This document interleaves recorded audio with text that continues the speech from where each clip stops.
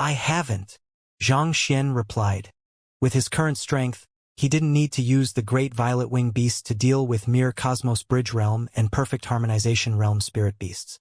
As for an opponent of the Byzantium Helios Beasts level, it would be futile even if he were to send the Great Violet Wing Beast at it. As such, throughout the examination, Xianxia hadn't tapped into the strength of the Great Violet Wing Beast yet. He actually hasn't used it yet. Brother Yu and Senior Feng's lips twitched, and they nearly burst into tears. They had specially asked Elder Mo regarding the issue of high-tier spirit beasts before the examination, and the response they had received was that they could only be used once. They'd thought that given how Xianxia had managed to procure so many inner cores, he must have used the ability of his tamed beast. Who could have possibly known that his tamed beast would prove to be the decisive factor in their bet? It might be difficult for them to hunt down a spirit beast within 10 minutes, but for the half-9 Dan Great Violet Wing Beast, it was no issue at all. Could they really fail due to this? If that were to really happen, they might just cry their eyes out. Nevertheless, there's a chance that the Great Violet Wing Beast might be unable to find a spirit beast, or that it won't be able to accomplish the feat within 10 minutes. We still have hope. At this point, Brother Yu could only hold on dearly to this slither of hope. So what if the other party used his Great Violet Wing Beast? They hadn't lost yet. Perhaps Lady Luck might just favor them. I can only hope for the best now. Ignoring the others, Xianxia gazed into the sky. When he was descending from the mountain, he noticed some trails which indicated the rough directions where spirit beasts might be hiding. In his whistle, he'd informed the Great Violet Wing Beast of those locations, so capturing one shouldn't be a problem. The issue was with the tier of the spirit beast. He could only win against Brother Yu if the spirit beast was at Cosmos Bridge Realm. Just as he was deep in thought, a huge gust of wind suddenly blew from the sky. The Great Violet Wing Beast had finally returned, and gripped in its large claws was an aerial spirit beast. Not bad, you returned quite fast. But why does this spirit beast look so familiar? Seeing how the other party had returned within 2 minutes, Xianxia nodded in approval. However, upon catching sight of the spirit beast it had captured, he couldn't help but freeze for an instant. Why did this fellow look so familiar? It was then when it suddenly struck him. Wasn't this the fellow he had seen reporting to the Byzantium Helios beast, as well as the one who had stolen Brother Yu and Senior Feng's storage rings? It seemed like that fellow was in the midst of his flight when he bumped into the Great Violet Wing Beast, so the latter chose to capture it. But this fellow... Xianxia's lips twitched upon the realization. He hurriedly turned his sights to Brother Yu and Senior Feng, and as expected, the eyes of the duo had reddened in fury. If looks could kill, that aerial spirit beast would have withered there and then. It is that fellow. Karma always strikes at the most unexpected situations. This is great. Incapable of flight, it was nigh impossible for them to capture the aerial spirit beast and get even with it. Nevertheless, they had already solemnly sworn to themselves to comb through the entire Leiyuan Peak to hunt that fellow down no matter how long it took. But by some stroke of luck, Xianxia's tamed beast had actually managed to capture that darned fellow. The heavens are impartial. With this, not only would they be able to get their vengeance, they would also be able to retrieve their storage rings and boost their score further. Xianxia, have your tamed beast throw that fellow down. I have some personal grudges to clear with it. Brother Yu roared furiously in anger. Throw it down. Seeing that fellow's attitude, Xianxia shook his head before gesturing to the Great Violet Wing Beast. Receiving the instructions, the Great Violet Wing Beast hesitated for a moment before releasing its claws, leaving the aerial spirit beast to plummet to the ground. Who? The transcendent mortal 7 Dan spirit beast whizzed through the sky. Wait till I lay my hands on you. Recalling the humiliation of being stripped clean, Brother Yu pushed against the ground and leaped into the sky. Gathering his might, he wrapped his Jinqi around his fist as if blazing flames. What is that fellow up to? That spirit beast was captured by Xianxia's tamed beast. Why is he trying to kill it? The master teachers in the surroundings glanced at one another in confusion as they watched Brother Yu rushing frenziedly toward the spirit beast Xianxia had captured. Boom! But at that moment, the transcendent mortal 7-Dan aerial spirit beast suddenly opened its eyes, and with a forceful flap of its wings, it stabilized its posture before retaliating with its claws. While it only managed to recover at that very instant, with its superior cultivation and positional advantage, it still managed to gain the upper hand. Pong! As the fist and the claw collided, Brother Yu felt as if a huge mountain had crushed down on him. An incomparably dense might struck him squarely, leaving his apertures bleeding from the impact. So, under the immense force, the rising Brother Yu was suddenly smacked back down like a cannonball, leaving behind a huge depression in the ground. Pooh! Fresh blood spurted from his mouth. The clash had left him severely wounded. As talented as he was only a transcendent mortal 6-Dan cosmos bridge realm primary stage cultivator at the moment. Against a 7-Dan perfect harmonization spirit beast, he was still far too lacking. Brother Yu, not expecting such an outcome, Senior Feng hurriedly rushed forward to help his companion up. By the time he turned his sight back to the 7-Dan aerial spirit beast, the latter was already heading off into the distance. Panicked, Senior Feng exclaimed, "Xianxia, that fellow is escaping. If that fellow were to get away, how were they supposed to get their storage rings back and exact vengeance?" "You're right," Xianxia remarked nonchalantly, as if he was uninvolved in this matter. Stunned by Xianxia's nonchalance, Senior Feng's rage flurried. "Then what are you waiting for? Capture it." "Capture it? I would love to do so, but I am only allowed to use my tamed beast once. I have already used up my chance when my tamed beast brought it over here. If I were to use it once more, won't I be reported for flouting the rules?" Xianxia said with a troubled expression on his face. Of course he couldn't capture that fellow back. Otherwise, if the existence of the Byzantium Helios beast were to be made known somehow, he could potentially land himself in trouble. It was still better to keep out of trouble's way than to risk it. Pooh! Hearing those words, Brother Yu, who had barely just recovered slightly from his injuries, couldn't help but spew another mouthful of blood out of frustration. He was certain that the great violet-winged beast had sealed the aerial spirit beast's meridians beforehand, thus binding the latter's movement. How did the latter recover from that so quickly? Furthermore, even if the aerial spirit beast did recover, the force of its attack was a little too strong. It was as if the great violet-winged beast had sided with the aerial spirit beast against him. While he was busy spurting blood, Senior Feng's body was trembling in frustration. Why did he have to be so nosy and raise the concern regarding Xianxia's tamed beast? He'd thought that this rule would help him to subdue that fellow, but who knew that he would be the one suffering from it in the end? Spewing yet a mouthful of fresh blood, Brother Yu howled furiously. "As long as you capture the aerial spirit beast back, I'm willing to admit defeat." As long as he could retrieve his storage rings, what did losing an aerial strike amulet count as? "You will admit defeat? Then, where is the aerial strike amulet you promised me?"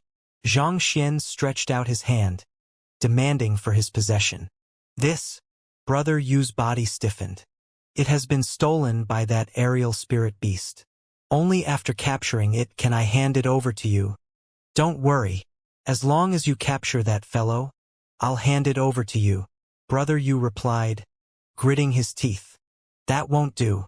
You will have to hand the aerial strike amulet over first before I will instruct my spirit beast to capture that fellow.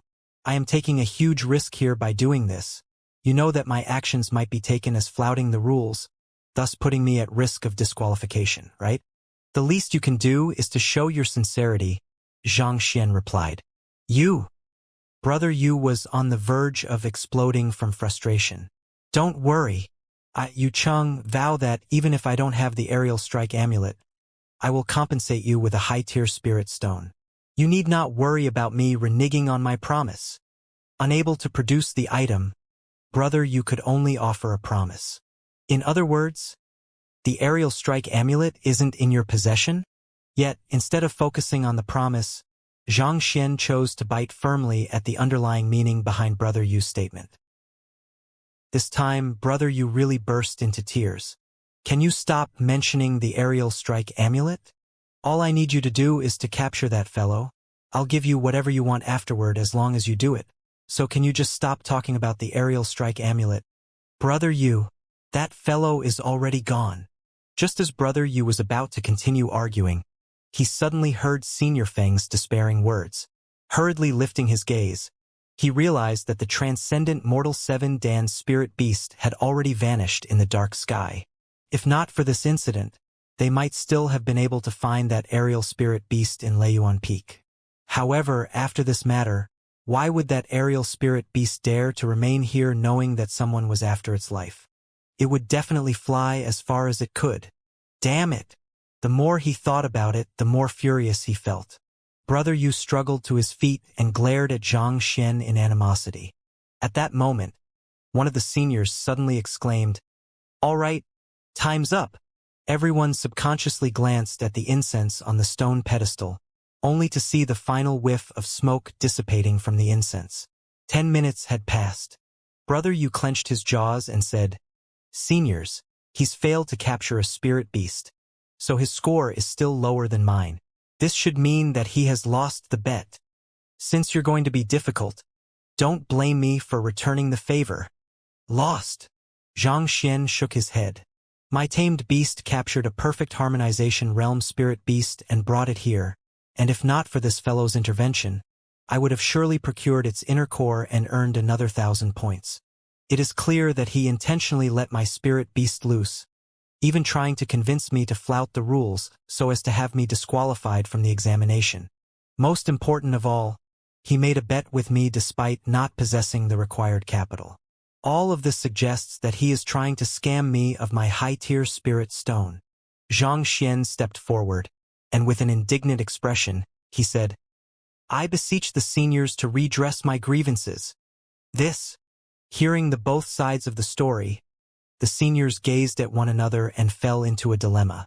It was true that Xianxia would have surely won if Yu Cheng hadn't interfered. In this respect, Xianxia had the moral high ground. However, whatever the cause was, it was a fact that Xianxia's score was lower than the other party. If they were to just look at the outcome, without a doubt, Xianxia had lost the bet. A moment later, one of the seniors spoke up. "Both of you are talented students of our Master Teacher Academy. There is no need for the two of you to become enemies over such a minor matter. Why don't we just call the bet off?" Yu Cheng harumphed. No way. Since he dared to accept the challenge, he should have been prepared to face the consequences. It is clear that he has lost the bet, so he should pay me a high-tier spirit stone. Since he was unable to exact vengeance on the aerial spirit beast, he would just have to vent his frustrations on Xianxia. Otherwise, the matter that had happened would just turn him into a laughingstock, creating a dark stain in his history. Hearing those words from Brother Yu, the seniors contemplated for a moment longer before one eventually stood out and said, "All right, since that's the case, why don't we leave this matter to Elder Mo to resolve?" Considering the astounding strength the both of them had displayed even before their enrollment, they would surely become new stars of the academy. Even as their seniors, they dared not offend them. "All right," Yu Cheng replied smugly. It was a fact that his score was higher than Xianxia's. Not even Elder Mo could twist this fact. "Tell me your names, and I'll record your results first," the senior said. "I am Yu Cheng, and he is Xianxia," Yu Cheng said. However, before he could finish his words, the seniors who were still calm a moment ago suddenly widened their eyes in shock. Staring at the young man before them, their lips quivered in agitation, as if excited to see their favorite idol. "Xianxia? You are Xianxia from Huanyu Empire." "Indeed, I am Xianxia." Xianxia scratched his head bewilderedly, uncomprehending of the reactions of the seniors. "I am already being very low profile, choosing not to take out the Byzantium Helios beast. Why are you all still acting like that? Besides, my points are lower than Yu Cheng's as well. Surely your agitation should be directed toward him instead of me." Not only was Xianxia stunned, the other master teachers in the area were also surprised to see such reactions from the composed seniors. Did all of them suffer a stroke simultaneously? Suddenly, one of the older seniors exclaimed, "Everyone, He is Xianxia, catching the attention of all of the other seniors. What? He is Xianxia. So it's you are as dashing as I thought. Xianxia, I am Lu Chuang from grade 2. Pleased to meet you. If you find yourself facing any trouble in the academy, feel free to look for me. I am Ji Jijun from grade 2, a member of the enforcement squad in the academy. Are you free tonight? Our team would like to host a welcome party to celebrate your enrollment. Ha! Is a welcome party all you can offer? Xianxia, I know that you are a beast tamer, so I have prepared 2,000 beast crystals for you. You need not feel any pressure accepting these. Just regard it as a gift from a brother. Beast crystals? What a shabby gift to offer to another. Xianxia, I have prepared a beast blood pill for you. Hearing the exclamation, the invigilating seniors immediately tossed aside their jobs and rushed up to Zhang Xian. They gazed at Zhang Xian intimately as if he were their kin, and their eyes were shining so brightly in excitement that they could nearly light up the night. This, not expecting the other seniors to treat him in such an amiable fashion right after hearing his name, Zhang Xian rubbed his nose awkwardly.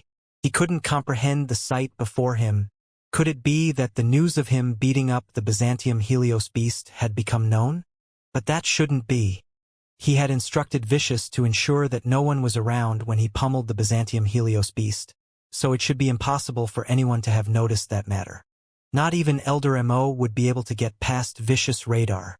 But if the news hadn't been leaked, what kind of insanity were these people up to? Zhang Xian hadn't killed a single high-tier spirit beast or display outstanding prowess throughout the examination. Could he be so brilliant that not even his humble performance could conceal his radiance any longer? Upon thinking of this, Zhang Xian subconsciously glanced down at his appearance. A normal master-teacher robe, it didn't seem that there was anything unique about him. His aura had also been suppressed to consonant spirit realm pinnacle. As for his heaven's path Xianxia, they shouldn't be able to sense it either. While Zhang Xian was baffled by the situation before him, Yu Cheng was on the verge of going insane. I am clearly the winner, all right? I won the bet, accumulating a score of more than 2,000 points, displaying an extraordinary performance in contrast to my peers. Yet, instead of speaking to me, you actually chose to show care and concern to a loser instead, inviting him to a meal and even gifting him valuable items. Do you need to be so obvious that you are fawning on someone? Where is your pride as seniors? Yu Cheng's lips twitched violently, and his eyes reddened in frenzy. The heck? I am the freaking winner here. I really am. It isn't this Zhang Shi over here. On the other hand, Senior Feng also swallowed his saliva upon seeing the situation before him. The insanity that was unfolding before him had left him on the verge of madness. He thought that he would be able to wash away his previous humiliations with this triumph, but who knew that the other party would still up him one in the end? In the end, it seemed like nothing had changed at all. What is going on? What are you doing gathering here instead of invigilating the test properly? Just as everyone was feeling faint from the madness before them, a sharp bellow suddenly echoed in the air, following which, a stern-looking middle-aged man walked over. It is Bai Shi from the Academy's enforcement hall. He is known throughout the Academy to be an austere person. I heard that Bai Shi is Elder Mo's direct disciple. Even though he is a 6-star low-tier master teacher, he possesses a great deal of influence in the Academy. Direct disciple? You must be mistaken. Up until now, Elder Mo has been known to have never accepted a single direct disciple. Bai Shi is simply an ordinary student under him. Regardless of whether he is a direct disciple or not, he is still a figure that we can only look up to. Such soft whispers could be heard amidst the crowd. Bai Shi's cultivation and master-teacher rank couldn't be considered to be exceptional, but he was extremely famous in the Academy. As he had always followed behind Elder Mo, most had thought of him to be the latter's direct disciple. Bai Shi. As expected, as soon as the seniors noticed Bai Shi's arrival, they immediately dashed back to their positions at the speed of light. The reason teacher has made you the invigilators of this examination is due to his high opinion of your diligence and honesty. Who allowed you to approach the examinees on your own whim to strike up private connections with them here? Bai Shi glared at the seniors coldly. The powerful aura of a transcendent mortal 9 Dan weighed down heavily on them. 5-star master teacher corresponded to cultivation realms of transcendent mortal 6 Dan, 7 Dan, and 8 Dan. To become a 6-star master teacher, one had to at least possess the cultivation of a 9 Dan. As a 6-star low-tier master teacher, Bai Shi was a transcendent mortal 9 Dan pinnacle expert. There were none that stood here who could match him. Yes. Those words left the faces of the seniors turning red in embarrassment. What are you waiting for? Hurry up and continue with the invigilation. Bai Shi waved his hand majestically. The frightened seniors hurriedly turned their attention back to tabulating the scores of the examinees. Humph! Bai Shi harumphed coldly. After ensuring that everything was back in order, he turned to Xianxia. Unlike the previous austerity he had shown to the seniors, he had a slight smile on his face at the moment. Clasping his fist, he bowed. Senior Zhang, teacher has invited you to meet him. Senior.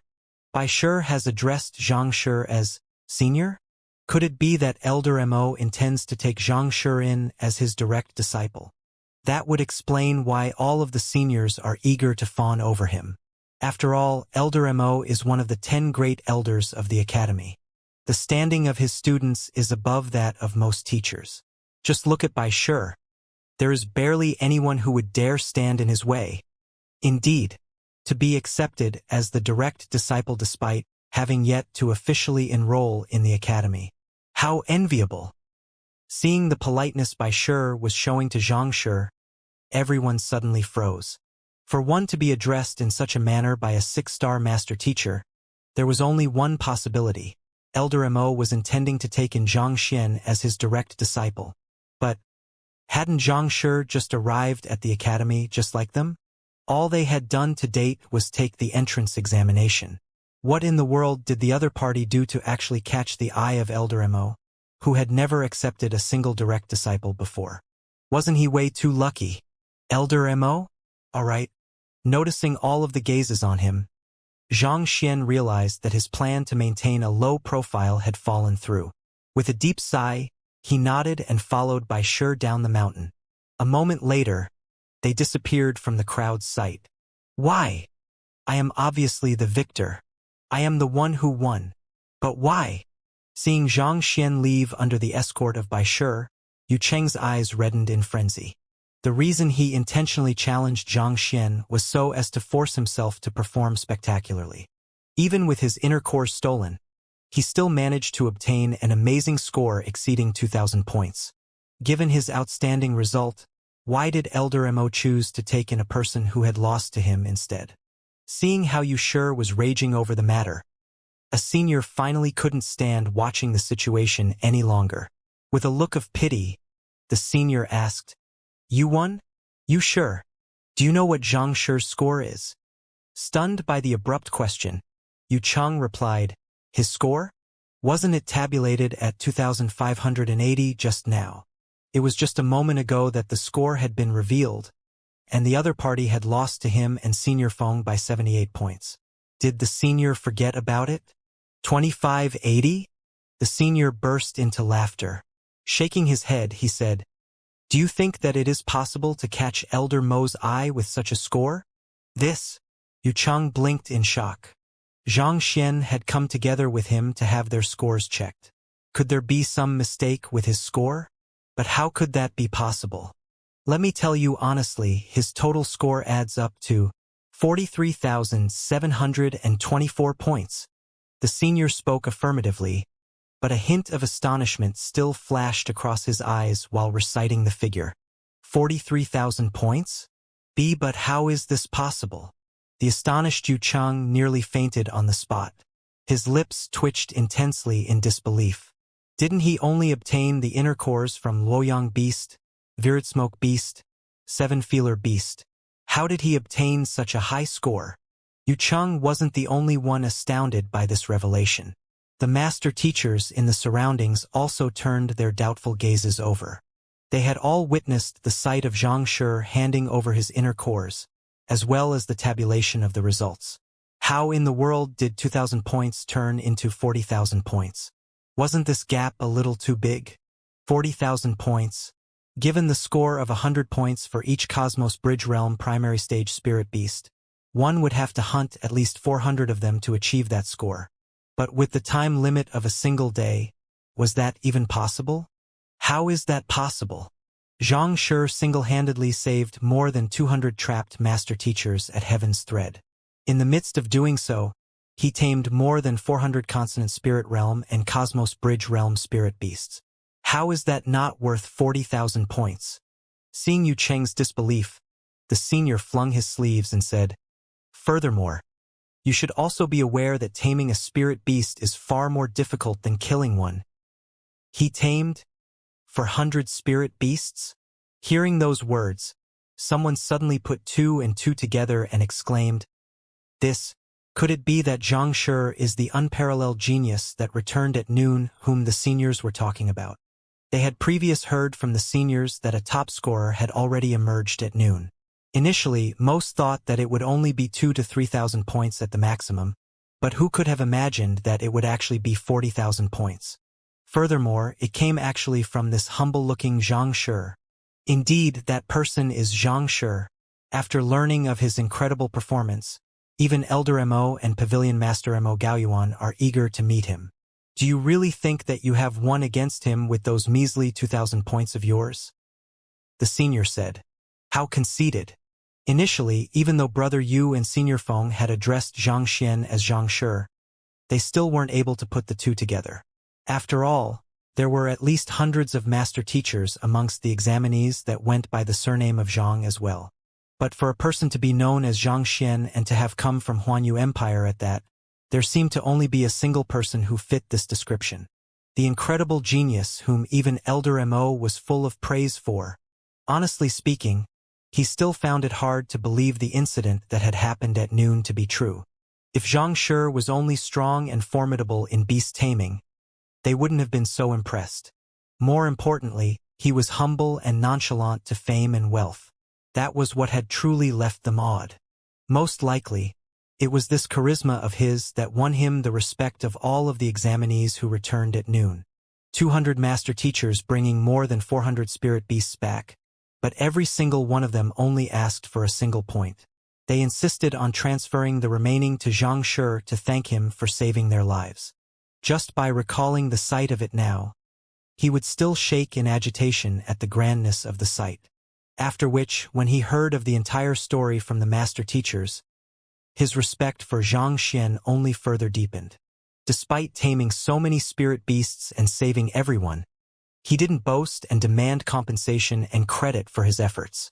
After the deed was done, he simply flung his sleeves and left nonchalantly, not even bothering to leave his name behind. Such was his nobility. Simply too few master teachers had managed to achieve such a transcendental attitude in their lifetimes.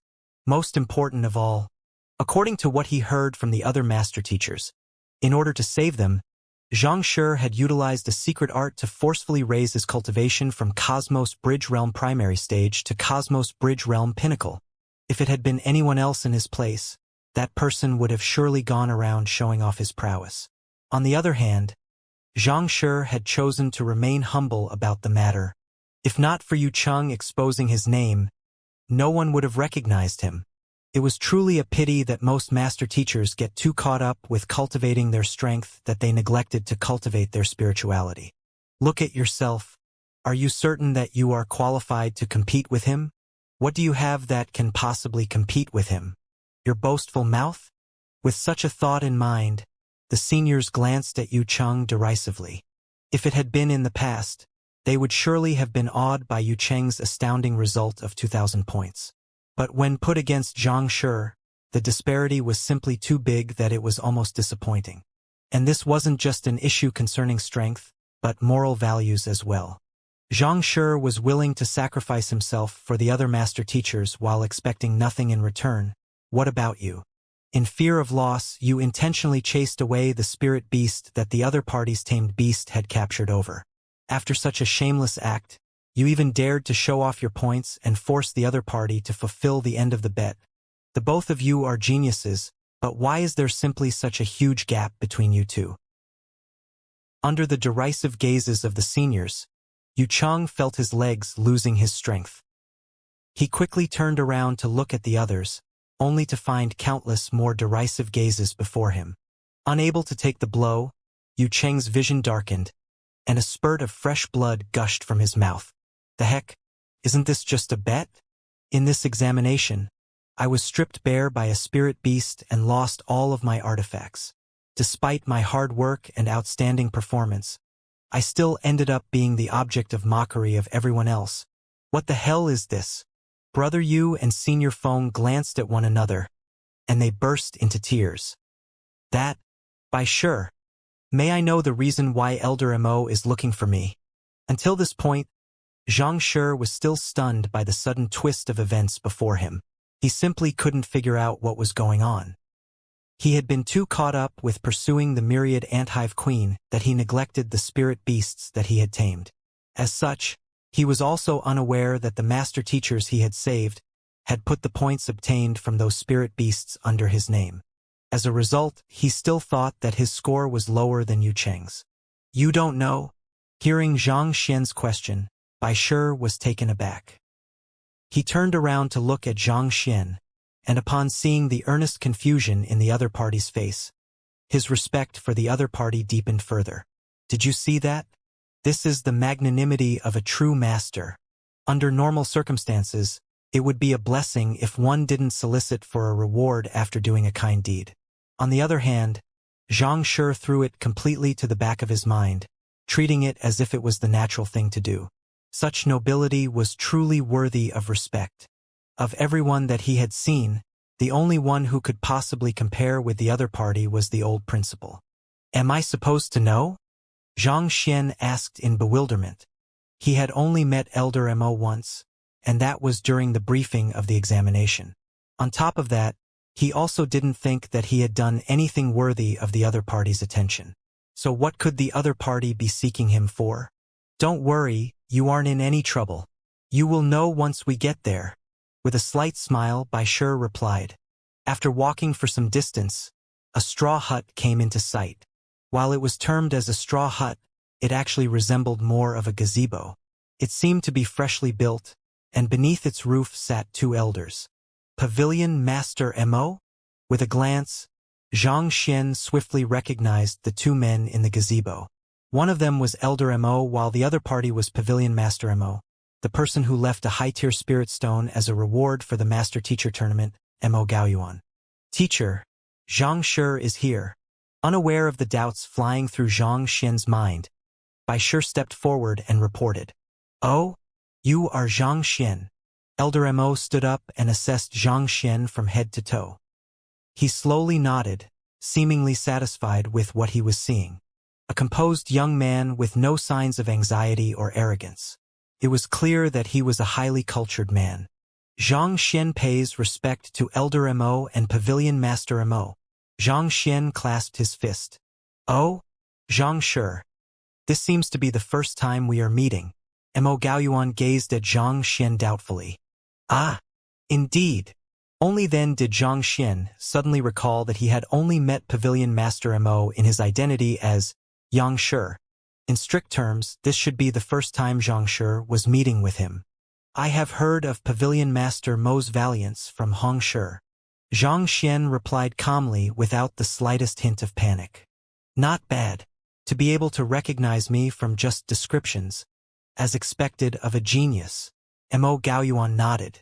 He did possess a fair share of fame as the Pavilion Master of the Hongyuan Master Teacher Pavilion, so it wasn't too surprising for Zhang Xian to recognize him. Oh? What does this mean? Pavilion Master Mo, you are acquainted with him? Hearing the conversation between the two, Elder Mo asked doubtfully. Wasn't Zhang Shi a freshman who had just enrolled this year?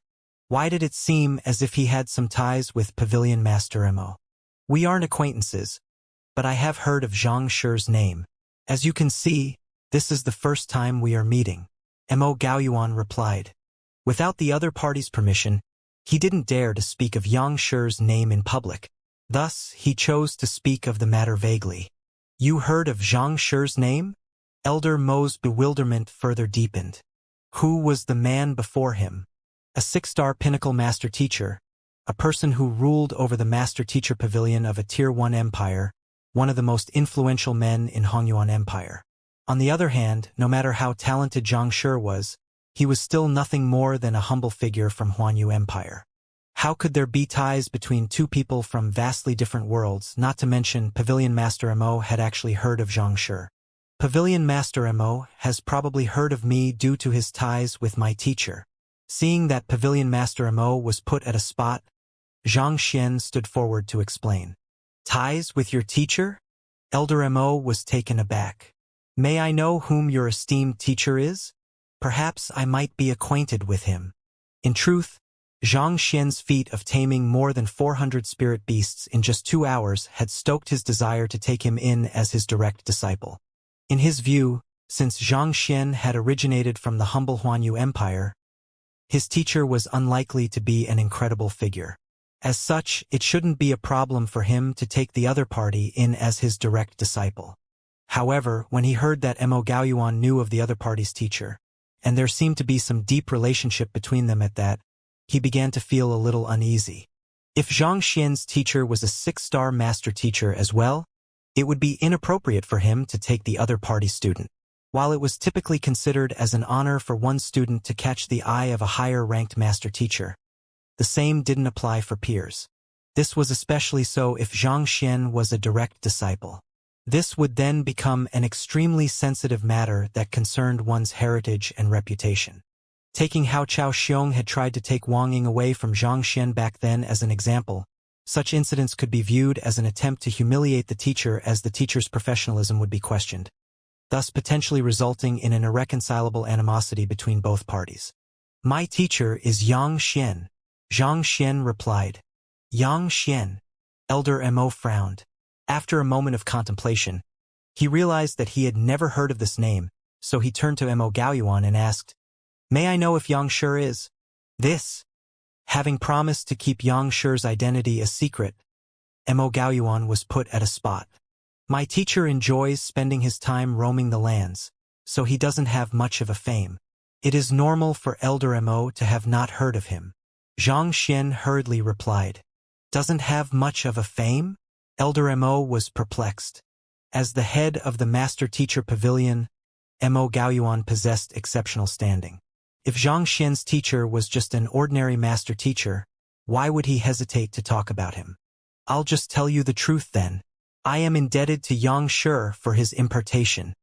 Judging from Elder Mo's expression that he was unlikely to give up, Mo Gaoyuan was fearful that his old friend might accidentally say something inappropriate before Xianxia's student.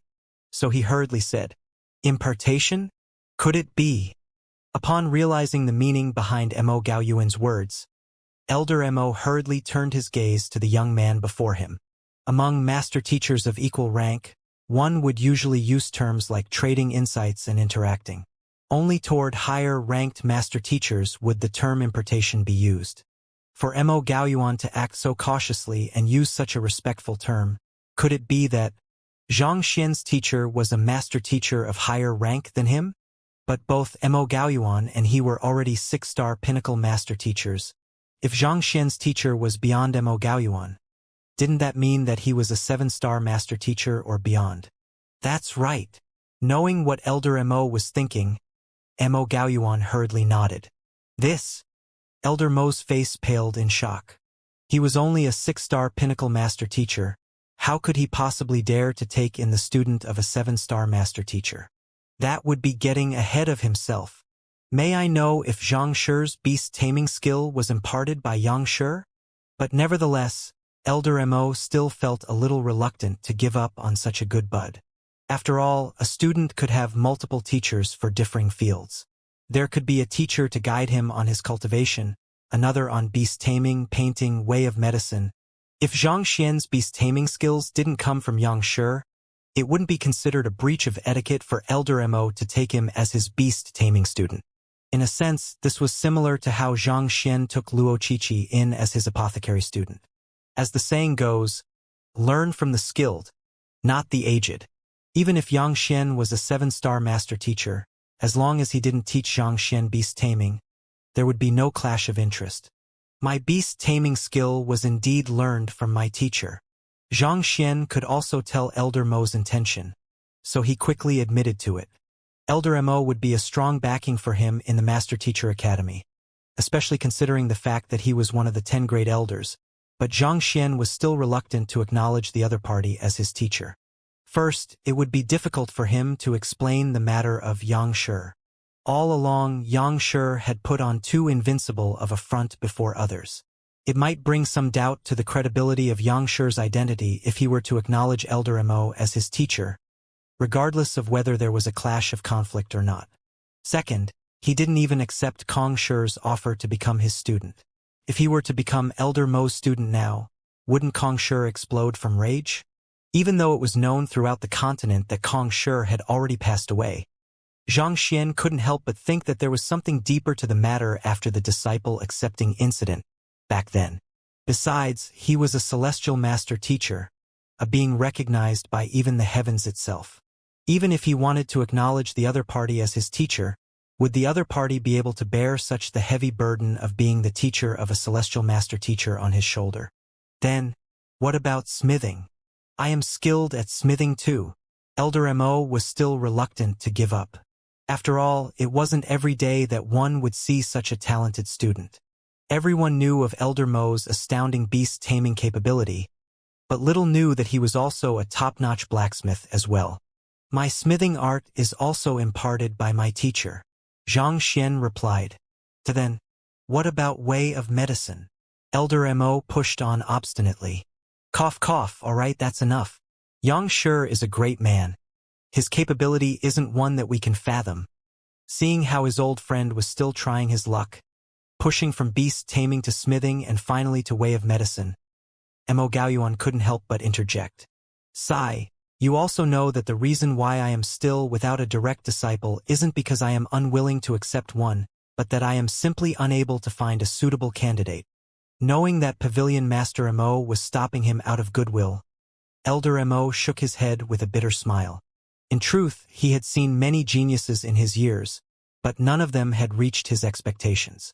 His prerequisite in accepting a disciple wasn't the talent of the other party's talent, but his personality. He deeply believed that a master teacher had to be willing to bear the weight of the entire world on his shoulders. Given that Xianxia was willing to sacrifice himself to trigger a secret art to forcefully raise his cultivation to save others and yet not solicit any compensation, his personality definitely reached Elder Mo's expectations. The reason why he spent such a heavy price on recruiting the services of the Byzantium Helios beast to invigilate the examination was just so that he could find a suitable student to inherit his heritage. With a perfect jade right before him, how could he be willing to let go? I understand your intentions, but at this point, Mo Gaoyuan hesitated for a moment before continuing, Xianxia's prowess. Just as he was conflicted as to whether he should reveal the true strength of Xianxia to make his good buddy give up on the impossible idea, one of the invigilating seniors suddenly rushed to the gazebo from the distance. Reporting to Elder Mo, we have finished tabulating the score of the examinees. Good. Elder Mo's eyes lit up. How many people have passed the examination? Reporting to Elder Mo, a total of 6,487.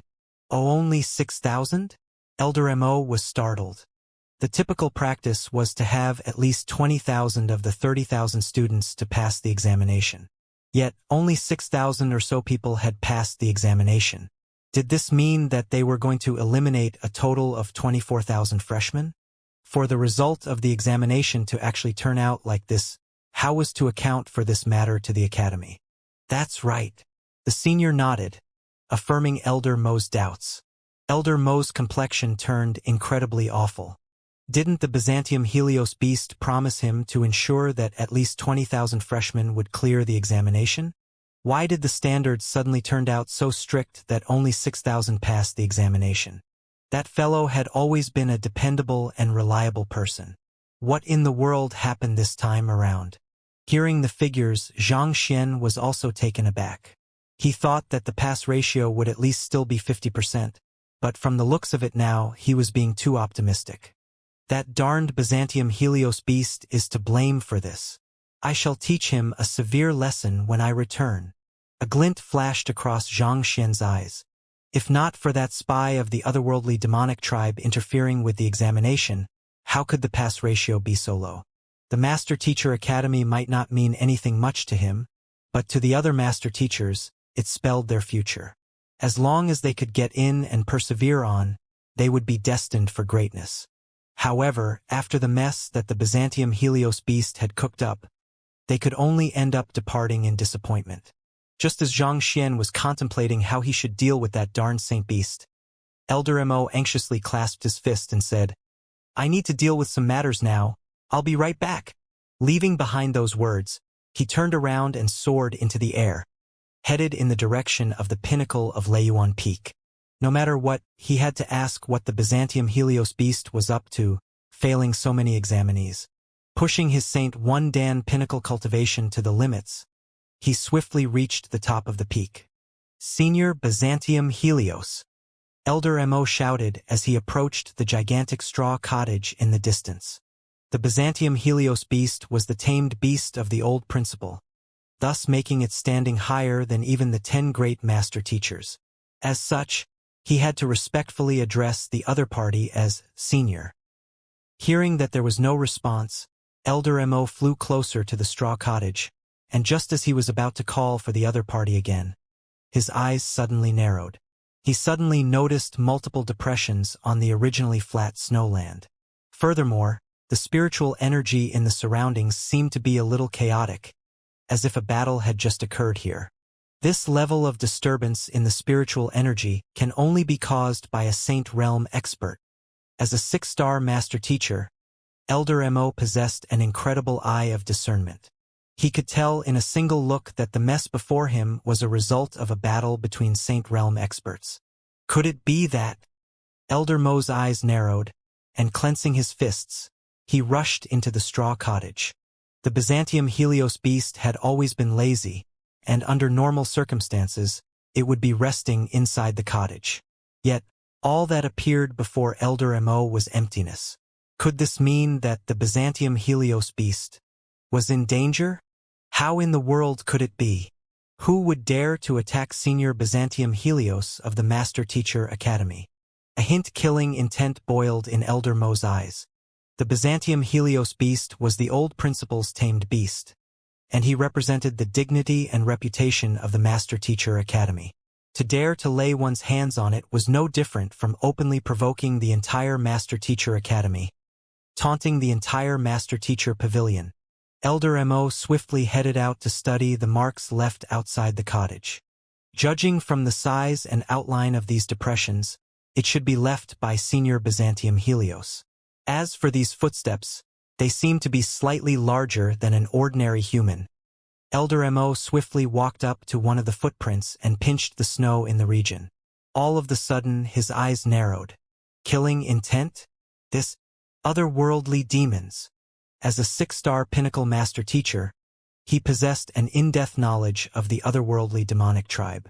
From the footprints before him, he could sense a slight killing intent which was distinctive of an otherworldly demonic tribe expert. 1, 2, 3. More than 20 Saint Realm otherworldly demons actually coordinated with one another to deal with Senior Byzantium Helios. After counting the footprints in the area and making a rough estimation, Elder Mo's eyes widened in shock. It was no wonder why the Byzantium Helios beast was missing. To think that 20 Saint Realm otherworldly demons would actually appear here. This was a land belonging to the Master Teacher Academy. How did the otherworldly demons sneak into here and capture the Byzantium Helios beast away without their notice? This is truly a disaster. I must quickly report this to the Academy and the Master Teacher Pavilion. The appearance of 20 Saint Realm otherworldly demons was no joke. This concerned the stability of the entire Hongyuan Empire. They must investigate and deal with this matter swiftly, or else catastrophe could befall the Hongyuan city. With this thought in mind, Elder Mo swiftly rushed down the mountain, and a short moment later, he returned back to the gazebo. What's wrong? Seeing his old buddy rushing back anxiously with an awful look on his face, Mo Gaoyuan asked worriedly. This? Glancing at Xianxia, Elder Mo hesitated. The emergence of the otherworldly demonic tribe was a huge affair. If news were to leak out, it would cause a huge panic. Even though Elder Mo was one of the 10 great master teachers, he didn't dare to take such a risk. Since the both of you have important matters to attend to, I won't impose myself then. Noticing the other party's hesitance, Xianxia knew that his presence was unwanted. So he stood up and clasped his fist. Actually, it's fine. Hearing that Xianxia was going to leave, Elder Mo felt a little embarrassed instead. It was just a moment ago which he was trying to persuade the other party to be his disciple. To regard him as an outsider and leave him out of important issues now would be truly inappropriate. This matter is of grave importance, but I have trust in Xiangxi's credibility, so it's fine for you to listen as well. After a moment of hesitation, Elder Mo spoke up. I noticed the traces of otherworldly demons on Leiyuan Peak. What? How strong are they? Mo Gaoyuan widened his eyes in shock. Even at the very least, they are stronger at me. Furthermore, it seems like there are quite a few of them. Elder Mo revealed his analysis on the matter. Even under the encirclement of more than 20 Saint Realm experts, given Senior Byzantium Helios's prowess, he should at least be able to send a message to them. But when Elder Mo arrived earlier, he combed through the entire area but found nothing of that sort. This hinted at the presence of an expert exceeding Saint One Dan among the enemy. Stronger than you? Mo Gaoyuan's complexion darkened. At the same time, Xianxia also narrowed his eyes. All along, he had been suspecting that the Byzantium Helios beast was a spy of the otherworldly demonic tribe, and those words from Elder Mo only confirmed his doubts. That fellow must be the tamed beast of a powerful otherworldly demon. Otherwise, why would it obstinately refuse to reveal whom its master was? Indeed, I have saved a lot of master teachers. Having confirmed this matter, Xianxia nodded in satisfaction. Had the scheme of the Byzantium Helios beast and otherworldly demonic tribe succeeded, this wouldn't be a matter of how many people failed the examination but how many people died in the examination. This would be a huge blow to the Master Teacher Academy. As a Master Teacher, Xianxia carried the responsibility and mission belonging to one. If he were to encounter the scheme of the otherworldly demonic tribe, he mustn't back down. I hope that the two of you won't spread this matter around. I'll assemble the 10 great elders and conduct a meeting to deal with this matter. Elder Mo said. Pavilion Master Mo and Xianxia nodded in response. Any matter involving the otherworldly demonic tribe had to be kept in secrecy or else it could cause a pandemonium among the populace. We will keep the matter to ourselves. Right, what about the matter regarding the intake this year? Pavilion Master Mo asked. This? Elder Mo rubbed his glabella in distress. This matter was truly a tricky issue. He thought that with the Byzantium Helios beast overlooking the examination, there shouldn't be any problem in this matter. Who would have thought that the other party would end up being attacked by the otherworldly demonic tribe and go missing altogether, resulting in such a huge problem in the examination? The internally agreed intake number was 20,000, but now only 6,000 had managed to pass the examination. How was he to explain this matter to the Master Teacher Academy? If he were to simply bring the other students in or conduct any examination, that would undermine the authority of the entrance examination, and this entire matter would become nothing more than a farce. But accepting only 6,000 out of 30,000 geniuses was a huge loss to the Master Teacher Academy. Elder Mo, I have an idea in mind. Xianxia contemplated for a moment before speaking up. Feel free to speak. Elder Mo and Pavilion Master Mo turned their sights to Xianxia, curious to see what he had to say. Didn't you say that it is possible to share the points one obtained? At which Xianxia smiled and proposed. Since I have 40,000 points, there is more than enough to go around even if I were to give one to everyone. This way, everyone would be able to clear the examination. This? Elder Mo was stunned. But these are the points you obtained with great difficulty. How can I take them from you and allocate it to the other examinees? It's nothing much.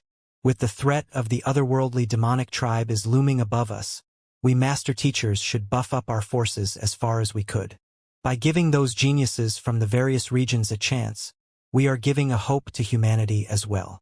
Xianxia waved his hands nonchalantly. The points he had accumulated were useless to him anyway. Since that was the case, he might as well give them out to win the favor of others and build his reputation. This would be helpful for his advancement as a master teacher as well. Even though most tended to overlook it, reputation was also a factor that master teachers required. Without a strong reputation, how could master teachers rally the forces of humanity and lead the fight against the otherworldly demonic tribe?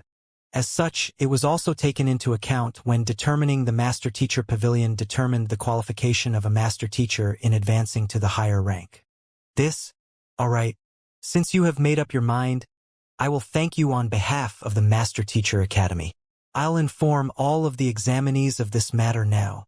Hearing Xianxia's words, Elder Mo clasped his fist with a grave expression. While others were still thinking about their own individual interest, the other party was already contemplating over the future of humanity and the Master Teacher Pavilion. If all Master Teachers could be as selfless as Xianxia, what would there to fear of the otherworldly demons? Elder Mo thought, impressed with the young man before him. If he had only regarded Xianxia as a junior before, he was viewing the other party as a fellow peer at this instant. How big-hearted must one be to willingly forego his achievements for others? As expected of Xianxia's direct disciple, his capability and mindset were vastly different from the others. I'll be troubling Elder Mo then. Xianxia clasped his fist. No, it's no trouble at all. If anything, I am the one troubling you. If not for your generosity, I would have no idea how I could resolve this matter. I owe you one, Elder Mo replied. Should this examination only have an intake of 6,000, he would become a huge joke of the Master Teacher Academy. His prestige and dignity as one of the 10 great elders would also be shattered. While the other party had offered a ray of hope to salvage the future of the other 24,000 master teachers outside, the other party had also salvaged his reputation. Xianxia scratched his head awkwardly. Actually, rather than having you owe me a favor, I would very much rather receive a few high-tier spirit stones from you. You need not feel troubled over this. You have indeed helped Elder Mo a lot this time. Besides, Elder Mo's favor doesn't come easily. Even I haven't received it from him in the past 200 years of our relationship. Seeing the reluctance on Xianxia's face, Mo Gaoyuan urged him to accept it. As one of the 10 great elders, Elder Mo was an upright and austere man. He had high expectations of himself and others, which resulted in him being the only elder without a direct disciple to date. It wasn't easy to receive a favor from a man like that. Thank you, Elder Mo. After such words from Pavilion Master Mo, Xianxia could only nod in agreement. If others were to learn that he wasn't interested in accepting Elder Mo's favor, preferring high-tier spirit stones over that, they would definitely send him flying to the stars with a kick. Which of the 10 great elders wasn't an influential figure in Hongyuan Empire? The favor of a person as powerful as them was worth much more than gold. If one could trade this favor with the Hongyuan Empire's royal family for high-tier spirit stone, one would receive at least several dozens of them. This was how great the value of a favor from one of the 10 great elders was worth. Such a valuable thing, and yet you are still reluctant to accept it. Why don't you just kick the bucket? Pavilion Master Mo, please wait here for a moment. Allow me to organize the freshmen first before assembling the 10 great elders for a conference, Elder Mo said before turning around to exit, leaving Mo Gaoyuan and Xianxia in the gazebo. After a moment of silence, Mo Gaoyuan suddenly asked, Xianxia, may I ask if Xianxia is here as well? The reason he had put a high-tier spirit stone up as a reward for the tournament and had come over here to meet Xianxia was to strike up a relationship with Xianxia. My teacher has always been a carefree person who hates to be restrained, so I am unsure of his whereabouts as well, Xianxia replied casually. I heard from my teacher that you met with some trouble trying to open the Zhukong acupoint. May I know if the problem has been resolved already? Speaking of this, I really have to thank Xianxia for his guidance. At this point, Mo Gaoyuan clasped his fist politely. If not for Xianxia's guidance, he might have ended up straying further and further from the right path, and perhaps it might even have become impossible for him to ever reach St. Dan in his life. Now that he had healed his internal wounds, a breakthrough was already within sights. This incident served to further emphasize how fearsome Xianxia was. With just a casual glance, the other party had been able to determine the cause of his problem and come up with a solution which would not only resolve the problem but further his cultivation as well. Even if he could clone himself 10 times over, he would still be no match for the other party. In his eyes, the 10 great master teachers of Hongyuan Academy were probably not much different from children playing house. There's no need to stand on ceremony. Teacher has always been a person who follows his whims. Since he has offered to help you, it only goes to show that the both of you are fated. Thus, there's no need for you to think too much about it. Xianxia chuckled. I see. Mo Gaoyuan nodded in response. There were indeed some high-ranked master teachers who based their decisions off fate after having comprehended the essence of the world. If fate didn't allow for it, they would never offer their guidance to another. It was also because of fate that Xianxia offered his guidance to Mo Gaoyuan, and he had never expected anything in return. Besides, even if Mo Gaoyuan intended to return the favor, he had to have something that could interest the other party in the first place. At that moment, Xianxia suddenly recalled another matter and asked, Right, since Elder Mo is a 6-star pinnacle beast tamer, why don't I see his tamed beast anywhere? May I ask, what saint beast is he contracted to? Even though he was certain that the Byzantium Helios beast was a spy of the otherworldly demonic tribe, there were still several doubts he had in his mind. Firstly, considering the proximity between Leiyuan Peak and the Master Teacher Academy, it was doubtful that such a powerful saint beast could reside on the mountain without catching the attention of the master teachers in the academy. It's Inferno Dragon Saint Beast. Even though Mo Gaoyuan was unsure of the purpose behind Xianxia's words, he still chose to answer his query without any hesitation. Inferno Dragon Saint Beast?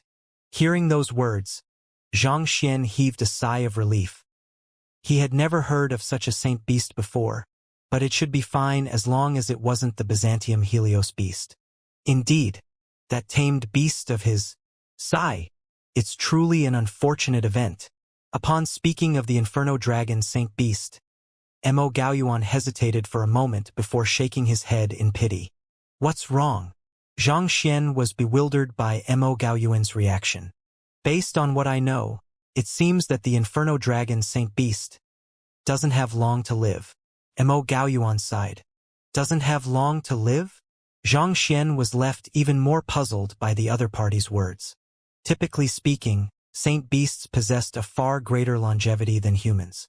As such, it was extremely rare for a beast tamer to outlive their tamed beasts.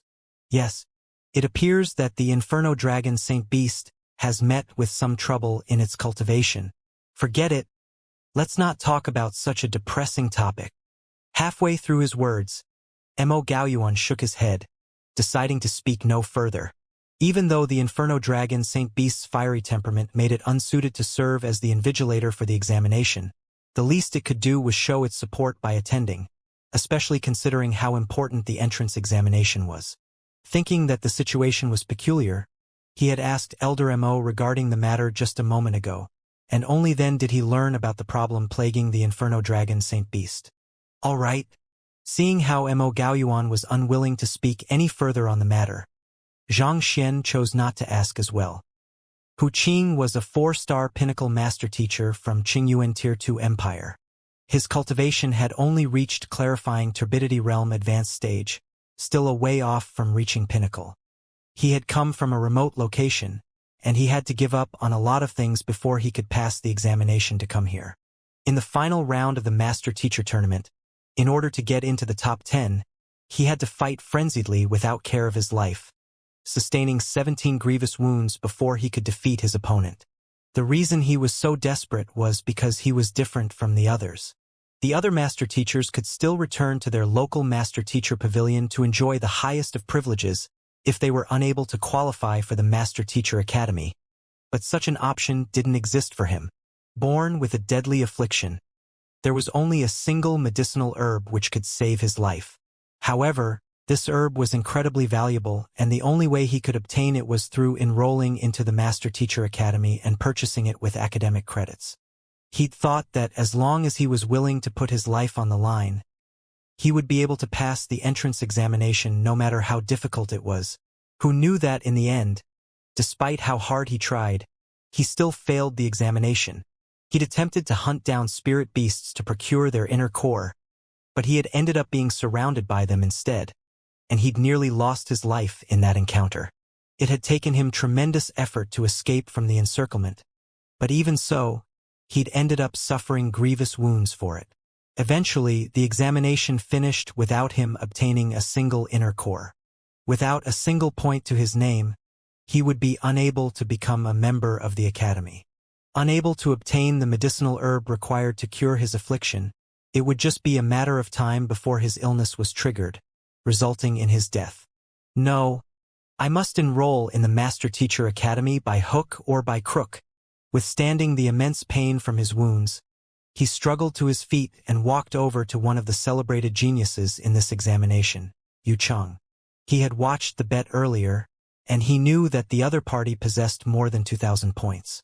As long as the other party was willing to give even a single point to him, he would be able to enroll in the academy, and there would still be hope for his affliction.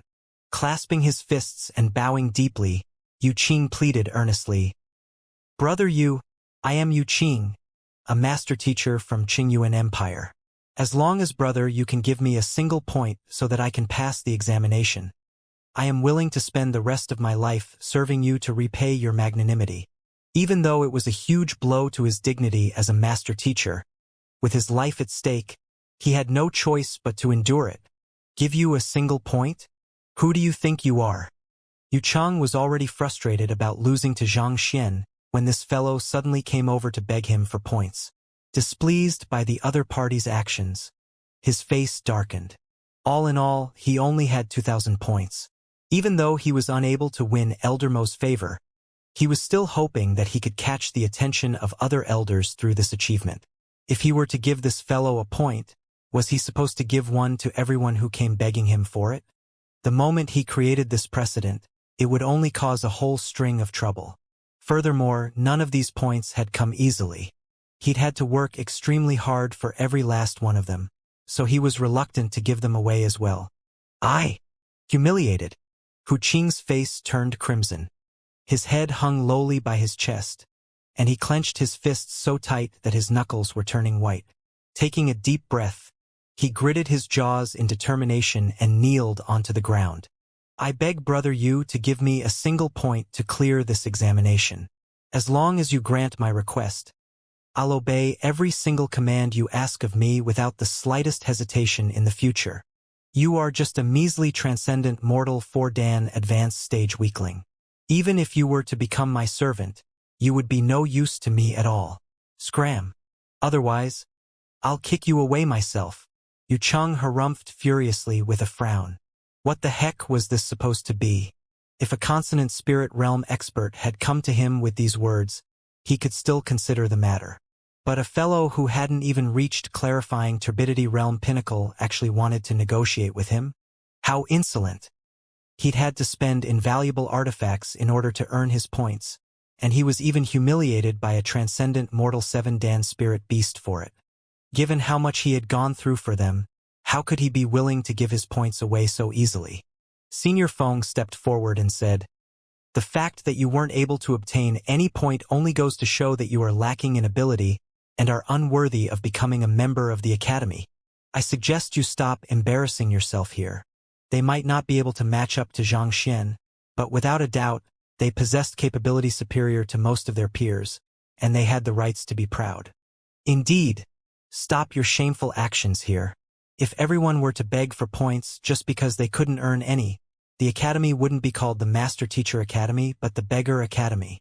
You only have yourself to blame for not working hard enough. You are not fated with the Master Teacher Academy, so just leave. Don't soil the dignity of master teachers here." The master teachers in the region also waved their hands disdainfully in response to Hu Qing's actions.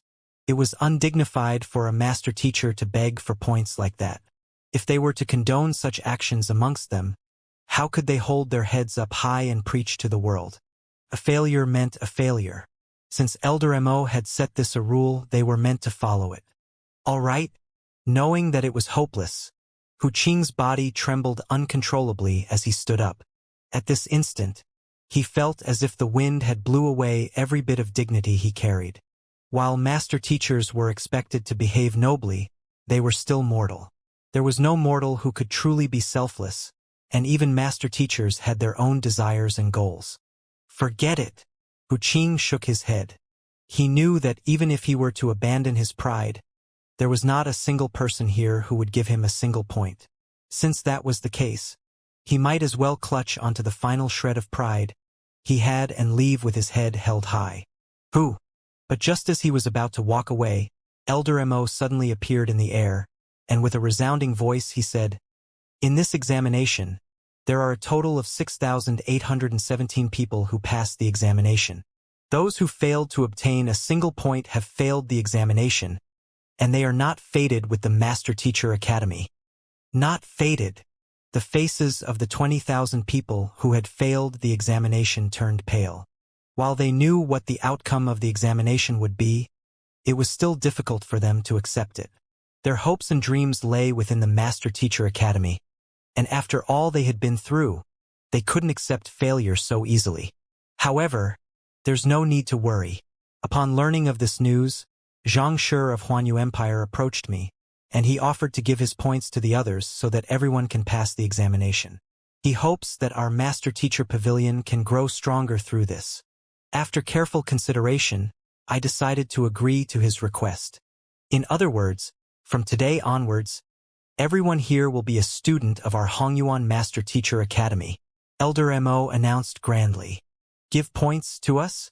Xianxia was willing to fork out his points so that we could pass the examination? Everyone was stunned by the sudden news. At the same moment, Hu Qing's body began trembling in agitation, and tears began streaming down his cheeks. Just for a single point, he abandoned his pride, fell to his knees, and pleaded desperately with another man. But he was rejected mercilessly, and he thought that this was where his journey would end. Yet, at the lowest point in his life, Xianxia stepped forward and offered to give his points to everyone so that they could clear the examination. This was the magnanimity that a master teacher should possess, selflessly putting the human race above his own needs. Xianxia, thank you. Hu Qing fell to his knees once more and vowed solemnly. From this day forward, you shall be my benefactor. Regardless of what you ask of me, I'll do it without any hesitation. But different from the previous time, he had kneeled willingly this time around. Seeing those who had failed the examination mutter words of gratitude for Xianxia, Yu Chang and Senior Feng's bodies trembled. It was just a moment ago that they had rejected giving out a single point, and in the next it was announced that Xianxia was going to give out his points so that everyone could pass the examination. Did your face slap have to come so quick and exaggerated? The duo quickly scanned the surroundings, only to see disdainful gazes from the freshmen on them. It was as if their eyes were saying, how could the both of them be master teachers but behave so differently? Pooh! Unable to stand it any longer, Yu Chang felt his old injuries acting up, and he spurted a mouthful of blood. At the same time, Senior Feng also found the sight before him turning dark. He had been traumatized so many times that he had lost his confidence. What in the world was this? Why was it that nothing good ever happened from anything associated with that Zhangxian? Tomorrow you will be choosing your teachers.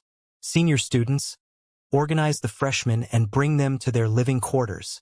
After dealing with the miscellaneous issues, Elder Mo issued some instructions to the senior students before returning back to the gazebo. Xianxia, you need not go with the rest. It'll be hard for you to cultivate in those shared dormitories. Follow me back to the academy later on, and I'll arrange individual living quarters for you, Elder Mo said. As one of the 10 great elders of the Master Teacher Academy, he possessed the rights to determine a student's living quarters. A top-notch genius like Xianxia shouldn't be staying in the shared dormitories like others. Thank you, Elder Mo. Understanding the other party's intentions, Xianxia clasped his fist in gratitude. He had too many secrets on him, so it would be best for him to get individual lodging for himself. After which, Mo Gaoyuan offered a ride to Elder Mo and Xianxia, and soon the three of them were headed for the Master Teacher Academy on the back of the Langya Saint Beast. With the senior students dealing with the matters here, and by sure holding the fort, there was nothing for them to worry about. With the swiftness of Langya Saint Beast, it wasn't long before a massive academy came into sight. Hongyuan Master Teacher Academy was built to house 100,000 master teachers. There were lakes and mountains within the compounds of the academy, and gazing down from the sky, it looked like a castle. Even the entire Myriad Kingdom city seemed to pale in comparison to the academy. It was no wonder this was the place where the top-notch geniuses of different empires converged. Just the size of the academy itself already far surpassed the capitals of the smaller empires. This is the elite sector, where the most outstanding master teachers of each grade stay. Take my token and find the student in charge to organize lodging for you. Pavilion Master Mo and I will have to meet the other elders to discuss that problem. Soon, the Langya Saint Beast landed near a cluster of the academy's residences. At this point, Elder Mo flicked his wrist and threw his token to Xianxia. After grabbing the token, Xianxia began to survey the surroundings. It was a beautiful place with lush greenery and a clear stream flowing through the area. The exquisite-looking residences were lined side by side in a row. A spirit-gathering formation was set up in each of these residences, creating a dense concentration of spiritual energy in the area. Even without entering the residences, one would already feel refreshed and revitalized under the nourishment of the spiritual energy. As expected of the elite sector, it's indeed extravagant. After taking a look, Xianxia nodded in awe. These spirit-gathering formations were of a higher grade than the one he had inscribed back in Honghai City, each having reached grade 6. If one were to cultivate here, one would definitely make much greater progress than compared to elsewhere. The Master Teacher Academy couldn't afford to offer such luxury to all of its students, so only the most outstanding of geniuses were allowed to reside in these residences. Thank you. I'll be heading down now, Xianxia said as he leaped off the back of Langya Saint Beast. Elder Mo and Mo Gaoyuan glanced at one another before gesturing for the Langya Saint Beast to take off into the distance. The matter regarding the appearance of the otherworldly demonic tribe was a grave issue. They had no time to lose. A few minutes later, they arrived at a sealed chamber. There was a total of 13 seats in the room, each of them reserved for the most esteemed figures in the academy, namely the principal and the 10 great elders. A powerful formation was installed within the room, ensuring that nothing discussed in there would leak out. What has happened for you to summon us so urgently? Just as the duo took their seats, a few elders suddenly pushed open the door and walked in with deep frowns. The last time an emergency meeting had been held was when the old principal had gone missing. What could have happened this time for Elder Mo and Pavilion Master Mo to summon all of them so urgently? Take a seat, please. We'll start when everyone arrives. Elder Mo gestured to the seats around him. The elders nodded and sat at their respective positions. Soon, the door opened once more, and a few more elders entered. Before long, 11 seats were filled. Elder Mo and Pavilion Master Mo, you can speak now. The white-bearded elder, who seemed to be the oldest amongst the group, gestured for them to begin. All right, Elder Mo nodded. Flicking his wrist, he took out a record crystal and said, "Before I begin, I would like you all to watch this first." With a tap of his finger, the battle scars on the top of Leiyuan Peak, which he had recorded earlier, appeared before everyone's eyes. The elders were initially perplexed to see the rubble in the crystal, but after taking a closer look, their faces slowly turned livid. These are the marks of battle from an otherworldly demon? How is Senior Byzantium Helios then? The white-bearded elder asked worriedly. The others also swiftly turned their gazes to Elder Mo. As a member of the 10 Great Elders, a 6-star Pinnacle Master Teacher, just by looking at the scene recorded by the record crystal, he was still able to deduce the parties involved in the battle. Senior Byzantium Helios has gone missing, Elder Mo said grimly. Missing? The other master teachers were stunned by the revelation, and even Mo Gaoyuan's expression was colored with disbelief. Back then, Elder Mo had only said that he had found traces left behind by the otherworldly demonic tribe, but he hadn't gone into much detail. As a result, he didn't think that the Byzantium Helios beast would actually end up being attacked by otherworldly demons and go missing. This is what happened. Not daring to hide anything, Elder Mo swiftly revealed his agreement with Byzantium Helios beast, as well as what he'd found on the peak. The white-bearded elder slammed his palm on the table and declared grandly, "How dare those otherworldly demons infiltrate our Hongyuan city and kidnap Byzantium Helios Saint Beast? For the reputation of our Master Teacher Academy, we must apprehend them." The 10 great elders were responsible for governing the Master Teacher Academy, and they were each in charge of a school in the academy. For one, Elder Mo wasn't just an elder in this academy, he was also the head of the Beast Tamer School. On the other hand, the white-bearded elder was the head of the martial arts school, Su Chongqing. A female elder harumphed coldly. "This is no longer an issue of our school's reputation, but the safety of Senior Byzantium Helios." She was the head of the Terpsichore school, Wei Ranxue. Senior Byzantium Helios is the tamed beast of the old principle. He has braved through life and death situations with us, and he had slaughtered innumerable otherworldly demons to bring peace to mankind. With all that he had done, how could we face the old principle if anything were to happen to him? And what rights would we have to call ourselves the 10 great master teachers if we couldn't even save him? Indeed, we must not allow anything to happen to Senior Byzantium Helios. However, we don't have any clues as to his whereabouts at the moment, so we shouldn't act recklessly, said Elder Mo at this moment. Our primary focus should be on finding Senior Byzantium Helios' whereabouts. If he's still alive, we'll find some way to save him. If he has been killed, we should avenge him even at the cost of our lives. Another 2 of the elders added the discussion. I agree. However, I think that we should carry out our actions discreetly first, or else we might risk alarming the otherworldly demons. If they were to learn that we're on their trail, they might potentially resort to extreme actions. I concur. Since the otherworldly demons dared to lay their hands on Senior Byzantium Helios, it is unlikely that they would hesitate in attacking the academy too. We can't discount the possibility that this might be a scheme to lure us away from the academy. Thus, we should proceed warily with the investigation. That is exactly what I am worried about. I fear that they might have left behind those marks intentionally to lure us into a trap. Elder Mo frowned.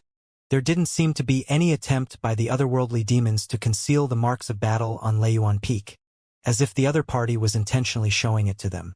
It was due to his worry that this was a trap by the otherworldly demons that Elder Mo was hesitant to take action on his own, choosing to hold a conference with the other elders first instead of combing through the mountain range to search for Senior Byzantium Helios. After a moment of discussion, the group was still unable to decide on anything. It was at that moment that the head of the apothecary school, Lu Feng, interjected in the discussion. Senior Byzantium Helios possesses a fighting prowess far above us. If even he wasn't a match for the enemy, it's unlikely that we will be able to save him even if we do uncover his whereabouts. The others nodded in agreement as well. Just like them, the Byzantium Helios Saint Beast was at Saint Wundan Pinnacle as well. However, as a Saint Beast, he wielded strength far beyond the others. Yet, the Byzantium Helios Saint Beast had been captured before he could even get an opportunity to send out a help signal to the rest of them. Through this, it could be seen how formidable the adversary they were facing was. If they couldn't defeat the otherworldly demons, even if they managed to find the whereabouts of the Byzantium Helios Beast, they wouldn't be able to save him. In a few days, Mu Shi from Qingyuan Conferred Empire will be making a trip here to select the new principal and investigate the death of the old principal. When the time comes, we can report this matter to him and have him help us look into the matter as well, School Head Lu said. At this point, everyone hesitated. If they were to rely on the headquarters for everything, wouldn't that be as good as saying that they, as the 10 great master teachers, were inept and powerless to deal with issues?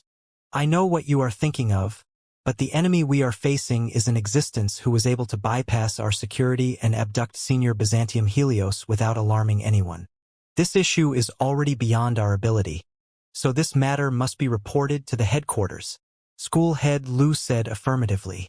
The apothecary school was the #1 school in the Master Teacher Academy, and this gave more weight to his words. All right. After a moment of contemplation, the other master teachers eventually conceded. Just as they were about to discuss their next course of action, school head Lu suddenly flicked his wrist, and a communication jade token appeared in his hands. He took a glance at it and his eyebrows shot up. Everyone follow me. Mu Shi has arrived. Mu Shi is already here? So early. Didn't he say that it would take a few more days? It's impossible for us to fathom the thoughts of experts like him. Don't forget, he did say that he would be able to arrive a month ago, but he ended up postponing his arrival all the way until now. That's true. Initially, Mu Shi had sent a message to them, saying that he would arrive at Hongyuan Master Teacher Academy a month ago, but after a long wait, he never came. But just a day ago, he had sent another message over saying that he had been held up by some issues, and he would arrive a few days later. However, he ended up showing up that day instead. As such, his arrival had caught everyone off guard. Amidst discussions, the group walked over to the lounge where the academy welcomed esteemed guests. Soon, they saw an old man with a snowy beard seated on one of the chairs with a dignified posture. Seated beside the old man was a young lady who seemed to be in her early 20s. Mu Shi.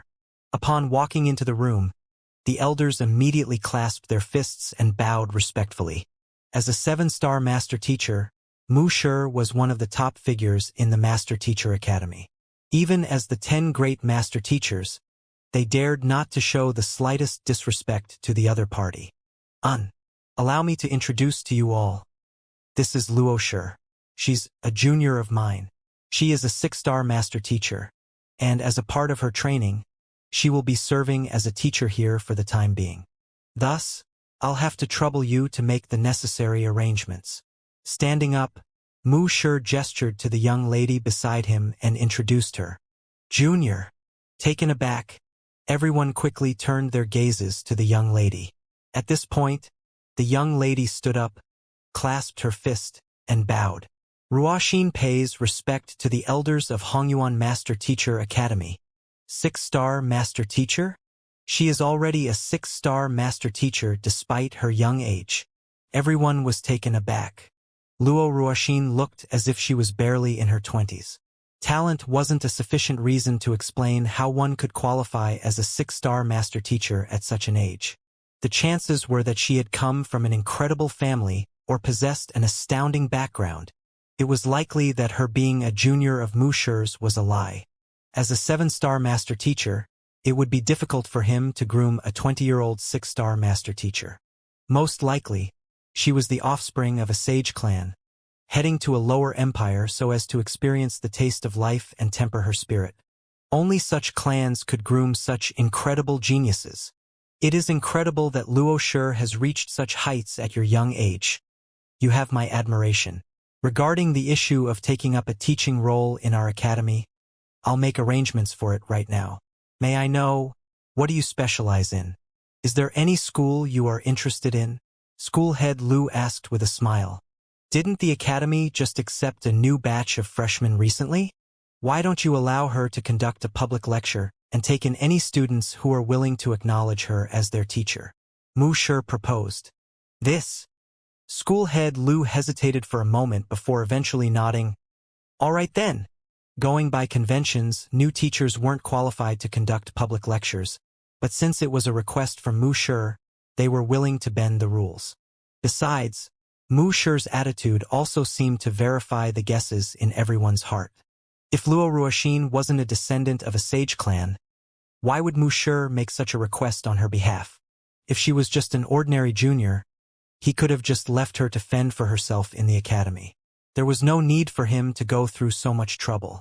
More importantly, Luo Ruoxin had a nonchalant expression on her face, as if it was only right for such a thing to happen. Only the descendant of a powerful clan would dare to put on such an attitude. Mu Shi. After making arrangements for Luo Ruoxin, the elders gathered around Mu Shi and told him about the issue regarding the otherworldly demons. I was still troubled as to who I should nominate as the new principal.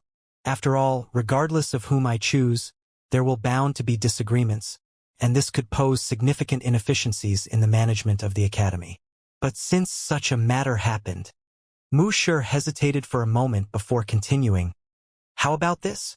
Of the 10 of you, whoever who finds Byzantium Helios beast, saves him, and wins his acknowledgement shall be the next principal. You all should have no objections with this, right? While the 10 great elders managed separate schools each, it was inevitable that there would be some degree of rivalry among them. Otherwise, the principal's seat wouldn't have remained empty despite it being years since the disappearance of the old principal. Wuxia had been troubled over this issue when he was dispatched to Hongyuan Master Teacher Academy to nominate the next principal. But this incident came at a timely moment. Through making this the selection criterion, everyone would stand an equal chance at becoming the next principal.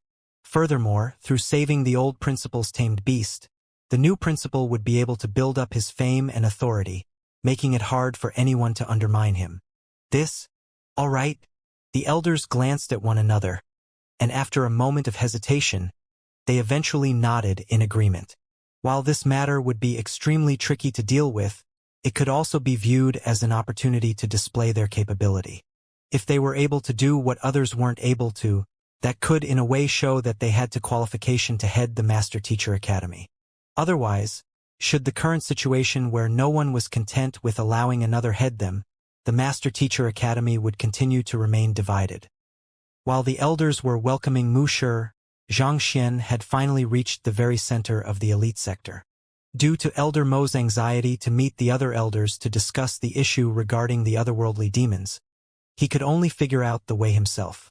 If I'm not mistaken, there must be a massive spirit vein beneath the ground.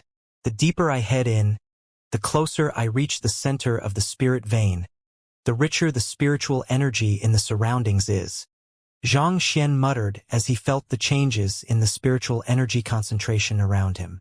Most likely, a senior of the academy had set up a massive spirit gathering formation in the area, and over the years it had grown to become an immense spirit vein. Even though the residences were built side by side, there was a significant difference among them. The further in the residences were, the closer they were to the core of the spirit vein. If one could get a lodging at the core of the spirit vein, their cultivation would surely soar swiftly. But regardless of how concentrated the spiritual energy in the region was, it didn't have much significance to Xianxia.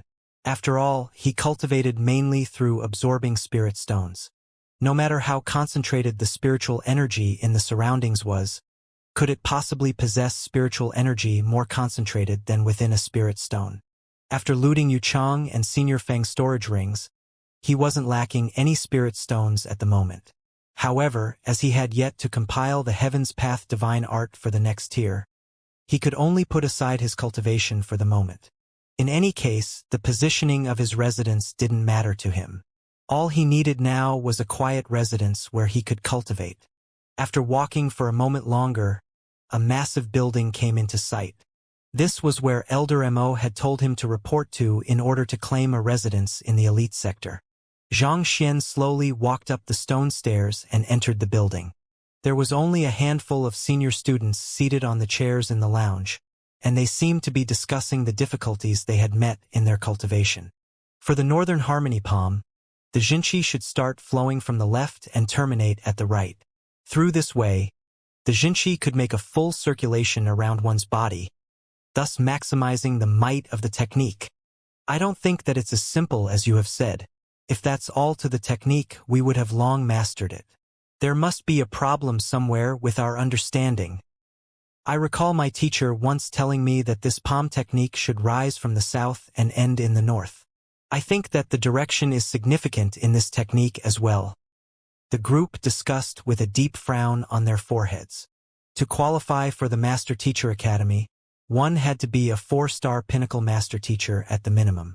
Even though it was hard to determine what grade the seniors before him were in, they carried a relatively powerful aura. As the other party hadn't driven their Jinqi, it was impossible for Xianxia to gauge their strength without using the Eye of Insight. Nevertheless, their cultivation was unlikely to be beyond Cosmos Bridge realm. Seniors. Seeing that the group were engrossed in their chat, Xianxia clasped his fist and greeted them with a smile. You are. Hearing those words, the group immediately turned their gazes over. However, upon realizing that it was an unfamiliar face, they frowned. They were the few worst-scoring students in the academy this year, so the academy had punished them by assigning them to various places to do menial labor. The place they were currently in was the elite sector, and students who were qualified to stay here were the top geniuses of their grade. As the academy wanted them to focus their attention on furthering their cultivation, their daily chores ended up falling in their hands. Waiting upon those geniuses would temper their mental fortitude, and at the same time, it provides a platform for them to build connections with those geniuses. These connections may prove to be useful to their future. As such, the group here was familiar with everyone in the elite sector, and the young man before them was clearly a foreign face. I am a freshman of the academy. Elder Mo directed me to you for a residence in this sector, so I'll be troubling you for that. With a light chuckle, Wang Chong whipped out the token Elder Mo had passed to him. Elder Mo? Taken aback, the group hurriedly got to their feet. Elder Mo was the head of the Beast School, as well as one of the 10 great master teachers. Even as seniors, they dared not to disrespect a student whom Elder Mo had directed here.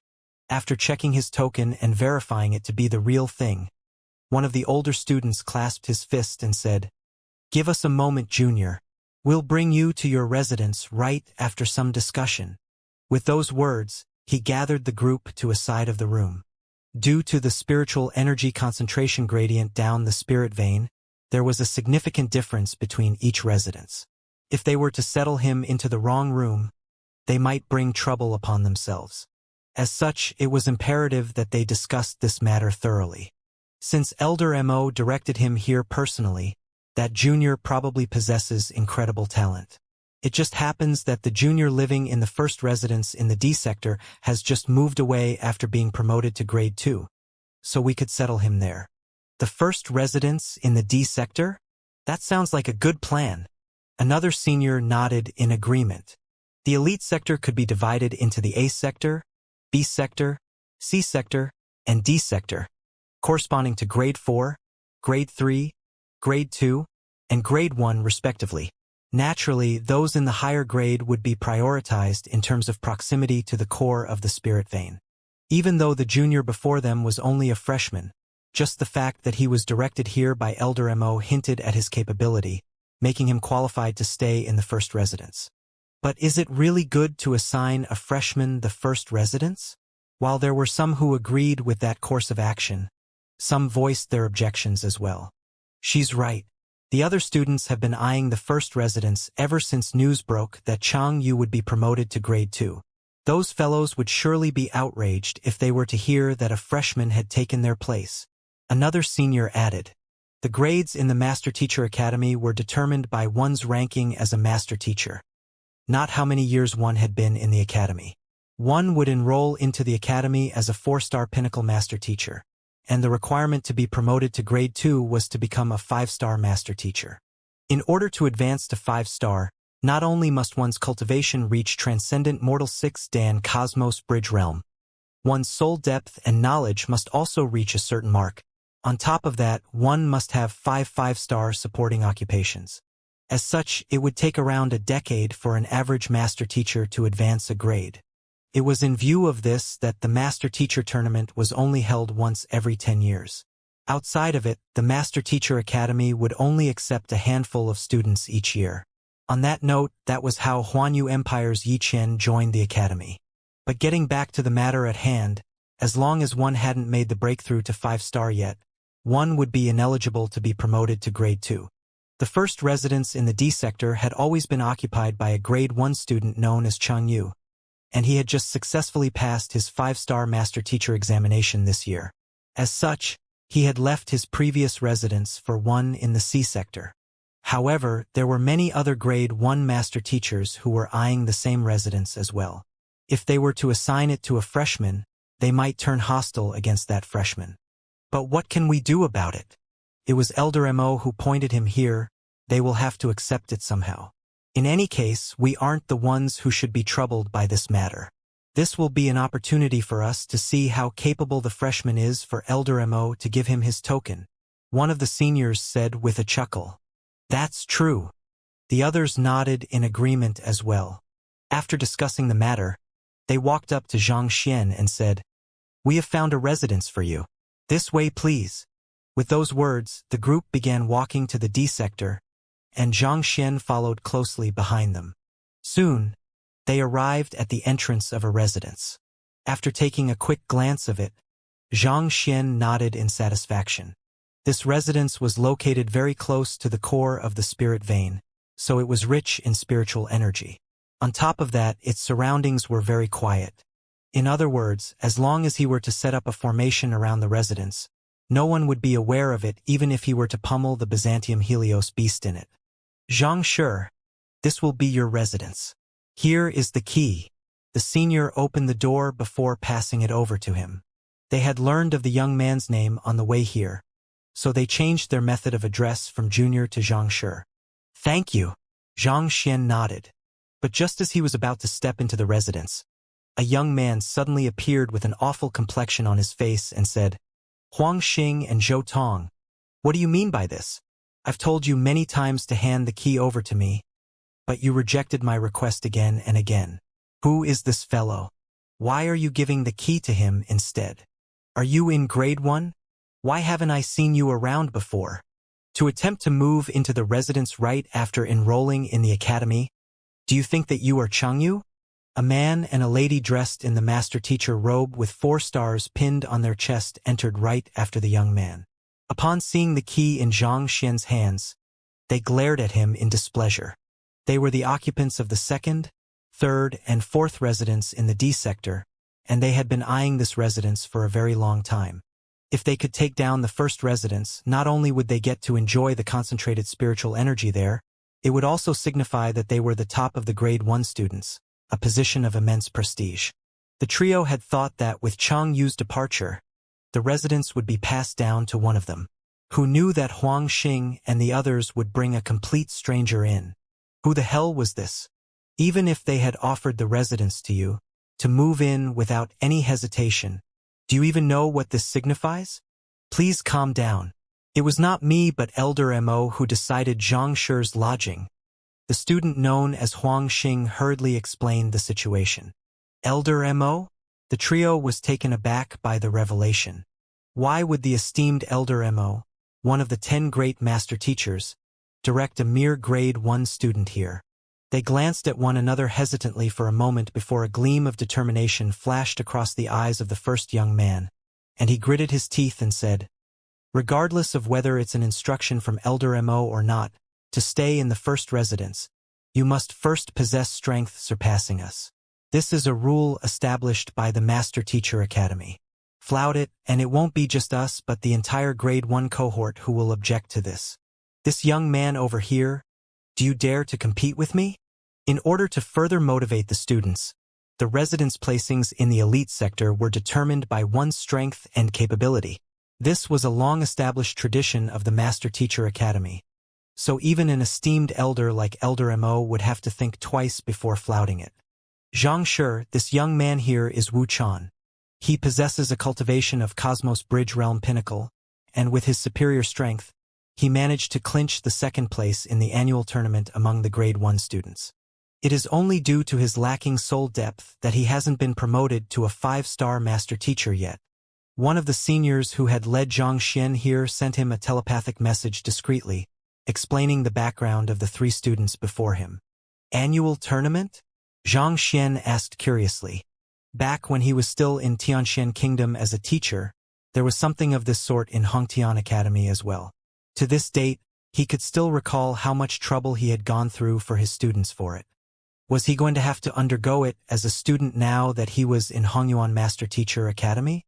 Furthermore, this annual tournament was likely going to be very different from the one he had in Hongtian Academy. After all, Hongyuan Master Teacher Academy was built not for cultivators but master teachers. Yes, every year, there would be an intergrade tournament where students would clash with one another with their capabilities as master teachers. Only the one who emerges as the champion of the tournament is qualified to stay in this residence. Seeing the confusion on Xianxia's face, the senior explained. According to the other party's words, it seemed like the annual tournament should be somewhat alike to the master-teacher tournament. Every year, the students would be put against one another, and they would be ranked according to how they perform. Rewards would be offered to those who had performed spectacularly to further motivate the students to work harder.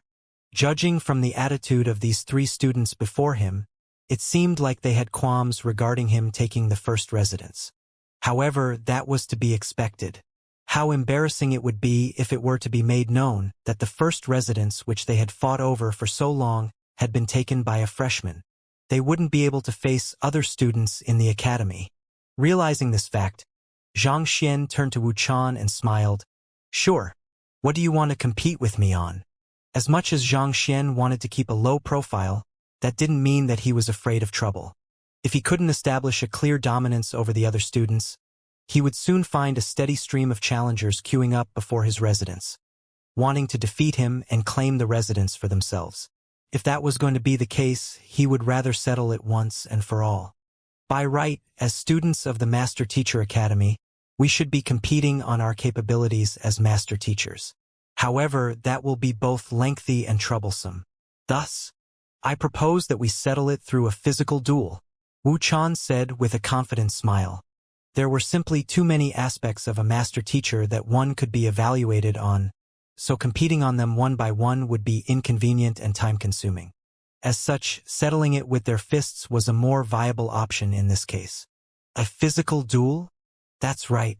We might be master teachers, but there should be little doubt that our cultivation forms the very foundation of our capabilities. As long as you are able to defeat me in a physical duel, I won't utter a word of complaint regarding your stay here, Wuxia replied. I see. Xianxia nodded. After which, he turned to the other 2 and asked, What about you 2? What do you want to compete on? Me? I want to compete with you on the execution of impartation of heaven's will, the female student replied. Perhaps the female student had tailored her master-teacher robe, but it was extremely fitting on her. It shaped out her slim and elegant figure beautifully. Even though her charm could hardly match up to Luo Qiqi's and Yufei'er, those 2 were existences who were touched by the goddess of beauty after all. She still commanded an elegance that would easily put her in the center of gazes. She's the second runner-up of the annual tournament, Ran Xiaoxiao. The senior informed Xianxia telepathically. As for the last guy, he's the third runner-up, Xiao Nan. Noting down what the senior said, Xianxia turned to Xiao Nan and asked, What about you? I'll compete with you in a physical duel as well, Xiao Nan replied. All right. Seeing that the 2 men wanted a physical duel while the lady wanted to compete of impartation of heaven's will, Xianxia rubbed his glabella.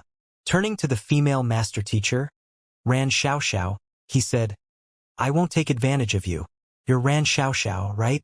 You shall fight in my stead and teach the both of them a lesson. Ah? I shall fight in your stead. Ran Xiaoxiao froze upon hearing Xianxia's words. Is this fellow a lunatic? The 3 of them had come here to teach him a lesson, and yet he wanted her to fight the others on his behalf? Isn't it a little too early to be dreaming? Wuxia and Xiao Nan were startled by Xianxia's words, and they turned to look at him as if he was a fool. They thought a man who was directed here by Elder Mo would possess some kind of extraordinary talents, but to think that that talent would be boasting. Ran Xiaoxiao had come together with them to challenge him, so how could she possibly make a move against them? That's right. If I'm not mistaken, it seems like it has been 3 months since your Ziwei and Ingtai acupoints are sealed, causing the Zhenqi in your body started flowing in the opposite direction. Do you feel an intense itch across your entire body? Xianxia asked with a light chuckle. Even though Ran Xiaoxiao hadn't executed any battle technique, her current cultivation realm was only at Cosmos Bridge realm, so the Eye of Insight was effective against her. Why you?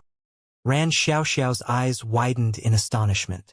It was true that it had been 3 months since her Ziwei and Ingtai acupoints had been sealed, resulting in a stalemate in her cultivation. As Zhenqi began to accumulate, an intense itch gradually consumed her, leaving her in great agony. If you were to do as I say, you will be able to resolve that issue easily. Ignoring her astonishment, Xianxia spoke nonchalantly. The reason why your 2 acupoints were sealed is due to your incorrect Jinqi circulation technique. Direct your Jinqi to your Huihai acupoint and... Just like this, Xianxia swiftly listed a dozen more acupoints. Ran Xiaoxiao was still hesitant whether she should give it a try after hearing those acupoints when she suddenly felt her Jinqi surging uncontrollably through her body. This is... impartation of heaven's will? Crap! Upon realizing what was going on, Ran Xiaoxiao's face paled, and she nearly burst into tears. She had just said that she would compete with the other party on impartation of heaven's will when the other party started even before she was ready. Wasn't this cheating? She immediately tried to forcefully terminate her Jinqi circulation so as to dispel the effects of the impartation of heaven's will when she suddenly felt the seal on her Ziwei and Ingtai acupoints loosening. It seemed as if they would open up at any moment now. This? Ran Xiaoxiao blinked her eyes blankly, dumbstruck. Could it be that the other party's method was right?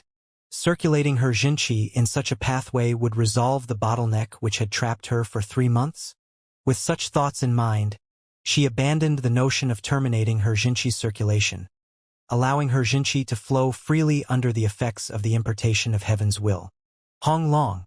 In just a short instant, she felt her bottleneck dissipating under the flow of Jinqi, and a feeling of lightness abruptly embraced her body. Her aura also became much more refined and sharper. All right, you should go and duel with them now. Xianxia waved his hands. Yes.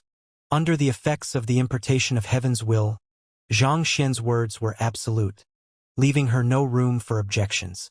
With a faint smile, she turned around and charged at Wu Chan and Xiao Nan.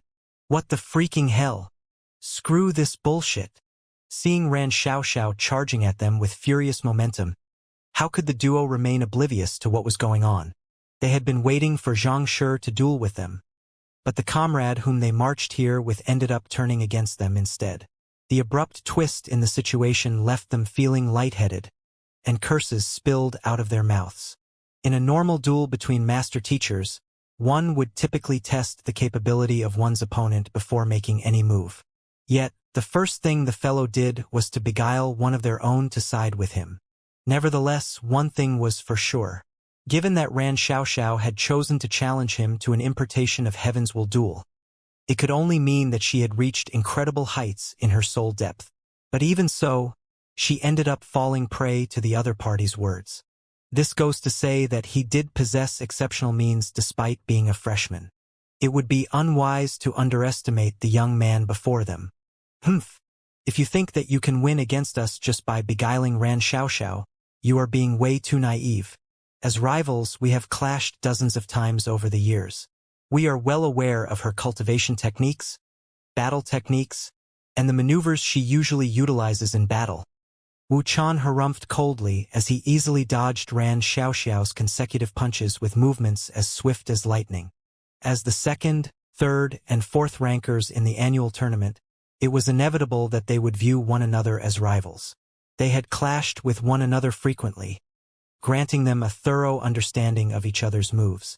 If that fellow thought that he could defeat the both of them through beguiling one of them through impartation of heaven's will, he was dreaming. Wu Chan, I'll deal with Ran Xiaoxiao. You should go and teach that fellow a lesson. Xiao Nan harumphed. All right, Wu Chan nodded.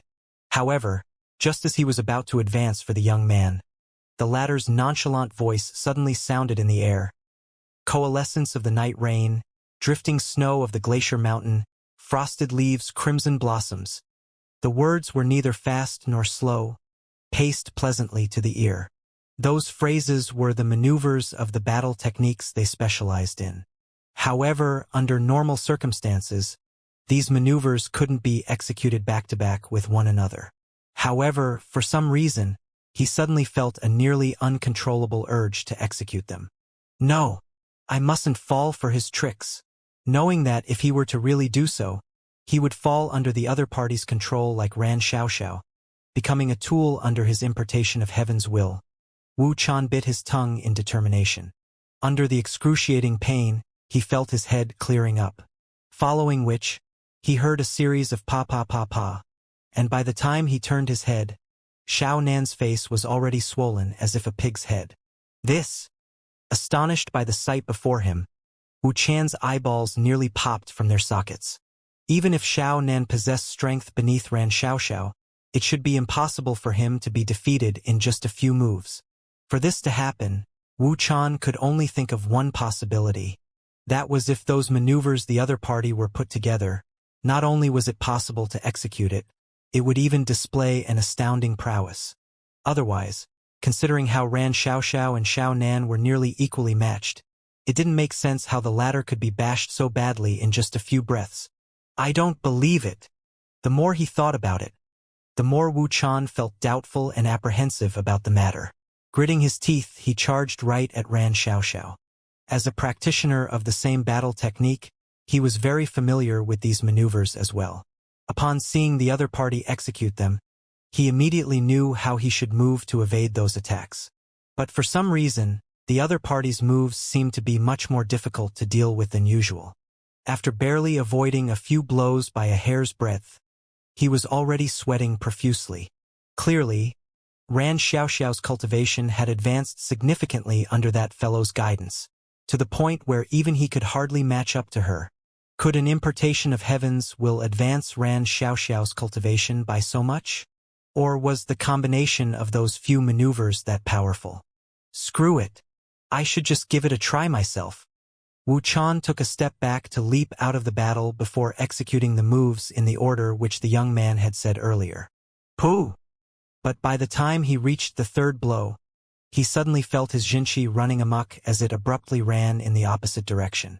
His face paled, and crimson blood spewed from his mouth. Pa pa pa! At the same moment, Ran Xiaoxiao had already rushed up to him and slammed him onto the ground with a slap. This? Zhang Xian scratched his head in bewilderment, uncomprehending of the situation before him.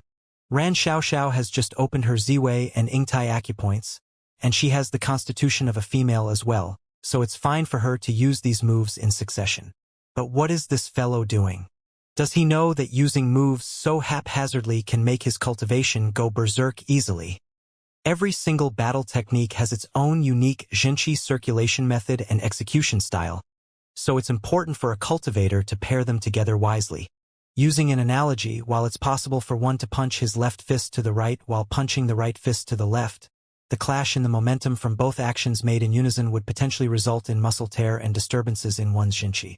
This was the problem Wu Chan was suffering from at this instant.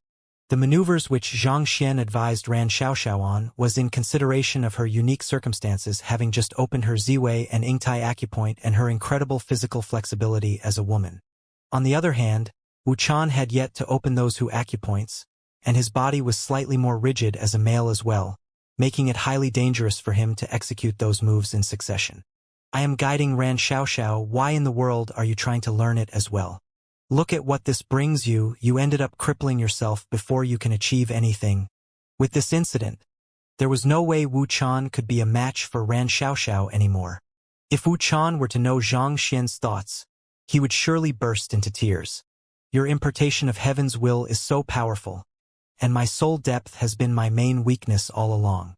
After seeing the massive improvement Ran Xiaoxiao has made under your guidance, how could I possibly hold myself back from giving it a try? In the end, of the three geniuses who came to challenge Zhang Shi, two of them were lying on the ground, frothing at the lips, while the last one was completely obedient to him. Huang Xing and the others couldn't help but gape at that sight. This was way too exaggerated. The second, third, and fourth rankers of the annual tournament had come to challenge him. Yet, with just a few words from their opponents, they ended up turning against one another, eventually landing them in utter defeat. They couldn't help but doubt the authenticity of the sight before them. Was this a show they had cooked up to toy with them?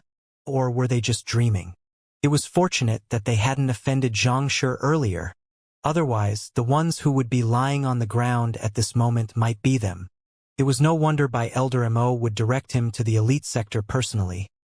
He did possess the talent worthy of that. At the same time, Ran Xiaoxiao was staring at the sight before her in a daze.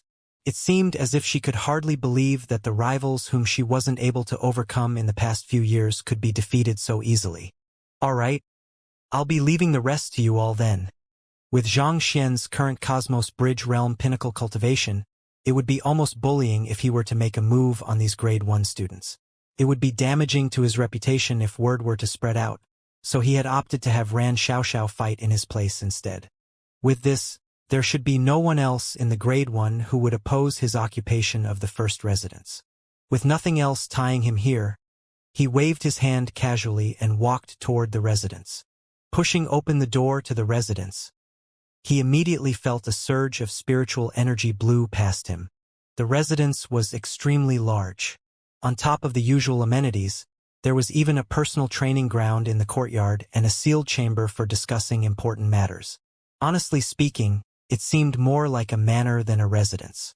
It was no wonder the trio had wanted this residence. The privileges granted to the top of the grade was indeed incredible. After taking a casual look around the residence, Xianxia didn't dive straight into cultivating. Instead, he took a seat in one of the rooms to contemplate on his next course of action. There were a total of 10 schools representing an occupation each in this academy, and each of them had a humongous library containing a precious trove of knowledge. It wasn't easy for Xianxia to enroll into the academy, so he should make use of the opportunity to tour the academy and learn everything he could. By the time he was done, he should be ready to take on the 6-star Master Teacher examination. Only upon becoming a 6-star Master Teacher would one be considered to have taken one's first step into the world of the top experts in the Master Teacher continent. This was an essential step for Xianxia to gain the power to protect himself and those around him. But before then, I have to find higher-tier cultivation technique manuals first. Xianxia's Heaven's Path Divine Art was only up to Cosmos Bridge Realm at the moment. To advance to Perfect Harmonization Realm, he would have to gather even more cultivation technique manuals to compile a complete Heaven's Path Divine Art for that cultivation realm. The cultivation techniques are gathered in the Cultivation Hall. Xianxia recalled the words Luoqiqi had told him on the journey here. Gathered in the Cultivation Hall was the reflection and comprehension notes and cultivation technique manuals that countless geniuses had left behind over the years. As long as he could gain entry into the Cultivation Hall, he would surely be able to compile a complete Perfect Harmonization Realm Heaven's Path Divine Art. Or if luck would permit it, perhaps even beyond that. However, the prerequisite to viewing the Perfect Harmonization Realm cultivation technique manuals in the Cultivation Hall is for one to be a 5-star Master Teacher and an adequate amount of academic credits. For the time being, I should first try to become a 5-star Master Teacher first. Despite the sea of knowledge hidden within the Cultivation Hall, there was a price for its entry. As a 4-star Master Teacher, Xianxia was only qualified to view the Consonant Spirit Realm and Cosmos Bridge Realm cultivation technique manuals at the moment. The Perfect Harmonization Realm cultivation technique manuals were currently beyond his reach. And more importantly, in the first place, he would need some academic credits to enter the Cultivation Hall. Naturally, he had no academic credits having just enrolled in the academy. He would only be turned away at the entrance even if he were to head for the Cultivation Hall. To qualify for the 5-star Master Teacher examination, I would need 5 5-star supporting occupation, and at the moment the only occupation that I have at that rank is Appraiser. It seems like I'll need to prepare a bit before taking the examination. How troublesome! Xianxia rubbed in glabella in frustration. For each advancement in one's Master Teacher rank, one would have to take on another supporting occupation while raising the ranks of all supporting occupation to the corresponding Master Teacher rank. Too often were there Master Teachers who were hindered not by their cultivation, but their inability to bring up the required number of supporting occupations to the required rank to be promoted.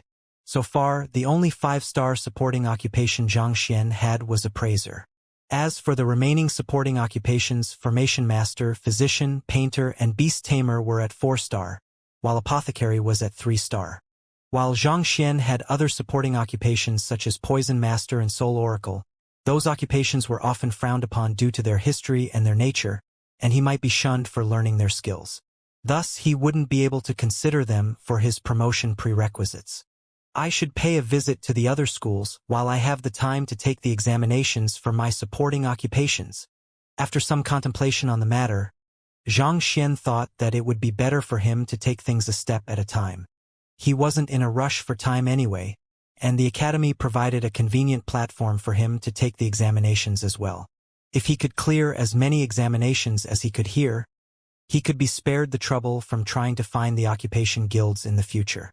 I have managed to compile the Heaven's Path Smith art recently, but I haven't gotten a chance to take the examination yet. Perhaps I should take the examination for it first. Eventually, Xianxia decided to visit the blacksmith school first. Through compiling the books Wu Yangzi had left behind, his current smithing proficiency could be said to be on par, or even superior to a 6-star pinnacle blacksmith. Thus, he could take the 6-star blacksmith examination straight without a problem. At the same time, this was a good opportunity for him to get a view on the capability of the blacksmith school. With this thought in mind, Xianxia stood up without hesitation and walked out of his residence. By the time he stood out, Wu Chan and the others had already left. After all, as seniors in the school, it was indeed embarrassing for them to remain here after losing to a freshman. Xianxia went back to the massive building and swiftly found Huang Xing and the others. From them, he got the location of the blacksmith school, and swiftly made his way over. Of the 10 schools, the blacksmith school was second only to the apothecary school. There were many students who took it as their supporting occupation, and even when he was a distance away, he could already see a huge crowd moving to and fro the area. Perfect harmonization realm, ethereal treading realm. Xianxia gauged the cultivation of the crowd by sweeping through them with his eye of insight. There were plenty of students who had reached perfect harmonization realm and ethereal treading realm among the crowd, and there was even a handful who had reached chrysalis realm. With such strength, they would stand unchallenged in Huanyu Empire. Even in Hongyuan Empire, they stood amongst the top. As expected of the blacksmith school, it was indeed incredible. After asking around, Xianxia soon found the area where blacksmith examinations were held. The schools in the Master Teacher Academy were associated with the respective occupation guilds, so the results of the examinations held here were officially recognized. In other words, by clearing the blacksmith examination here, he could receive an official emblem from the Blacksmith Guild. Considering how there were nearly 100,000 master teachers in the academy, if they had to head out to their respective guilds to take the examination, not only would it be a huge inconvenience to the master teachers, it would also be a great burden on the guilds in the vicinity as well. Thus, the occupations had decided to set up a branch within the respective schools to oversee the examination so as to make things convenient. Blacksmith Guild, Hongyuan Academy Branch. Xianxia glanced at the plaque hung in front of a towering building before walking in. The vast lounge was filled bustling with a huge crowd. Xianxia estimated that there was probably at least a few hundred people in here. Tailor-made spirit intermediate tier weapon from a 5-star blacksmith. Priced at only half an academic credit. I have a spirit intermediate tier saber fresh from the forge, going at just 1 academic credit. Don't miss this opportunity. You won't see another weapon as cheap as this. I'm lacking a golden forest ore, and I am willing to trade 2 academic credits for it. 3 searing blaze stones, going at 1 academic credit each. It was as if Xianxia had leaped into a market. Some were offering weapon forging services, some were selling their forged weapons, some were buying all kinds ores, and some were selling all kind of smithing resources. Since most of them were dressed in a master teacher robe, they should be students of the academy. The purchasing power of academic credits sure is amazing. After taking a look around the stores, Xianxia couldn't help but notice that most trades were conducted using academic credits. When Xianxia first heard about the importance of academic credits from Luo Qiqi, he had thought that its price would, at best, be equivalent to middle-tier spirit stones. However, perhaps due to the fact that academic credits were essential in accessing most facilities in the Master Teacher Academy, its value seemed to be comparable to even high-tier spirit stones. It was no wonder why Luo Qiqi and the others had gone all the way to Huanyu Empire to search for Wu Yangzi's underground chamber for just a handful of academic credits. It seemed like it wasn't easy to earn academic credits at all. Otherwise, 5-star blacksmiths wouldn't have to go to the extent of setting up stores as if roadside vendors. The items they were offering would be invaluable treasures back in Huanyu Empire, but they weren't even worth half an academic credit in here. Is there anything you need? After squeezing through the crowd to reach the reception desk with much difficulty, Xianxia found a young lady smiling at him. Through asking around, Xianxia learned that the receptionists were also the students of the academy as well. They had accepted this mission from the academy to earn academic credits. While such missions were humble, they were neither dangerous nor skill-based, so it was more suited for the less skilled students. I wish to take the blacksmith examination, Xianxia said. May I know what rank are you going for? I'll make arrangements for you right now. Upon hearing that the young man before her was going to take the blacksmith examination, the young lady's eyes immediately lit up. I'll take the 5-star examination. After a moment of hesitation, Xianxia replied. If the examination was knowledge-based, it wouldn't be a trouble for him to pass the 6-star examination. However, that was very unlikely to be the case. Considering his lacking proficiency in smithing, as well as his lacking cultivation, the products he could smith would likely be unflattering. Thus, he decided to play it safe and take the 5-star examination first. In any case, his current goal was to advance to become a 5-star master teacher for the time being anyway. 5-star. The lady nodded with a smile and said, May I have your 4-star emblem and your student token? I'll help you register for the examination. Emblem? Student token? Xianxia's face reddened in embarrassment. I don't have any of those yet. Xianxia had never taken the blacksmith examination before, so he didn't even have a 1-star emblem. On the other hand, as a freshman who had just entered the academy a few hours ago, his name wasn't even listed in the academy's records yet. How could he possibly have a student token on hand? You don't have those? The young lady froze for an instant before her smile vanished into a frown. Who are you then? What are you doing at our Master Teacher Academy? Anyone without a student token couldn't be considered as a student of their academy. If that was the case, who in the world was the young man before her? As one of the very few major academies under Qingyuan conferred empire that served as a cradle for aspiring master teachers, only those who possessed superior talent or capabilities were allowed to step onto its premises. I am a freshman from this year's batch. I just entered the academy, so I haven't received my student token yet. Realizing that the other party had misunderstood that he was an outsider, Xianxia hurriedly explained. A freshman? The young lady was stunned for an instant before it dawned on her that the entrance examination was just held earlier today. She couldn't help but shake her head. To think that a freshman would visit the blacksmith school on his very first day in the middle of the night instead of resting. I'll be honest with you. To take the blacksmith examination, you'll require a student token, the corresponding emblem, and academic credits. Without academic credits, no one will bother going through the trouble of preparing the examination for you. Upon realizing that Xianxia was a freshman, the young lady explained. I'll require academic credit for this as well? A bitter smile crept onto Xianxia's lips. Of course, even if you were to take the examination in the guilds outside the academy, you will still need to place spirit stones with the guild as a deposit. If there's nothing on the line, there would surely be a few who would come to try their luck every day, wasting the efforts of those preparing the examinations and the resources of the Master Teacher Academy. The young lady harumphed.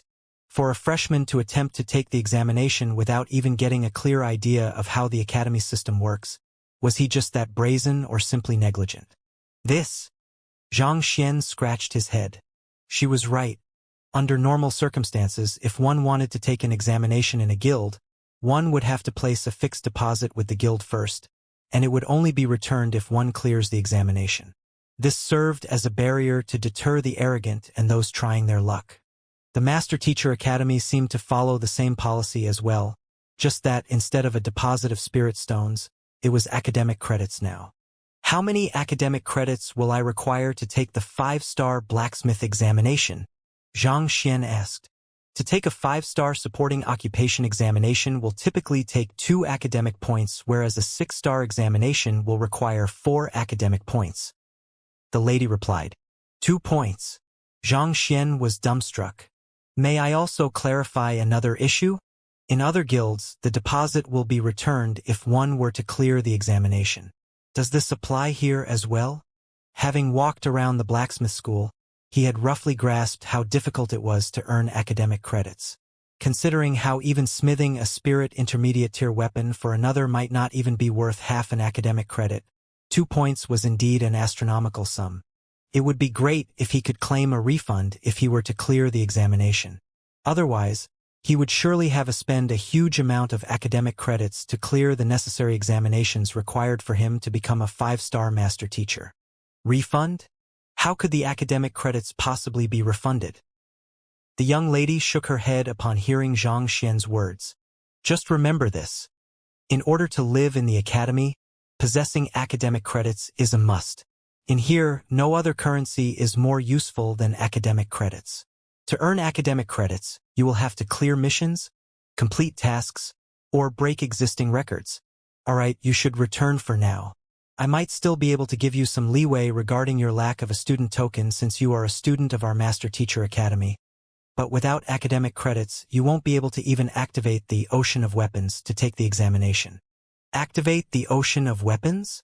The Ocean of Weapons is an artifact crafted in a collaboration between the Blacksmith School and Celestial Designer School to automate examinations. Once activated, the examinee will be brought into a simulation where he would craft a weapon through a puppet.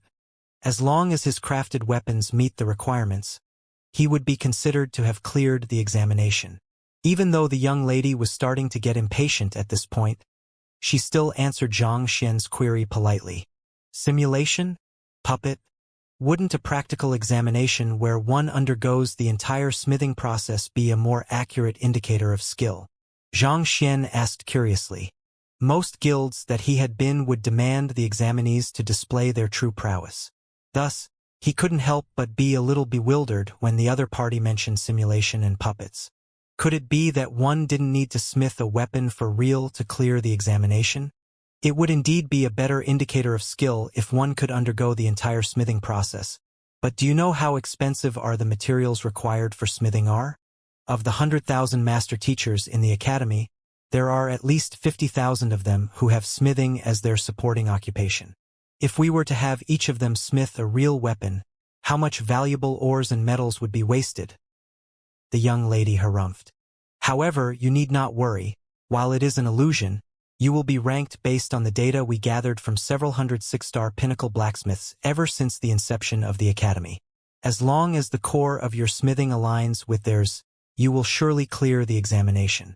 The disparity in results would only be at most 1 in a billion. While it was true that the Ocean of Weapons was a smithing simulation, it had been refined by innumerable 6-star blacksmiths over the years, making extremely lifelike. As long as one could successfully smith a weapon inside the simulation, they would surely be able to succeed in real life as well, and vice versa. I see. Xianxia nodded in realization. Indeed, considering how there were 50,000 blacksmiths in the academy, there would at least be 1,000 who would take the examinations each year. If the academy were to conduct a real practical examination for each of them, how much precious ores and metals would they waste each year? It was one thing if they had passed and forged a decent weapon, but considering the success ratio over the years, it was likely that most of the ores and metals would be ruined. No matter how wealthy the Master Teacher Academy was, this was an expense they couldn't afford to bear. Furthermore, unlike medicinal herbs, ores and metals were depletable resources. As such, no blacksmith would be willing to see so much precious resources going to waste as well each year. As such, the Master Teacher Academy decided to develop a simulation to conduct the examinations instead. Alright, you should return now. Even if you do possess the capability to pass the 5-star blacksmith examination, you will still need 2 academic credits. Without that, I won't be able to give you any leeway even if I wanted to. The young lady waved Xianxia away. If I recall correctly, you said that to earn academic credits, we can either clear missions, complete tasks, or break existing records. May I know how does breaking the existing records work? Knowing that he would be unable to do anything without sufficient academic credits, Xianxia continued asking. Break existing records? The young lady's eyes began flying around the place, and blood nearly gushed from her mouth. Probably only a freshman like the other party would dare to spout such arrogant words. Those achievements were termed as records for a reason. There was no master teacher in the academy who could surpass it. As a freshman, it is understandable for you to lack knowledge about the functioning of the academy, so I explained them to you patiently. But now, you are telling me that you intend to break existing records to earn academic credits? You must be dreaming. If academic credits could be earned that easily, why would the others go through so much trouble of setting up their own store? Seriously, shouldn't there be a limit to your naivety? Indeed. May I know what records are there?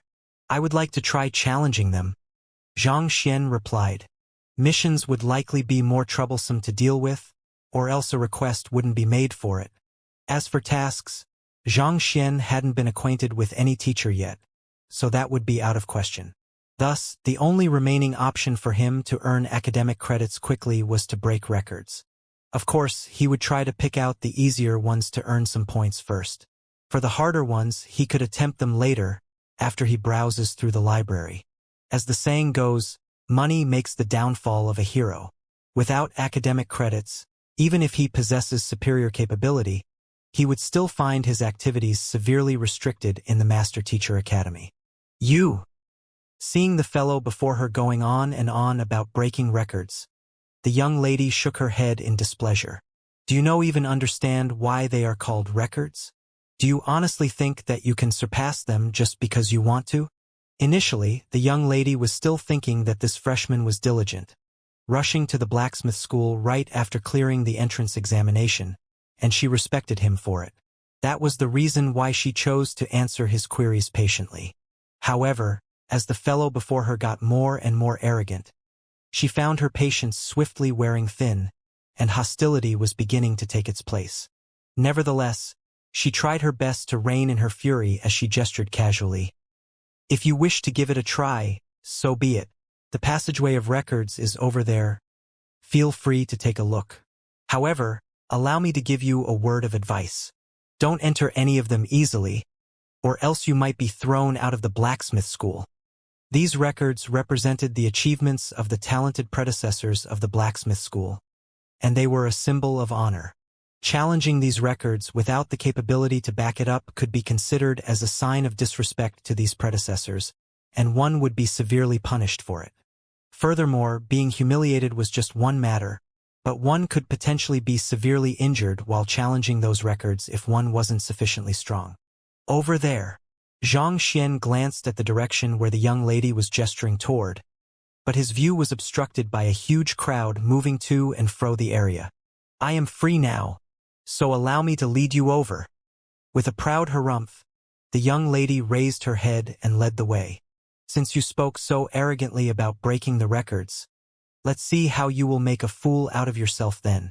As a freshman, it was one thing for you to be ambitious. However, to declare so proudly that you would break the existing records of the blacksmith school, who do you think you are? If it was that easy to do so, why do you think there would be people here offering their services to smith weapons or selling their work? Why do you think students would go through all the trouble, braving through life and death situations to clear difficult missions? Of all of the conceited men I have seen, you topped the list. The fellow before her was most likely a high flyer from some rural area who had never ventured into the greater world. Accustomed to being the top, he naturally thought of himself as superior to others, not knowing that his outlook was merely like a frog in a well. Oblivious to the fact that he had already left a terrible impression on the lady before him, Xianxia followed behind her closely through the crowd. Before long, he found himself standing before a black door. This door somewhat resembled those he saw during his 2-star Master Teacher examination in Tianwu Kingdom. There were words written on the white wall beside the door. Melting 3 black crystal or in 10 minutes. Accomplished by 6-star blacksmith Zhang Rong in the 3784th year of the establishment of Hongyuan Master Teacher Academy. Diverting the earth flames to completely melt a lump of glacier silver within 2 hours. Accomplished by 6-star blacksmith. Withstanding the heat within the chamber of earth flame for 17 minutes. Accomplished by 6-star blacksmith Lu Han. These were the records set by the predecessors of Hongyuan Master Teacher Academy, and the details of whom and when it was achieved was written on it as well. After taking a casual glance, Zhang Xian's face gradually turned grim. To be honest, these records were indeed incredible even from his point of view. Taking just the black crystal, or for example, this object was known to be one of the hardest ores to process. Even a typical 7-star blacksmith would require at least an hour to melt it down. But the record holder Zhang Rong actually managed to do it within 10 minutes. That was an astounding feat. Even Zhang Xian, with his current cultivation realm, would be unable to do the same. This was even more so for glacier silver.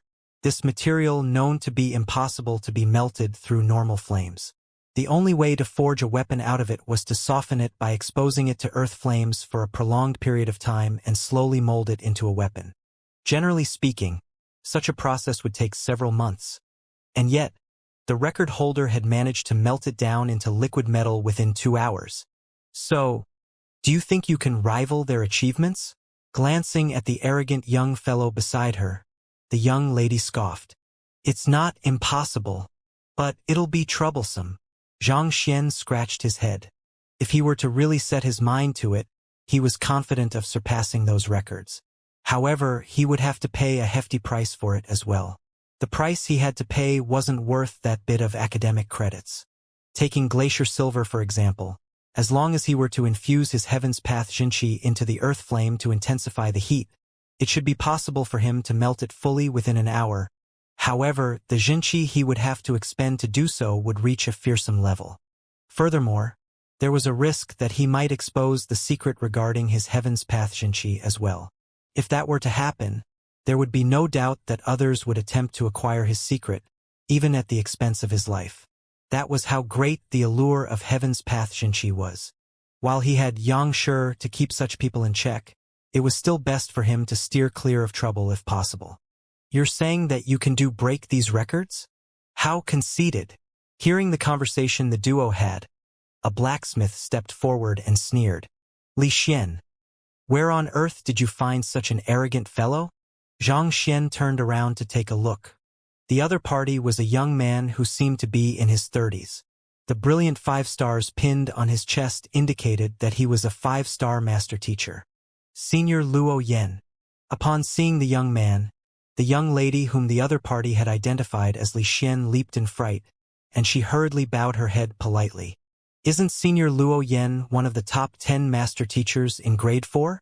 If I recall correctly, he's also one of the top 5-star pinnacle blacksmiths in the blacksmith school. To utter such haughty words in his presence, that fellow must be asking for a beating. Indeed, that fellow is acting far too frivolously here. This is the blacksmith school, not a bragging competition. How did such a person even pass the entrance examination in the first place? I have seen most of the famous grade 1 and grade 2 students, but his face looks unfamiliar to me. He's probably just saying those words to attract attention. The passageway of records represented the pride and achievements of the blacksmith school. Only the top blacksmiths in the school would dare to gather here and challenge the records. But even so, most of them would come with the intention of challenging themselves, not to surpass the existing records. After all, the records signified the very pinnacle of the blacksmith school over its millenniums of existence. Yet, this fellow came here and declared that, it's not impossible, but it'll be troublesome. Naturally, these words would incur the displeasure and hostility of the geniuses here. Even the top blacksmiths of the academy school dared not to utter such words.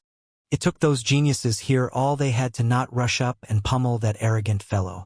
Reporting to senior, he is. Under the glare of a renowned grade 4 student, Li Xian's body trembled uncontrollably in fear. He's a newly enrolled student, and he's here to take a look around. A freshman? Upon hearing that the other party was just a freshman, Luo Yan shook his head in disappointment and fury. The quality of the students are getting worse and worse with each passing generation. The passageway of records symbolizes the blood and sweat of countless predecessors of our blacksmith school. How can you allow just anyone to enter here and besmirch this place? At this point, Luo Yan's eyebrows shot up, and his voice grew sharper. What are you still waiting for? Scram. Yes. Li Xian swiftly nodded as she tugged Zhang Xian out with her. However, to her shock, the latter refused to budge. Instead, He turned to Luo Yan with an annoyed expression and questioned, "Are you the head of the blacksmith school?" "I'm not." Taken aback, Luo Yan replied in confusion. The other students watching the commotion were stumped by Xianxia's abrupt question as well. "One of the 10 great master teachers?" Xianxia continued asking. "That's not it either." "So, an elder of the blacksmith school?" "Of course not. What are you driving at?" Annoyed by Xianxia's persistent questioning, Luo Yan finally snapped. "If you are neither the head of the blacksmith school, nor one of the 10 great master teachers, nor an elder of the blacksmith school, why the heck are you ranting here for?" Xianxia shook his head with a sigh. "Why the heck are you interfering with us if you have no place here? What a meddlesome fellow you are." "Ah!" Li Xian was still wondering what Xianxia was going to say when she heard those words. Her body began shaking violently, and she nearly fainted from sheer fear. "Do you know who you standing before? How can you speak to him like that? He's a grade 4 student, a 5-star high-tier teacher, a transcendent mortal 8-dan expert. For a freshman like you to talk back to him like that, aren't you afraid of being pummeled to death?" Everyone else in the passageway of records also glanced at one another, their eyes bulging from astonishment. Arrogant. They had never seen someone as arrogant as this. Furious? Luo Yan's face turned so red that it looked as if he would erupt at any moment. "What did you say?" "Nothing much. Just that you should do whatever you have to do. And don't hinder me from earning academic credits." Couldn't be bothered with the other party. Xianxia turned his attention back to the records around him. Having read so many books on smithing, his comprehension of the subject had already reached an extremely profound level. It was possible that the head of the blacksmith school might not even be a match for him in terms of their understanding of smithing. The only thing that was lacking was his cultivation. If only he has reached Saint Realm, he would be able to sweep through all of the records easily. But with his current cultivation, it would be a little troublesome. "All right, I'll take this." After contemplating for a moment, Xianxia swiftly chose the record he wanted to challenge. He felt that there was a good chance that he could surpass the existing record, so he turned to Li Xian and asked, "If you don't mind, help me apply for this. I want to challenge this record." "Challenge?" Li Xian froze. "You still want to challenge the records after seeing the existing ones? Do you really think that you can surpass any of these?" The crowd who was watching the commotion also glanced at one another and shook their heads.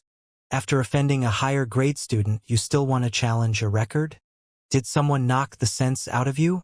With such a cocky attitude, how did you even pass the master teacher examination and get into this academy on top of that?" I want to challenge this chamber of earth flame. I'll be depending on you to make the application for me." Xianxia replied calmly. The chamber of earth flames was a scorching chamber heated by tapping into earth flames. The longer that one can remain in there, the stronger one's physical body is likely to be. As blacksmiths, it is inevitable that one will be exposed to intense heat. If one doesn't possess a sufficiently strong body, one will easily lose concentration in the midst of smithing, resulting in misjudgment and mistakes.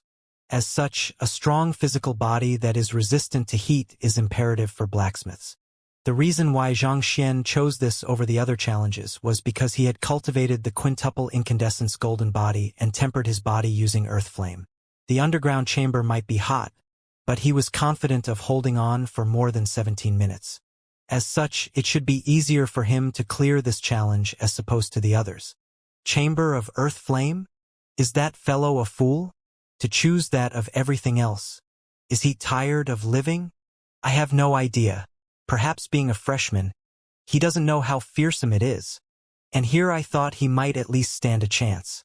To think that he would be an idiot instead.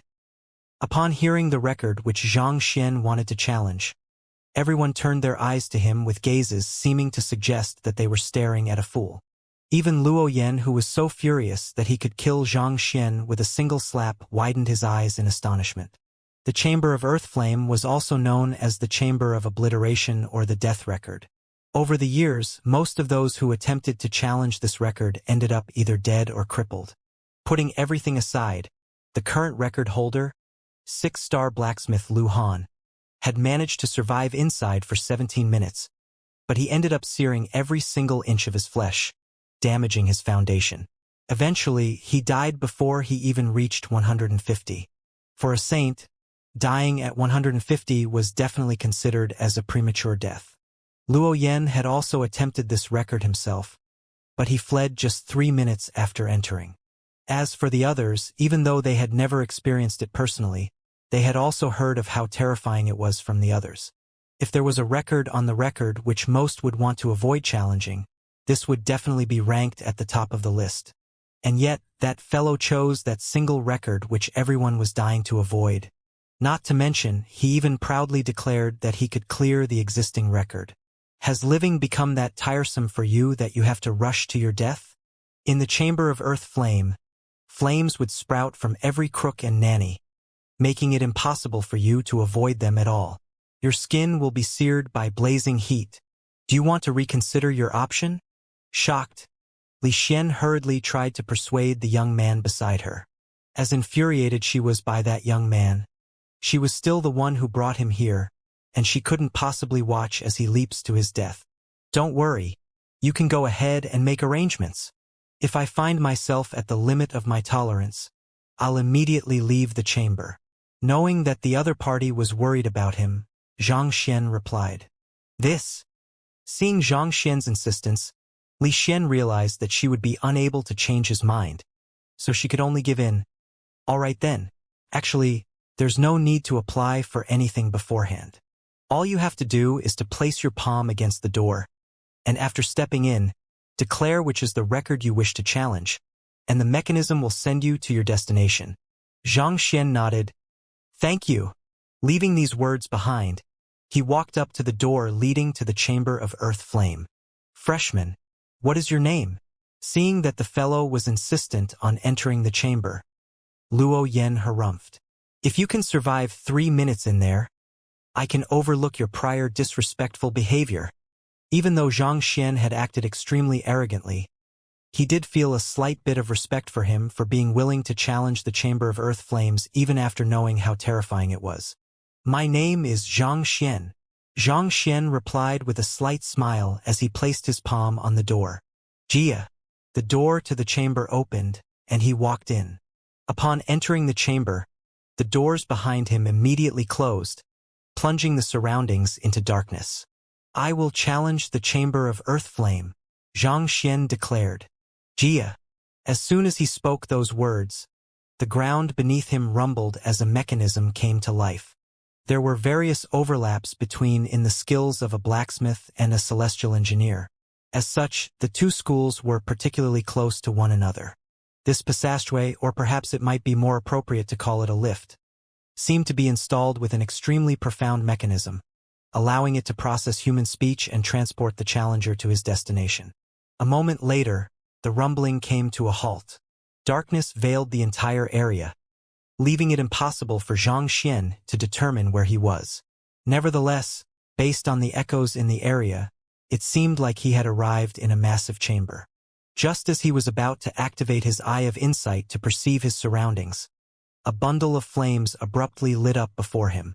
It swiftly grew into a blazing flame that spread across the entire chamber. A furious surge of heat wave gushed at him, threatening to burn his skin to crisp. Hot! Xianxia exclaimed with a grim expression. He thought that the chamber of earth flame would at most be as warm as the flames in the cleansing lake. If there was any lava, he could even dive in and attempt to absorb the spiritual energy within it while tempering his body. But it seemed like he had underestimated the difficulty of this task. His surroundings were raging with a roaring blaze. It was already taking his entirety to maintain a layer of Jinqi to ward off the flames. So how could he possibly cultivate under such circumstances? At this moment, he felt as if he had been stuffed into an oven. If he were to stop the circulation of his Jinqi, he might find himself well done. It was no wonder why the others had shot him looks of sympathy when he chose to challenge this record. It was indeed worthy of the fearsome reputation it held. If this were to continue, I might not be able to even sustain for 2 minutes. Xianxia frowned as he drove his Jinqi to fend off the searing heat. He thought that this would be a walk in the park for him, especially since he had mastered the first incandescence of the quintuple incandescence golden body. But it wasn't as easy as he thought it out to be. Even with his heaven's path Xianxia, he couldn't sustain himself too long in here. Something is weird here. Normal earth flames shouldn't be this hot. Such a thought plagued Xianxia's mind. Normal earth flames, even those buried deep within the lava, should be tolerable for him, given his transcendent mortal six-dan pinnacle cultivation and heaven's path Xianxia. He should be able to swim in there freely without being burnt. There was something particularly unnatural about the earth flame before him. At this temperature, his physical body wasn't the only thing that was being seared. Even his soul was being damaged by the unbelievable heat. If it comes down to it, I'll just have my clone take my place while I hide inside the anthive nest, Xianxia thought as he rubbed his glabella. While the heat was a little beyond him, he didn't have any worry about breaking the record. As terrifying as the earth flame may be, it wouldn't be able to faze his clone in the least. However, that would, in some sense, be considered as cheating. I should first try to see what's going on in here first. After a moment of hesitation, Xianxia suppressed his urge to swap with his clone, and thin strings began surfacing in his eyes. Eye of insight. Wang. Soon Xianxia realized what was amiss. This isn't a natural chamber. The heat seems to be drawn in by a man-made formation, and the formation core is for searing blaze stone. No, this isn't searing blaze stone, but... After gazing at the depths of the flames for a moment, Xianxia's eyes lit up, and his body began to tremble in agitation. Earth Flame Heart. Earth Flame Heart is formed at the very core of the earth flames after several thousand years of refinement and tempering. It contains an incomparable quantity of fire energy, and if an ordinary cultivator were to just touch it, they would be scalded. Usually, six-star blacksmiths would use it as a coal to process ores which are exceptionally resistant to heat.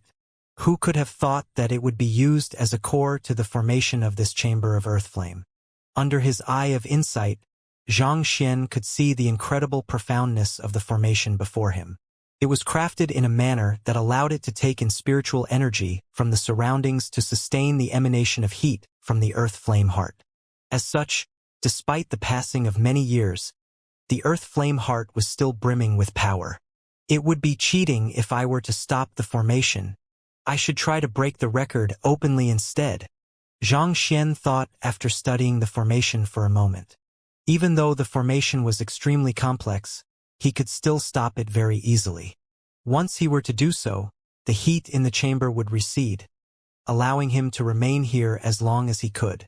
Just that, if he were to do so, he might be placed under the suspicion of cheating, and the blacksmith school might not recognize his accomplishment if they were to notice it. After all, the main motive behind this challenge was to gauge the resilience of one's physical body, not to test one's ability to stop a formation. Besides, did he really have to go that far as to cheat for a mere record? Was he such a person? This will be useful to my quintuple incandescence golden body, Xianxia muttered with a smile on his lips. The reason why he was delighted upon seeing the earth flame heart wasn't due to him finding the core of the formation, but that it was one of the materials required for the cultivation of the quintuple incandescence golden body's second incandescence. Back then, when he was in the underground chamber, he had merged the quintuple incandescence golden body with many other physical body cultivation techniques he had obtained from Luo Chichi. While he did manage to compile a complete Heaven's Path cultivation technique, it still had 4 flaws with it, each corresponding from the second incandescence to the fifth incandescence. The flaw for the second incandescence was that he would require Earth Flame Heart to successfully cultivate it. However, Earth Flame Heart was an extremely rare material that could hardly be found anywhere. Thus, Xianxia could only stop right after the first incandescence. However, since he had encountered it here, how could he possibly allow this opportunity to slip past his fingers? Since the first incandescence had boosted his physical body strength to 4 million ding, would it be the same for the second incandescence as well? Let me give it a try. Without any hesitation, Xianxia immediately dived into action. Dissipating the layer of Xianxia he had been using to protect his body, he opened up all of the pores in his body and began to absorb the spiritual energy from the surroundings furiously. If it had been anyone else, even they had cultivated the quintuple incandescence golden body as well, they wouldn't dare to behave so rashly, especially when they didn't know where the earth flame heart was. However, Xianxia was different. Possessing both the eye of insight and library of heaven's path, the flaws of the chamber would literally appear before him. He could easily tell which regions were suitable for cultivating, allowing him to absorb the spiritual energy from the flames without hurting his own body. Activating the red dust heaven ascending steps, Xianxia positioned himself in a sitting position above the center of the room with the 4 earth flame hearts directed accurately at 4 acupoints in his body. With a massive inhalation, the flames in the surroundings began gushing into his body as though fire dragons ascending to the skies. Palipala, under the intense heat of the fire dragons, his muscles and bones began emitting loud cracking noises. At the same time, his face swiftly flushed crimson, and he clenched his fists tightly in agony. Flawed cultivation techniques were indeed far more difficult to cultivate. Putting everything aside, just for this second incandescence, not only did he require the earth flame heart, his body would also undergo immense pain as it was tempered by the flames. If not for his strong mental resilience and soul, he might have fainted at this very instant. Gugugu. Nevertheless, despite the intense pain, the effects of the tempering was apparent. His physical body, which had already reached an extremely stable state and was difficult to further strengthen, was changing at a visible pace. The stamina, durability, defense, every aspect of his body was being reinforced. 4,000,000 ding. 4,500,000 ding. 5,000,000 ding. 6,000,000 ding. Time swiftly passed, and before long, he had already reached 8,000,000 ding. At 8,000,000 ding, his physical strength was already comparable to a perfect harmonization realm primary stage expert. In other words, just in terms of physical strength he could draw from his body, he could fight on equal grounds with a perfect harmonization realm expert. If he were to utilize his Jinqi and soul cultivation on top of that, he could match even an ethereal treading expert. The enhancement he had received was indeed frightening. Who? Breathing out a mouthful of turbid air, Xianxia slowly descended to the ground. With this, he had successfully cultivated the second incandescence of his quintuple incandescence golden body. For the third incandescence, he would require origin heavy water as a catalyst. Thus, he could only stop at this point. After cultivating the second incandescence, the heat here is no longer able to faze me, Xianxia thought as he glanced at his surroundings quietly. With the advancement of his quintuple incandescence golden body, not only was his physical strength enhanced, his body had also become immune to the heat emitted by the earth flame heart. While this place could easily burn anyone else to cinders, he could easily lie down in this area and sleep for as long as he could without suffering a burn. It seems to be a little too early to leave yet. I need to break the record in order to receive academic credits. Xianxia frowned. As the quintuple incandescence golden body was a heaven's path cultivation technique as well, and he was only cultivating a fifth of it, it was unlikely that too much time had passed during his cultivation. Even though he didn't keep track of the timing, the chances were that he would fail the challenge if he were to leave now. Perhaps I can cultivate my soul in here while waiting. Since he had no choice but to wait anyway, Xianxia decided to draw his soul out to cultivate. The reason why the spiritual energy within the cleansing lake could be absorbed by his soul was because it had been refined and cleaned by the earth flame beneath it. On the other hand, a formation augmented by earth flame heart had been set up within this chamber. Under the intense heat, the spiritual energy here had also been refined, making it suitable for a soul to absorb. Thus, disregarding his physical body, Xianxia's soul floated in the midst of the chamber. Due to the flaws in the soul guiding formula, soul oracles feared sunlight, flames, and everything that was yang in nature. However, having cultivated the perfected soul guiding formula, Xianxia's soul possessed no such flaws. As a result, despite the overwhelming heat in the surroundings, his soul was still able to fly around freely without suffering any damage. Even though he only had the consonant spirit realm heaven's path soul art, making it impossible for him to make a breakthrough, he could still absorb spiritual energy to enhance his soul, just like what he did in the cleansing lake.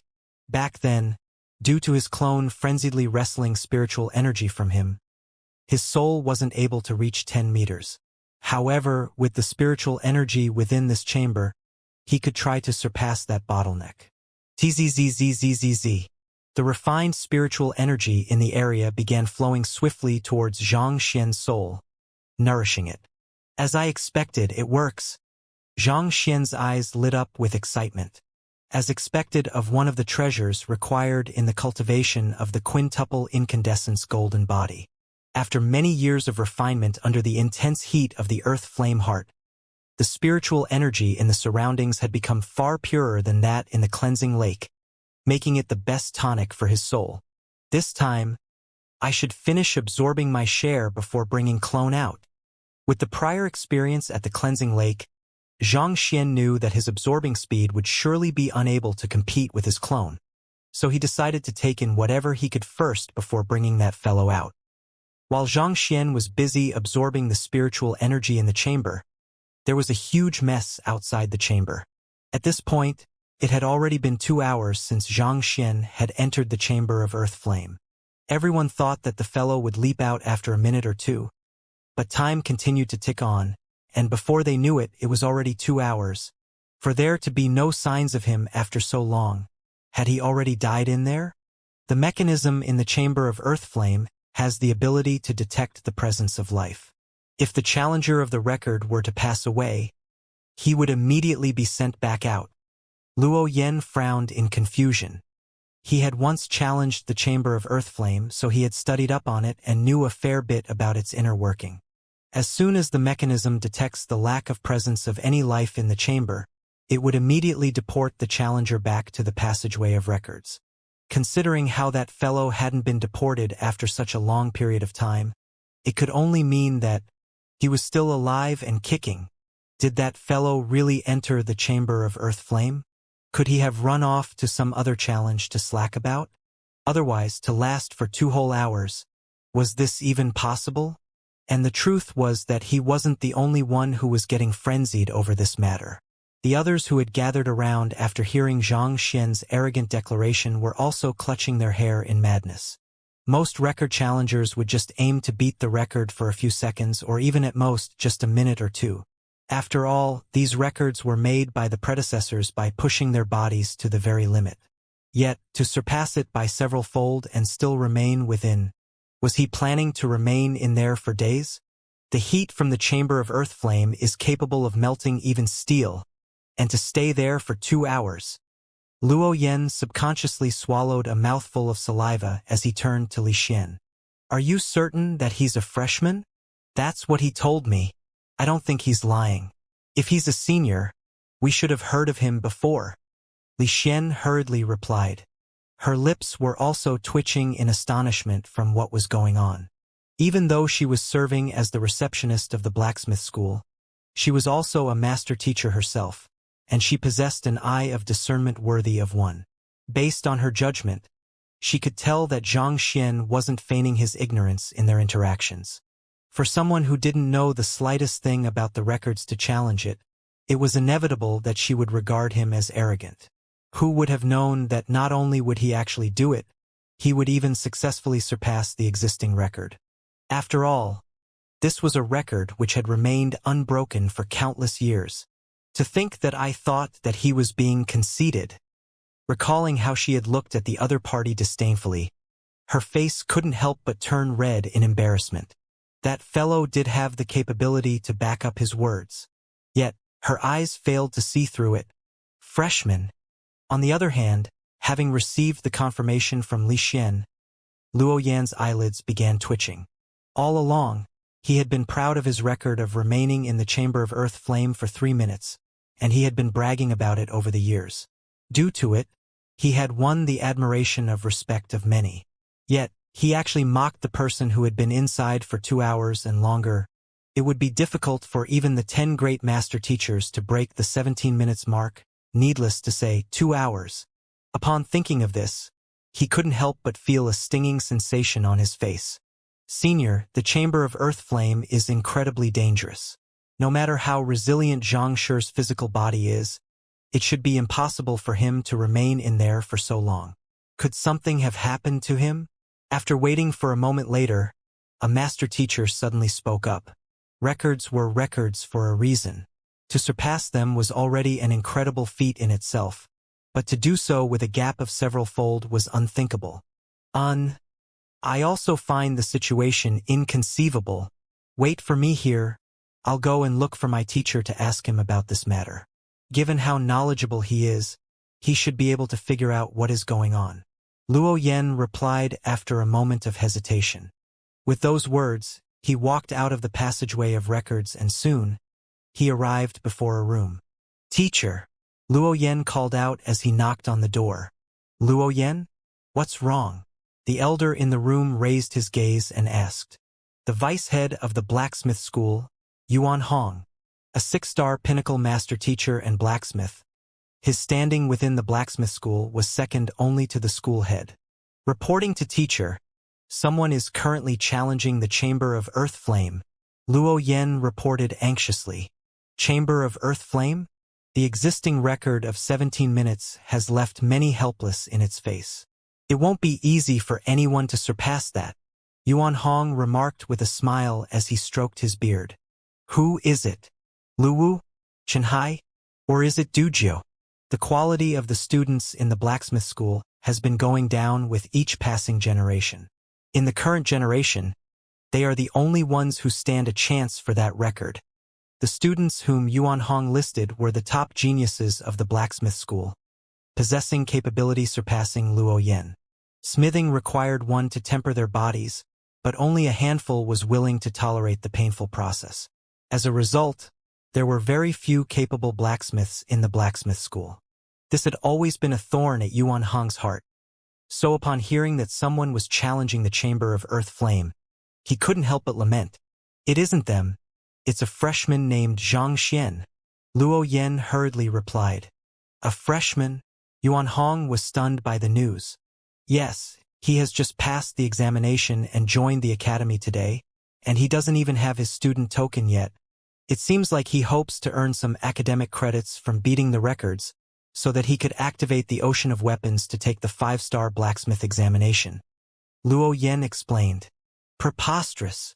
Yuan Hong bellowed in fury upon hearing that a freshman who hadn't even received his student token actually went to challenge one of the records. As the vice head of the blacksmith school, he was in charge of upholding discipline amongst the students. How could a freshman who had just barely joined the academy be allowed to challenge the Chamber of Earth Flame? Wasn't that practically suicide? Does he even know what does the Chamber of Earth Flame represents? Even if others don't comprehend it, surely you should understand the significance of this matter. The Chamber of Earth Flame takes a huge toll on one's physical body. As a freshman who has never gone through the systematic training of our blacksmith school, how could he possibly survive in there? The more Yuan Hong spoke, the more livid his face became. Teacher. Luo Yan tried to speak up, but he was interrupted before he could start explaining himself. All right, you are just a student, so you can't be blamed for this. If someone were to insist on challenging the records, you don't have the authority to stop them anyway. I don't mean to blame you by saying all of this, but I am enraged by how arrogant the students are becoming. Honestly, the recent few batches of students are the worst I have ever taught in my entire career. Yuan Hong sighed. He knew that it wasn't right for him to vent his anger on his student. So he shook his head and said, All right, how long has that fellow been in there? Has he suffered severe burns? Here is a bottle of clear spirit water. It should be able to treat his burns. No, that freshman is still in the chamber. Luo Yan finally found a chance to speak up amidst his teacher's words. Yuan Hong was an excellent teacher, but he had a fatal flaw: he was too naggy. Due to that, there was not a single student who wouldn't get a headache from his lectures. You just have to apply the clear spirit water on his external burns too. Just as Yuan Hong was starting to explain how the clear spirit water should be used, he suddenly froze, and his eyes began bulging from their sockets. What did you say? What do you mean by he isn't out yet? When did he enter the chamber? He entered around 2 hours ago. Luo Yan replied. 2 hours ago? Yuan Hong's body shook in astonishment, and he nearly blacked out. Indeed, I have no idea what's going on, so I came over to report this matter to you, Luo Yan replied. Report? What is the point of reporting it now? How could he possibly last for 2 hours? Most likely, he was burned to cinders within 2 seconds after he entered the chamber. Yuan Hong slammed the table before him furiously and stood up. What the heck was this? You should know how severe this matter is, and you choose to report it to me only 2 hours later? The Chamber of Earth Flame would deport any corpses back, but if one were to reduce to cinders as soon as they arrive there, the mechanism wouldn't be activated. Given that there were no movements whatsoever after 2 hours, it could only mean that the other party was dead. There's such a thing as well? I didn't know. Luo Yan was taken aback by the revelation. He only knew that corpses would be deported back immediately, but he didn't know about the matter regarding being burned to ashes. If that was the case, didn't that mean that the fellow inside was already dead? You are still too inexperienced. I have been in this Master Teacher Academy for more than 800 years. So the things I have seen is far more than the books you have read, Yuan Hong harumphed. I'll follow you over to check out the situation in the Chamber of Earth Flame. Even though it's regretful that a life is lost just like that. He brought it upon himself, acting so arrogantly despite his ignorance. However, halfway through Yuan Hong's words, the ground beneath him suddenly shook, and the sound of something collapsing abruptly rumbled deafeningly. Boom! Judging from the sound, it seemed to be coming from the passageway of records. What's going on? Astonished, the duo rushed out of the room. A freshman had just died, and this mess suddenly sprung up on them. What the heck was going on today? Bad news, Yuan Shi. The Chamber of Earth Flame has collapsed. A master teacher rushed into the room and reported. Collapsed? What do you mean? What collapsed? Yuan Hong was taken aback. It's the Chamber of Earth Flame in the passageway of records. The master teacher hurriedly replied. Yuan Hong nearly went insane. How could that be? It is a masterpiece created in a collaboration between the Blacksmith School and the Celestial Designer School. So how in the world did it collapse? As a part of the passageway of records, the Chamber of Earth Flame was reinforced to the very limits by the combined effort of the Blacksmith School and the Celestial Designer School. Furthermore, it was forged using top-quality materials, so how could it collapse that easily? Just what was going on? Standing by the side, Luo Yan's figure also staggered upon hearing that news. It was just a moment ago that he had reported the issue regarding the Chamber of Earth Flame when such an issue occurred. What was happening inside there? The master teacher who had charged into the room to report also seemed to be in disbelief. I'm not too sure myself as well. I only saw the entire place being reduced to ruins. Let's go over to take a look. With twitching lips, Hong Yuan immediately rushed out of the room anxiously, and before long, he was standing right before the passageway of records, or at least what it used to be. At this moment, half of the passageway of records had already collapsed, and the entire room was cloaked with dust. What happened? Luo Yan turned to Li Xian and asked in bewilderment. I have no idea either.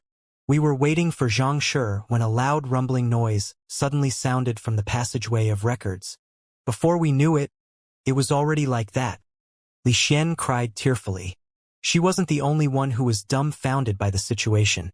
The remaining crowd in the area were also frozen in shock. No one could comprehend why the passageway of records, which had always been known for its durability, would abruptly cave in. But if one thing was for sure, considering that the Chamber of Earth Flame was at the very center of it, Xianxia is probably dead. Luo Yan muttered as he recalled what his teacher said. However, at that moment, resounding footsteps echoed amidst the dust, and following closely was a series of violent coughing. Cough, cough. Upon hearing the sound, a jolt ran through everyone's body. They swiftly turned their sight to the source of the sound, and an approaching young man came into their vision. Who else could it be other than Xianxia? Why, you're fine? Luo Yan's eyes bulged in shock at that sight, and his body began trembling uncontrollably in agitation. His teacher had just told him confidently that this fellow would have been burned to cinders by now, and yet here he was, completely unharmed without the slightest burn on his skin. Is this the real life? Is this just fantasy? If you are alive, why the hell did you stay in there for 2 hours? Not to mention, how in the world did you collapse the fortified chamber of earth flame? Are you a spy who is here to wreak havoc in our blacksmith school? I'm fine. At which, Xianxia shot a glance at the ruins remaining of the passageway, and he continued awkwardly. But it seems like this passageway of records is damaged. Seems. Everyone staggered upon hearing Xianxia's words. Look at the mess behind you. Is there even any doubt about this matter? Even a blind man could tell that it's utterly ruined. You are the freshman who went in just now? Forcing himself to calm down, Yuan Hong turned to Xianxia and asked. That's right. Xianxia nodded. Even though he didn't recognize the man before him, the other party harnessed incredible power within him that wouldn't lose out by too far to Elder Mo and Pavilion Master Mo. Most likely, he was an important figure of the blacksmith school.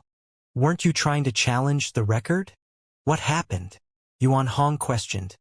How in the name of Kong Shi did you collapse the chamber of earth flame while challenging the record? This? I'm not too sure either. After entering, I realized that the heat from the chamber of earth flame is still tolerable for me, so I started to cultivate while biding my time. Before I knew it, the entire chamber was already collapsing on me.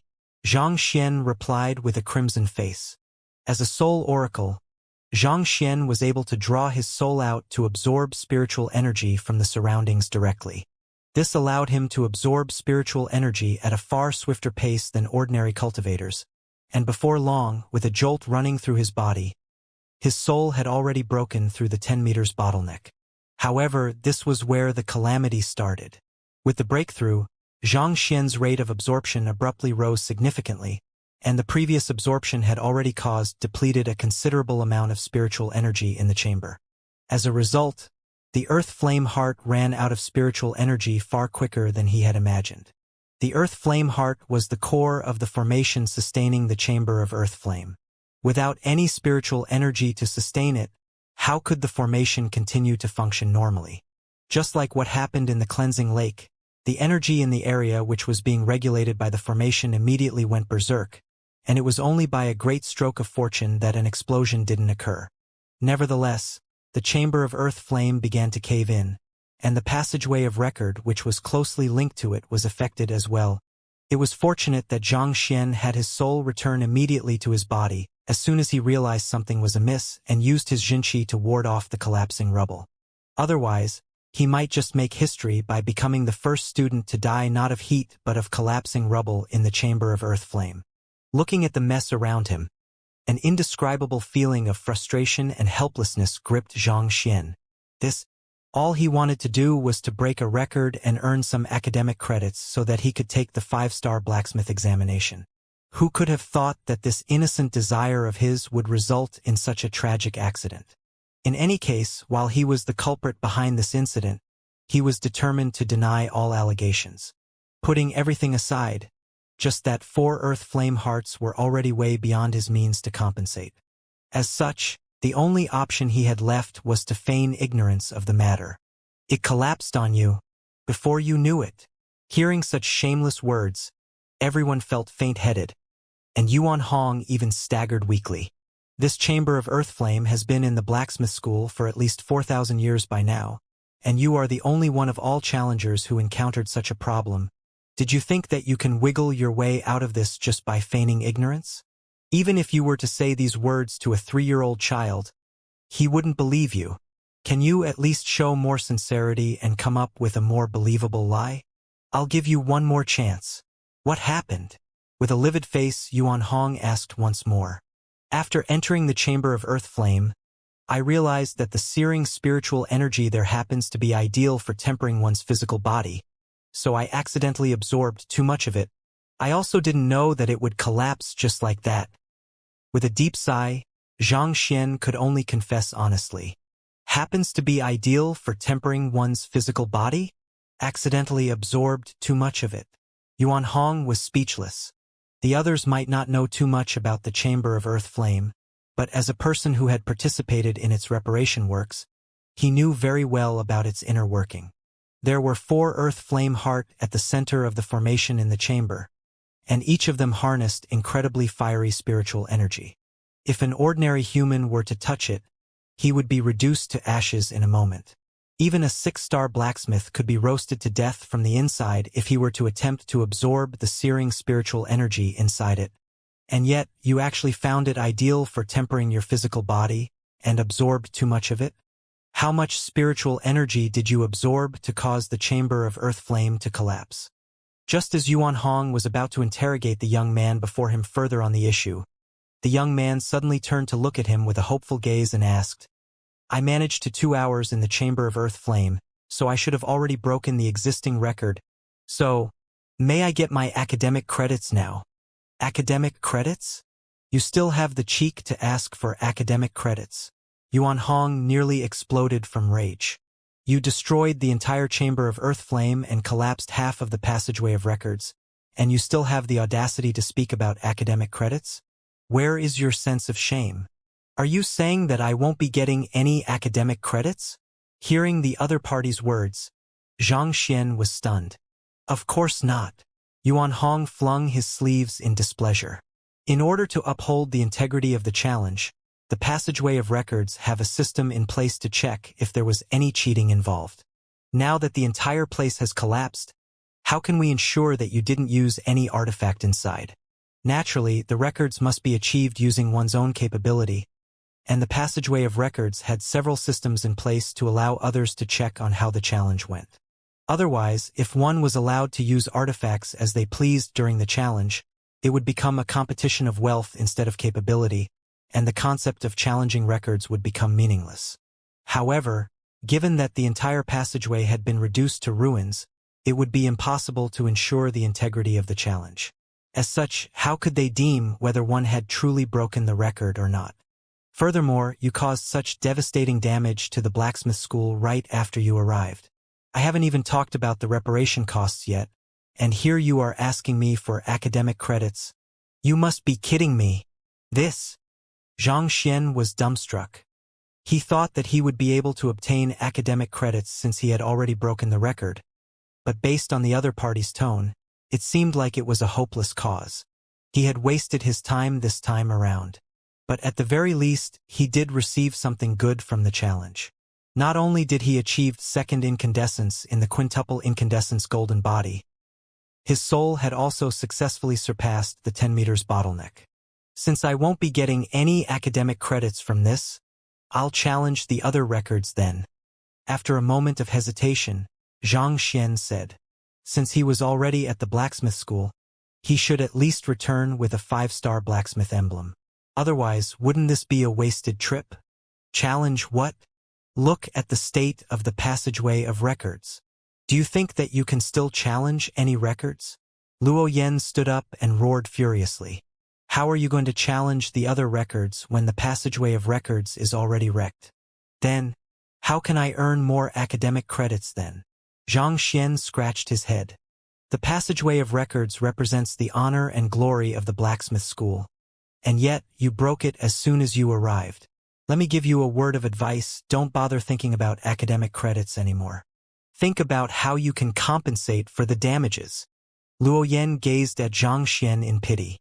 It took the Celestial Designer School and the Blacksmith School much effort before they managed to craft the passageway of records. It had survived the challenge of innumerable students over several millennia, and you destroyed it as soon as you came. Instead of thinking about how you can compensate for what you have done, you are still dreaming of obtaining academic credits. You sure are brazen-faced. Compensate. Xianxia's face twitched. After a moment of hesitation, he asked meekly, how much? Hearing those words, Luo Yen turned to his teacher. As a student, he didn't have the right to dictate the compensation amount. The Chamber of Earth Flame is forged more than 4,000 years ago by the head of the Blacksmith School and the head of the Celestial Designer School then. For Earth Flame hearts and several other valuable materials were used in its construction.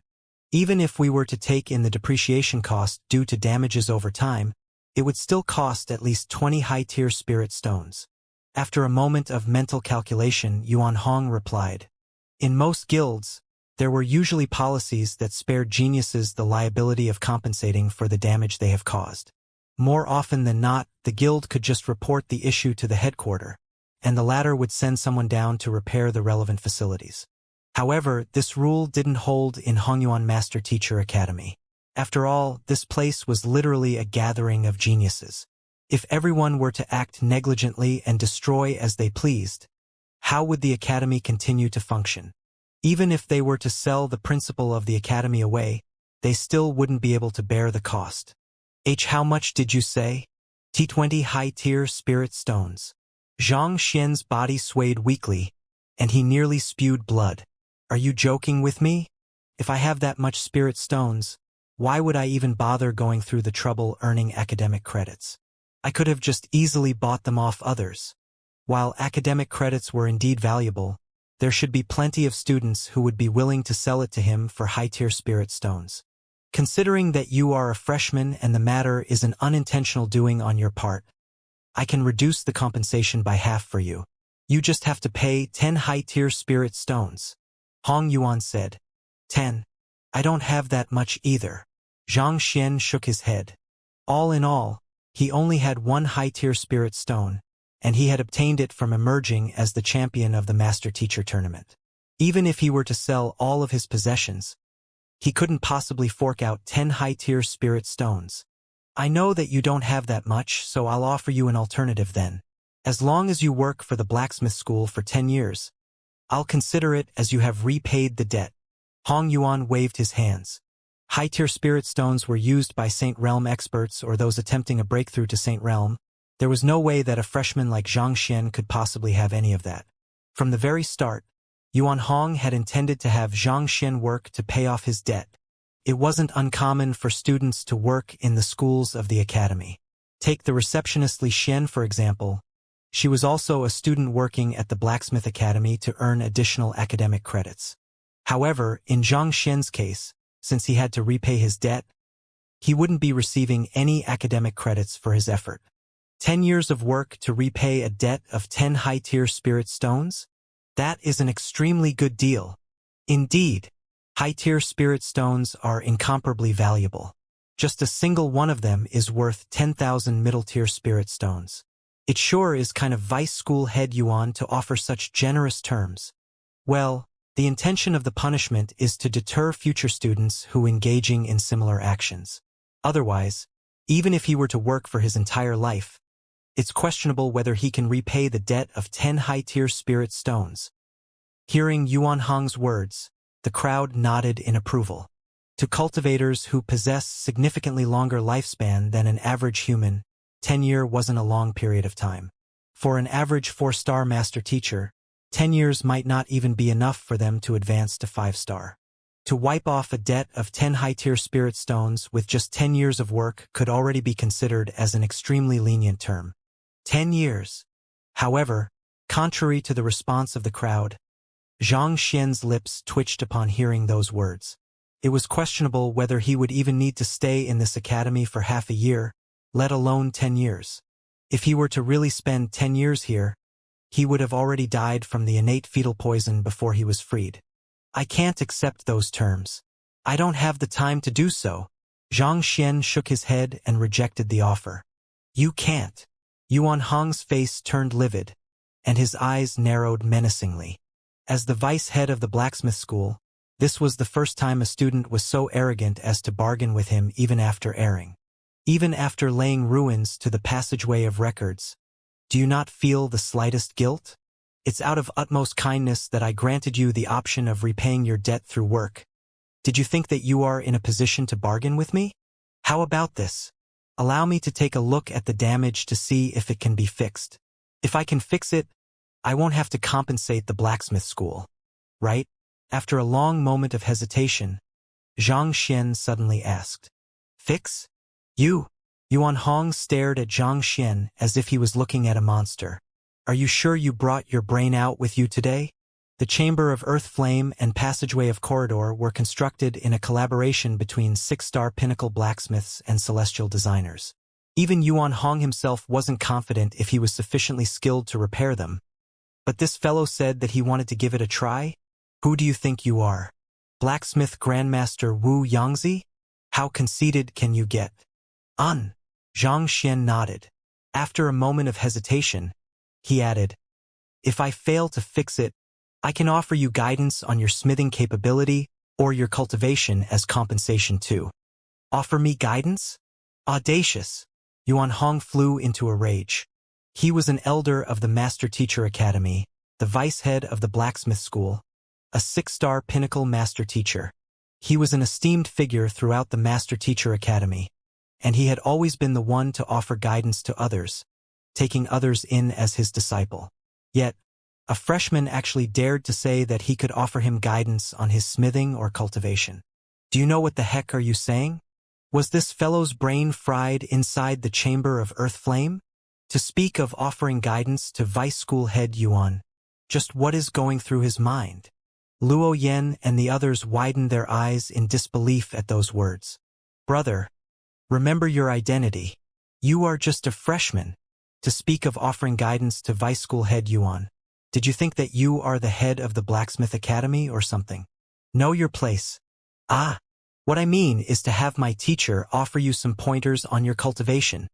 Hearing the other party's furious bellow, Zhang Xian was taken aback for a moment before he realized the implications of what he had said. So he quickly changed his words in embarrassment. This was the side effect of disguising as Xianxia too often. There were times which he would just find himself saying such words unwittingly.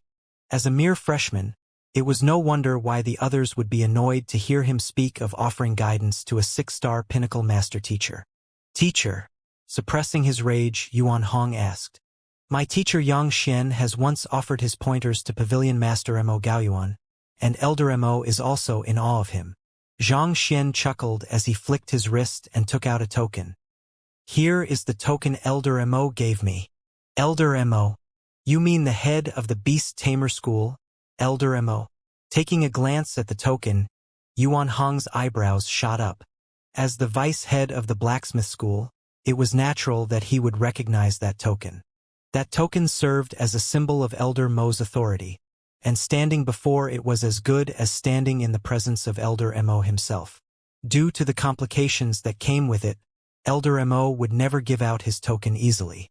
Even though Yuan Hong and Elder Mo were both 6-star pinnacle master teachers, there was still a significant gap in their standing and their capability.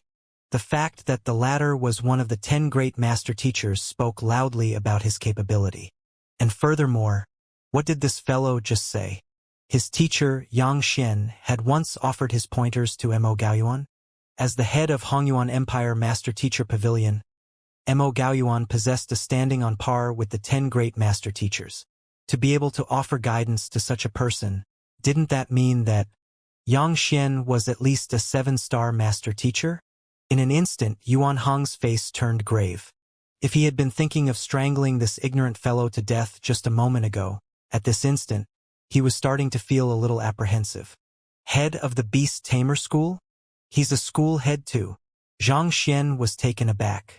You didn't know? Judging how the other party didn't know Elder Mo's position in the academy, it didn't seem like they have a close relationship. Nevertheless, Elder Mo still chose to give him his personal token. This seemed to hint that the other party had a truly incredible teacher. Otherwise, why would one of the 10 great master teachers go to the extent of giving a freshman his token? After all, there were many ways that he could show his goodwill towards a student. It wouldn't make sense for him to give out his personal token to a person he had barely met.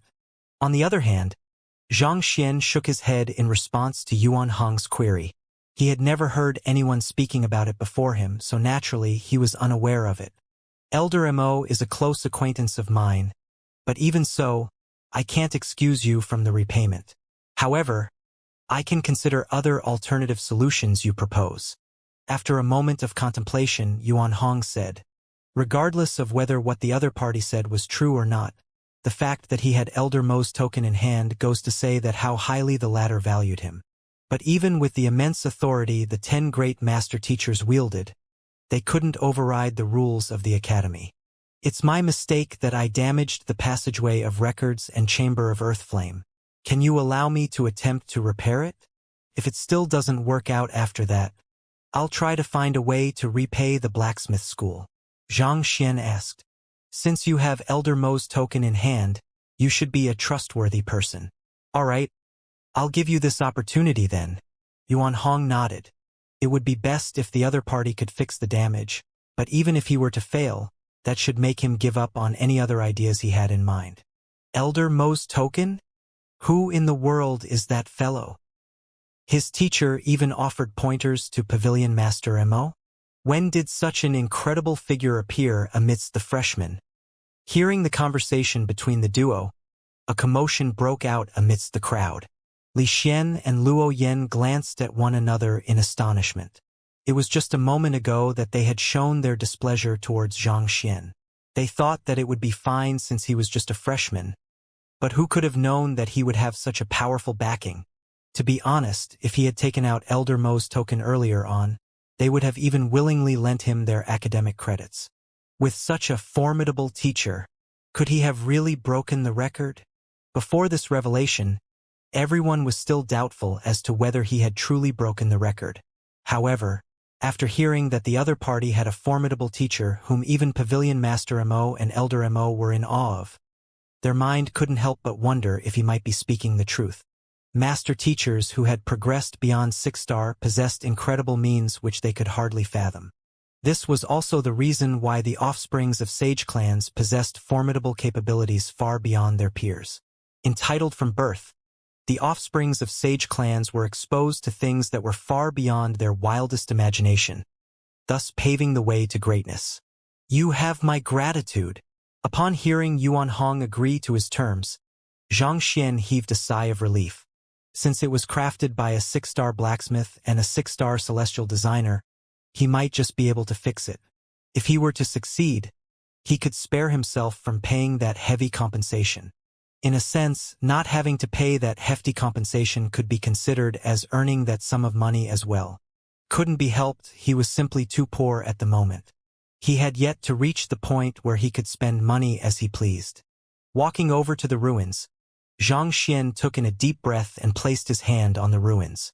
Back then, when he was still in the chamber of earth flame, he had only used his eye of insight. As such, he hadn't compiled a book on the chamber and the passageway yet.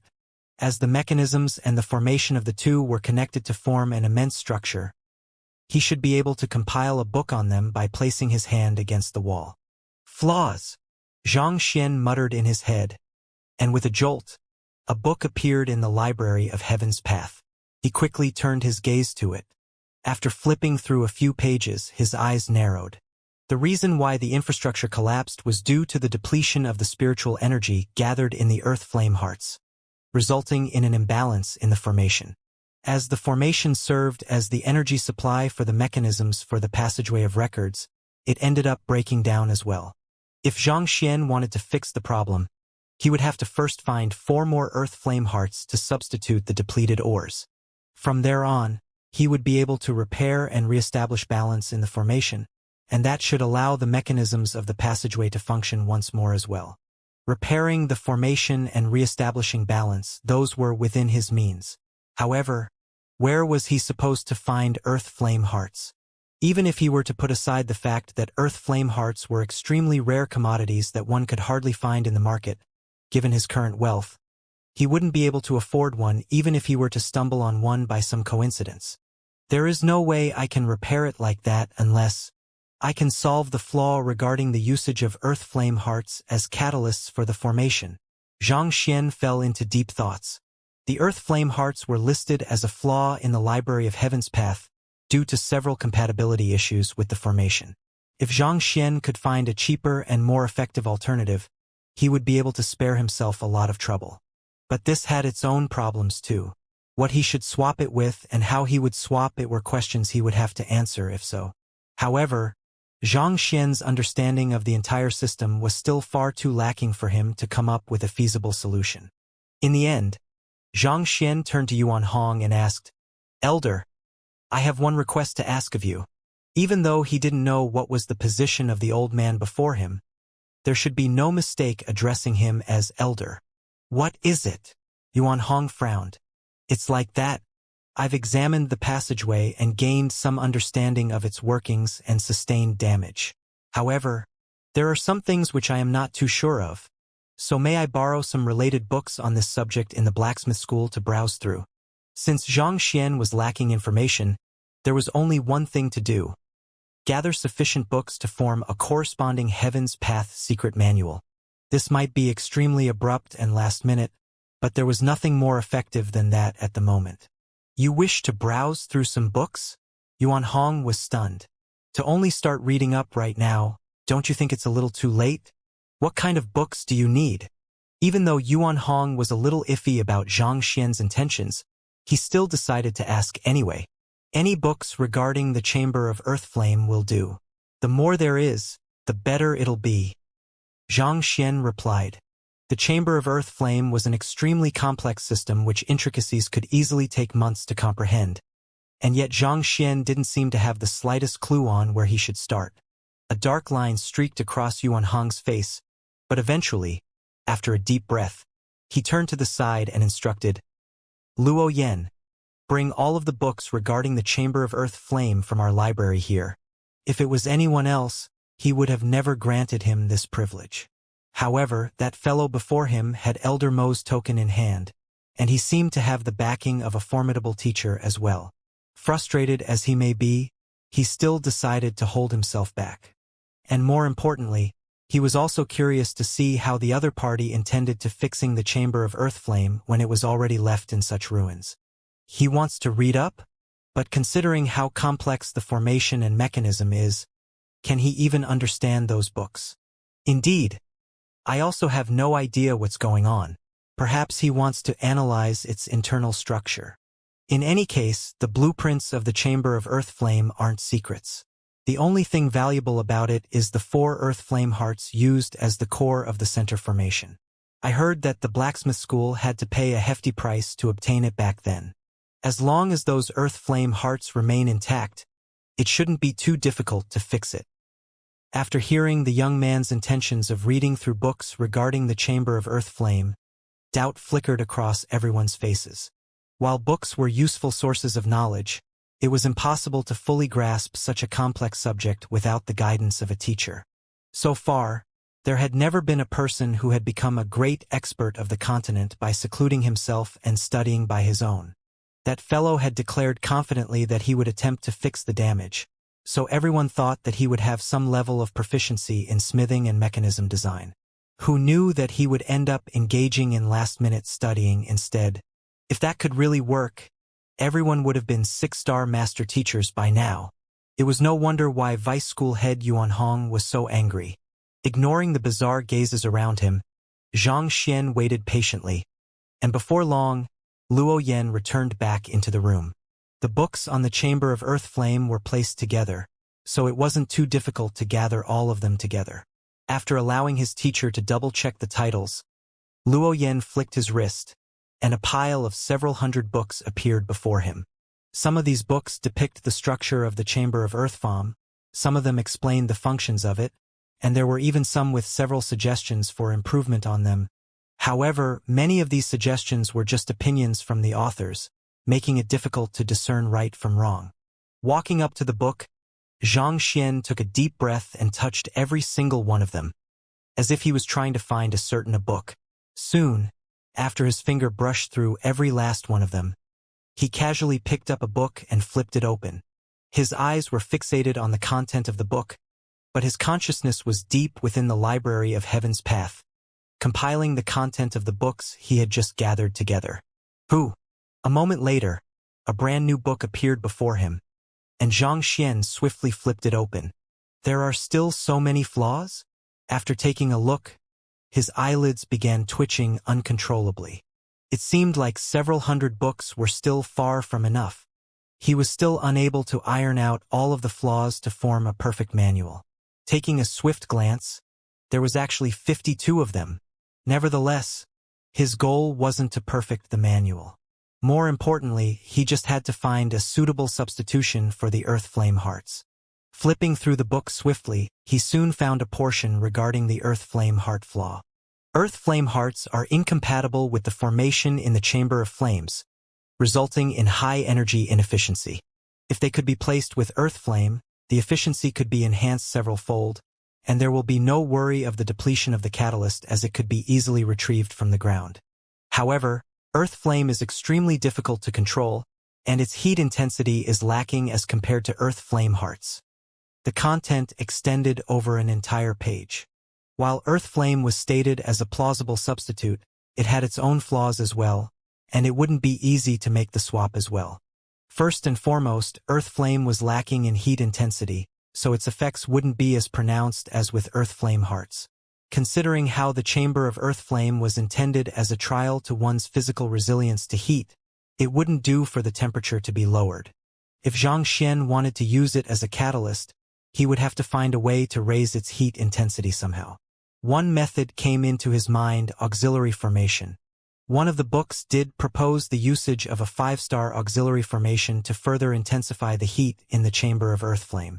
Given Xianxia's current ability, he was more than capable of setting up a 5-star formation. However, there was another potential problem. To set up a 5-star auxiliary formation in the Chamber of Earth Flame, he would have to project it over the original formation. When formations compound with one another, it was extremely easy for them to come into conflict with one another, thus making an explosion extremely likely. As a result, the usage of Earth Flame as a catalyst for the Chamber of Earth Flame was only practical in theory. In order to ensure stability in both formations, one would have to identify the balance point and establish power equilibrium from that point. However, even the most capable of formation masters in Hongyuan Master Teacher Academy didn't possess the means to do so, needless to say others. This was precisely the reason why the original builders of the Chamber of Earth Flame decided to go to great lengths to obtain Earth Flame Hearts to construct it. But while finding the balance point might be a nigh impossible for others, it was no problem for Xianxia at all. Wasn't it just a mere balance point? Of his formation master capabilities, this seemed to be his greatest specialization: breaking formations, challenging the sea of formations, calming the cleansing lake. It was through finding the respective balance points that he was able to achieve those feats and make a name for himself. However, I still don't have a complete understanding of the Chamber of Earth Flame yet. It won't be easy for me to find the balance point like that. Nevertheless, 10 high-tier spirit stones are at stake. I should give it a try regardless. Xianxia nodded. Other than the stability issue, there were still many other problems that Xianxia had to resolve. For one, Earth Flame was far more deconcentrated than Earth Flame Hearts, and this could potentially result in an unstable intensity of heat throughout the Chamber of Earth Flame. It was problematic that Xianxia didn't have sufficient information to work with in order to construct a perfect formation to resolve all of the problems. However, the main issue at hand should be swapping the Earth Flame Hearts with Earth Flame and ensuring the stability of the compounding formation. As long as he could achieve that, he should be able to deal with the other problems slowly after that. Alright, the Earth Flame it shall be then. After running some simulation scenarios in his head, Xianxia verified that there shouldn't be too much of an issue with it before standing up once more. This elder over here, may I know if there is any way to connect the Chamber of Earth Flame directly to the Earth Flame beneath the ground? Earth Flame? It should be possible to do so. Yuan Hong nodded. Often, our blacksmiths require the immense heat from the earth to refine and mold metal. Thus, we have procured a direct source to it in our blacksmith school. It wasn't uncommon for students of the blacksmith school to have to handle difficult ores, and ordinary coals often produce insufficient heat to process them. As such, a huge formation was crafted within the blacksmith school in order to allow students to tap into the Earth Flame below directly. That's great. Xianxia's eyes lit up. I would like to borrow that for a use. May I ask Elder to help connect the source of the Earth Flame to the formation in the Chamber of Earth Flame? You intend to use Earth Flame to substitute the Earth Flame Hearts? Yuan Hong frowned. Yes, I have found a feasible solution to do so. Don't worry. I'm certain about its feasibility, Xianxia said with a confident smile. All right then. Seeing Xianxia's confident face, Yuan Hong hesitated for a moment before eventually relenting. While Earth Flame was indeed dangerous, he had handled it many times in the past while smithing weapons, so controlling it wasn't too much of an issue for him. Given such, he should be able to handle the situation even if things were to go awry, so it shouldn't be dangerous. In any case, since that fellow had declared his confidence, he was also curious to see what he was up to. If this were to succeed, that fellow would be doing what countless predecessors had failed at. This would be, in the truest sense, the breaking of a record. Yuan Hong left the room, returning with a metal formation plate in hand a moment later. After checking the positioning, he placed the formation plate on the ground and injected a surge of Jinqi into it. Wang! The engravings on the formation plate began to shine, and a searing heat permeated the surroundings. Suddenly, a pillar of fire rose from the ground like a flame dragon, seemingly intent on melting down the surroundings. However, the flame dragon was swiftly suppressed and kept under control under Yuan Hong's proficient maneuvers. "Thank you," Xianxia smiled. The temperature of the earth flame was indeed subpar compared to the earth flame heart. Seemed like the book was right. He would have to use an auxiliary formation to intensify the heat if he wished to restore the chamber of earth flame back to its previous state. Time to begin. Taking a deep breath, Xianxia flicked his wrist, and a handful of formation flags appeared in his grasp. There were quite a few 5-star formation flags in Yu Cheng's storage ring that he could use. These formation flags were attributeless, making them ideal to craft the auxiliary formation. Hoo. With a flick of his wrist, several hundred formation flags shot out and fell in the vicinity of the formation plate. Following which, Xianxia took a step forward and stomped his foot on the ground. Wang! With a buzz, the formation flags were immediately triggered with a slight tremor. A dense layer of mist emerged in the surroundings, shrouding the formation plate entirely. Hong Long! The flame dragon prowling at the center of the formation plate abruptly grew from a meter tall to dozens of meters, and it seemed as if it would surge beyond the tall ceiling, burning the roof down to cinders. This is a grade 5 formation? How can he set it up so quickly? Yuan Hong's eyebrows leaped up in astonishment. Formation Master was one of his supporting occupations as well, but even as a 6-star master teacher, he knew it was impossible for him to set up a formation so swiftly. Yet, the other party was able to do it so easily. Furthermore, he noticed that the method used in setting up the formation was very foreign to him. For even a 6-star master teacher like him to be unaware of it, chances were that the other party had truly received the teachings of a high-ranked master teacher. Legend has it that top-notch formation masters had their unique techniques to swiftly set up formations and enhance the might of it. Most likely, that fellow was using something like that. To intensify the earth flame so swiftly, the formation he is setting up should be an auxiliary formation to increase the pace at which the earth flame is being drawn at. Yuan Hong nodded. Despite Zhang Xian's swift movement, he was still able to roughly tell the gist of the formation through its effects and the positioning of the flags. However, what was the point of setting up this formation? Was that fellow intending on using earth flame to replace the earth flame hearts? But surely that should be unfeasible? Even if the pace at which earth flame is being drawn at were to be enhanced, it will only make the flame dragon grow larger. It has minimal effect on the heat intensity. Yuan Hong frowned. As the vice head of the blacksmith school, he could at least tell that much. While the auxiliary formation would increase in the pace at which earth flame was being drawn out at, that would only lead to a quantitative increase in the flame dragon. To make an analogy, it would be like the difference between burning a kilogram of coal and a ton of coal. Despite the difference in quantity, the difference in the temperature between the two would only be minimal at best. Rest assured, I have a plan in mind. With a light chuckle, Xianxia flicked his wrist and took out another set of formation flags. Walala! With another flick of his hand, the flags were planted at the perimeter of the first formation. Wang! Xianxia stomped his foot, and the formation was activated as well. Hoo. As soon as the formation whirred into action, the towering flame dragon instantaneously withered, returning back to its original size of 1 meter. However, despite the reduction in size, The heat it emanated was visibly far more hot than before, and even from a distance, the crowd could still feel a searing heat wave gushing at them. You compressed the flame dragon to forcefully raise the temperature? Not bad. Astonishment flickered across Yuan Hong's face. The first formation increased the rate at which earth flame was drawn at, whereas the second formation aimed to compress the earth flame as far as possible.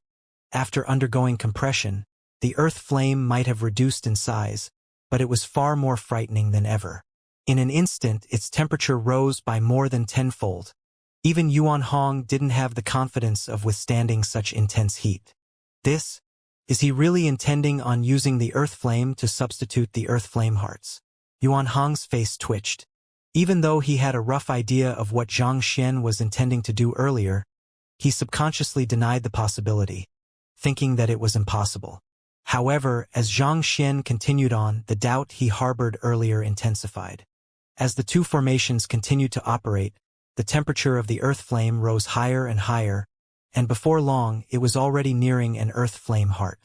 Perhaps this fellow might just be able to fix the chamber of earth flame. However, earth flame was already an unstable material in itself. To extract large amounts of it and compress them together tightly, was he really able to keep it under control? The moment that he loses control over the earth flame, the entire blacksmith school might potentially be destroyed. Yuan Hong wasn't the only one worried about that. Unsettled frowns were appearing on the many master teachers watching the spectacle as well. How could those who dared to venture to the passageway of records and challenge the achievements of their predecessors be ordinary master teachers? While they were unable to name the two formations Xianxia had set up, they were still able to comprehend their function and purpose. Watching as more and more earth flame was compacted within the flame dragon, as well as sensing the astounding heat being emanated from it, they couldn't help but feel their goosebumps rising in fear despite their formidable cultivation. If they were to be caught up in an explosion involving it, there was no doubt that they would be burned into cinders. This should be enough. On the other hand, oblivious to the shock rippling through the crowd, Xianxia heaved a sigh of relief after successfully setting up the formation. While it may seem like two formations from the outside, it was actually just one formation consisting of an internal layer and an external layer. The internal layer was responsible for drawing more earth flame into the formation, and the external layer would compress the energy to enhance its concentration. When used in unison, it could force earth flame to emulate the effects of the earth flame heart. This was designed by a 6-star pinnacle formation master many years ago for the chamber of earth flame. However, he was unable to resolve the issue regarding the instability of compound formations, so his plan never came to be. Time to start. Knowing that the difficulty would only rise the further he progresses, Xianxia took in a deep breath and activated his Eye of Insight. With the third acknowledgement of Celestial Master Teacher, his Eye of Insight had been enhanced once again. As long as he was unwilling to reveal it, not even a 6-star Master Teacher would notice his Eye of Insight. Considering how his cultivation was still limited, it would be best for him to conceal his Eye of Insight for the time being until he possesses sufficient strength to protect himself. Despite being concealed from the view of others, the Eye of Insight was still as powerful as ever. With its activation, the ruined formation swiftly appeared before Xianxia's eyes. The hidden formation flags flickered into existence around the flame dragon. All that's left to do is to activate this formation. The original formation in the chamber of earth flame had only broken down due to the lack of energy to power it. As long as he could activate it through the flame dragon, the chamber of earth flame should function once more. Stepping forward, Xianxia walked up to the crux of the formation. Activate. Stomping on the ground, Xianxia infused his Jinqi into the center of the formation, and the formation was activated with a slight trembling of the flags. A mist began to form around the flame dragon. Walala! However, as soon as the flame dragon came into contact with the mist, a sound of disharmony, reminiscent of something collapsing, abruptly sounded. It was as if the two formations were incompatible with one another, and an explosion would be imminent if they weren't separated immediately. This is bad. Yuan Hong's face paled upon seeing that sight. Formations couldn't be compounded with one another. He had once witnessed a 6-star formation master being blasted to death in an attempt to compound formations. If an explosion were to occur here, the blacksmith school might just be wiped out from the surface of the world. Thus, he immediately stepped forward in preparation to suppress the formation. However, just as he was about to make a move, the young man abruptly shook his hand, and a spirit beast inner core was thrown into the center of the mist. Who? As soon as the inner core came into contact with the mist, the sound of disharmony immediately dispelled. All of a sudden, the formation was stabilized as if it had found its cornerstone. He found the balance point between the two formations. Yuan Hong widened his eyes in shock. To make the rampaging formation calm down so swiftly, there could only be one possibility. That fellow must have found the balance point between the two formations and reinforced it.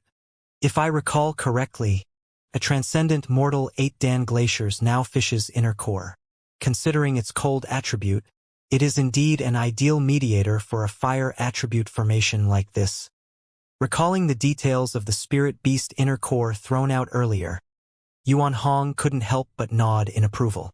Not only had the other party found the balance point of the two formations, he even wisely utilized a complementary factor, the cold attribute glaciers now fish inner core, to mediate the flame energy. As the saying goes, no shadow creeps in the absence of light, and no light exists without the presence of shadow. Through a contrasting mediating factor, he successfully stabilized the formation entirely. Compounding a formation to another through a set of well-defined sequence. Incredible. To be able to go that far with Earth Flame, this fellow was indeed a true genius.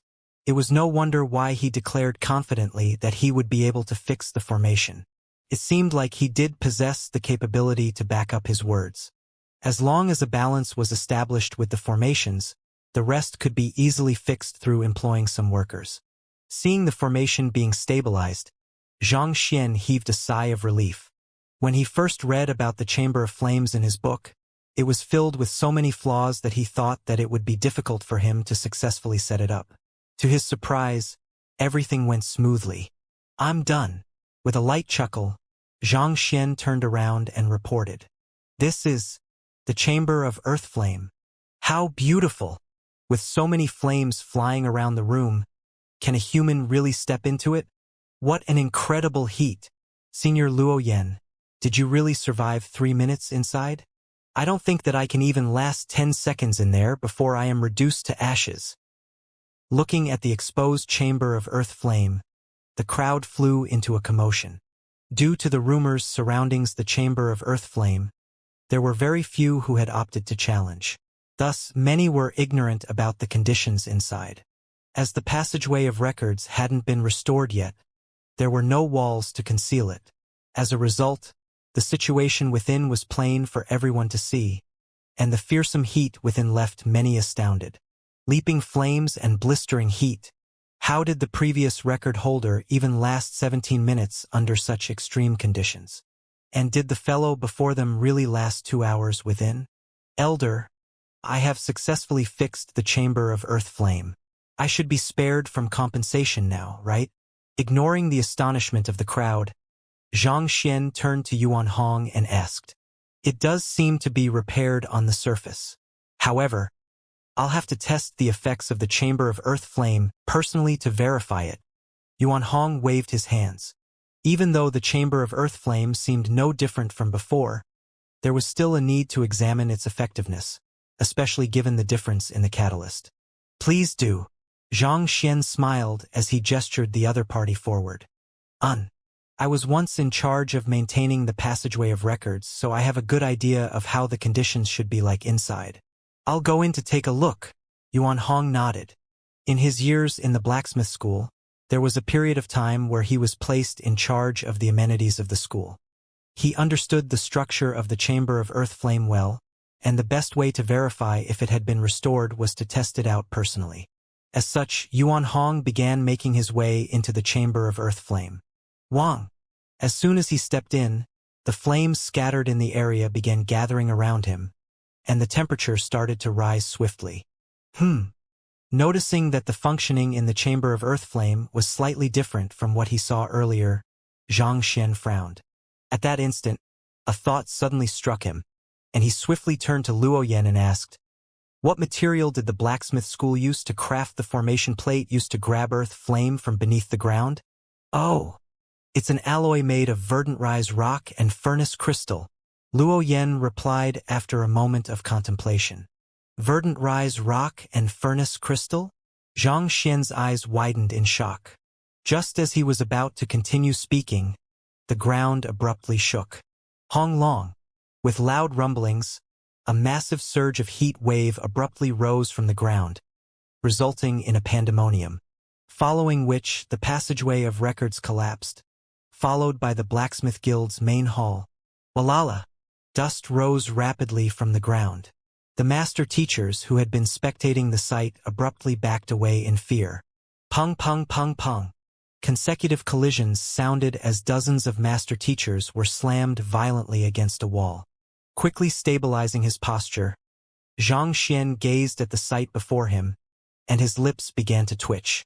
Not only had the passageway of records collapsed entirely, half of the Blacksmith Guild's main hall had also collapsed, leaving behind a cloak of dust in the wake of its former glory. The entire area screamed of a disaster, as if it had been bombarded. If Zhang Xian's action of collapsing the chamber of earth flame had sent everyone into a frenzy a moment ago, this was at least 10 times worse. The passageway of records and its mechanisms and formations along with half of the main hall had been completely wrecked. Even if it is fixed eventually, the blacksmith school would still become a laughingstock for the entire Master Teacher Academy. There was probably no one who would have thought that a mere record challenger would end up reducing the entire branch into such a state. It was fortunate that most of the master teachers in the Blacksmith Guild possessed incredible cultivation. Protected by their jinqi, they sustained minimal injuries, but, considering how a chamber of earth flame was worth 20 high-tier spirit stones, how much will all of this cost? Zhang Xian's lips twitched as he saw the sight before him slowly turning dark. At this point, he was already on the verge of tears. There was nothing wrong with the earth flame which he had tempered to replace the earth flame heart, and the formation had been reinforced to be extremely stable as well. It should be impossible for anything to go wrong, but something still did. The mistake lay in the formation plate used to draw earth flame from the ground. The verdant rise rock and furnace crystal were valuable ores, but they were susceptible to heat under extreme conditions. Typically speaking, those ores should be able to endure the heat from earth flame, but there was one thing Zhang Xian had neglected. The formation in the chamber of earth flame was crafted in the manner such that it would emit varying degrees of heat depending on the cultivation of the person who stepped in. When Yuan Hong stepped into the formation, the temperature began rising swiftly, eventually exceeding the melting points of those ores. Naturally, it began to lose its shape. This was similar to delivery trucks from his previous life. If one were to follow the weight limit, it could last for a very long time. However, if one were to overload it, it could be damaged very easily. If that formation plate to retrieve earth flame from the ground was crafted of better materials, this wouldn't be a problem. However, that wasn't the case. As the formation plate began to melt, the stability which Zhang Xian had created with great difficulty was shaken, resulting in the violent earth flame running amok. As a result, a calamity occurred. In other words, if it wasn't Yuan Hong who entered, such a problem would have never occurred. It was due to the formation plate being too weak and Yuan Hong being too strong that such an accident happened. This was something Zhang Xian hadn't expected to happen. Even the elder who had come up with this solution probably couldn't have imagined that the complex compound formation he came up with would fall apart due to inferior quality material. "This isn't my fault." With a tearful face, Zhang Xian's lips twitched uncontrollably. While that was what Zhang Xian believed, the others didn't share his thoughts. As the shaking ground calmed, Luo Yan and the others stood up and glanced at the ruins around them before turning to him. Their eyes were filled with so much fury that it seemed as if they would devour him alive. This was the core of their blacksmith school. How were they supposed to smith weapons now that it had been reduced to ruins? How could they raise their heads proudly before the other schools? "What did you do?" Luo Yan spat through clenched teeth. At this moment, he felt so angry that his hands were dying to rip the fellow before him apart. In the end, He still chose to suppress his anger, and turning to the side, he instructed, "You too. Keep a close eye on him. Don't let him escape. As for the rest, follow me. We'll go and save my teacher." This wasn't the time to deal with that fellow yet. His teacher's safety was the current priority. Yes. Two master teachers stepped forward and stood by Xianxia's flanks, sealing his path of escape. On the other hand, the others swiftly rushed to the ruins of where the chamber of earth flame once stood. The explosion had caused the entire passageway of records and the branch to collapse. Considering how Vice School head Yuan had been standing at the center of the explosion, he was probably in a worse state than everyone else. But just as they were about to start digging through the ruins, voila! A figure suddenly emerged amidst the dust, Yuan Hong. At this very moment, a huge portion of his hair had been burnt away. His face was livid, and flames of rage were burning in his eyes, and it seemed as if he was on the verge of going on a rampage. Cough, cough. As soon as Yuan Hong rose from the dust, he began coughing violently, and fresh blood spewed from his mouth. His body wobbled feebly. "Teacher." Vice School head Yuan. Everyone immediately rushed up to him in worry. The person before them was a 6-star pinnacle master teacher, a Saint Realm expert. How wounded must he be to be in such a state? "I'm fine."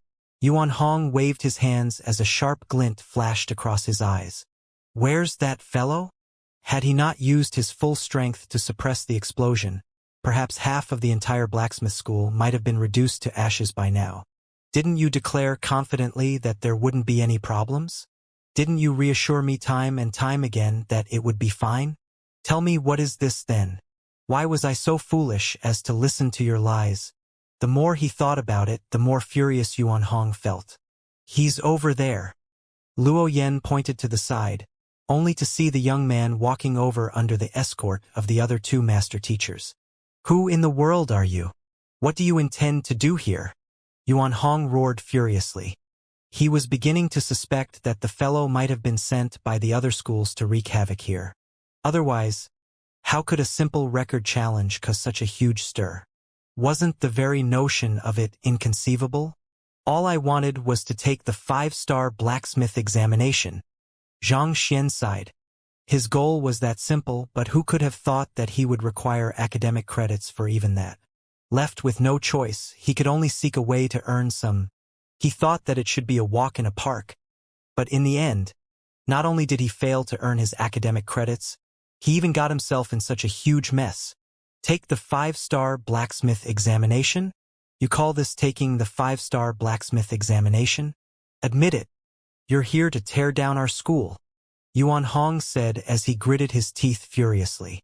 When other students take the examination, we earn academic credits and money, but when it comes to you, are you sure you aren't trying to slaughter us all? If not for my swift reaction and high cultivation, I would have died in there. Have you ever seen anyone who tore down a guild while trying to take an examination? I really didn't do it intentionally. How about this? I'm willing to compensate for this. Zhang Xian's face reddened. While everything that had happened felt like a cruel prank from the heavens, the issue still ultimately originated from him, so he had to carry the responsibility for everything that had happened. The only thing he could do now was to offer compensation. Compensate? What are you going to compensate us with? Can you even afford to compensate us? Yuan Hong was so angry that his body began shaking in fury. Gathered in the passageway of records is the achievements of countless predecessors before them. How are you going to compensate for that? Besides, you can't even fork out 10 high-tier spirit stones. What can you offer us? Even if we were to sell you, we won't be able to earn that much. Why don't you tell me? How much spirit stones do I need to compensate? I'll try my best to earn that sum and repay it to you. Zhang Xian said through clenched jaws. At the very most, he would just have to do more part-time work and have Xianxia appear to treat patients and offer guidance. In any case, he would repay this debt. While he couldn't be entirely blamed for this incident, it wouldn't be fair to the other party if he were to try to shrug off responsibility. Thus, he could only clench his jaws and shoulder it. Repay? Yuan Hong sneered. You sure know how to talk. As a mere 4-star master teacher, even if you were to work your life away, you won't be able to repay this. Do you know how much damage have you caused? With a sharp glint in his eyes, Yuan Hong bellowed.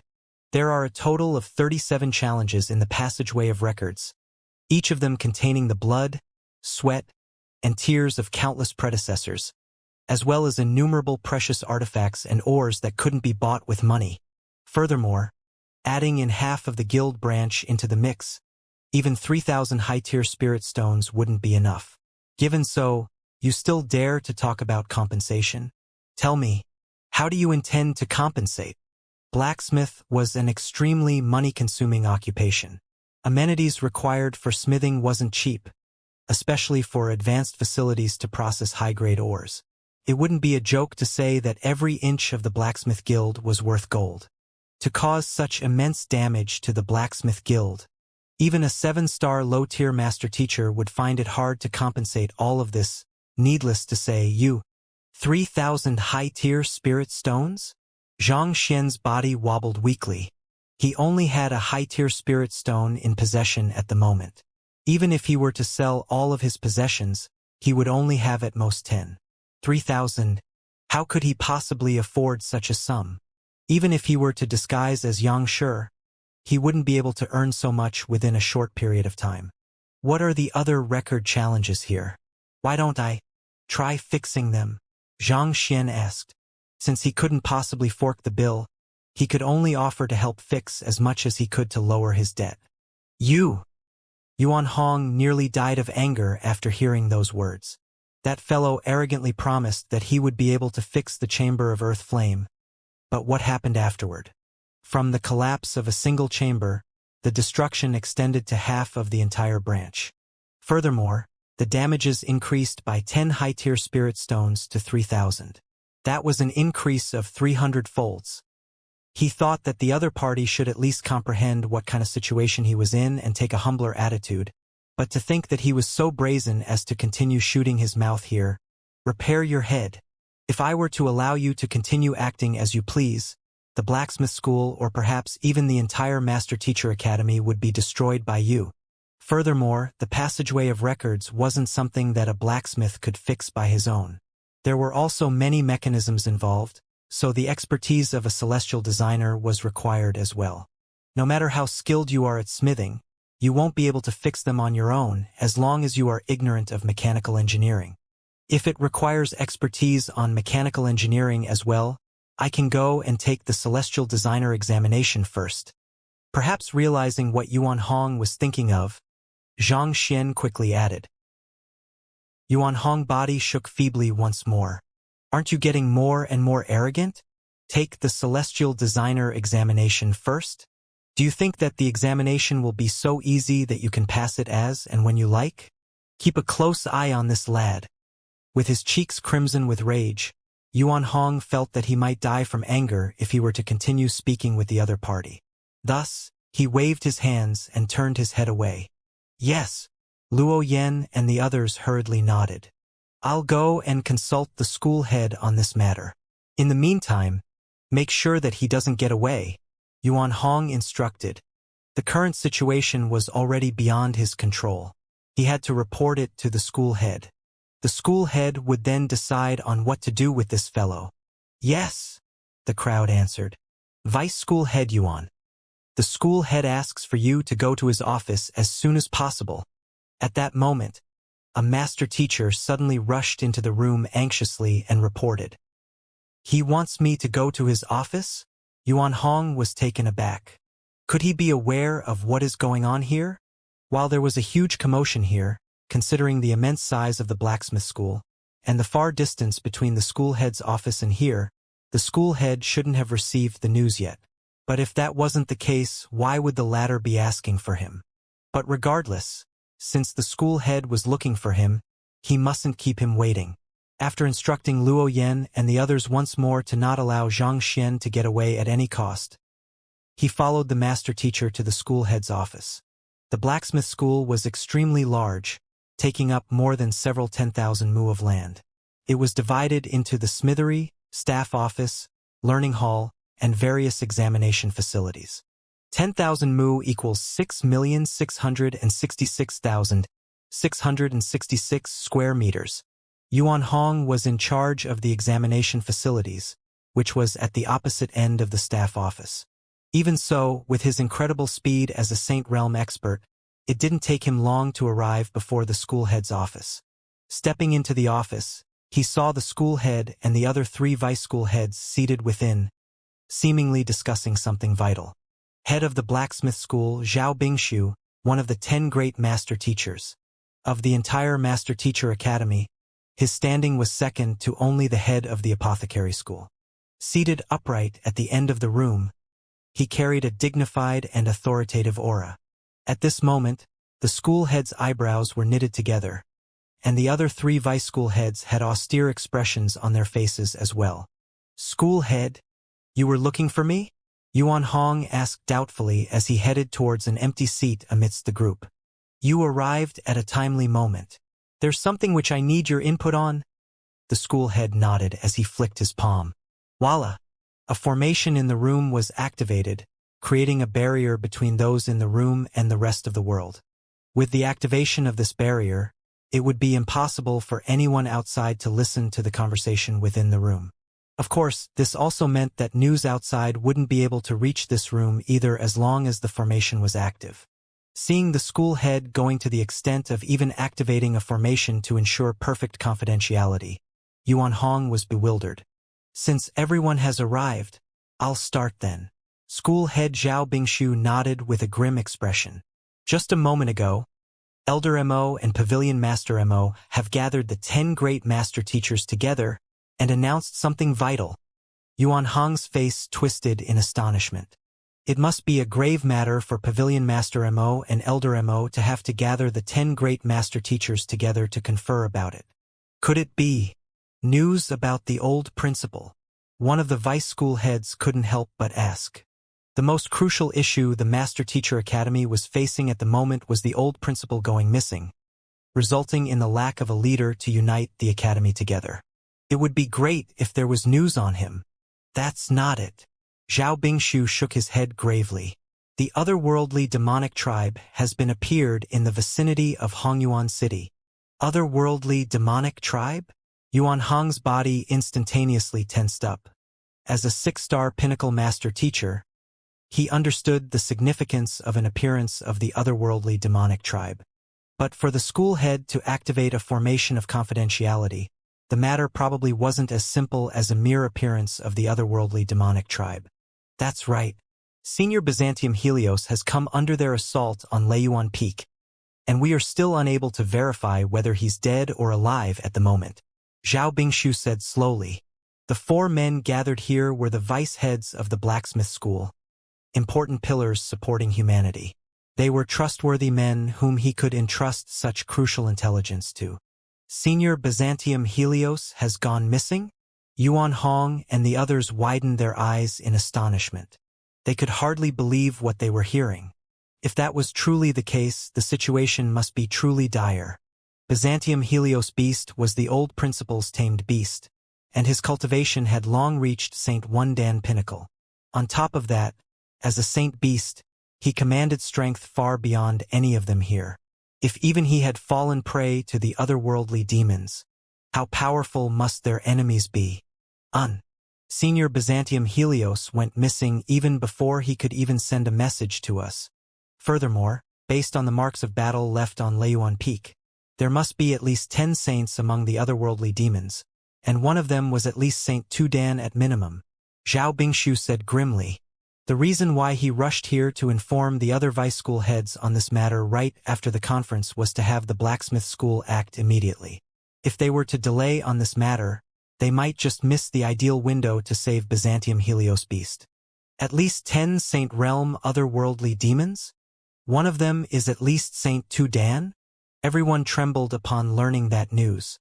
If that was really the case, this matter would be far beyond their ability. Should we report this matter to the headquarters? Yuan Hong asked. With the appearance of so many otherworldly demons simultaneously, the Master Teacher Academy might just find itself overpowered. Given such, it might be preferable to have the headquarters send down stronger master teachers to deal with this issue. Mu Shi from the headquarters has already arrived at the academy, and we have reported this matter to him as well. His view was to have us deal with this matter as far as we can, and if anyone succeeds in saving Senior Byzantium Helios, he would become the next principal of the academy. Zhao Bingshu replied. The next principal? Everyone's eyes immediately lit up. If Zhao Bingshu could become the academy's new principal, the standing of the blacksmith school in the academy would surely soar as well. It would only be a matter of time before it overtakes the apothecary school as the first school in the academy. The reason why I have all of you gathered here is to have you investigate the whereabouts of Senior Byzantium Helios. Our blacksmith school must find him before the others. Zhao Bingshu nodded, revealing his intentions. That's no problem at all. School head, rest assured. We'll do our best. Hong Yuan and the others nodded. This wasn't just a matter regarding Zhao Bingshu's promotion. The appearance of the otherworldly demons would be a threat to the entire Master-Teacher Academy and even humanity as a whole. Even without the incentive of the principal's seat, they were still obligated to do so. Good, that's all for now. Return and make whatever necessary arrangements. Zhao Bingshu nodded. School head, there's a matter I need to report. Seeing the school head dismissing them, one of the vice school heads immediately stood up and said, I also have a matter to report. Yuan Hong also hurriedly said, Vice school head Xiong, you'll go first. Seeing that the two vice school heads had matters to report, Zhao Bingshu nodded. Vice school head Xiong Bing was in charge of the learning hall, and he had the closest relationship with the students as well. All right, Xiong Bing nodded. It's like that. A while back, a student reported finding traces left behind by Elder Wu Yangzi, and she requested to initiate a mission on it. Such matters often occur, so I didn't think too much of it either. So, I offered them a few academic credits as the reward and sent them on their way. Wu Yangzi was the most talented blacksmith in the past 10,000 years of history of Hongyuan Empire, and many students viewed him as their idol. As a result, there were many students who would approach him with news they had gathered on Wu Yangzi and apply for a mission each year, but most of them would turn out to just be mere rumors. Could it be? They succeeded. Hearing Xiong Bing abruptly raising this matter, a thought flashed across Yuan Hong's head, and his breathing began to hasten in agitation. If this was true, it would cause a huge uproar in the blacksmith school. Even though it had been long since Wu Yangzi had passed away, he still commanded great prestige amongst the blacksmiths in Hongyuan City. It's still a little too early for me to verify whether it's true or not, but the one who reported the completion of the mission is the sixth princess, Xiong Bing said. Sixth princess? You mean Princess Yu Feier? Zhao Bingshu asked. Yu Feier was a member of royalty, so even as one of the 10 great master teachers, he had also heard about her. That's right. Not only so, there is grade 2's Luo Qiqi and Xing Yuan from the Xing clan. Xiong Bing continued. I have heard of Luo Qiqi. She's a famous blacksmith genius in grade 2. If we could groom her well, she would surely achieve great things in the future. As for Xing Yuan, is he that old fellow's offspring? Zhao Bingshu asked. He is. Xiong Bing nodded. Why would they suddenly go searching for Elder Wu Yangzi's whereabouts? Yuan Hong asked in bewilderment. Each year, there were many students who would attempt to search for Wu Yangzi's whereabouts to uncover the truth behind his disappearance. But often, the news they gathered turned out to just be rumors amongst the populace. As the top students of their grade, surely they should know better than to pursue groundless rumors? I am not too sure on that, but just today, they came to me and reported the completion of their mission. On top of that, they brought Elder Wu Yangzi's remains back. Due to the immense significance of this issue, I dare not pass judgment by myself. Thus, I hope that the rest of you can help me verify the authenticity of this issue as well. Xiong Bing said gravely. Sure, we'll be more than willing to. Where are those students? Zhao Bingshu said. Everyone was taken aback to hear that the group had brought back Wu Yangzi's remains. Missions relating to searching for Wu Yangzi's whereabouts had always ended in a failure, but this group claimed to have found his body. If that was true, this would truly be a huge matter. While Zhao Bingshu was a 6-star pinnacle blacksmith as well, His skill was still terribly lacking as compared to Wu Yangzi. If the group had brought back any secret manuals left behind by Wu Yangzi along with them, the blacksmith school could be revolutionized. They are currently waiting outside the room. I'll call them in now, Xiong Bing hurriedly said. All right, Zhao Bingshu nodded. Xiong Bing stepped out of the room, and a moment later, he returned with 3 students following behind him. They were Xing Yuan, Luo Qiqi, and Yu Feier. While Xing Yuan and Yi Qian had left Huanyu Empire earlier than Luo Qiqi and Yu Feier, the speed of the aerial spirit beast they took was far beneath that of the great violet wing beast. As a result, Yu Feier and Luo Qiqi ended up arriving earlier than them. As a result, it took them so long to gather together to report on the matter. Xing Yuan, Luo Qiqi, Yu Feier, pays respect to school head Zhao and the other vice school heads. The group clasped their fists and greeted. Spare with the ceremony. Zhao Bingshu stroked his beard as his gaze fell on the group of 3.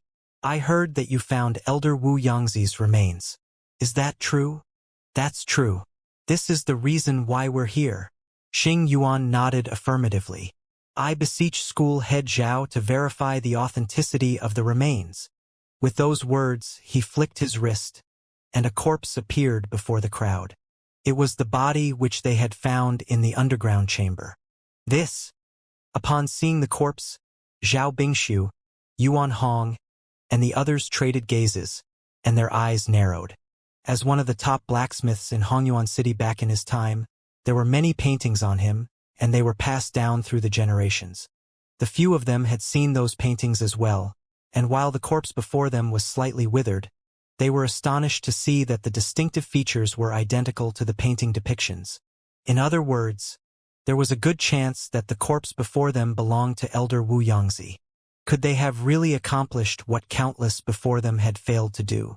Elder Wu Yangzi has once smithied a golden armored cloak, which, unlike ordinary armor, could be concealed beneath one's skin.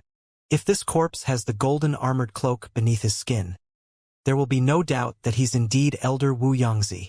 Zhao Bingshu stood up and observed the corpse carefully. Golden armored cloak? Yuan Hong and the others were taken aback. They had never heard of this before. That's right. Zhao Bingshu nodded as he gathered a surge of sword qi on his fingertip and lightly sliced the corpse's skin. Sila. A small incision was made on the corpse's skin, revealing a gleaming golden armor within. This is indeed the golden armored cloak. There's no doubt about it. This is the remains of Elder Wu Yangzi. Upon seeing the yellow shine beneath the corpse's skin, Zhao Bingshu clenched his fists tightly in agitation, and his breathing hastened. A corpse could be faked, but it was impossible for the golden armored cloak to be faked. This was because its forging method had already long disappeared from the face of the earth. There was only one possibility given that the corpse before him was wearing it. He must be Wu Yangzi. It's true. That's great. Upon hearing school head Zhao's confirmation on the matter, the faces of Yuan Hong and the others flushed crimson in agitation.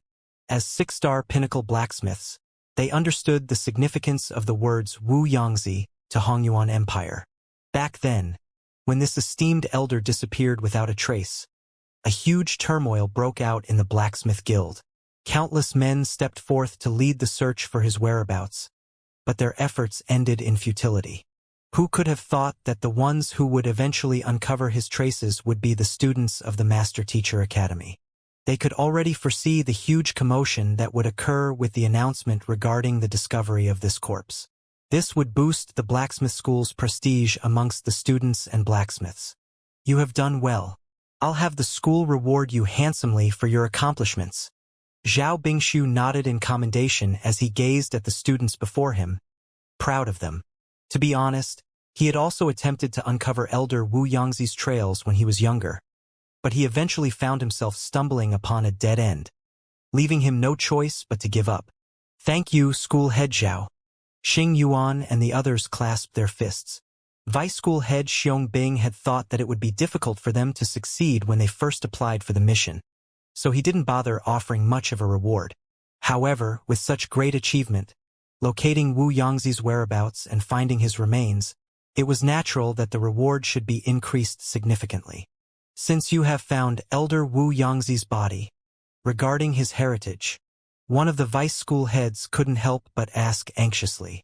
Back then, when the esteemed Wu Yangzi disappeared from the world, he didn't leave behind his heritage. This was also part of the reason why after his disappearance, many had searched far and wide for his whereabouts, in hopes of uncovering his heritage. Since these students were able to find his remains, could they have obtained his heritage as well? Given their current capability, Wu Yangzi's heritage was no longer crucial to them. They also wouldn't stoop so low as to steal the heritage from the students either, especially given their standing. However, if the blacksmith school could obtain Wu Yangzi's heritage, it would definitely allow many of their blacksmiths to advance their smithing proficiency. This was beneficial to the entire blacksmith school. We managed to find his heritage. At the same time, I was also accepted as Elder Wu Yangzi's direct disciple. However, I won't be able to make the call to contribute the heritage to the school by myself. The one who spoke this time around was Luo Qiqi. You found Elder Wu Yangzi's heritage? You can't make the call yourself? True, your group did go through a lot of effort to obtain the heritage. You should indeed discuss among yourselves before coming to a decision. Don't worry, if you don't wish to make it public, I promise that no one will be able to make things difficult for you. The Master-Teacher Pavilion has its own rules. There will be no one who would risk bringing the ire of the Master-Teacher Pavilion upon themselves for a heritage. Upon hearing that the group had obtained the heritage, everyone was astonished. But soon they nodded in agreement. The responsibility of master teachers was to impart knowledge and enlighten the masses. But as noble as their mission was, they were still mortal, and they had their own desires and interests. It would be unreasonable to expect them to impart everything they knew selflessly to others. It was precisely for this reason that there was a classification between direct disciple, normal students, and listening in. Those who were listening in would only be imparted the bare fundamentals, whereas the direct disciples would be taught the most profound of techniques. This was also the reason why the standing of direct disciples was higher than those listening in, with the latter having to address the former as senior.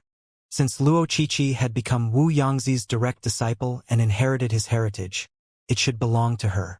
If she was willing to pass it on, that would be goodwill on her part. However, if she was unwilling to do so, they weren't in a position to say anything either. This was the magnanimity that master teachers should have. Otherwise, how could they be qualified to enlighten the masses? Rather than saying our group went through a lot of effort, it would be more accurate to say that that person went through a lot of effort. As long as he agrees, I believe that Qiqi will be more than willing to contribute the heritage to the blacksmith school. Realizing that there was some misunderstanding between them, Yu Feier quickly stepped forward to explain. That person, Zhao Bingshu, Yuan Hong, and the others glanced at one another doubtfully. Indeed, not only was that person the one who helped us obtain the heritage, he even saved all of us. If not for him, we might have died within the underground chamber. Gratitude gleamed in Luo Qiqi's eyes as she spoke. We can forego the rewards that school head Zhao has promised us as long as he is amply rewarded, Xing Yuan added. Even though he was frustrated by the complicated relationship between Princess Yu Feier and that fellow, he still felt obliged to repay the other party for saving their lives. Sensing the earnest tone behind the duo's words, Zhao Bingshu frowned. What happened? Did you encounter some kind of danger while seeking Elder Wu Yangzi? Wu Yangzi's disappearance back then was extremely abrupt. There was no signs or marks left behind, as if he had vanished into thin air. Even Zhao Bingshu, despite his immense authority, could only fathom a guess on the happenings, deducing that the otherworldly demons might have been involved in this matter. But as for the truth, there was no one who could say for sure. Furthermore, after such a long time had passed, whatever existing danger back then should have already dissipated. Dangerous can't possibly summarize what we went through. Elder Wu Yangzi was captured by the otherworldly demons back then, and here is a personal note he left behind. Luo Qiqi nodded as she passed a book over. This was the notebook which they obtained from Wu Yangzi back in the underground chamber.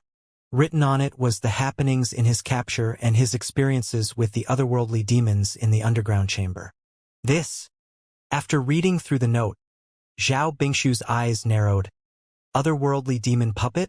Could it be that you have met those in the underground chamber? Indeed, due to a moment of carelessness, we ended up being surrounded, and we were almost killed. Despite the danger, that person stepped forward and saved us. Furthermore, in order to destroy those puppets, he even destroyed the underground chamber, burying himself with them. Luo Qiqi recounted the affairs that happened that day. Upon hearing about how that person stood bravely against an otherworldly demon puppet to save Luo Qiqi, everyone fell silent.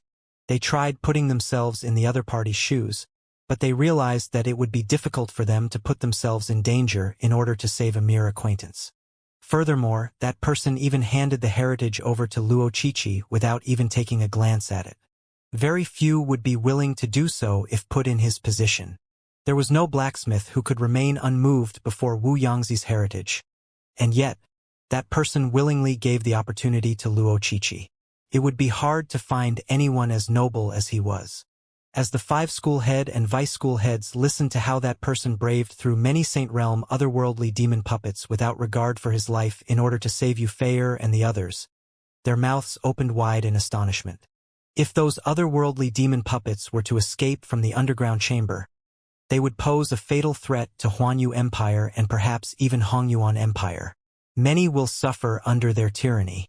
His actions have saved all of us. He's truly a noble person. Indeed, putting his life on the line, he attracted all of the otherworldly demon puppets away and collapsed the underground chamber so as to stop them, putting the lives of others above his. He's indeed a true master teacher.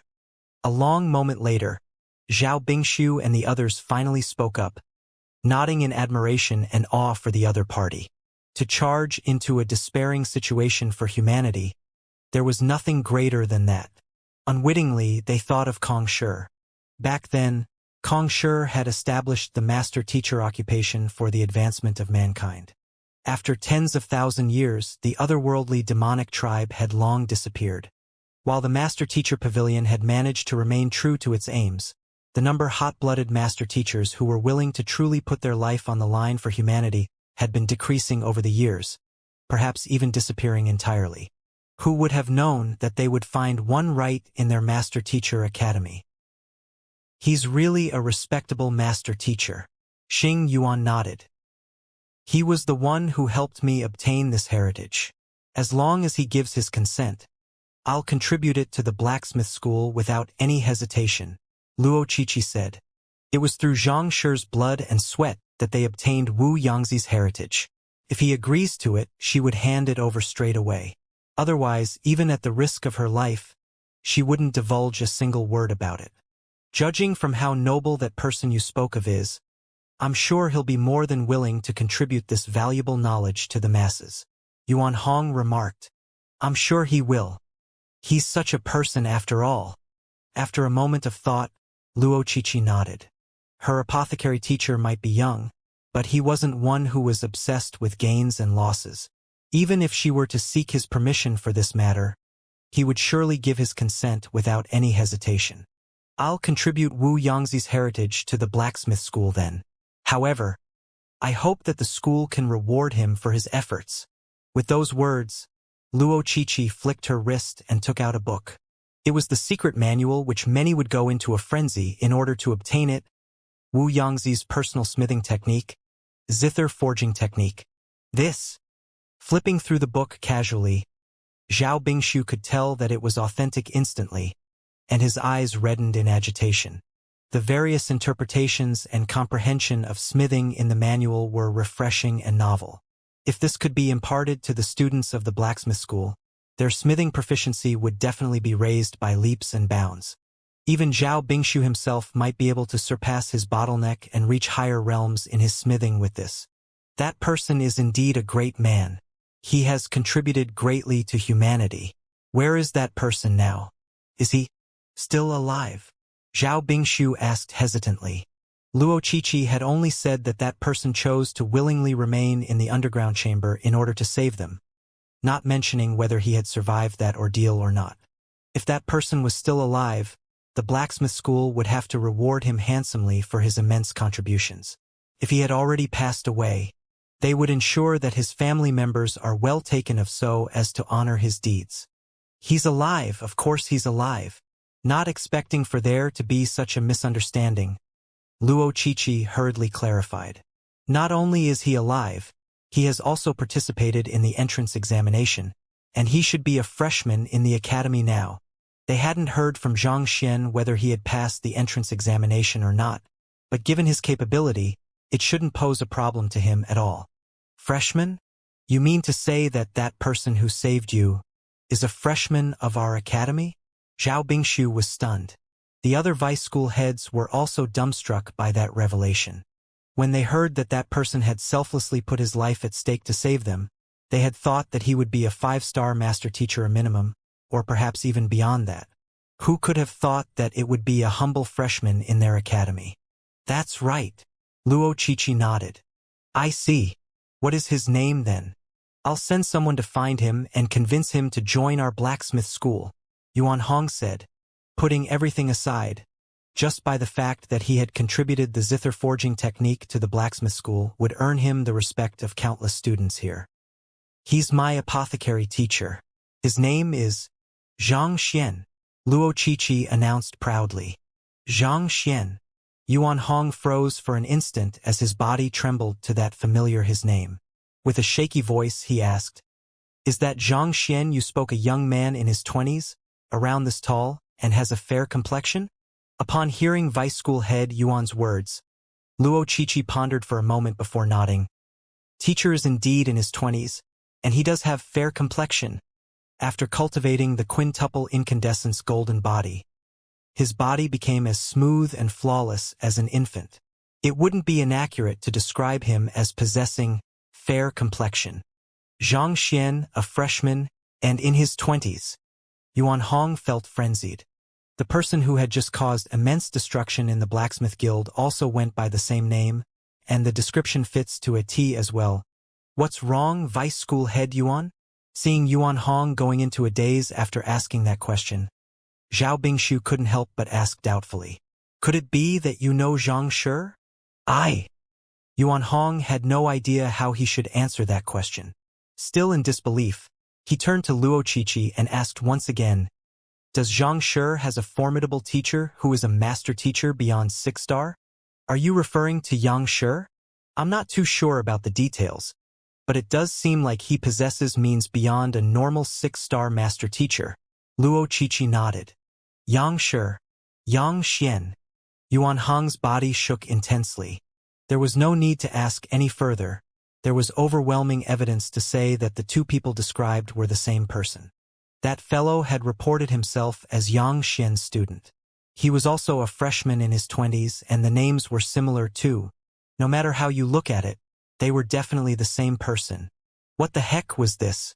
As soon as he arrived at the academy, the first thing he did was to destroy the Chamber of Earthflame before reducing the entire passageway of records to ruins, leaving the blacksmith guild in tatters. He thought that he might be a student sent from the other schools to wreak havoc in the blacksmith school, but who could have thought that he had such a background? Putting his life on the line to face the otherworldly demons alone, giving away Wu Yangzi's heritage without any hesitation.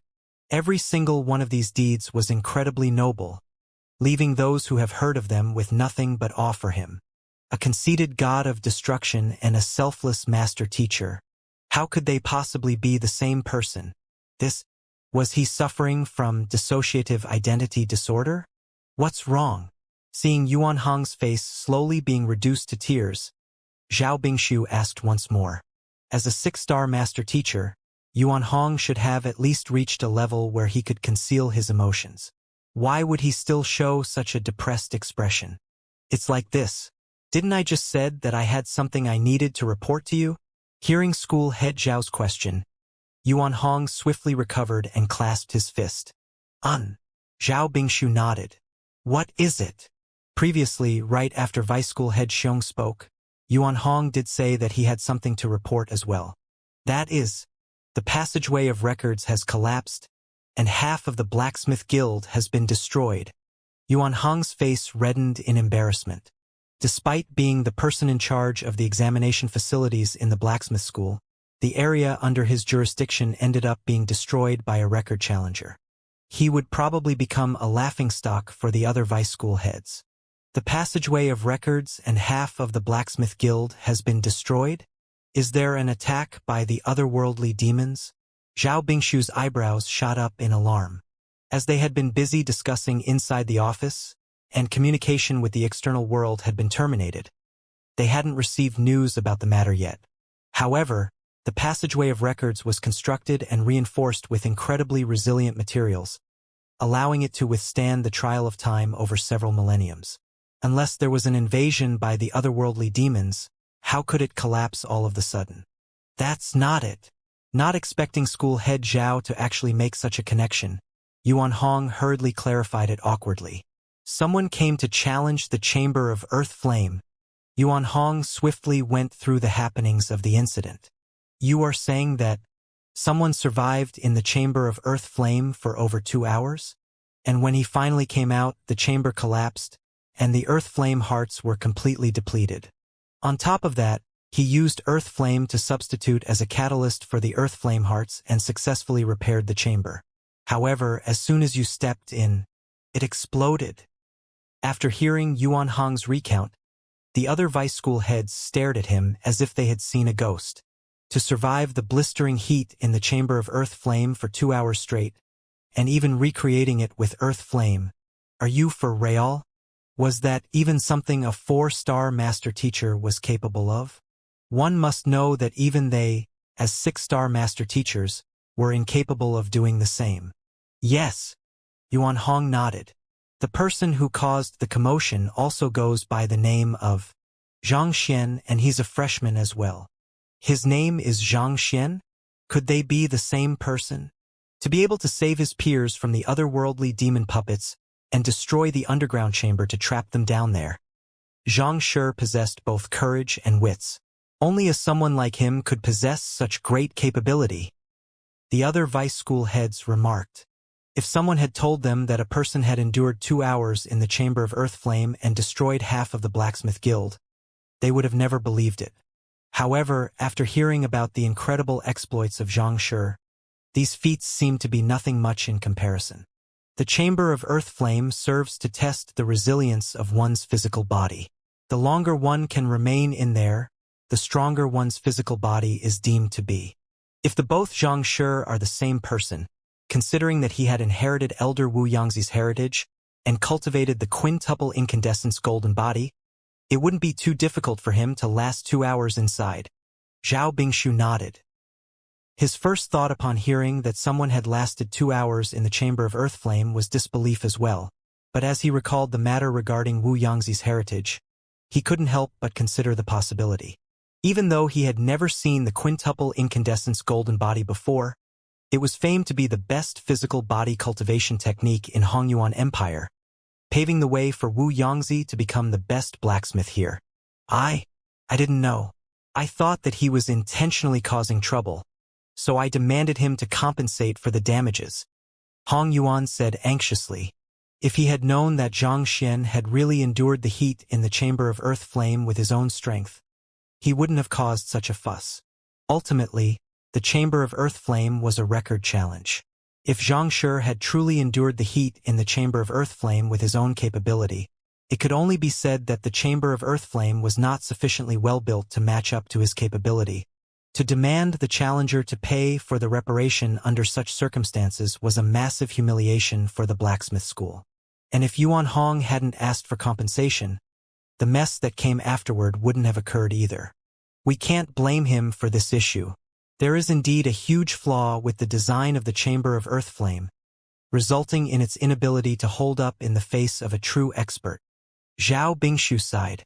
You're right, Yuan Hong nodded.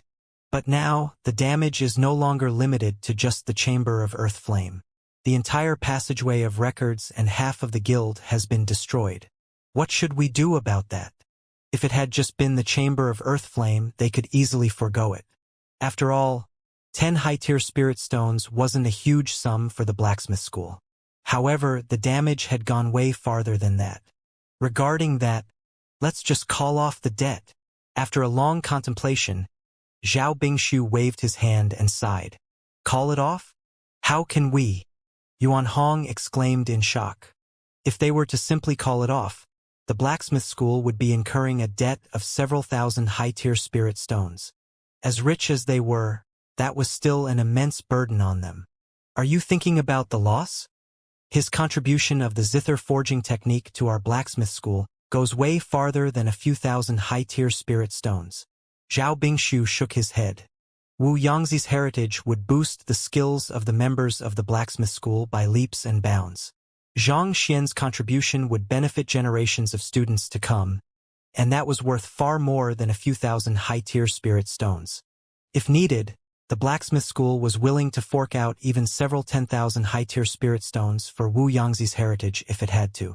The zither forging technique was not only elegant, it made smithing into an art form. This encouraged immersion in their work, allowing them to raise their understanding of smithing subconsciously as they worked. With this secret manual in hand, the blacksmith school could very well overtake the apothecary school within a decade, becoming the number school in Hongyuan Master Teacher Academy. Even Zhao Bingshu, the head of the blacksmith school, was incapable of such a feat, so how could such contribution be valued only at a few thousand high-tier spirit stones? They were on two totally different levels. Given the immense contributions that Zhang Xian had made to the school, if they were to continue demanding compensation from the other party over such a minor matter, wouldn't they make the other students disillusioned about the school?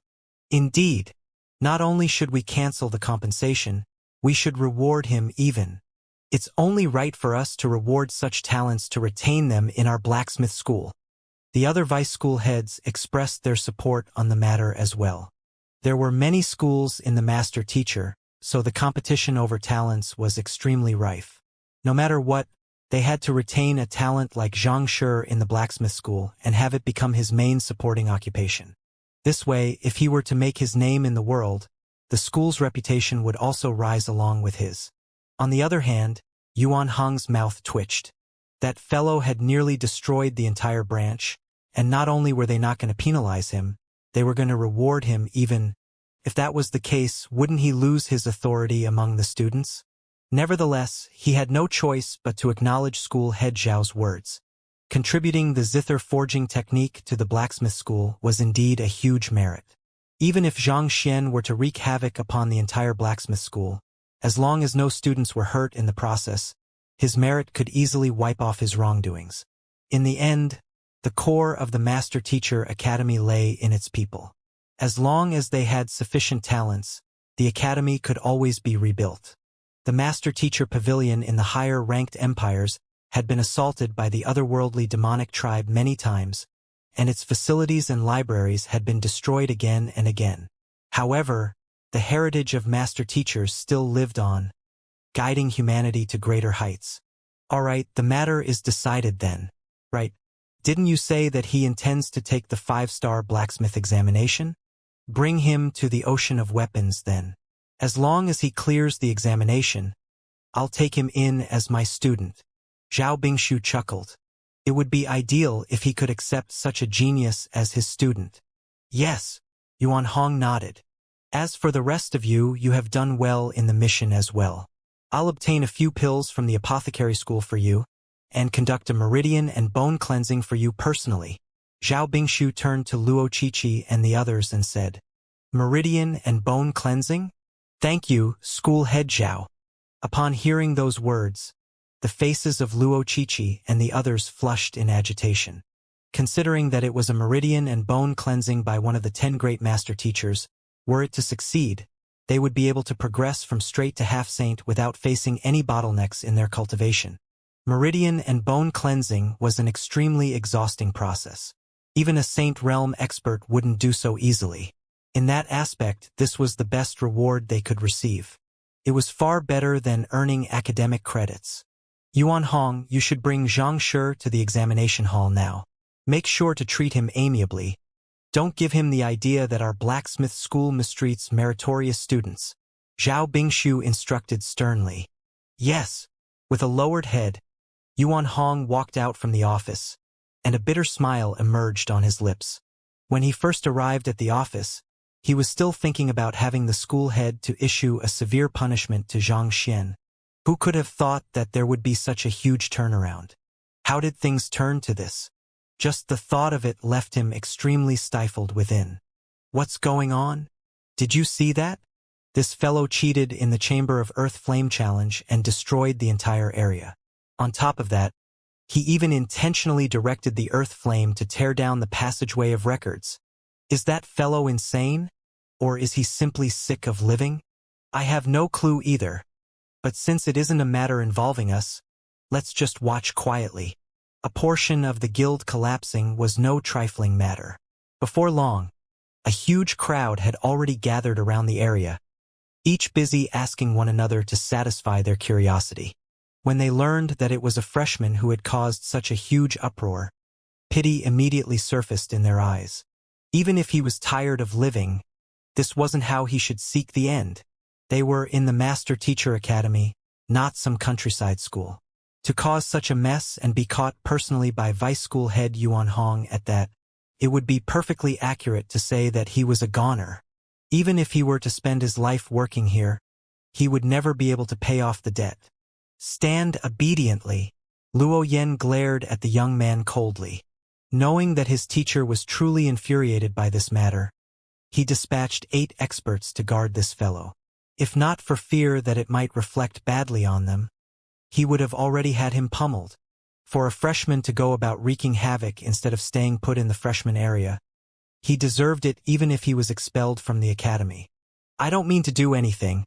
I just want to check on the other mechanisms in the passageway of records and see if they can be fixed. Seeing how the other students were so guarded against him, as if he was a burglar out to steal their valuables, Zhang Xian sighed deeply. He was also very apologetic that such a situation had occurred. All he'd wanted to do was take the 5-star blacksmith examination quietly. Never had he thought that he would end up in such a state. In the end, he allowed greed to get the better of him. Earth flame hearts were extremely valuable commodities, and who knows how long it would be before he could encounter another one. Furthermore, he also hadn't thought that the renowned Earth Flame Heart's reputation would precede its capability. He had already tried to limit himself, thinking that he would stop once his soul reached 10 meters, but it coincidentally broke down right when he reached that mark. And as for the repairs, how could he have known that the esteemed blacksmith school would end up skimming on a formation plate used to draw Earth Flame? But it was all too late now. The only thing he could do now was try to salvage the situation as best he could. Otherwise, if he were to really incur a debt of 3,000 high-tier spirit stones, he would end up wasting many years here. You are thinking of repairing the other mechanisms? Let me tell you, if you dare to lay even a finger on them, don't blame me for getting nasty. Seeing that the other party lacked the slightest remorse for his actions, attempting to put his demonic claws on the other mechanisms as well, Luo Yan's rage immediately flurried. What the hell is this? If it wasn't for your fixing, would the blacksmith guild have been reduced to ruins? If you don't have the ability to fix it, don't even try it in the first place. I can really fix them. What happened a moment ago was just an accident, Zhang Xian hurriedly explained. I can prove it to you. Bring me a higher quality formation plate, and I'll fix the chamber of earth flame before your eyes. You're seeking death. Seeing how that fellow was still prattling on despite all he had done, Luo Yan's rage finally reached its breaking point. A powerful aura gushed forth as he thrusted his palm toward the conceited fellow before him. Hula! As a 5-star pinnacle blacksmith, his cultivation had already reached transcendent mortal 8-dan ethereal treading realm. His palm thrust was bursting with might, threatening to tear apart the fabric of space. Stop! Just as the palm was about to reach Zhang Xian, a loud bellow suddenly sounded from afar. A silhouette rushed forward, and with a light flick of his hand, he dispelled the jinqi that Luo Yan had gathered behind his strike. Dang dang dang dang.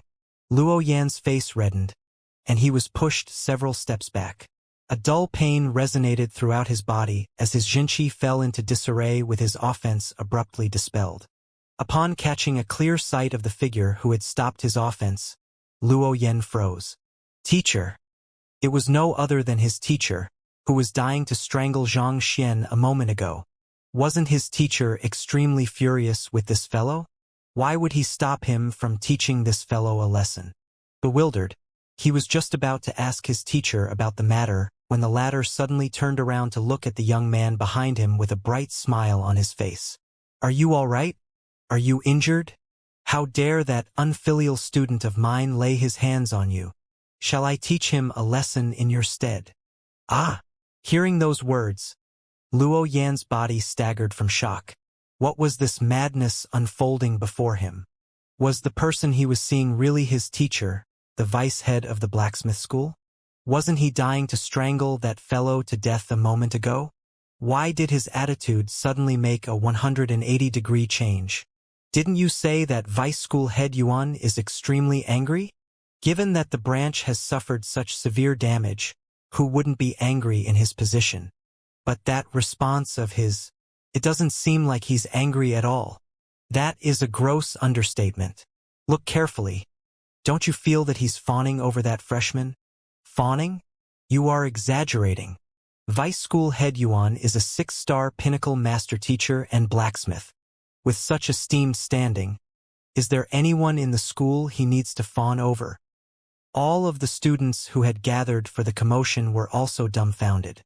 With the branch suffering such catastrophic damage, they'd thought that the freshman behind it would be heavily punished to send out a stern warning to the others. But if that was the case, what was with that declaration to teach Luo Yan a lesson? That bright smile and that attitude, no matter how one looked at it. Surely the vice school head was trying to fawn over that fellow. Teach him a lesson? There's no need for that. I'm fine. They weren't the only ones who were baffled by the situation. Even Xianxia, the perpetrator of this entire incident, was confused by the abrupt twist in the plot. Didn't this elder march off furiously to the school head's office to bring forth a heavy penalty upon him? Why would he suddenly treat him so kindly? It's good that you're fine. Yuan Hong heaved a sigh of relief, following which, he turned his gaze to Luo Yan and bellowed, "What are you waiting for? Hurry up and apologize to Xianxia." Ever since leaving the school head's office, Yuan Hong had rushed all the way back here, fearing that the students might have laid their hands on Xianxia, and it was fortunate that he did. If that palm were to land on Xianxia, it would strike out whatever goodwill he had for the blacksmith school along with it. If that were to happen, how were they going to keep him in the blacksmith school? One must know that the school head had already expressed his interest in accepting him as his direct disciple. If he were to reject the blacksmith school due to Luo Yan's slap, how was he going to explain this matter to the school head? This unfilial student of his had nearly gotten him into deep trouble. Apologize? Luo Yan couldn't help but feel that the world had gone bonkers. Teacher, why should I apologize to him? He destroyed the passageway of records and half of the blacksmith guild. Enough! But before Luo Yan could finish his words, Yuan Hong interrupted furiously. Waving his hands in annoyance, he roared sharply. Return back to your quarters and reflect on what you have done. Without my orders, you are not to leave your room. Just apologize when I tell you to. Do you need to spout so much nonsense? Are you only going to be content when you land me into deep trouble? Teacher. Hearing that his teacher was going to ground him for no good reason, Luo Yan seethed with indignation, unable to accept what was happening before him. At the same time, the others in the area also glanced at one another, uncomprehending of what Yuan Hong was up to. What are you all standing around for? The group over there. Take Luo Yan back to his quarters, Yuan Hong instructed sternly. After issuing those orders, Yuan Hong turned his gaze back to Xianxia and said politely, Xianxia, aren't you intending to take the 5-star blacksmith examination? Allow me to bring you to the ocean of weapons. Ocean of weapons? But I don't have any academic credits. Xianxia uttered in bewilderment. What is wrong with this fellow? Did he bump his head somewhere? It is one thing to teach Luo Yan a lesson, but to bring me to the ocean of weapons as well? I thought that the ocean of weapons is only open to those with ample academic credits. You don't have any academic credits? Don't worry. That's not a problem at all. The group over there, wait there for a moment. Luo Yan, take out your academic credit token and give Xianxia too, ordered Yuan Hong as he turned to the departing group. Hearing those words, Luo Yan nearly collapsed, burst into tears from sheer indignation. Why should I? That fellow caused a huge mess over here. But not only are you sparing him from punishment, you are even asking me to give him academic credits? Isn't this favoritism too much? Stop wasting time. Hurry up, Yuan Hong frowned. All right. Nevertheless, Luo Yan dared not disobey the commands of his teachers, so he obediently passed his academic credit card over. Students were allowed to transfer academic credits amongst themselves as well. Given that Zhang Xian hadn't received his identity token yet, it went without saying that he hadn't received an academic credit card as well. However, such a small issue couldn't possibly stumble a vice school head. With a flick of his wrist, Yuan Hong took out an empty card and transferred 2 points into it from Luo Yan's card. All right, Xianxia, we have the academic credits now, so let's go.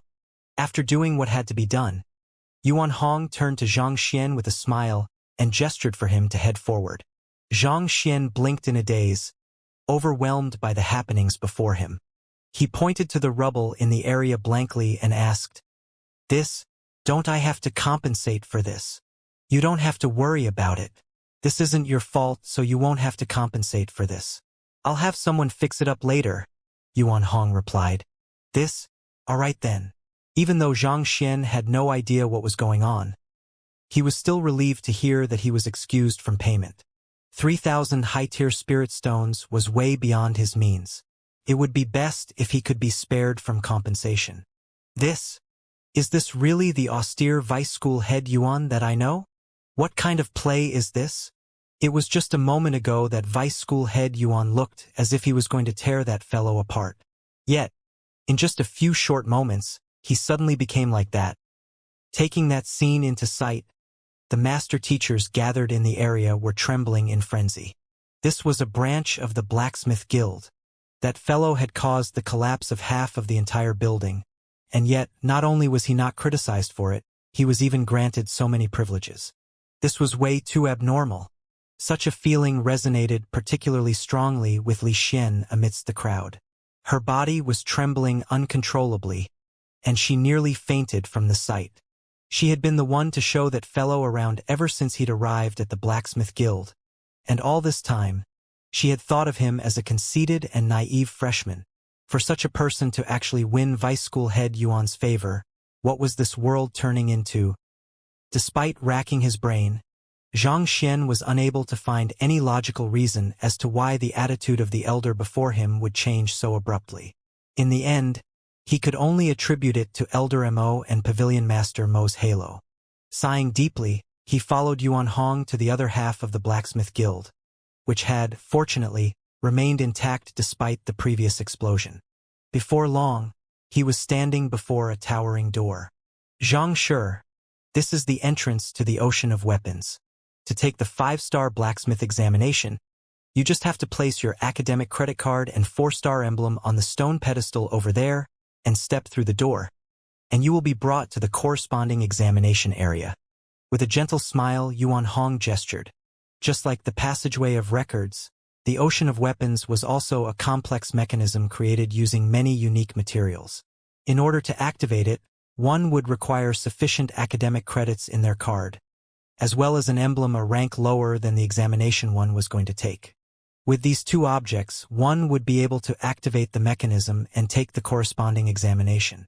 This was an extremely efficient system which spared the blacksmith guild from having to devote too much manpower into manning its examination facilities. I need a 4-star emblem for the examination? Zhang Xian was taken aback. Indeed, since Xianxia is here to take the 5-star examination, I believe you should already have the 4-star emblem in your possession. Don't worry. Any emblem distributed by the Blacksmith Guild is usable here, Yuan Hong explained, thinking that Zhang Xian was worried that the blacksmith emblem which he'd obtained elsewhere might not be usable here. Zhang Xian scratched his head awkwardly. Is an emblem really required? What do I have to do if I don't have one? Don't have one? Yuan Hong froze. What do you mean by that?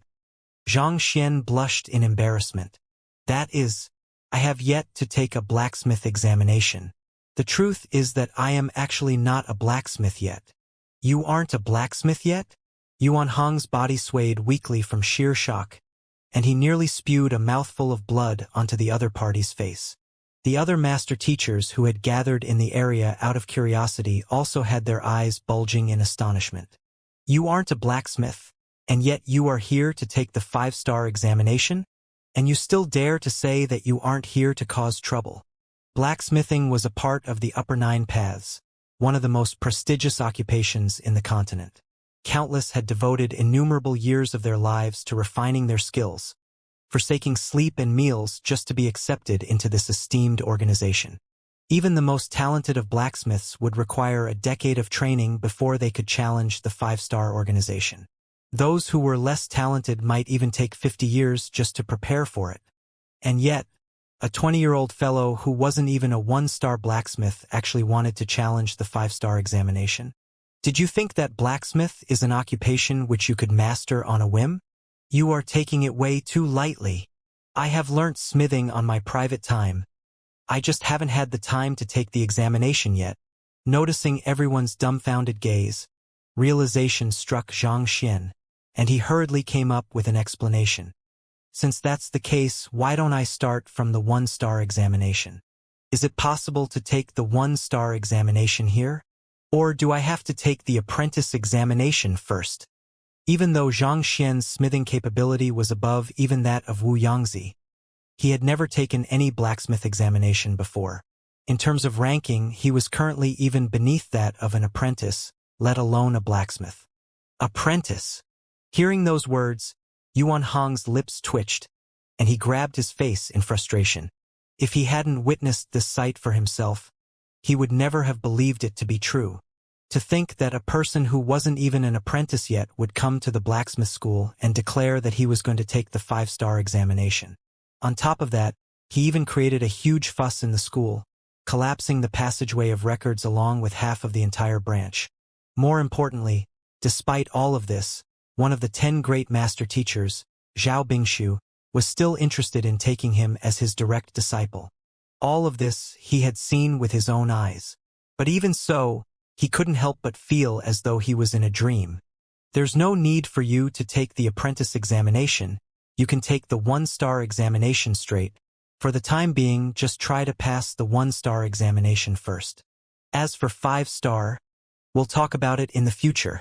Suppressing the frustration he was feeling, Yuan Hong turned to the master teacher crowd behind and asked, "Does any of you have an apprentice emblem?" As a 6-star pinnacle blacksmith in the blacksmith school, even his weakest student was a 5-star blacksmith at the minimum. As a result, he didn't have any spare apprentice emblems with him. Apprentice emblem? Is there likely to be anyone with an apprentice emblem in the blacksmith school? The crowd in the area shook their heads. Most of those gathered around were 5-star blacksmiths, and even the weakest of the crowd was a 4-star at the minimum. As such, it would be difficult for them to find an apprentice emblem all of the sudden. Yuan Hong looked around awkwardly. What the heck was this? To think that a day would come where a 6-star pinnacle blacksmith like him would end up having to look for an apprentice emblem, and fail to find one at that. Vice School Head Yuan, I have one here. At that moment, a timid voice suddenly sounded. Xianxia turned around and saw Li Xian, the female receptionist who had been bringing him around previously, stepping forward and offering her emblem. While she was working at the blacksmith school, she wasn't too involved in the occupation. As a result, she was still an apprentice blacksmith at the moment. Good! Yuan Hong heaved a sigh of relief. Taking the emblem, he imprinted Xianxia's name on it before passing it to the latter. Xianxia, this shall be your apprentice emblem. With this, you should be able to activate the ocean of weapons and take the 1-star blacksmith examination. Thank you. Xianxia took the emblem and nodded. He walked up to the stone pedestal, and just as he was about to place his emblem and academic credit card on it, he suddenly recalled something and turned around. If I were to pass the 1-star examination, would I have to expend more academic credits if I wanted to continue taking the 2-star examination? If you remain in the ocean of weapons, you won't have to expend any more academic credits. However, once you step out of the doors, you will have to pay more academic credits if you want to enter once more and take the examination again, Yuan Hong replied. With 2 academic credits, one could activate the ocean of weapons once. As long as the ocean of weapons remained activated, there would be no need for one to expend any more academic credits to reactivate it for the subsequent examinations. In a sense, it was like paying for a ticket to the museum. As long as the entrance fee was paid, one could remain within until closing time. It was only after leaving the museum that one would have to repurchase another ticket to enter its premises once more. Upon hearing that he would have to expend more academic credits to enter the ocean of weapons once more if he were to leave the area, Xianxia immediately asked worriedly, "I won't have to expend any more academic credits as long as I remain within?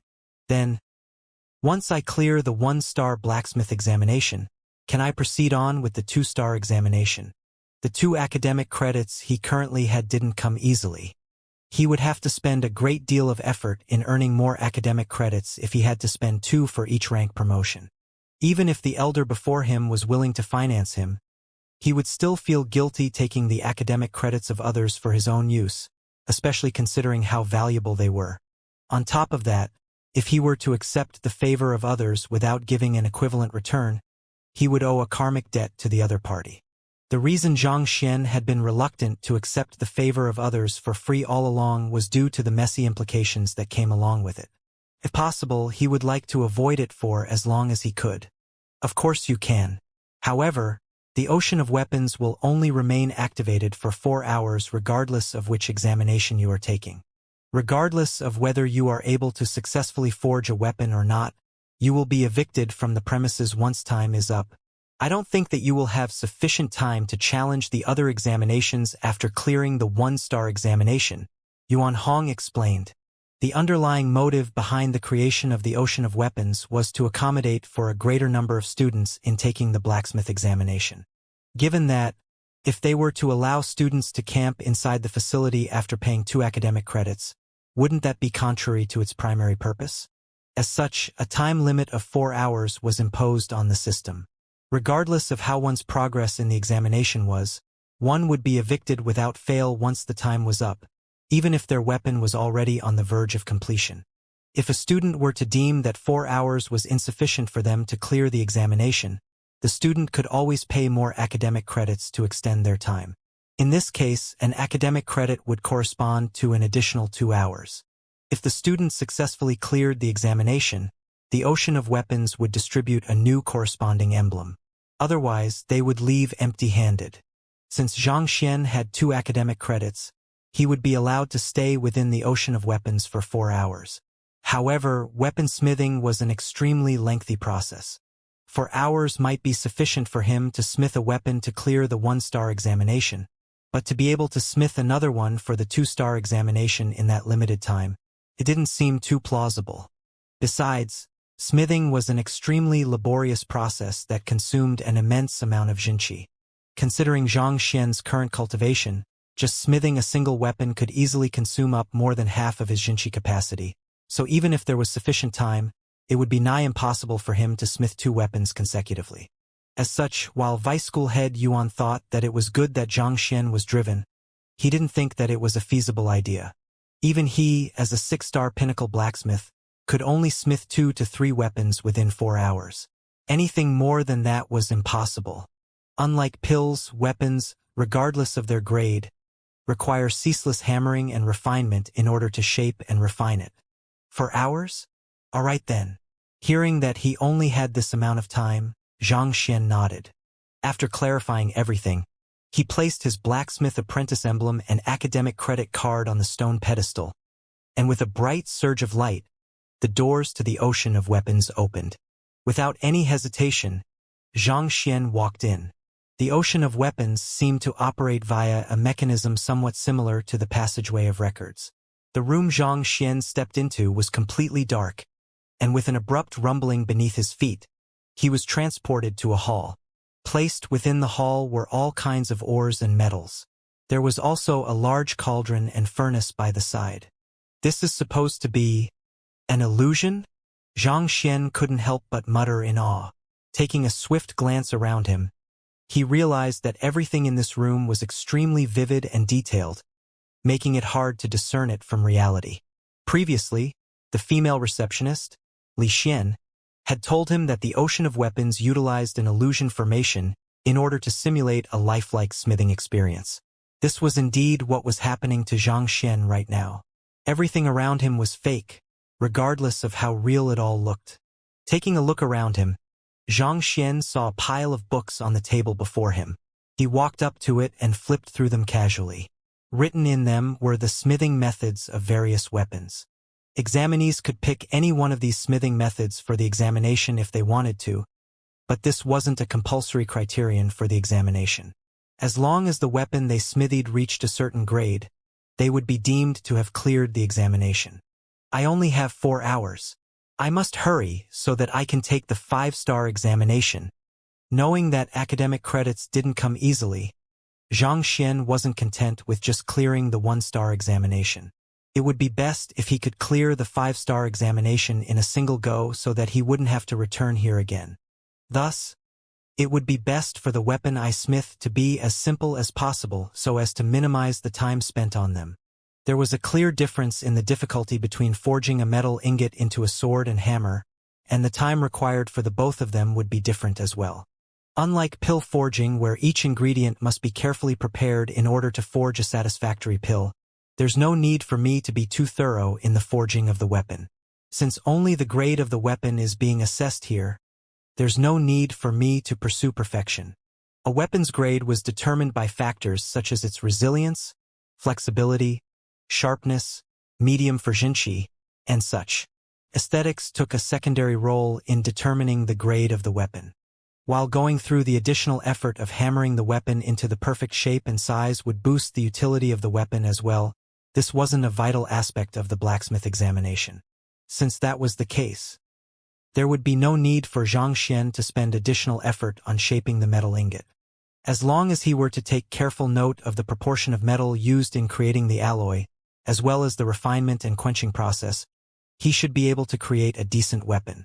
After browsing through the books, Zhang Xian frowned. It'll take too long to hammer the metal ingot into the shapes depicted in these books. Not only would it be hard to do so given his lack of practice in hammering, more importantly, he also didn't have the time to waste on it either. If he were to follow the smithing process listed in any of the books, it would be impossible for him to successfully smith any weapons without at least 2 hours of effort. If that was going to be it, he wouldn't even have enough time to clear the 2-star examination. Forget it. I should just start first. Tossing the book aside, Zhang Xian swiftly examined the 8 ores and metals on the table, as he swiftly simulated the various combinations of alloys he could make with them. Having learned the Heaven's Path smith art, his understanding of smithing was already beyond most 6-star pinnacle blacksmiths. While the ores and metals before him were inferior materials that were suited only for smithing low-tier weapons, as long as he were to complement their strengths well, he would still be able to create a decent weapon. All right, this should do, Zhang Xian muttered as a confident smile crept onto his lips. With a light flick of his wrist, the 8 metals and ores immediately rose from the table and flew into the searing furnace. Zzzzzzzzz. As Zhang Xian infused his Xianxia into the furnace, it began to glow crimson. The ores and metals swiftly melted and flowed out of the furnace from a groove by the side. Synthesize. With another flick of his wrist, the metallic fluids separated into 8 distinct fluids, and they began synthesizing with one another through a series of sequences. With nimble movements from his fingers, Zhang Xian precisely manipulated the metallic fluids with his Xianxia. Those metallic fluids clashed with one another in midair, producing resounding melodic metallic clangs reminiscent of the music from a keyboard. If a blacksmith were to be present here, he would surely be left with his mouth agape upon seeing this sight. This was no longer smithing but a performance. It was a melody perfectly aligned with nature. The reason Wu Yangzi's zither forging technique was so sought after was due to its alignment with nature, making the arduous smithing a pleasurable activity. However, the smithing technique that Zhang Xian was utilizing here was clearly far more profound than the zither forging technique. Not only was it an enjoyment to the eyes and the ears, one might even find one's soul resonating in pleasure to it. Heaven's Path Smith Art. Hoo. Before long, the 8 metallic fluids were completely synthesized with one another, forming a solid alloy, following which Xianxia threw the alloy into the water trough by the side. Tizila. As soon as the searing metal alloy came into contact with the water, steam immediately rose from the water surface. This was the final step of smithing, quenching. Typically, smithing consisted of 3 steps: synthesizing the metals and ores into an alloy, forging the alloy into its intended form, and quenching the weapon to strengthen the material. Xianxia had jumped from the first phase right into the third phase, skipping the second phase. In smithing, the forging phase was extremely important. If a weapon was forged properly, it could enhance its grade as well. Skipping the second phase meant that his work couldn't be considered as a true weapon, and thus its grade would take a steep fall. However, it also spared him from the most arduous and lengthy process of hammering his weapon into its intended form, thus significantly speeding up his smithing process. The searing alloy caused the calm water in the trough to bubble furiously. After some time, Xianxia flicked his wrist, retrieving the alloy from the water. Timing was essential for quenching. The duration for which a weapon was immersed into a quenching fluid would affect the quality of the end product. Xianxia had used 8 different types of ores and metals to create his alloy, each with vastly different properties. While they could serve to complement each other's strengths, if he couldn't grasp the perfect timing for the quenching, it could introduce an imbalance within the weapon, causing the various metals and ores to hinder the functions of one another. If that were to happen, the resulting alloy would be severely weakened, turning it into a failed product. Alright, this should be it. Having completed the quenching process, Xianxia glanced at the metal lump in his palm and scratched his head awkwardly. If he were to take this metal lump out and call it a weapon, he would surely be mocked by the other blacksmiths, and his reputation would plummet. Fortunately, he was only in a simulation. Sighing deeply, he walked up to the grading pedestal and placed the metal lump on it. The grading pedestal served to gauge the quality of the weapon smithied, and as long as the weapon achieved the required grade, the examinee would be deemed to have cleared the examination. Wang! A light buzz sounded, and a red light glowed, following which a mechanic voice announced, using the most basic lava stone, white steel, black pebble, the examinee has managed to smith a phantom low-tier weapon. Congratulations! You have passed the 1-star blacksmith examination. This metal lump has reached phantom low-tier? Not bad. Xianxia heaved a sigh of relief. In truth, this was his first time smithing, so he didn't have a precise gauge of how he had fared. To think that this lump of metal would be considered as a phantom low-tier weapon. Weapons could be divided into 5 tiers: God, Saint, Spirit, Phantom, and Mortal. The criterion for clearing the 1-star blacksmith examination was to smith a mortal pinnacle weapon. Even though the weapon Xianxia had smithied using the Heaven's Path Smith art was crude, bearing no semblance to a weapon whatsoever, it was still graded as a phantom low-tier weapon due to the quality of its alloy. If it were to be properly forged into a weapon, it could easily reach phantom intermediate tier or even high tier. After clearing the 1-star examination, Xianxia spoke up without any hesitation. I request to challenge the 2-star blacksmith examination. Jia. The entire area abruptly darkened, and the rumbling of mechanisms whirring into action sounded. By the time the area lit up once more, he was already in another hall. The entire layout was similar to the 1-star examination hall, but the area was visibly larger. There was a larger variety of ores and metals placed on the table in the room, and most of them were higher grade and rarer than the ones offered in the 1-star examination. Time to start work again.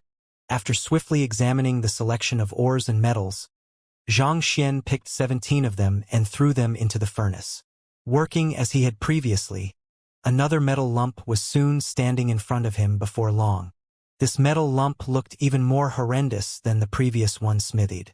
It was completely black, and no one would ever be able to make a correlation between it and a weapon. This was the result of skipping the forging phase of the smithing process. The forging process was essential to giving shape to the alloy. If one wanted a sword, one would have to hammer it into a sword. If one wanted a dagger, one would have to hammer it into a dagger. However, putting aside the fact that this phase was extremely time-consuming, hammering was also a skill that one could only master through hands-on experience. With no prior experience whatsoever, it would be nigh impossible for Xianxia to shape the weapons properly even if he were to attempt it in earnest. Since that was the case, he decided to skip it altogether. Once again, he placed the metal lump on the grading pedestal. Wang! With a brilliant flash of red light, a mechanical voice announced, "The examinee has managed to smith a phantom intermediate-tier weapon. Congratulations! You have passed the 2-star blacksmith examination." After clearing the 2-star blacksmith examination, Xianxia immediately moved on to the 3-star. An hour later, taking a deep breath, Xianxia said, "I request to challenge the 5-star blacksmith examination." After challenging for examinations consecutively, he was starting to feel a little drained despite his pure jinqi. Hula! The mechanisms rumbled into action once more, and an even larger room came into sight. They are all actually the same hall, it's just my perception of it that has changed.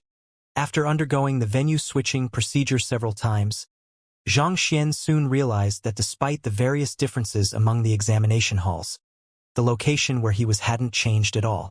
In the first place, the examination halls were only a simulation created by the ocean of weapons, not a real location. As such, changing the venue wasn't a difficult job. A Xianstar rock, purple topaz metal, green dust stone. The materials offered in this examination are far better than the ones in the previous examinations. Xianxia remarked in awe as he examined the selection of ores and metals in the room. There were plenty of rare materials in the previous 4 examinations as well, but they paled in comparison to the current spread before him. Both the Xianstar rock and the purple topaz metal were materials which transcendent mortal experts would kill to get their hands on. With them, they could forge top-notch weapons. However, these superior materials did little to alleviate the grimness on Xianxia's face. While better materials did allow for the forging of better weapons, the criterion to clearing the examination was rising at an even faster pace. To clear the 5-star blacksmith examination, he would have to smith a spirit intermediate-tier weapon. It was impossible to smith a weapon of that tier with just good materials in hand. More importantly, one had to wield incredible control over the metals and ores and command an extremely high understanding of the quenching process. Otherwise, the slightest mistake made could result in the wastage of these precious materials. Xianxia's hands went through the various metals and ores nimbly, synthesizing them together one by one. Unlike previous times, he was working with the metals and ores in the furnace this time around. As such, he had to regulate the temperature in the furnace through his jinqi simultaneously.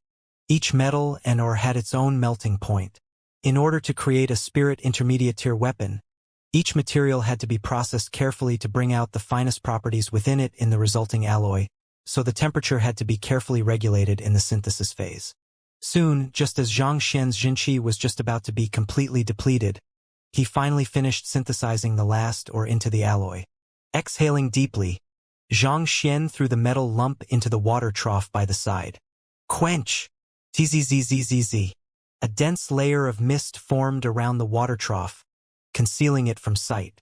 Xianxia activated his Eye of Insight to keep a close eye on even the most trivial of changes in the metal lump, and as its quality finally reached its peak, he quickly took it out. Based on his experience in the previous examinations, he learned that it was easier for him to grasp the condition of the quenching process through his Eye of Insight, thus further enhancing the quality of the final product. Test. Once again, Xianxia placed the metal lump on the grading pedestal. Wang! A mechanical voice announced, "The examinee has managed to smith a spirit intermediate-tier weapon. Congratulations! You have passed the 5-star blacksmith examination." "I've passed the examination." Seeing that it was a success, Xianxia's body finally gave into exhaustion, and he fell weakly onto the ground. Even though he had skipped the hammering stage, it was still tough work controlling the flames in the furnace with his jinqi. At this point, his jinqi was nearly completely depleted. It was fortunately that he had still succeeded eventually. I should heal up first. Sitting on the ground, Xianxia flicked his wrist, and a jade box appeared in his hands. Opening the jade box, he immediately felt a gush of incredibly pure spiritual energy blowing at him. It felt as if small needles were pricking his skin, creating a tingling sensation. A translucent stone sat inside the box. This was Xianxia's first time using a high-tier spirit stone. Those whose cultivation was too low would be unable to assimilate the pure spiritual energy within a high-tier spirit stones into their body. Even if they could absorb it, the spiritual energy would still leak from the minuscule pores in their meridians. The meridians within the human body was similar to a sandpit in some ways. There were many fine pores in them such that while thick and viscous mud could flow through it, pure water would usually seep right through those pores, resulting in immense wastage.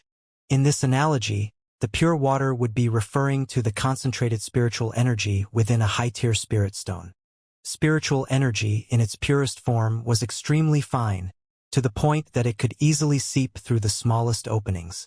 Even if an ordinary human were to try to absorb the spiritual energy within a high-tier spirit stone, they wouldn't be able to retain the slightest bit of it in their body. Only upon reaching transcendent mortal 9-dan chrysalis realm would the openings in one's body be sealed like a cocoon, forming a seamless body. Only then would one be able to absorb the spiritual energy within a high-tier spirit stone to strive for greater heights. Xianxia was currently only at Cosmos Bridge Realm, 3 realms away from reaching Chrysalis Realm. Typically speaking, even if he had a high-tier spirit stone in his possession, he shouldn't be able to use it. However, having cultivated Heaven's Path Xianxia, his body had already been reformed by it, granting him a physical body far stronger than other cultivators. On top of that, he had also reached the second incandescence of the quintuple incandescence golden body. This granted him enhanced control over his body, allowing him to seal his pores to retain the fine spiritual energy from the high-tier spirit stone within his body. Goo goo goo goo. As the pure spiritual energy circulated in Xianxia's body, as per the Heaven's Path divine art, it was swiftly converted into Xianxia before being deposited in his dantian. His depleted dantian swiftly filled up, reaching full capacity within 30 minutes. As expected of a high-tier spirit stone, I was able to recover swiftly. Xianxia stood up and did some stretches. If it had been a middle-tier spirit stone or a spirit-gathering formation, it would have taken at least several hours for his Xianxia to fully recover. However, through absorbing the spiritual energy in a high-tier spirit stone via the Heaven's Path divine art, he was able to recover within just 30 minutes. This was a pace comparable to most pills forged specially for recovering one's Xianxia. I still have another hour to go, Xianxia thought in delight as he returned the high-tier spirit stone to his storage ring. With an hour left, perhaps he might have enough time to challenge the 6-star blacksmith examination. While his current cultivation was still a little too low, the depth of his comprehension in smithing was superior to most 6-star pinnacle blacksmiths. If he could pass the 6-star blacksmith examination as well, he would be spared from spending even more academic credits here. Based on what he had seen and heard so far, he could tell that academic credits were extremely difficult to earn. There would surely be many places where he would require them in the future, so it was best for him to save as much as possible for the time being. Challenging the 6-star blacksmith examination is a little beyond my current cultivation at the moment. If I want to clear the examination, I won't be able to skip the forging phase anymore. The reason Xianxia had been able to clear all of the previous examinations was because of the superior quality of the alloy he had created. As such, even though the weapons he had smithied so far were just mere lumps of steel, they were still able to reach the required grade. However, in the 6-star examination, he would have to handle ores and metals which were beyond his current cultivation, and this meant that he wouldn't be able to process them as freely as he had all along. Due to that, it was unlikely that he would be able to clear the examination based on the quality of the alloy in itself. In other words, if he wanted to clear the examination, he would have to forge the weapon. However, he had no experience with hammering whatsoever. If he were to start practicing now, would he still be able to make it in time? I won't be able to make it in time. Hammering, just like pill forging, was a hands-on skill which could only be mastered through countless years of practice. Even with the Library of Heaven's path guiding him along, it would still be impossible for him to master the skill in time with only an hour left on the clock. Just as Xianxia was distressed as to what he should do next, a thought suddenly flashed across his mind, and his eyes lit up in excitement. Wait, even though I can't forge a sword or those of that sort, I can turn the iron lump into a hammer. That should be much easier than other weapons. There were many intricacies behind swords and sabers which made them extremely difficult to forge them, but that shouldn't be the case for hammers. With just a few hits on the metal lump, he should be able to create a hammer easily. All right, it's decided then. With a smile on his lips, Xianxia shouted, I request to challenge the 6-star blacksmith examination. Wang. The sight before Xianxia changed once more, turning into an even larger hall. Many ores and metals that would have been difficult to find in real life appeared before him. After some contemplation, Xianxia picked out a few dozen of them and brought them to the furnace. Xiong. Tossing the ores and metals into the furnace, Xianxia began with his smithing. Meanwhile, Yuan Hong and a group of master teachers were standing outside the ocean of weapons, waiting for the results of the examination. After all that had happened, it was already nearing midnight. However, it didn't seem like anyone had the intention to leave. That Xianxia fellow had caused such a huge mess in the blacksmith school, but not only did Vice School head Yuan not punish him, he even escorted him to the ocean of weapons for him to take the blacksmith examination. Everyone was curious to see what kind of legendary figure Xianxia was for a 6-star pinnacle blacksmith to treat him with such respect. How far do you think he can advance in the ocean of weapons? Do you even need to ask? With just 4 hours on the clock, he will only be able to clear the 1-star examination. Even if he is a talented blacksmith who is capable of producing weapons at an unprecedented speed, he'll only be able to clear the 2-star examination at the maximum. Anything beyond that is physically impossible. Indeed, just take the forging process for example. In order to hammer the alloy into the perfect shape, one would have to spend at least an hour or two on it. Even seasoned blacksmiths wouldn't be able to go any faster than that. Everyone muttered with hushed voices. Since that fellow declared that he would be challenging the 5-star blacksmith examination, he should possess the ability to smith a spirit intermediate tier weapon at the minimum. However, due to the time limit within the ocean of weapons, it would be difficult for him to reach 2-star. Anything further than that would be plain impossible. As such, there was no one here who really thought that he would be able to clear the 5-star blacksmith examination today. Nevertheless, for a person who had never challenged the blacksmith examination before, clearing 2 stars simultaneously was still an incredible feat. Just as everyone was waiting patiently for the results from the ocean of weapons, footsteps suddenly sounded. Turning their heads over, everyone saw a few elders walking over. Look, the school head is here. No, it isn't just the school head. The other vice school heads as well. Why are they all here? They probably heard about the matter here and came over to take a look. The one who was leading the group was the head of the blacksmith school, one of the 10 great master teachers, Zhao Bingshu. There were 3 elders walking behind him, and they were the remaining 3 vice school heads. After conducting a meridian and bone cleansing for Luo Qiqi and the others, they decided to head over here to see if the legendary student would be able to clear the 5-star blacksmith examination. School head. As if having guessed that the school head would come, Yuan Hong didn't seem surprised in the least. He clasped his fist and greeted the other party. How is it? Has he begun the 5-star blacksmith examination yet? Judging from the current time, he should be done soon, Zhao Bingshu asked with a smile. 5-star blacksmith examination. This? Yuan Hong muttered awkwardly. Bewildered by Yuan Hong's reaction to his words, Zhao Bingshu asked doubtfully, What's wrong? Isn't it Zhang Shi who is undergoing the examination inside at the moment? It's indeed him who is inside, but it appears that Zhang Shi has never taken a blacksmith examination before, so he is currently challenging the 1-star examination, Yuan Hong replied. He has never taken any blacksmith examination before? Zhao Bingshu exclaimed. The other 3 vice school heads behind him were also stunned by the revelation. Since that fellow had never taken the 1-star examination before, why in the name of Kong Shi was he attempting to challenge the 5-star examination? Yes, Yuan Hong nodded.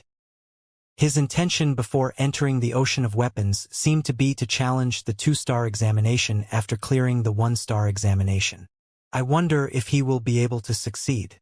Before entering the ocean of weapons, that fellow had asked if he could challenge the subsequent examinations as well, so he was probably preparing to do so. It would be difficult, but that fellow might just be able to pull it off. Are you curious? Actually, we can just take a peek at it. Zhang Bingshu chuckled. Take a peek? But the ocean of weapons is still in operation. How do we take a look? Yuan Hong was bewildered.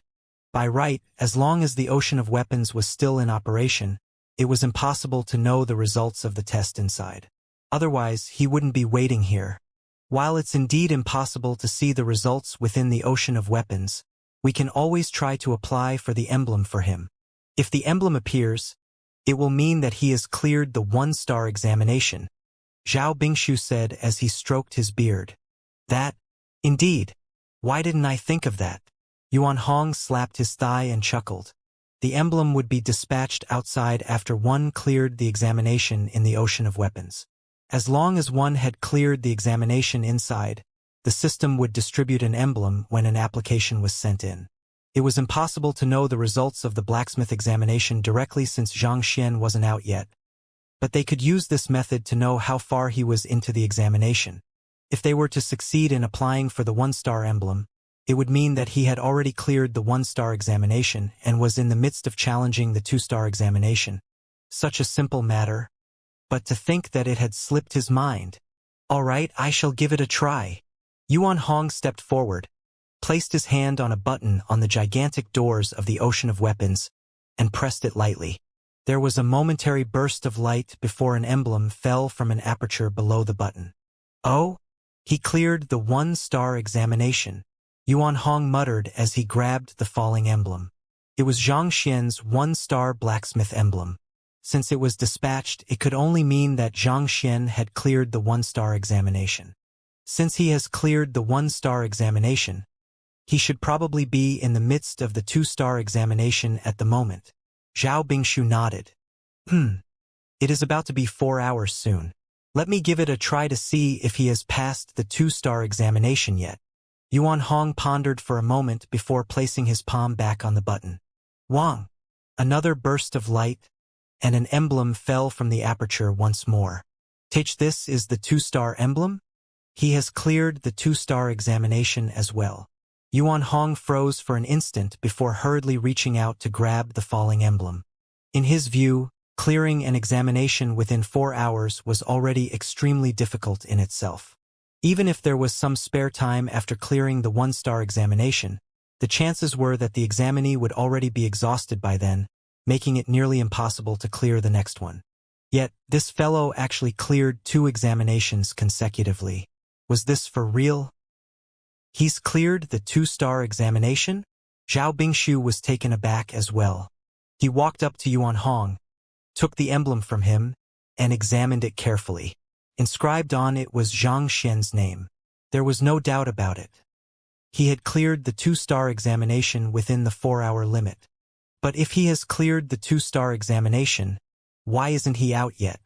Could it be that he is trying for the 3-star examination? Yuan Hong widened his eyes at that thought. If Xianxia wasn't out after clearing the 2-star examination, did that mean that he was attempting the subsequent 3-star examination? To still have the strength to attempt subsequent examinations after clearing the 2-star examination. What was that fellow made of? That should be the case. However, given the limited amount of time, it is impossible for him to clear the 3-star examination. Yuan Hong shook his head. As a 6-star pinnacle blacksmith, he knew how difficult smithing was. Even with his current skills, he would only be able to smith phantom low-tier weapons within 4 hours at best. Anything more than that was impossible. To clear the 1-star and 2-star examination, Xianxia would have to smith at least 2 weapons. However, no matter how proficient he was in smithing, He couldn't possibly be faster than a 6-star pinnacle blacksmith. As such, how could he possibly be able to smith the third weapon? Let's just try giving it a press. Zhao Bingshu interjected as he walked up to the door and pressed on the button. Wang! Yet another flash of light and emblem. This, a 3-star emblem? Not only did Yuan Hong leap in shock, even Zhao Bingshu was stunned. To smith 3 weapons within 4 hours, advancing from an apprentice to a 3-star blacksmith. This speed was insane. Could it be possible that... The duo glanced at one another, only to see the shock in each other's eyes. Unable to stand the curiosity any longer, Yuan Hong pressed the button once more. Voila! Again, another flash of light and another emblem. Yuan Hong swallowed his saliva and uttered hoarsely, 4-star. He is actually trying to clear up to the 5-star blacksmith examination within 4 hours. When that fellow said that he would challenge the 5-star blacksmith examination, Yuan Hong had regarded it as nothing more than a joke. After all, how could anyone advance from an apprentice to a 5-star blacksmith within a single day? But who could have thought that he would actually succeed? Since the 4-star emblem had appeared, it could only mean that he was currently attempting for the 5-star blacksmith examination. To smith 4 weapons within 4 hours, and not to mention all 4 of them had to reach the required quality in order to clear the examination. How in the world was that fellow doing it? Xiong Bing, who had been watching the scene, couldn't help but ask, "Do you think that it's possible that he might have cleared the 5-star examination?" "That's impossible." Hearing those words, Yuan Hong immediately shook his head in denial. If he had cleared the 5-star examination, he would have been out by now. Why would he still be inside?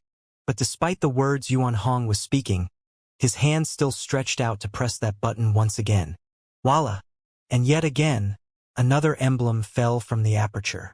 Grabbing it hurriedly, Yuan Hong rubbed his eyes and stared at the name and rank inscribed on the emblem, and his body began shaking intensely. A 5-star emblem. He has even cleared the 5-star blacksmith examination as well? Then, what examination is he taking at the moment? Yuan Hong felt as if everything he had known about the world was crumbling before his eyes, and tears threatened to spill down his cheeks. If they could apply for the 5-star emblem but that fellow wasn't out yet, didn't that mean that the fellow was attempting the 6-star blacksmith examination? But how could that be possible? Even if he had sufficient time to attempt it, his cultivation was too low to clear the examination.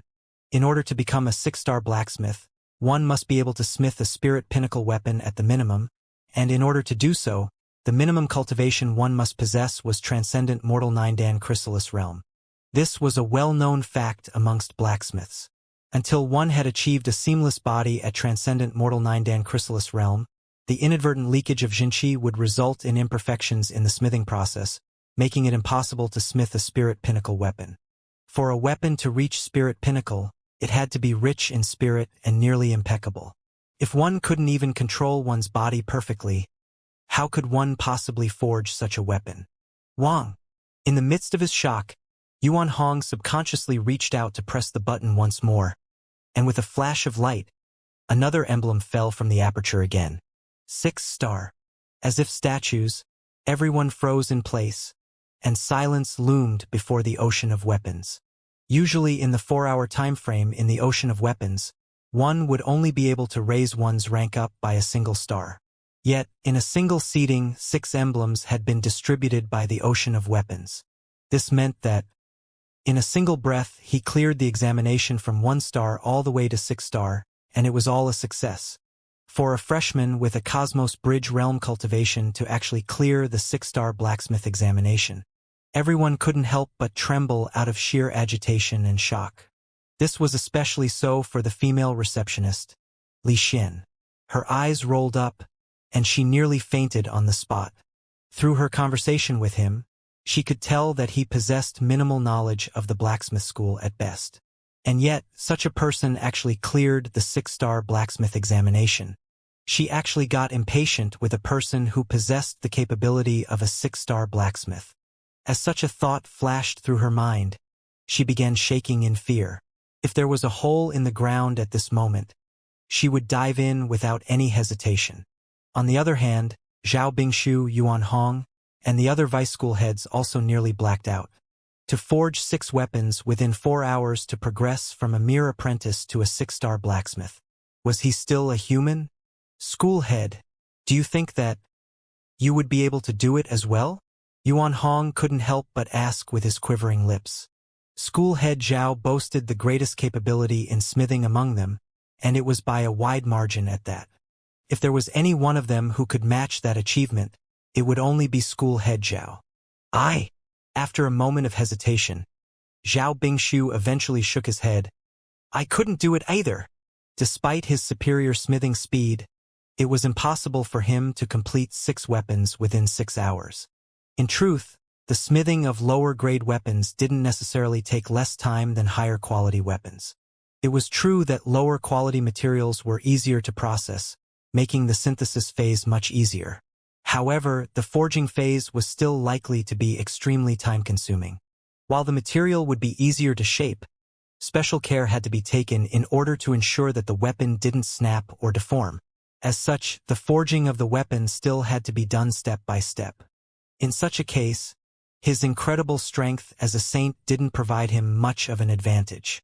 If he were to start from 1 star, 3 star would probably be his limit. Yet, that fellow actually reached 6 star in a single breath. Was this feat still humanly possible?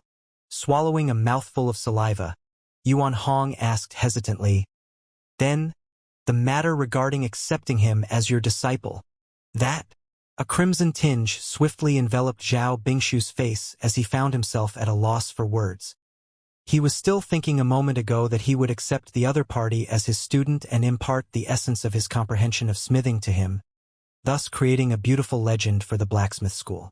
But if that fellow was able to accomplish what he wasn't able to, he would only be humiliating himself if he were to ask the other party to be his student.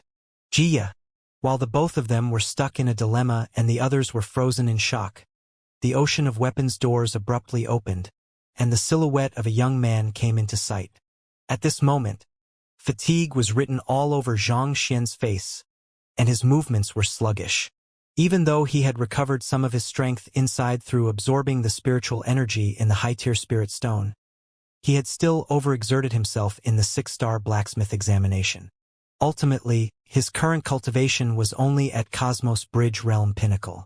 Even with the enhancement from Heaven's Path Jinchi and Heaven's Path Golden Body, he was still pushed to his very limits. Thus, after clearing the examination, he had to rest for a moment before he could muster the strength to stand up and leave. Nevertheless, it was fortunate that he had cleared the examination. At the current moment, he was already a quasi-6-star blacksmith. In the upper 9 paths occupations, unless special exceptions are given from the headquarters, as long as one's cultivation has yet to reach the required level, it could only be considered as a quasi-rank. Xianxia. Yuan Hong walked over with admiration evident on his face. If he was still a little conflicted a moment ago due to the destruction of the various amenities, at this moment, he finally realized how wise the school head's decision was.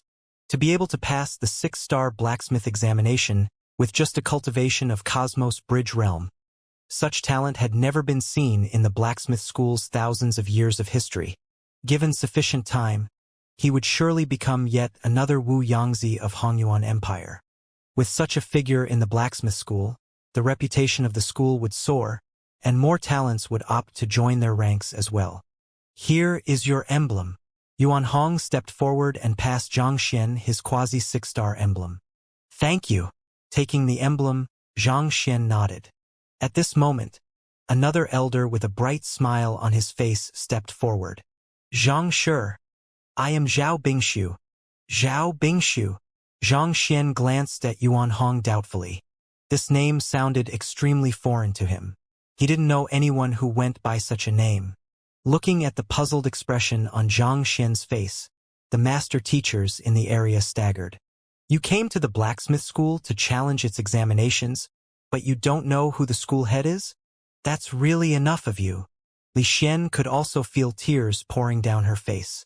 She'd thought that Zhang Xian was only ignorant of the rules of the academy, but it turned out that he was ignorant of everything.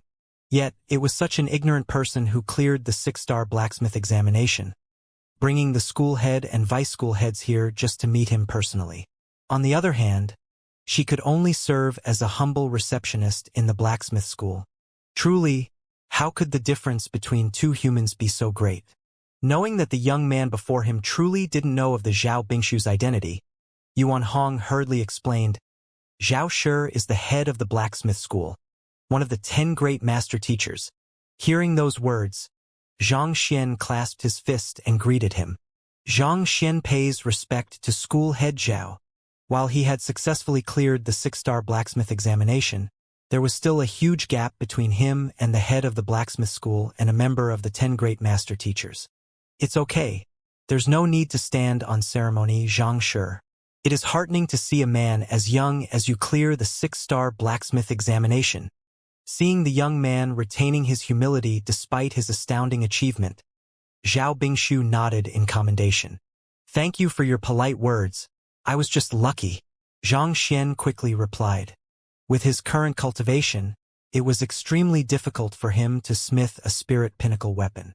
If not for a fair bit of luck here and there, he would still be a 5-star blacksmith at this moment. Luck favors the diligent and capable. It is rare to see a person who can still remain level-headed in the face of success.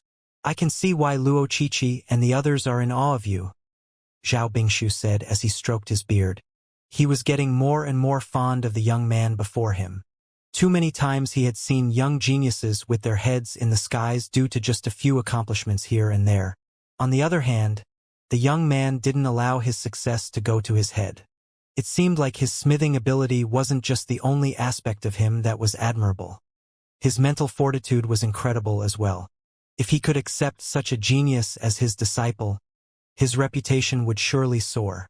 However, considering that the other party's skills were not beneath his, it would be unlikely for the other party to accept it.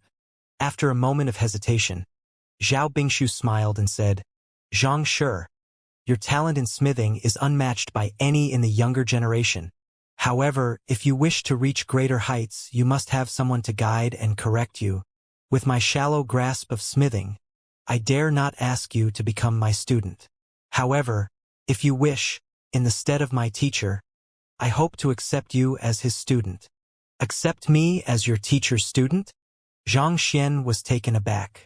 That's right. My teacher is a 7-star master teacher in Qingyuan conferred empire, and he possesses great prestige there. I'm sure he would be more than glad to have a talented blacksmith like you as his student.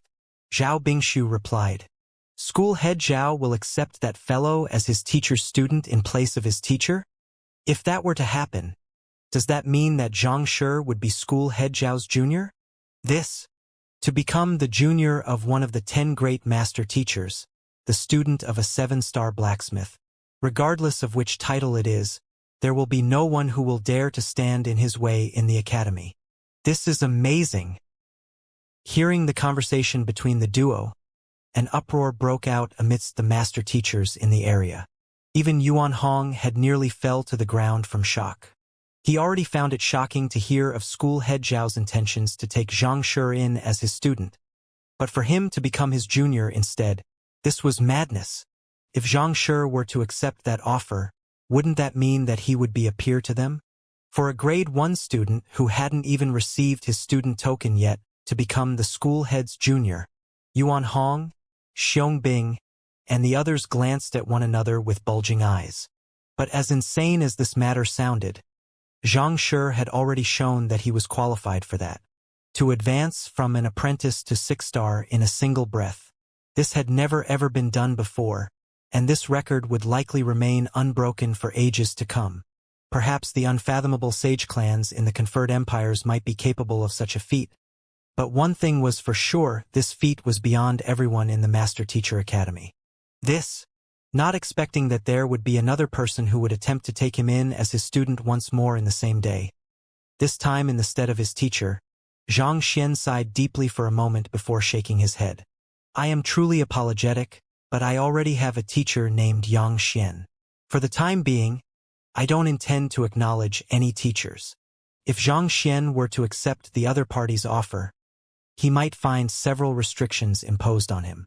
At the same time, he could easily accumulate any required knowledge by reading through books. There was no need for him to learn from another. He rejected the offer? That was an opportunity to become school head Zhao's junior.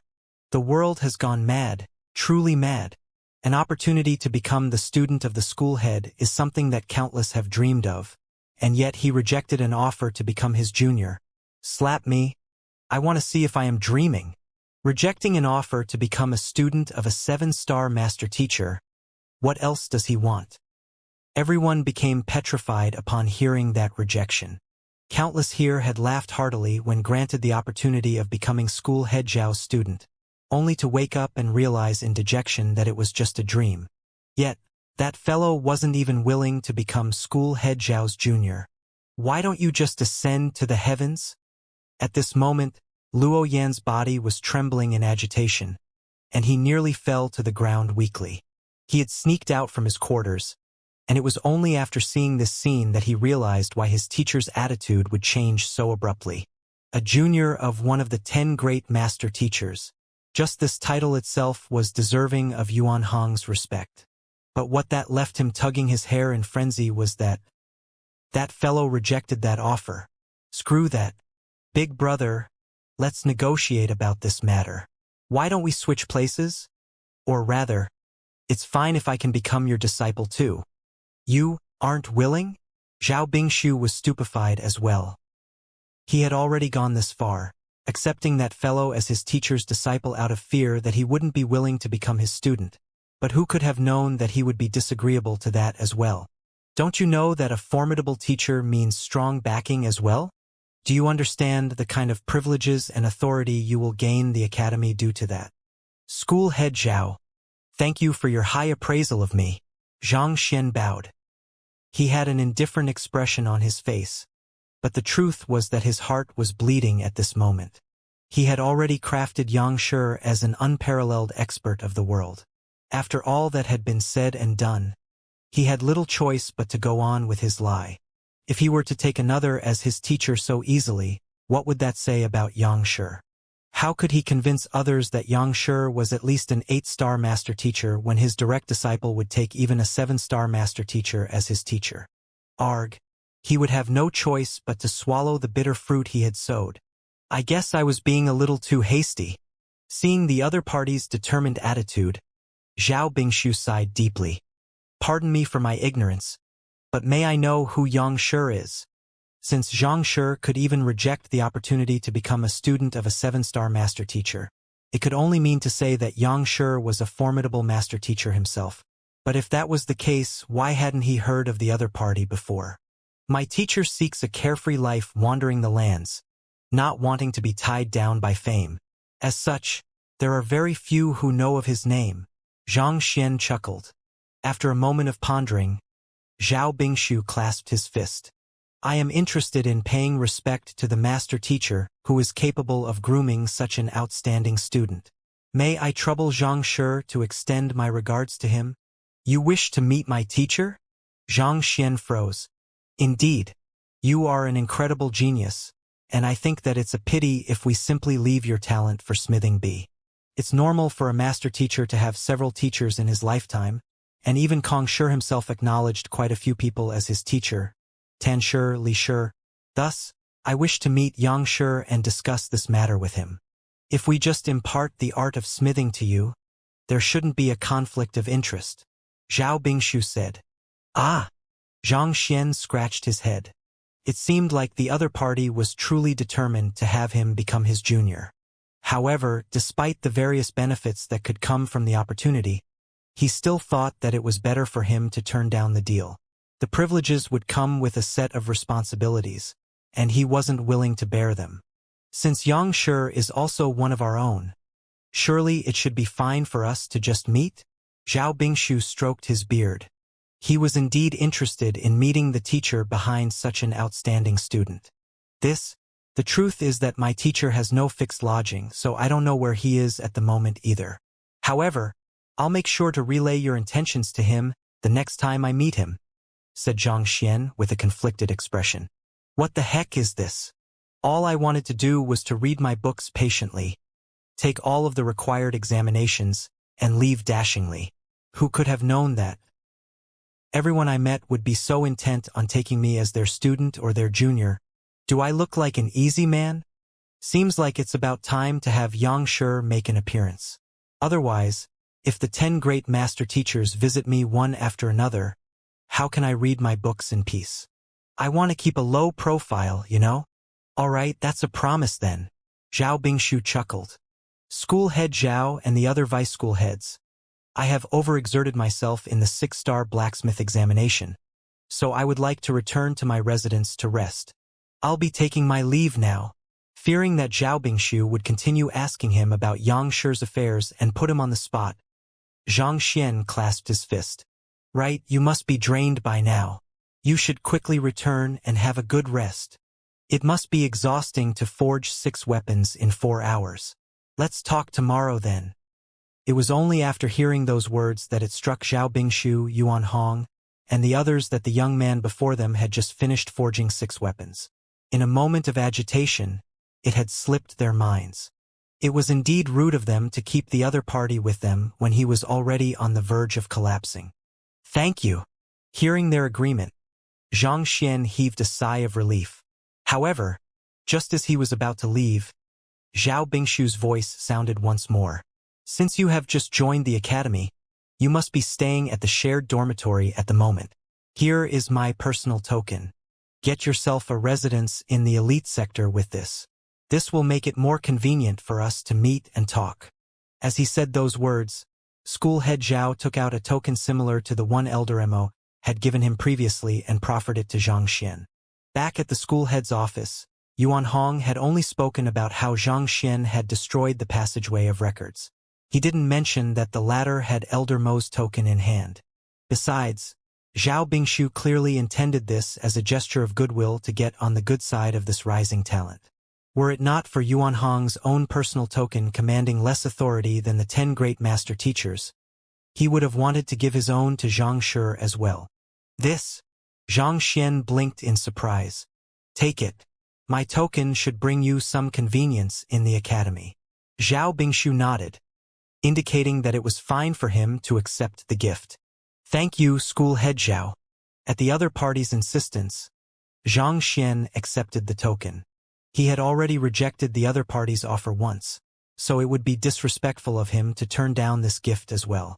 However, as the crowd saw the look of reluctance on Xianxia's face as he accepted Zhao Bingshu's token, their mouths twitched violently, and they nearly burst into tears.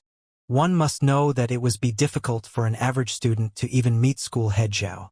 School head Zhao had come personally to meet that fellow, and not only did he reject the offer to become his junior, he was even unwilling to accept the token. Where did this freak come from? Did he know how many of them wanted to pummel him to death right then because of that reluctance on his face? I'll be taking my leave then. Taking the token, Xianxia immediately turned around and left. Before long, he had already disappeared over the horizon. It sure is a huge pity. Watching as Xianxia's silhouette disappear, Zhao Bingshu shook his head. A pity? Yuan Hong asked, uncomprehending of Zhao Bingshu's words. Xianxia is an incredible genius. Despite his politeness, I can still see the pride in his eyes.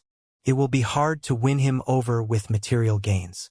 It will be nigh impossible to retain him in the blacksmith school. Zhao Bingshu sighed. You're right.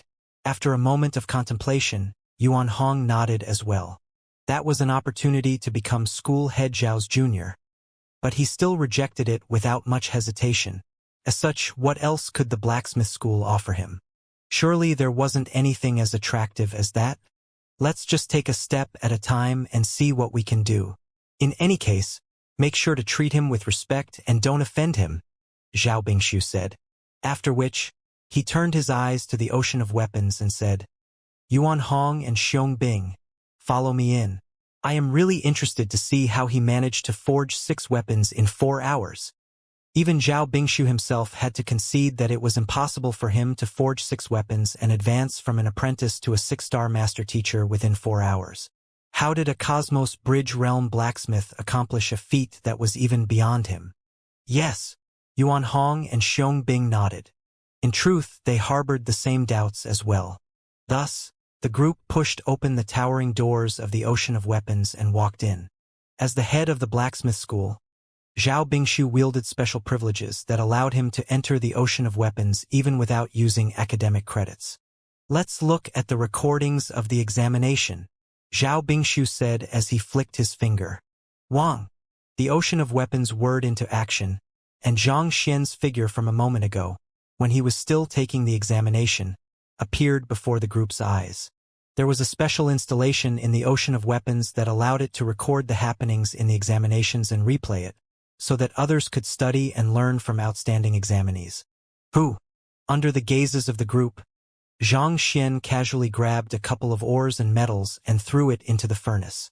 After which, he retrieved them and synthesized them together before tossing it into the quenching fluid straight. This?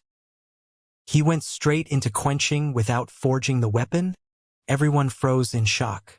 However, forging is indeed the most time-consuming phase in the smithing of a weapon. He could indeed save himself a lot of time through skipping it. This is a brilliant idea. Why didn't I think of it? Zhao Bingshu's eyes glowed in excitement as he slapped his thigh. Of the 3 phases of smithing, the most arduous and complicated procedure was, without doubt, hammering the ingot into its intended shape. If one could skip this step, one could indeed save a fair bit of time.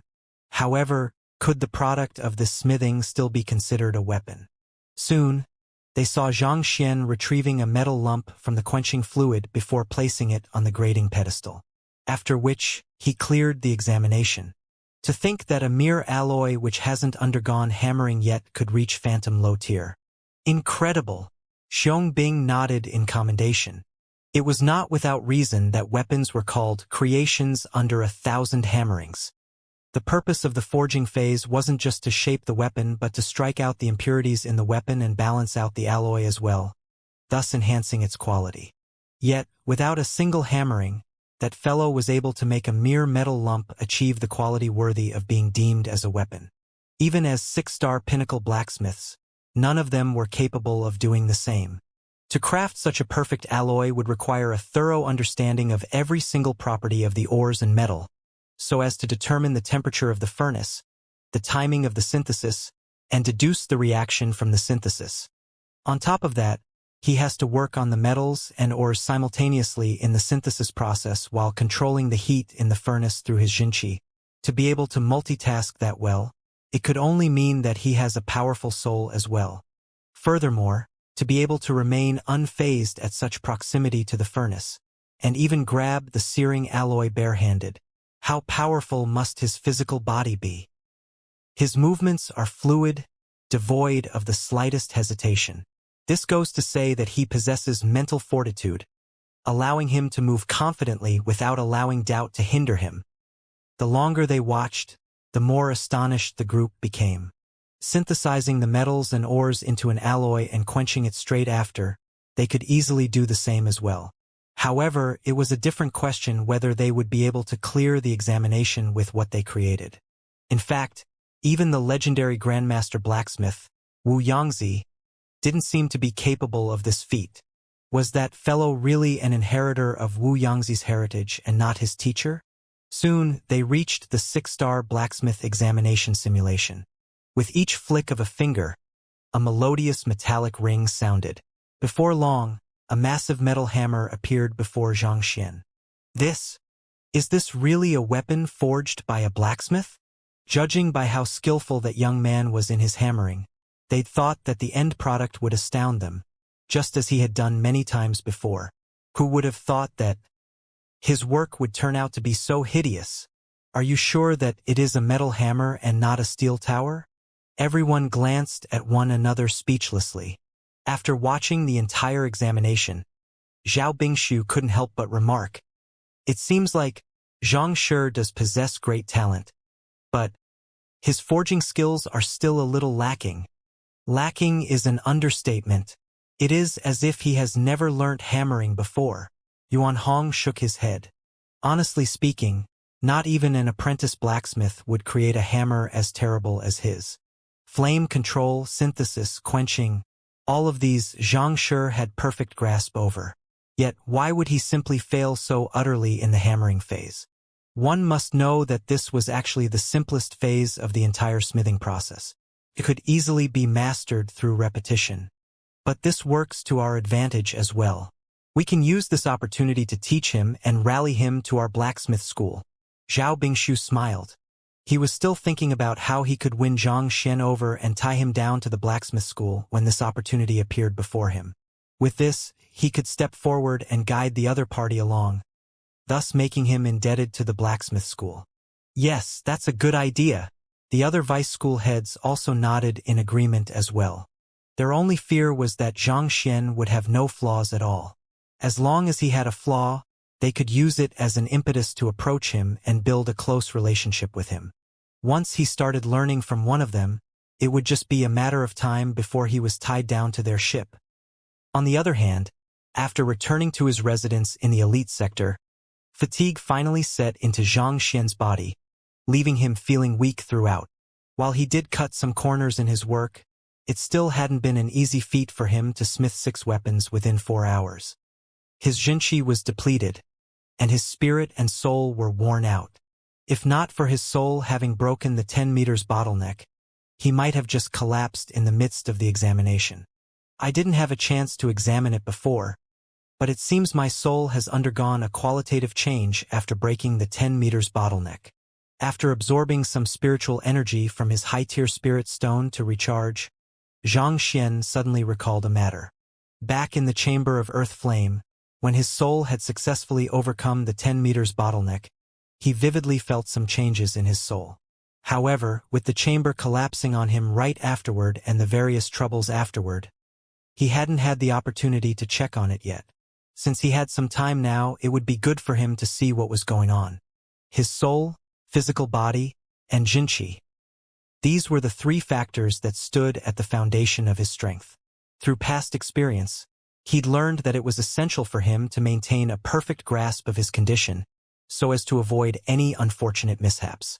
Activating the formation around him to block out any prying eyes, Zhang Xian sat on the ground and closed his eyes. His soul left his body. At this moment, his soul was as enormous as a giant. Even with his feet on the ground, his head could still easily reach the roof of the residence. Introspection. Zhang Xian activated the Eye of Insight to view the situation in his soul. What is this? How is this possible? Upon first glance, Zhang Xian suddenly froze, and shocked exclamations escaped from his mouth. Under the discerning gaze of the Eye of Insight, Zhang Xian could see a thin gray line floating amidst his massive soul. It resembled a parasite, leaving him with an ominous feeling within. This is the innate fetal poison? Zhang Xian narrowed his eyes. Even back when he was still in Tianxian Kingdom, he had already noticed the innate fetal poison in him. However, as he began to cultivate the Heaven's Path divine art, the poison was suppressed by the Heaven's Path Jinqi, thus crippling it for the time being.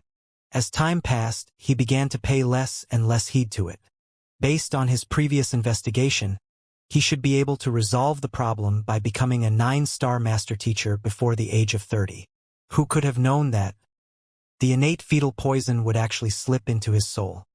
He could suppress the innate fetal poison in his physical body through his Heaven's Path Jinqi, but how was he supposed to deal with it in his soul? Zhang Xian's face turned livid. A soul was the foundation of a human's consciousness. Its destruction would spell irreversible death for one. Zhang Xian was still previously harboring the thought of focusing on the cultivation of his soul such that even if he was unable to resolve his innate fetal poison, he could at least still live on as a soul. But from the looks of it, this idea was impossible now. Unknowingly, the treacherous poison had managed to seep into his soul. As his soul was too weak before, he wasn't able to perceive it. However, as his soul broke the 10 meters bottleneck and grew even stronger and more sensitive, he finally noticed that something was amiss. Or perhaps, has the innate fetal poison been in my soul from the very start? The innate fetal poison was planted in him back when he was nothing more than a fetus in his mother's womb. Given how vulnerable he was then, it shouldn't have been too difficult for it to spread from his body to his soul, or vice versa. However, considering how it had been some time since he'd become a soul oracle, it didn't seem quite possible for him to have never noticed the innate fetal poison in his soul all along. It was as if that congregation of innate fetal poison had been invisible to him all along. Or could it be that it was simply too weak for him to perceive then? If that was the case, could it mean that the innate fetal poison was leeching off his soul, growing along with it? What should I do? Will the innate fetal poison work up earlier if I continue cultivating my soul? Xianxia thought grimly. Without the heaven's path Xianxia, it would be difficult for him to suppress the innate fetal poison. If the poison in his soul were to trigger, he would be helpless before it. What the heck was this? The other protagonists that transcend to another world were either top-notch geniuses or given overpowered artifacts that allowed them to dominate the world. It was one thing for him to have been born with average talent, but he was even given such a gift from the world. What crime did he commit in his previous life to deserve this? While the soul of Heaven's path was indeed powerful, it shared one common trait with the other souls. It was incapable of harnessing Xianxia, and this included the Heaven's path Xianxia as well. Without the Heaven's path Xianxia to suppress the innate fetal poison, it would be able to do as it pleased in his soul.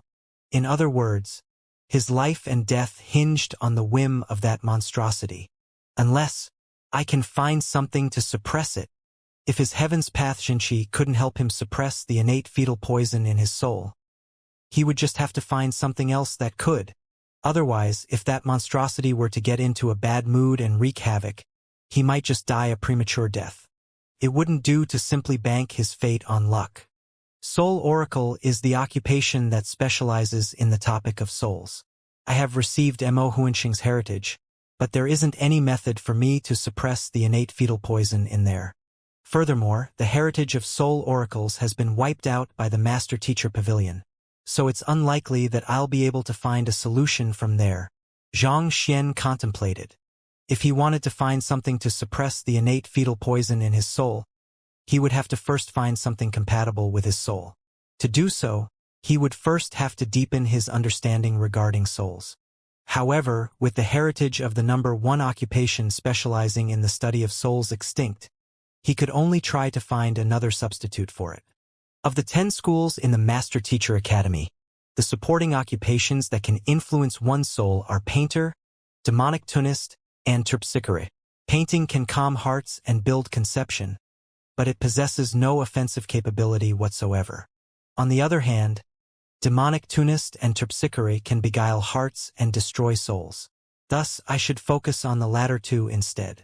The other supporting occupations such as beast tamer, blacksmith, celestial designer, and physicians had little regarding the study of souls. At this point, the only two occupations which could possibly help Xianxia were demonic tunist and terpsichore. Those two occupations specialized in the beguilement of souls, so they should have a sizable collection regarding the study of souls. I will pay those two schools a visit when dawn comes. Time waited for no one. Every day he waited meant an additional day where he could be killed by the innate fetal poison.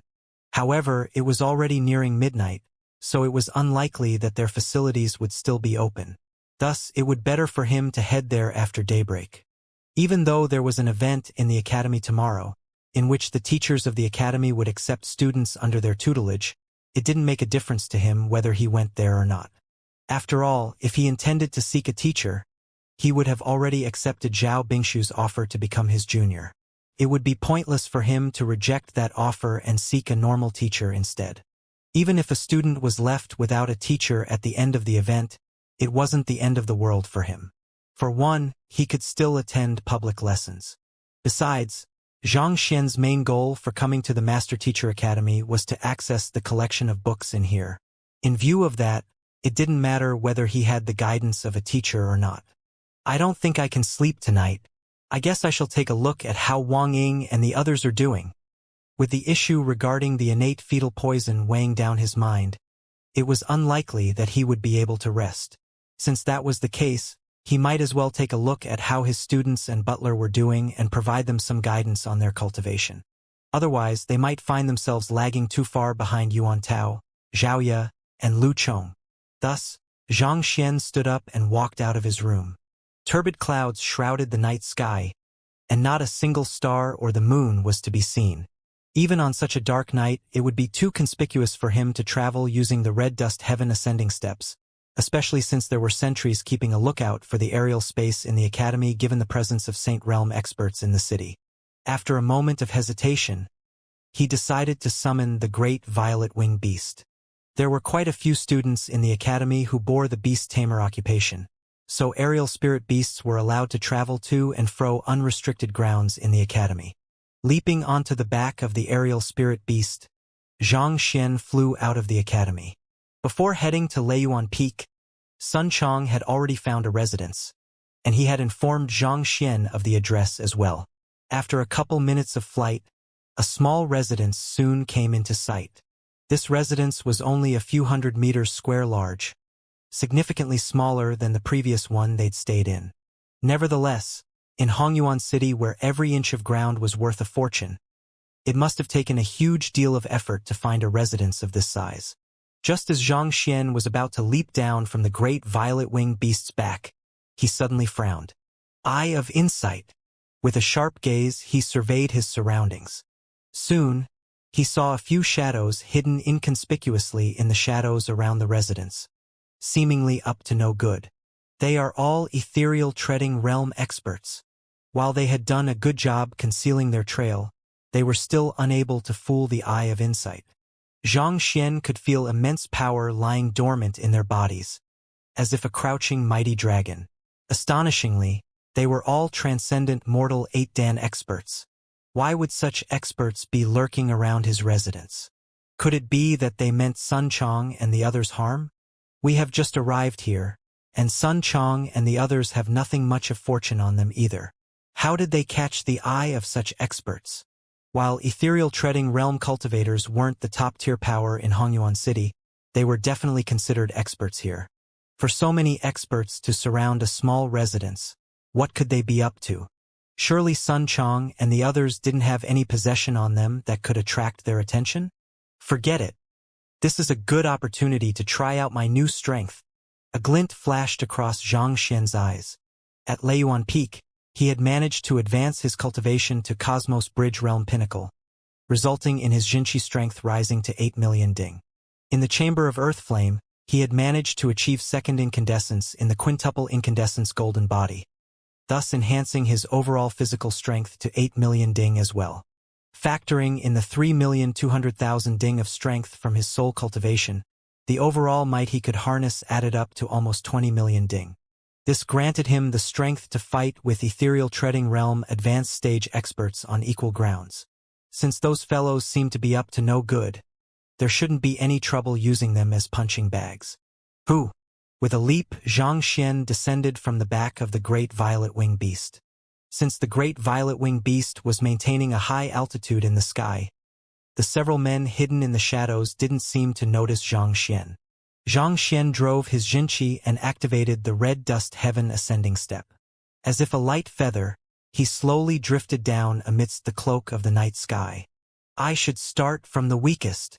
There was a total of 4 men hidden in the area, and the weakest of them was at ethereal treading realm primary stage. Silently, as if an apparition, Xianxia's figure floated stealthily toward the masked man hidden behind an ancient tree. By cloaking his vitals with his Heaven's Path Jinqi, he was able to erase his presence such that not even a chrysalis realm expert would be able to notice him. He silently gathered his strength on his palm and pressed it against the masked man. The masked man behind the ancient tree felt an abrupt jolt on his back before immense might began gushing through his body, sealing every single one of his meridians. Put on. The next moment, he was already lying on the ground, unconscious. Oh, this isn't as difficult as I thought it would be, Xianxia muttered. It was just a day ago that he was still completely powerless before an ethereal treading realm expert, but at this moment, he could already incapacitate them without much effort. After knocking the first one out, he turned his gaze toward his second target and slowly made his way over. The target this time around was an ethereal treading realm intermediate stage expert. He was slightly warier, and Xianxia was discovered before he could make his way to him. Just as he was able to exclaim to warn his other comrades, he suddenly felt an extremely heavy pressure pushing on his soul, rendering him incapable of speech. It was an assault on his soul. While he was an ethereal treading realm expert, he was far weaker than Xianxia when it came to the prowess of their souls. As a result, he was paralyzed for half a second. It was a short moment, but a moment was all it took to overwhelm an opponent in a battle. Who? Executing the same palm strike, the second target was also knocked unconscious. Even at the point when his consciousness faded, he wasn't able to see the face of his assailant. It was easier for these two because they are weaker, but it probably won't so as smoothly for the remaining two.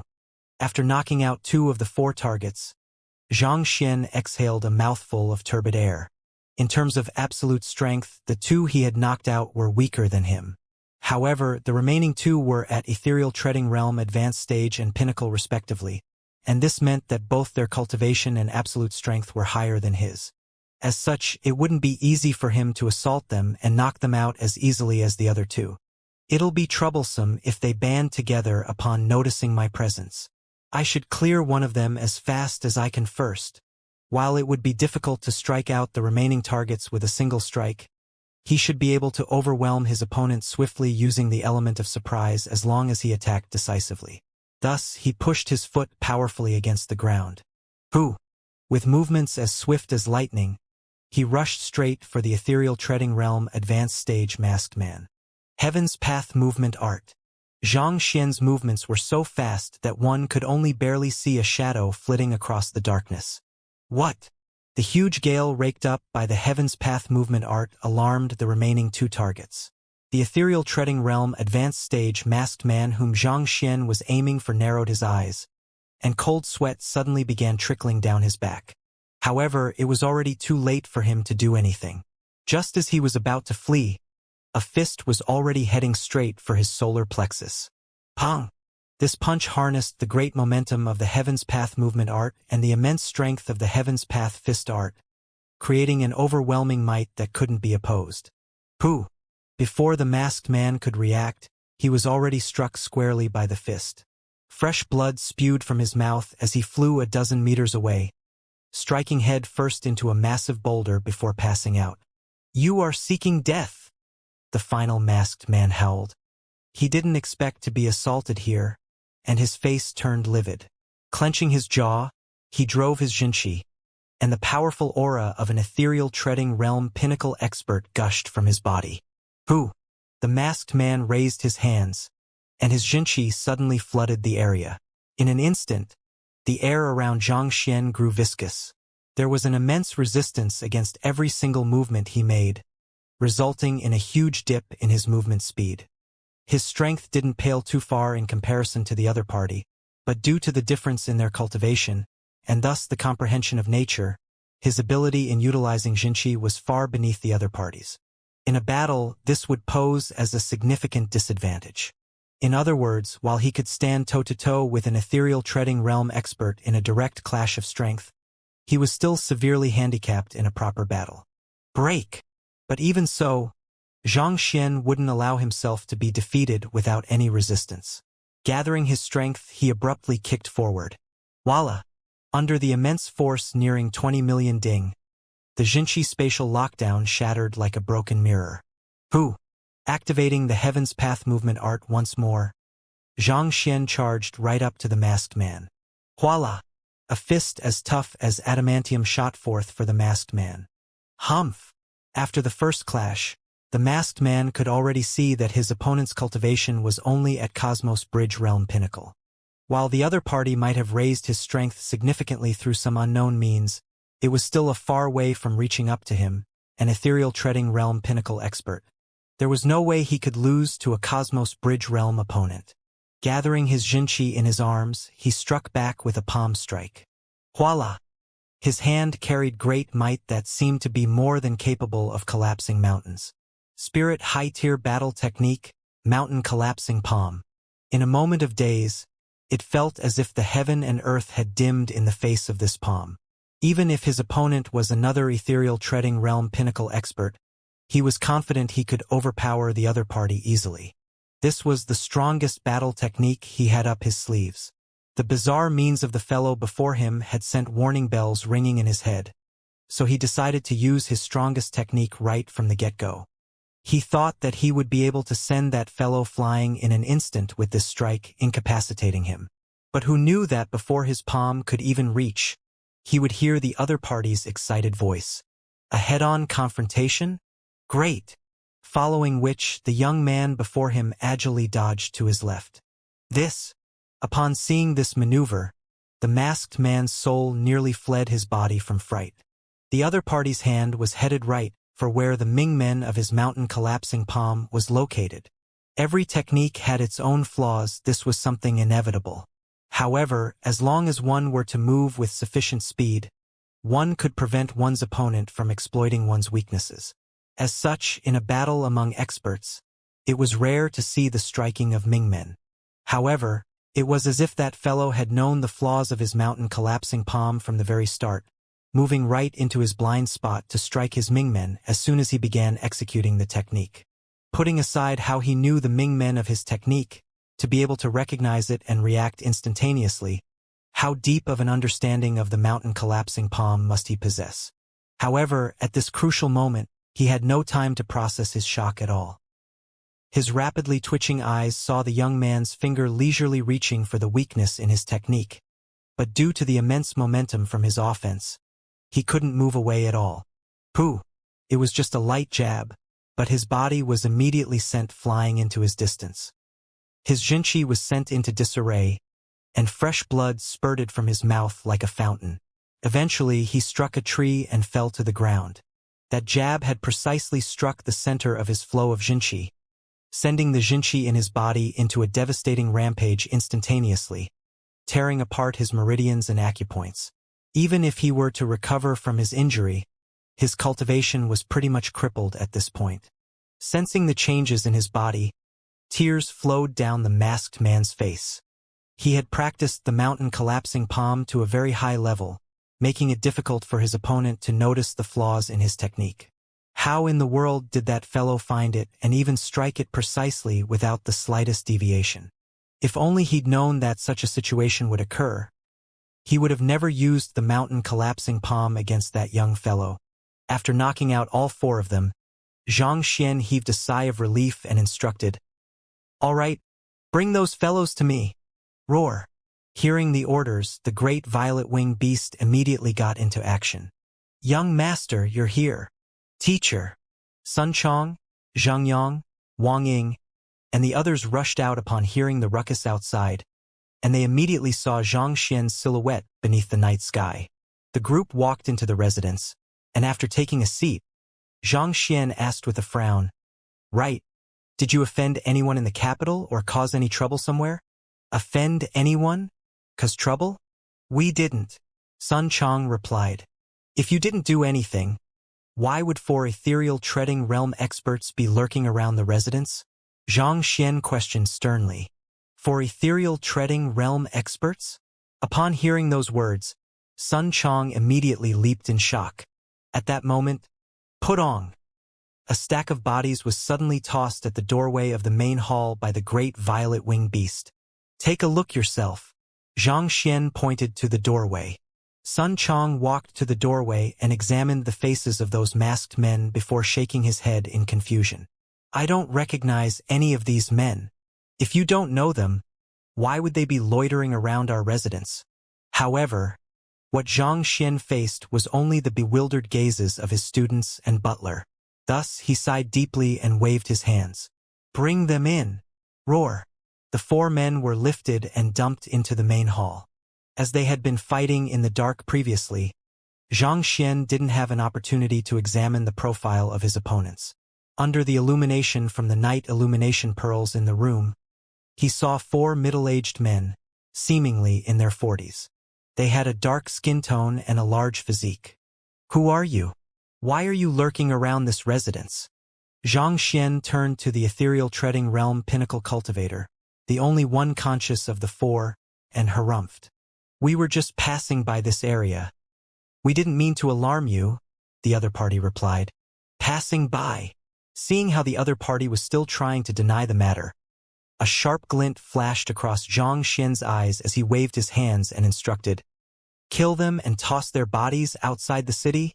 He was already in a bad mood, and that fellow still dared to play games with him. Courting death.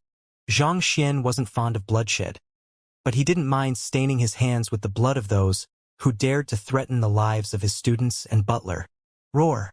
Hearing the command, the great violet-winged beast immediately nodded in excitement. With a deafening roar, its talons swiped right for the four men. If it were to land on them, their heads would surely explode on the spot. "Didi, don't kill me. I'll speak. I'll speak." The lack of hesitation from the young man before him in ordering for their deaths sent a cold chill down the man's spine. "I was only obeying orders from my master. I beg of you to spare my life." The man knew that he would never get an opportunity to speak again if he didn't speak now, so he immediately gave in. "Orders? Whose?" Zhang Xian asked. "The Spirit Emporium." The man replied. "Spirit Emporium?" Zhang Xian frowned. He had never heard of that place before, so why would the other party go after him? "You are from the Spirit Emporium?" Sun Chong froze for an instant before clasping his fist toward Zhang Xian. "Young master, the Spirit Emporium is a shop in Hongyuan City which deals with artifacts. Just today, I visited its storefront." "You visited the Spirit Emporium?" Zhang Xian asked questioningly. "Yes. After all, we are a little short on money at the moment. Thus, I thought of selling the treasures you have gathered from Huanyu Empire to tide us through this period. And after asking around, I eventually found the Spirit Emporium," Sun Chong explained. Back in Huanyu Empire's mystical treasure hall, he had acquired quite a few artifacts, but he hadn't found an opportunity to sell them so far. However, with their finances running low, Sun Chong had no choice but to sell those artifacts. Who would have thought that he would end up drawing eyes to their group? "I see." After asking a few more questions, Zhang Xian soon got a clear grasp of the situation. Even though the Spirit Emporium appeared to be a proper business on the surface, it was in fact a black market headed by a dangerous organization. Through their official business, they were able to find potential targets which their members could rob from to earn easy bucks. Sun Chong, Zhang Yang, and the others possessed weak cultivation, but they carried immense wealth with them. How could the Spirit Emporium possibly let such an easy target go? Thus, the Spirit Emporium dispatched these four men for them. The main role of these four men was to scout their targets to ensure that there were no experts in their midst. If the targets were within their capability, they would then conduct an attack and plunder their wealth. "How dare they try to rob my students and butler? They must be tired of living." Zhang Xian's face darkened. They should already be thanking the gods that he hadn't brought destruction upon their organization yet. But to think that they would be so brazen as to lay their eyes on his students and butler instead. Zhang Xian turned to Sun Chong and asked, "Where's the Spirit Emporium?" "It isn't too far from here. It should be a 10-minute journey on foot," Sun Chong replied. "All right then, make preparations. We'll pay them a visit at dawn," Zhang Xian commanded with narrowed eyes. If he hadn't come back on a whim, what would be awaiting him might very well be a river of blood and lifeless corpses. Zhang Yang and the others had accompanied him throughout his journey, and he had already regarded them as his kin.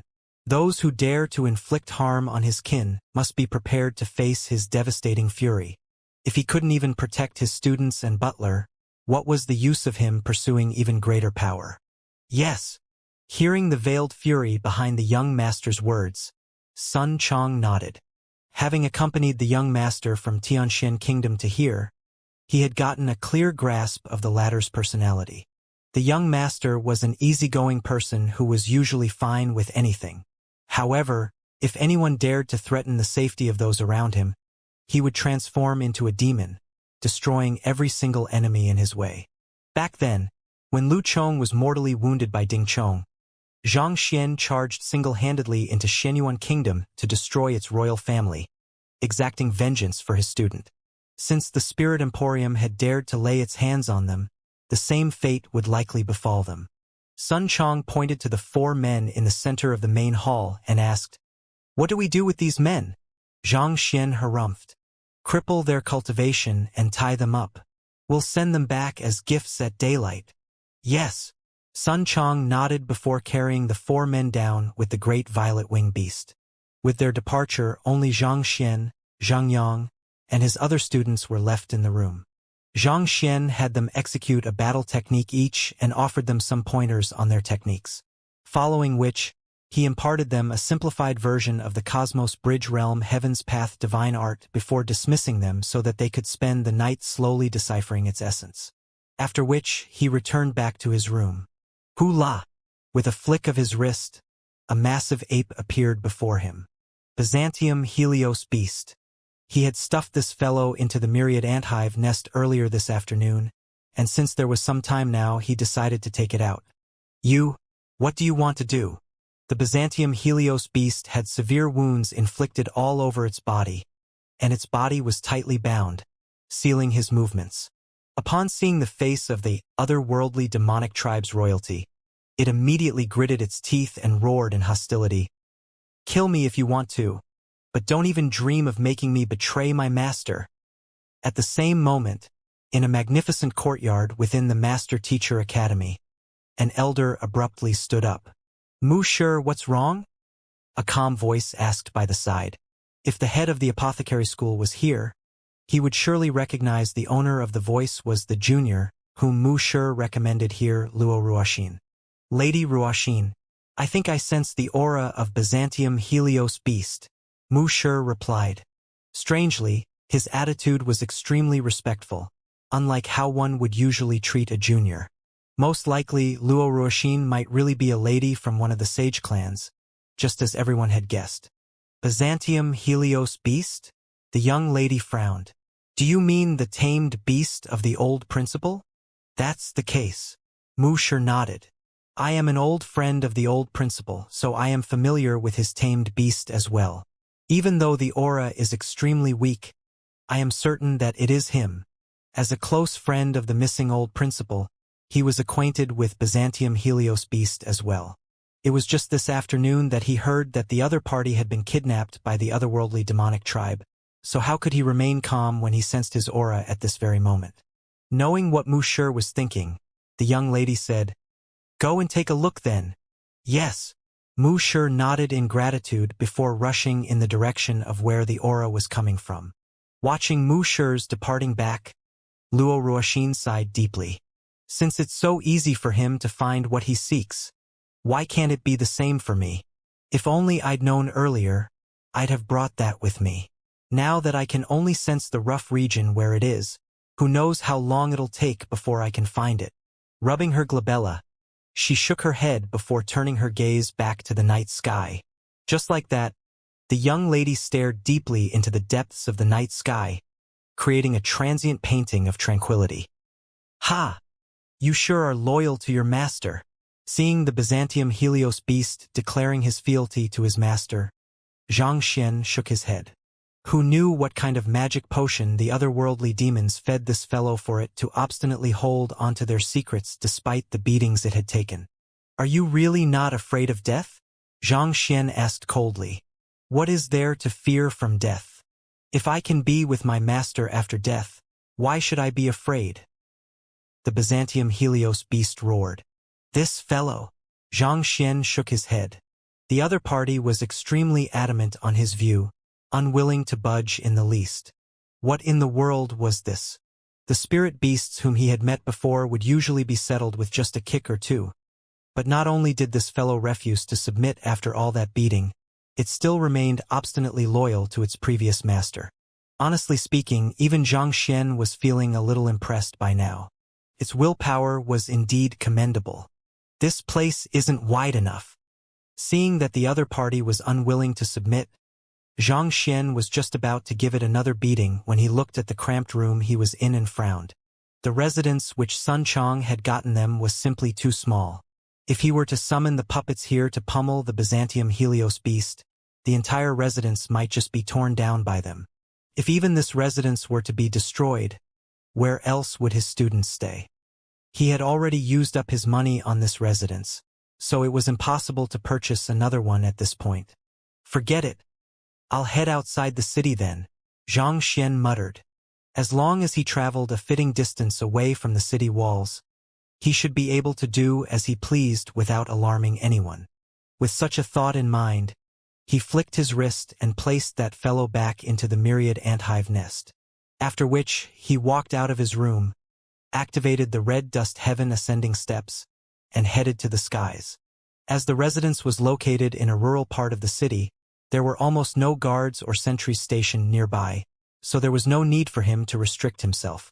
Furthermore, as unlikely as it would still be better to have the great violet-winged beast guard the residence in case the Spirit Emporium sent another wave of assassins for them. When it came to the safety of his students and butler, it was better to be safe than sorry. Right after Xianxia left the residence, another figure soaring through the night sky came to an abrupt halt. His aura disappeared. A white-bearded elder looked around him in confusion and frowned. Wuxia. As soon as he sensed the Byzantium Helios beast's aura, he immediately rushed over. But just as he was about to zero in on the source of the aura, it abruptly vanished, as if it had never been there in the first place. Was he captured once more? Wuxia frowned.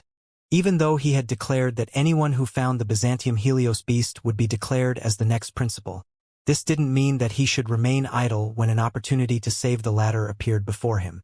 The Byzantium Helios beast was the tamed beast of his old pal, and he had slain many otherworldly demons in his time, saving countless humans from harm. There is someone there.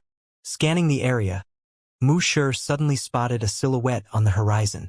Even though he couldn't determine the extent of the other party's cultivation, he should still be a saint at the very minimum, considering that he was capable of flight.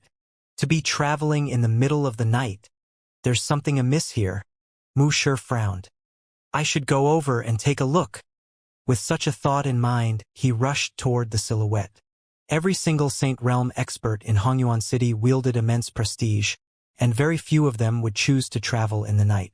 On top of that, the other party appeared as soon as the Byzantium Helios beast's aura vanished. This made the situation even more suspicious. Someone is following me? In the midst of his flight, Xianxia suddenly noticed something, and his eyelids started twitching. His current plan was simple. Find a quiet place, teach the Byzantium Helios beast a lesson, and force it to spew out the whereabouts of the otherworldly demons it was serving. Who would have thought that he would be followed as soon as he left his residence? To be able to mobilize even Saint Realm experts, it seems like the water in the Spirit Emporium runs deeper than I thought. Considering how his pursuer was flying in midair as well, there was no doubt about it. He was a Saint Realm expert. This fellow appeared right after he had subdued the 4 masked men, so the chances were that the Spirit Emporium had sent him here as well. To have such an expert make a move over just that bit of wealth, the Spirit Emporium sure was persistent. Could it be that there are some precious artifacts amongst the items received from the mystical treasure hall that I don't know of? As he had obtained simply far too many objects from the mystical treasure hall, he hadn't bothered checking them properly. However, considering that it was from Huanyu Empire, it should be unlikely for it to be worth much in Hongyuan Empire. Yet, the Spirit Emporium actually mobilized a Saint Realm expert for his possession. This was no different from making a mountain out of a molehill. I should lure him out of the city and get rid of him. The more Xianxia thought about it, the more furious he felt. To send one wave after another, was the Spirit Emporium not tired of such games yet? Dispatching for ethereal treading experts is already bad enough, but to even mobilize a Saint Realm expert for us. Are you really that intent on seeing me rip apart your organization? So what if your men have reached Saint Realm? Not even the Byzantium Helios beast could subdue me. Let more your men. If a war is what you want, I don't mind allowing Vicious and the other otherworldly demon puppets to make another appearance. Did you think that you could climb over my head just because I am a newcomer in Hongyuan City? No, I should still hold myself back. The Byzantium Helios beast has pledged allegiance to the otherworldly demonic tribe, so there is no harm in killing him. However, the enemy this time around is a human, and the Spirit Emporium is aware of this operation as well. If the other party were to be killed and an investigation were to be conducted, I might risk exposing the existence of the otherworldly demon puppets. While Xianxia wanted to eliminate the conceited fellow pursuing him, he knew that he mustn't act recklessly. Saints were the top powers in the city. The death of any single one of them would cause a huge uproar, so it would be best to avoid that altogether. On top of that, given that the Saint Realm expert was dispatched to deal with Sunchong, the Spirit Emporium would surely know that their group was the culprit. If the Spirit Emporium were to pull some strings and make a case against them, Xianxia might eventually come under scrutiny as well. And if the otherworldly demon puppets and Vicious were revealed to be in his possession in the midst of the investigation, it would be difficult for him to account for that. After all, how could a mere 4-star master teacher possess the ability to tame the head of the otherworldly demons and make those puppets obey his orders obediently? There was no way he could absolve himself of blame once this was exposed, so he had to ensure that he wasn't put into such a situation in the first place. But if I don't get rid of him, that will be a potential threat looming above me. What can I do? Considering the vicious deeds that the Spirit Emporium had committed over the years, what if the Saint Realm expert were to lay their hands on him, or even worse, his students? He couldn't possibly just sit idly and watch it all happen. Seems like it's about time to let Xianxia make an appearance. After a long moment of hesitation, Xianxia made up his mind. With his current capability, without tapping into the strength of Vicious or the otherworldly demon puppets, it was impossible for him to stand against a Saint Realm expert. The only way he could get out of this situation was to hoodwink the other party. This wasn't his first time doing something like this anyway. As long as the other party acknowledged him as his teacher, the Spirit Emporium would be unable to send the other party after him. With these thoughts in mind, Xianxia began reshaping his appearance to take on Yangxian's form. As his mastery of Heaven's Path golden body deepened, he became more and more proficient in warping his muscles to alter his physical appearance, making it difficult for even a 6-star pinnacle master teacher to see through the disguise. Not even Mo Gaoyuan had suspected that he and Xianxia were the same person back then. Considering that his back was against the other party, it was late at night, and the other party hadn't seen his appearance yet, he should be able to discreetly alter his appearance without the other party noticing. After warping his appearance, he drove his Heaven's Path Jinqi to alter the aura around him to create a fleeting and unfathomable impression. When all was done, he heaved a sigh of relief before discreetly sending a glance behind. Flaws, Xianxia muttered internally. In a sense, the flight of a saint could be considered as the execution of a battle technique as well as it required one to drive their Jinqi, so he was able to compile a book on the other party via the Library of Heaven's Path. Wang. The Library of Heaven's Path jolted as a book materialized. As Xianxia's body continued soaring ahead, his consciousness was already immersed in the Library of Heaven's Path, reading the book which had just been compiled. Mu Yuan, 7-star master teacher from the Qingyuan conferred Empire Master Teacher Pavilion. Saint Realm 3 Dan Cultivator. Flaws. 7-star master teacher? Saint Realm 3 Dan Cultivator.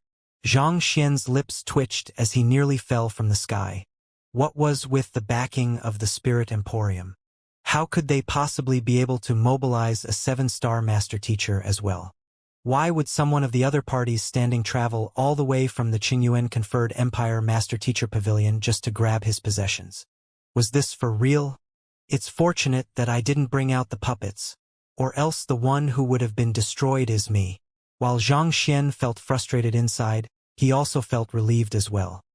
He could easily deal with Saint 1 Dan and 2 Dan spirit beasts with his bunch of puppets, but it would be a little iffy when it came to 3 Dan.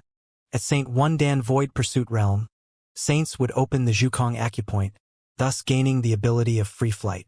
At Saint 2 Dan Spiritual Perception Realm, Saints would open their incipient eye, allowing them to extend their psyche over a distance, perceiving everything within their range spiritually. Saint 3 Dan Embryonic Soul Realm was, in some ways, similar to Chrysalis Realm. In the latter, one would gather the Jinqi stored within the Dantian to forge an embryonic core, otherwise termed as Golden Core. As for the former, an embryonic soul reminiscent of an infant would break out of the embryonic core. As a result, this realm was also termed as Origin Soul Realm. Once one's soul had been tempered into an origin soul, it would be able to tap into the power of the world. At this realm, one could be considered to have taken one's first step into sainthood, gaining the ability to overturn oceans and move mountains at a thought. Furthermore, this would be done not through brute force but via Xianxia itself. Against a Saint Tudan, Xianxia's 20 otherworldly demon puppets could still overwhelm them with numbers. However, if the enemy was an embryonic soul realm expert, such a strategy wouldn't work. Even if he were to call upon vicious prowess as well, it was impossible to tell if that fellow had any other trump cards up his sleeves. If he wanted to call upon the otherworldly demon puppets and vicious, he would have to be completely certain that he would be able to kill the other party. Otherwise, it would bring endless trouble upon him. Forget it. I should see what kind of flaws he has and use it against him. Since neither fight nor flight was an option, he could only rely on his glib tongue to hoodwink the other party into obeying his commands. Success, he would be spared from danger, but failure, he would be squashed on the spot. Swiftly browsing through the other party's flaws, Xianxia suddenly saw something that left his mouth widened and eyes bulging. The content of the book was simply too shocking. Even with Xianxia's worldliness, he still found it hard to believe his eyes. Forget it. However, this wasn't the time to touch on that, so he swiftly closed the book and went through the contents once more in his head. After ensuring that everything was correct, he drove his Xianxia and abruptly stopped in midair. Flinging his sleeves, he placed his hands behind his back and stood silently, not even bothering to turn his head around. For an instant, his dashing profile resembled an immortal departing on the clouds.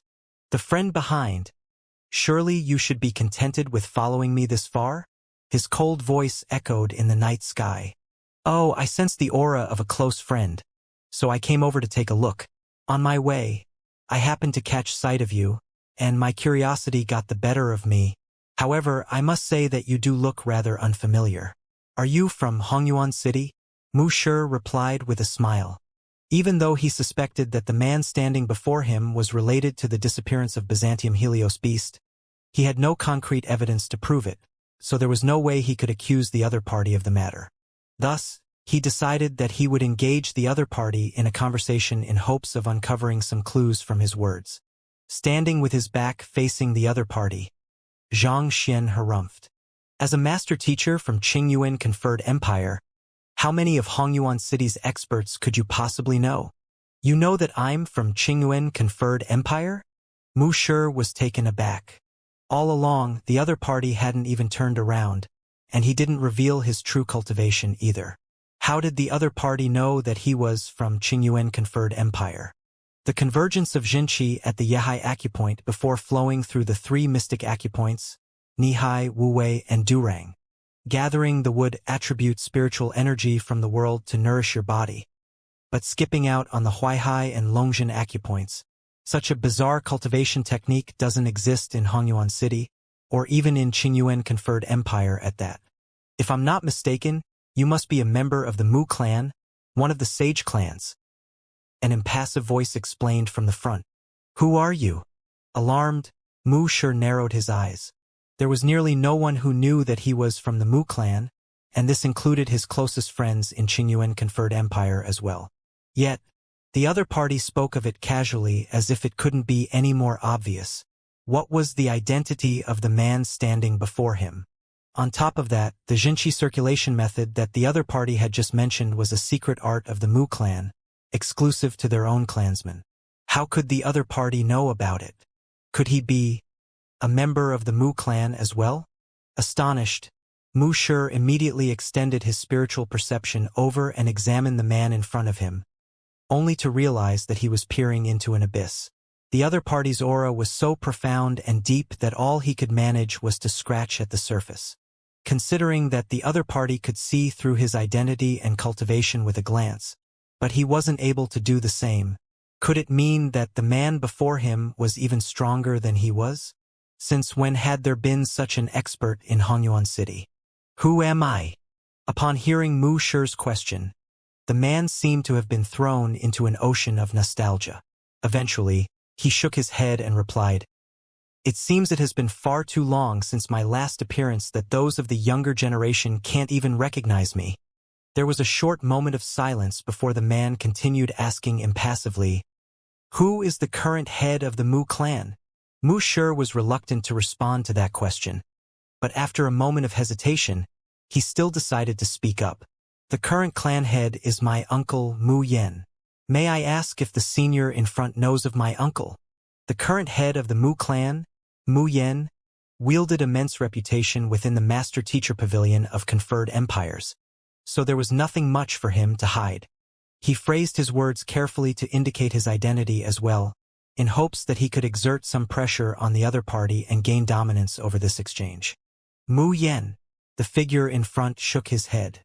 "Never seen him before. However, I did meet with his father on one occasion." "Father? You mean old ancestor Mu Tian?" Mu Shi froze for an instant before shock embraced every inch of him. Mu Yan's father, as well as Mu Shi's grandfather, Mu Tian, was an ancient relic whose age exceeded 1300. While sainthood did alter the fundamental nature of one's existence, allowing one to live a lifespan exceeding that of ordinary humans, 1,000 years was usually the limit for most. Never had there been a saint who had gone beyond 2,000 years in age before. Thus, those who had lived beyond 1,000 could be considered an old ancestor of the clan, and they would hardly leave the confines of the main residence. To have met with old ancestor Mu Tian, could the man be another old monster from the same era as him? But that was impossible. Even if those from that era was still living at this point in time, they wouldn't dare to travel beyond the confines of their residence so easily. In order to clutch onto the final sparks of life, they had to utilize all kinds of means. Otherwise, the heavens would mercilessly fall upon them and reap their lives. While he was unable to see through the cultivation of the man, he could clearly feel the overwhelming vitality within his body. This was unlike the wither that those old monsters suffered from. "Yes, that lad Mu Tian." The man spoke deeply, his voice carrying the vicissitudes of life. "Lad?" Mu Shi's eyebrows shot up.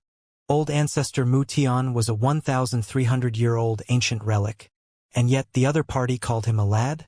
Just as Mu Shi was overwhelmed with shock, the person in front of him spoke up once again.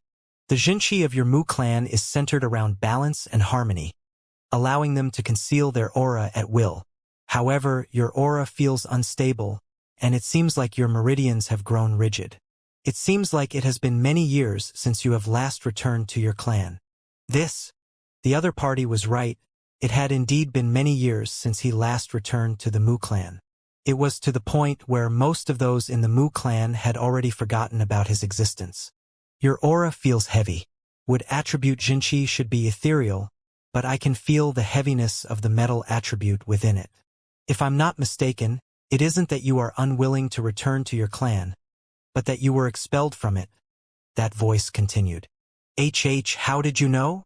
Shocked, Mu Shi nearly lost control of himself and plummeted to the ground. The other party's deductions were spot on.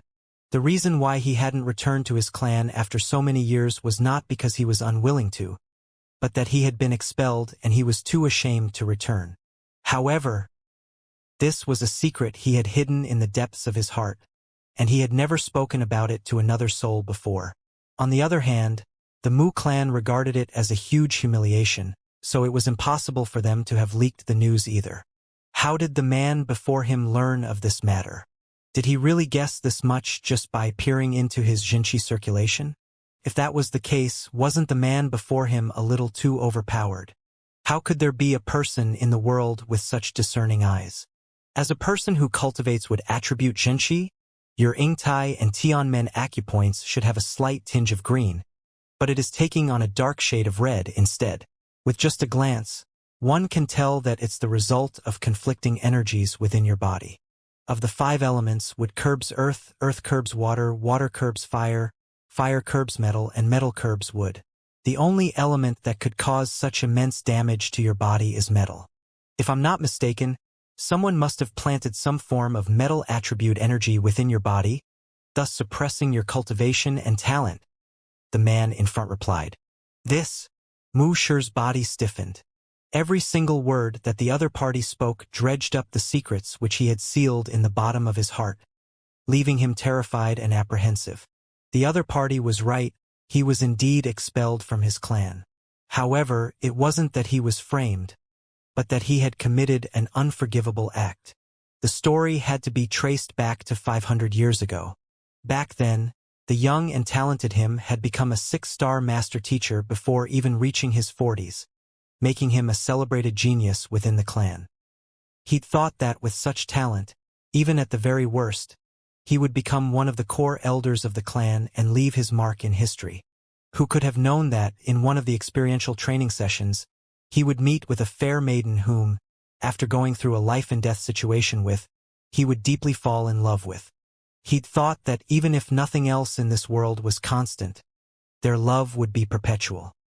He devoted his entire life to her, even going to the extent of imparting his clan's exclusive cultivation technique to her. But eventually, he found out that the other party was making use of him to exact vengeance on his clan.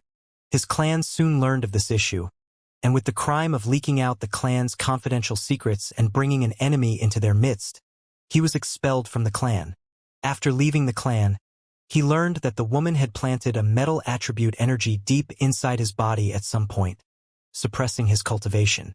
As a result, despite 500 years of effort, he had only managed to progress from 6-star to 7-star high tier, unable to advance any further than that. Ashamed, he had always hidden this wound in the depths of his heart, unwilling to reveal it to anyone else. But the other party was able to see through it just by looking at his acupoints and jinqi. Even 7-star master teachers didn't possess such an eye of discernment. Could he be an 8-star master teacher? But how could that be? Beyond 6-star, every single rank progression would become exponentially more difficult, as if trying to surmount a mountain that became increasingly steeper with every step taken. Take him for example, it had been 300 years since he had become a 7-star high-tier master teacher, but he was still unable to take the next step forward. As such, 8-star master teachers were extremely rare, and each and every one of them was a well-known figure whose reputation resounded throughout the master teacher continent. If the other party was an 8-star master teacher, he should have at least heard of him, but the other party didn't seem to fit any of the profiles of the 8-star master teachers he knew. Furthermore, why would an 8-star master teacher appear in Hongyuan Empire? With your cultivation suppressed by the metal attribute energy within you, you know that it is impossible for you to progress any further in your cultivation. Thus, you decided to stop cultivating altogether and spend your time with nature instead. So many years have already passed. Don't you want to return back to your Mu clan and visit your family? The man in front asked. Even if I wish to return, how can I? Mu Shi's face flushed in agitation. His clan was where his family and friends were. How could he possibly not want to return? But how could he return? Putting aside how his cultivation was beginning to decline under the backlash of the metal attribute energy within his body, just the deed he had done 500 years ago left him too ashamed to return.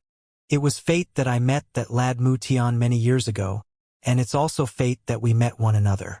Since that's the case, allow me to offer a pointer then. Perhaps you might be able to break out of the chains you are trapped in. The man in front waved his hands. Pointer. Mu Shi was surprised by those words. That's right.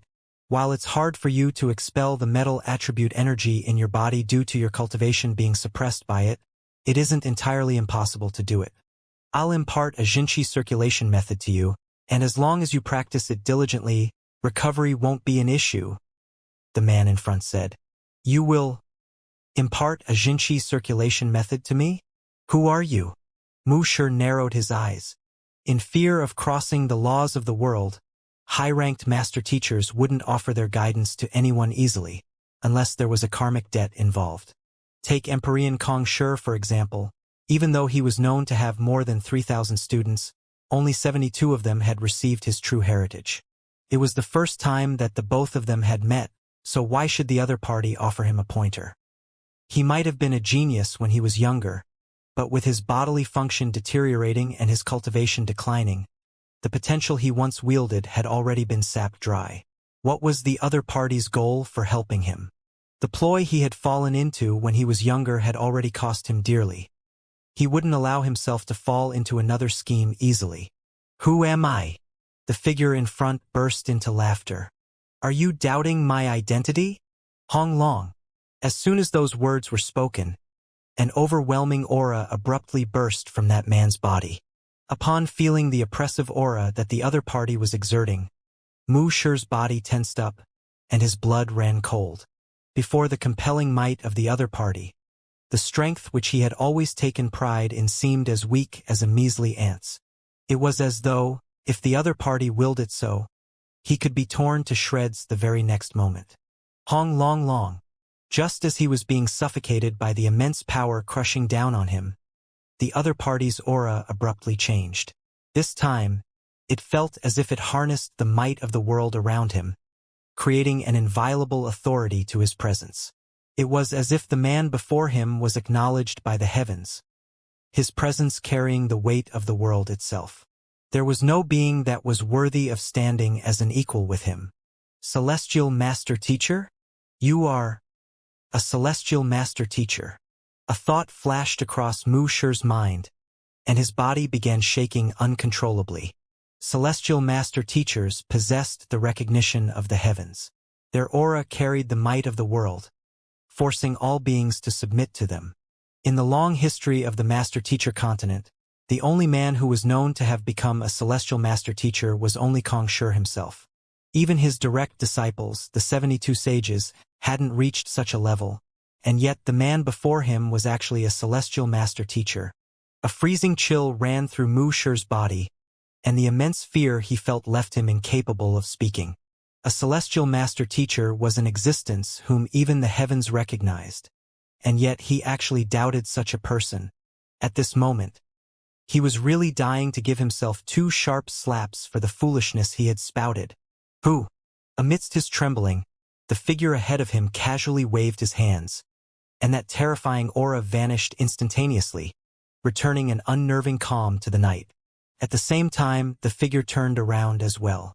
He was a middle-aged man somewhere between his 30s and 40s.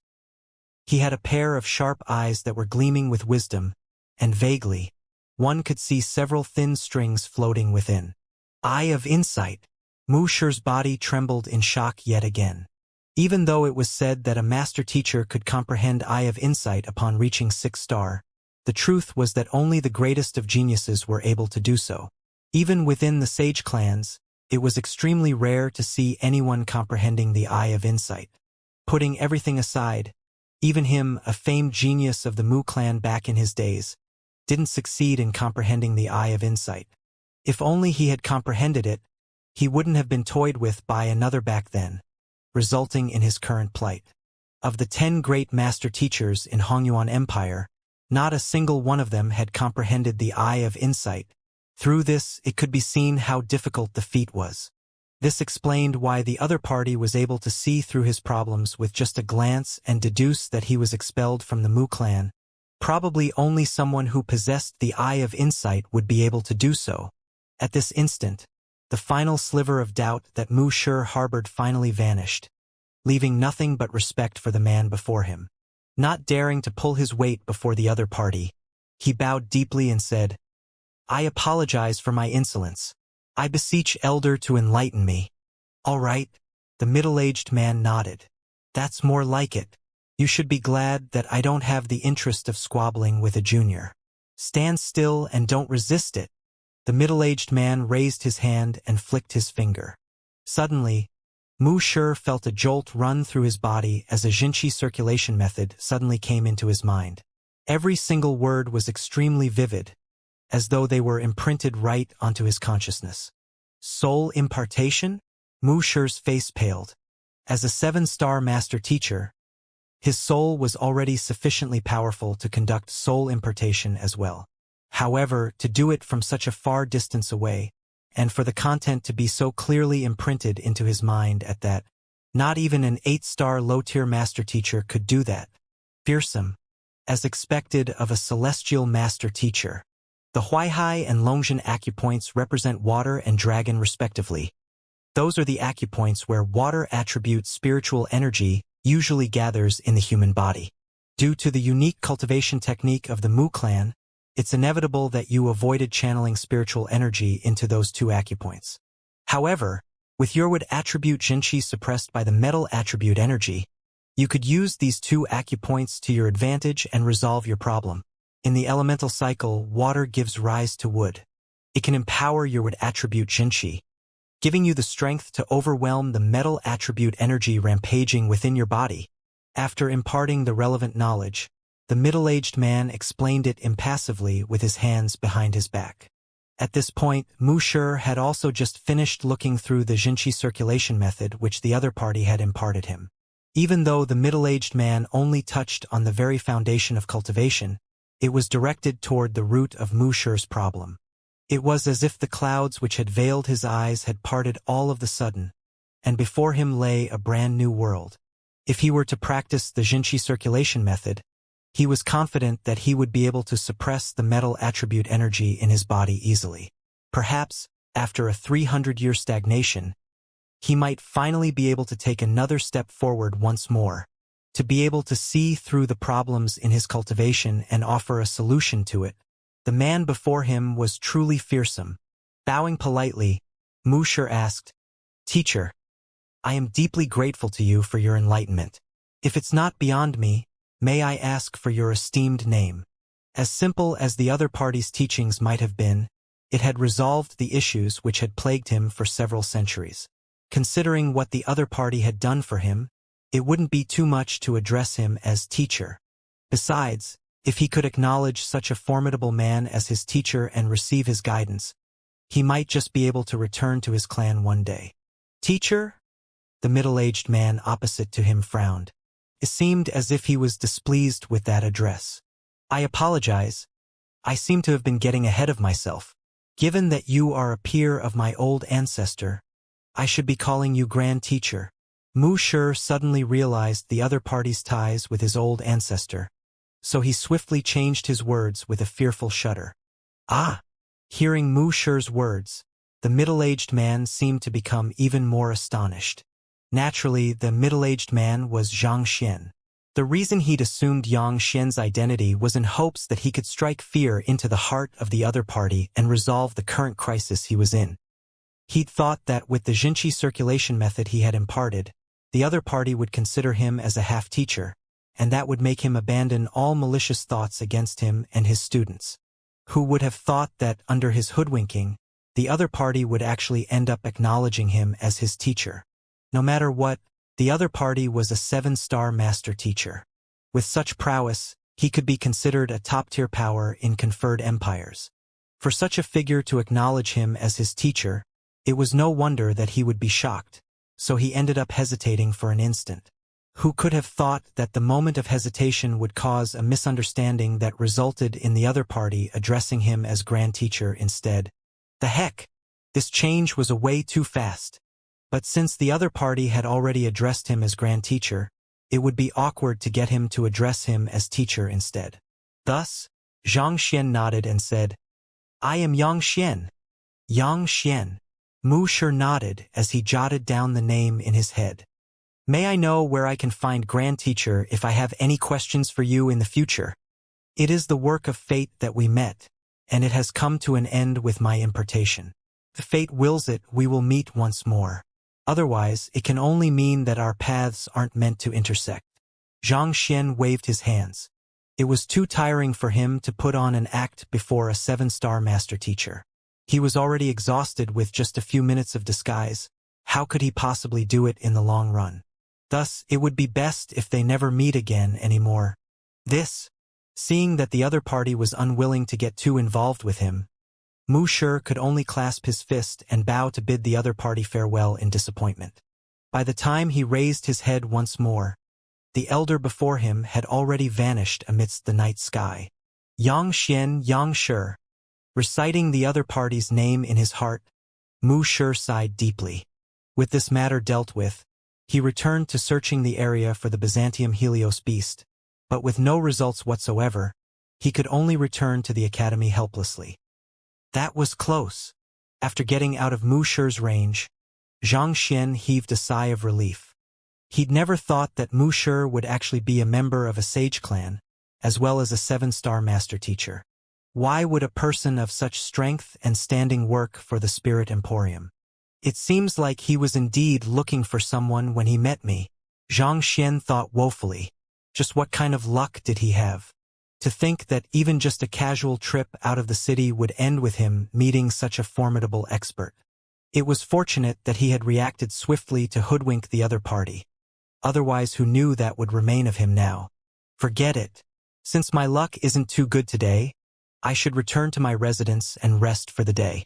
I'll think about it after I tear down the Spirit Emporium tomorrow. Xianxia was still considering whether he should vent his anger on the Byzantium Helios beast, but considering the string of misfortunes he'd experienced today, he decided to drop the idea. Reverting back to his original appearance, Xianxia returned to his residence. When he walked in, he saw that the great violet-winged beast had already managed to make the 4 men bow to it in submission. Paying it no heed, Xianxia returned straight to his room and cultivated for a short moment. By the time he opened his eyes once more, the sun had already risen. Even though he hadn't slept the entire night, he still felt refreshed and energized. Stretching his back lazily, he walked out of his room. After eating breakfast, he called Zhang Yang and the others over to decipher some of the intricacies in their cultivation technique before finally heading to the Spirit Emporium with the great violet-winged beast, Sun Chong, and the 4 masked men. The Spirit Emporium was the place where most valuable artifacts in Hongyuan City were traded. Even before reaching it, there was already a huge crowd in the area. This is a black market, so there is no prohibition on the sales of stolen items as well. On top of that, due to the shady background of these items, their price tends to be lower than the average market price, so it's quite popular among cultivators, Sun Chong explained. There were laws in Hongyuan Empire prohibiting robbery and related crimes, so it was impossible to sell stolen artifacts openly. As such, they could only be sold at a lower price in black markets, and the Spirit Emporium was the largest one in Hongyuan Empire. However, the low prices of its goods did attract a fair number of cultivators. After all, cultivating was an extremely money-burning activity. Just like Xianxia, most cultivators had no financial backing, so they had to find some way to earn their own spirit stones and resources to advance their cultivation. As such, they were more than glad to scrimp wherever they could. Soon, Xianxia arrived at a majestic building several dozen meters high. To think that the building is a complete system in itself. If I'm not mistaken, it seems to be a massive, engineered product by celestial designers. Xianxia narrowed his eyes. Despite the immense size of the Spirit Emporium, it felt like a single entity rather parts placed together. If his deduction wasn't off, there should be many mechanisms installed within the building to turn it into a massive system of mechanisms. As expected of the center of Hongyuan City's artifact market, even the venue was an incredible artifact in itself. If this building were to be put on sale, there was little doubt that it would fetch an astronomical price. Putting everything aside, it would probably take dozens of 5-star celestial engineers at least a year of hard work, even if they were to work day and night without rest. Xianxia walked up to the wall and placed his hand against it. After looking through the details in the Library of Heaven's Path, he nodded in commendation before following the crowd into the building. The interior of the building was nothing short of magnificent. All kinds of artifacts were laid around the main hall, and each of them was of decent grade. Even though there was no price labeled on them, considering how so many people were rushing to obtain them, they should be at an affordable range. "Young master, look!" At that moment, Sun Chong's tense voice sounded as he pointed at a certain direction. Xianxia traced his finger and saw a patrol team walking around the area. There were 6 members in the team, and each of them possessed a cultivation of Transcendent Mortal 8 Dan at minimum. The one standing at the very front, presumably the leader of the group, was a Transcendent Mortal 9 Dan Chrysalis Realm expert. The patrol team is in charge of maintaining order within the Spirit Emporium.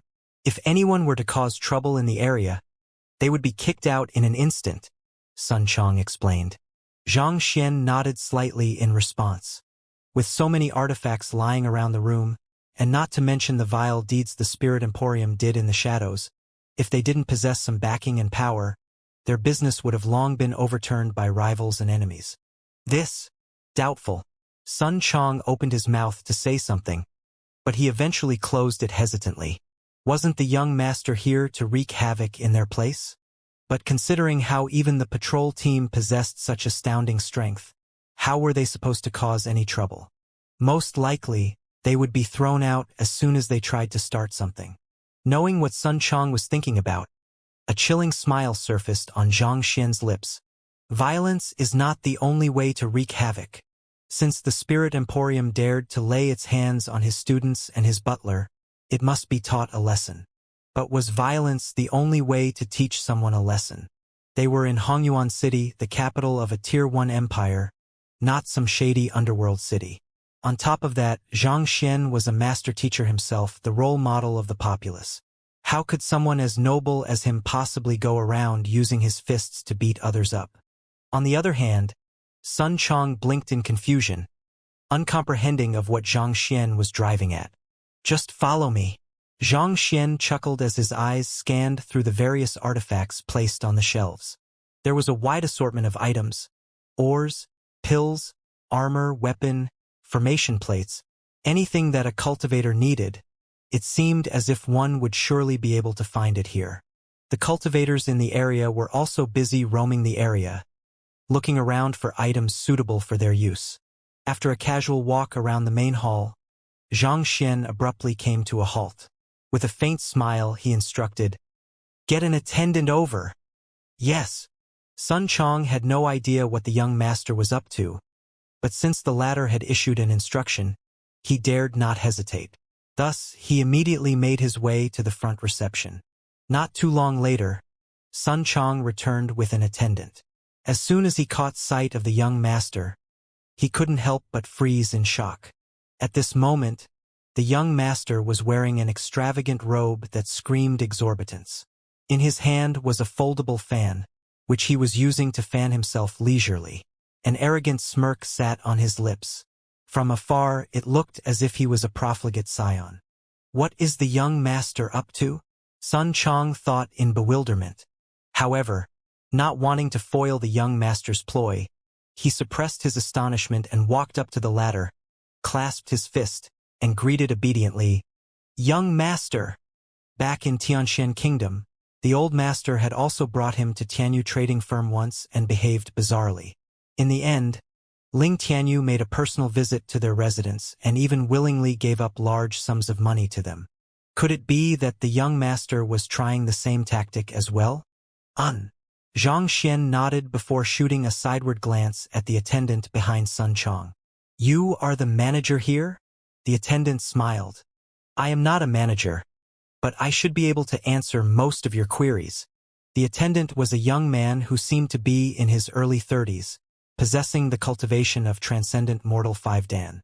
As an attendant here, he was in charge of introducing and selling the products on display, so he did possess some authority here. "That's good. I wish to buy a few items. Recommend me some of the more expensive artifacts here," Zhang Xian said proudly as he waved his fan leisurely. Expensive artifacts? Sun Chong's eyelids twitched. He had conducted business at one point in his life, so he understood the various conventions in the market. For fear of being taken advantage of, most buyers would choose to maintain a low profile, feigning a lack of money just to push down the prices. Yet, the young master had actually asked for the attendant to recommend the expensive artifacts. Wasn't this practically screaming, "I have too much money on hand. Please take advantage of me"? Such a customer was a dream come true for any store attendant. They would be mistreating themselves if they didn't attempt to make a killing out of him. Wasn't the young master here to exact vengeance? Why did it seem as if he was trying to give money to the Spirit Emporium instead? As expected, upon hearing Zhang Xian's words, the eyes of the attendant immediately lit up. He immediately walked up to a nearby shelf and gestured toward an item. "Young master, this bronze gong is an excellent artifact smithied by a 6-star blacksmith. It has reached Spirit Intermediate tier." On the shelf was a bronze gong with several inscriptions on it. A cold gleam reflected off its surface. "Let me take a look." Zhang Xian gestured for the attendant to bring the bronze gong to him. "Sure." A gleam flickered across the attendant's eyes as he hurriedly took down the gong and passed it over respectfully with both hands. Xianxia casually took it and slapped it lightly with his palm. Wang!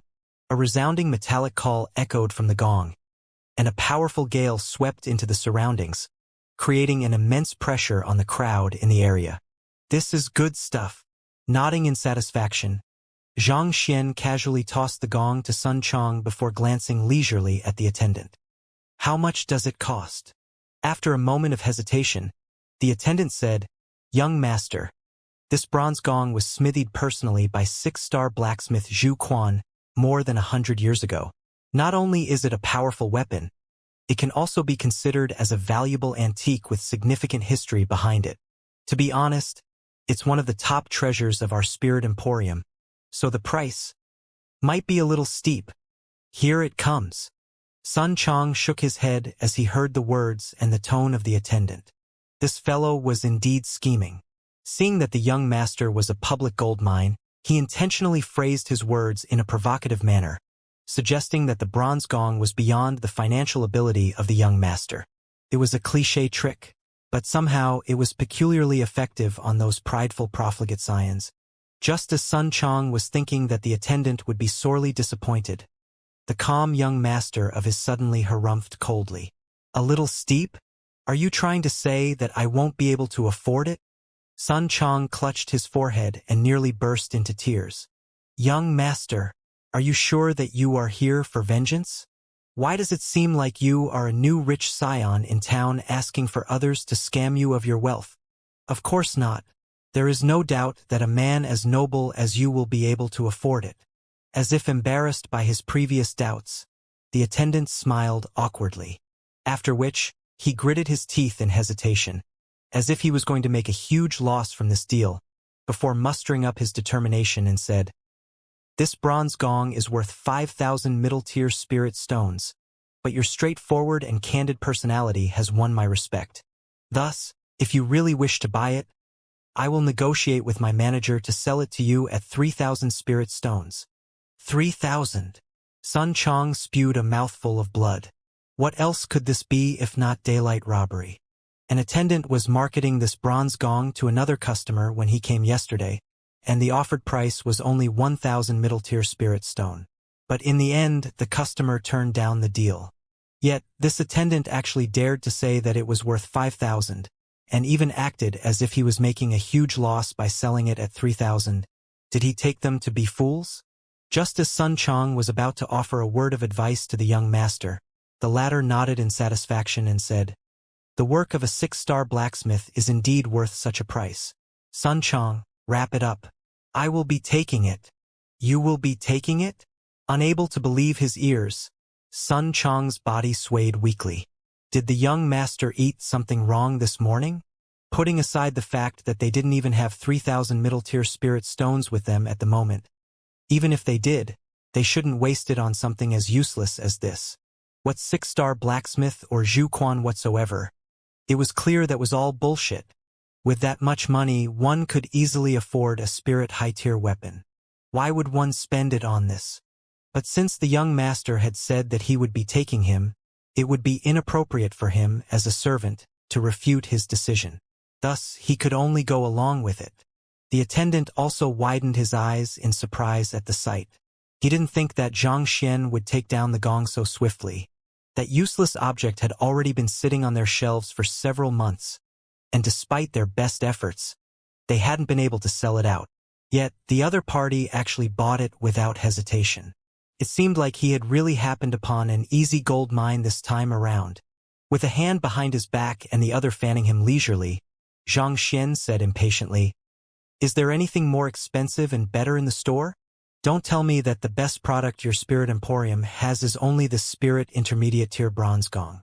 It was as if the item he had bought was too cheap, unworthy of someone of his standing. We do. Of course, we have far better products than the bronze gong. The attendant's eyes lit up. Just as he was about to lead the way to the other shelves, he suddenly paused for an instant before asking, Young master, regarding the money for the bronze gong. It wasn't that he didn't trust the young man before him, but it was difficult to tell what could happen in the next moment.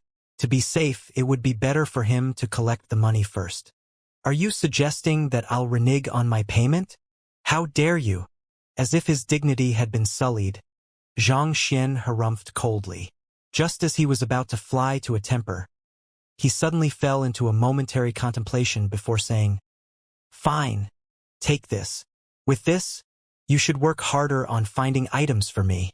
With those words, he flicked his wrist and threw a spirit stone over casually. The attendant caught it and subconsciously glanced at the item in his hand. The next moment, he froze. High-tier spirit stone. The item that the other party had thrown over casually contained spiritual energy so pure that he could feel a tingling sensation in his skin. It was actually a high-tier spirit stone.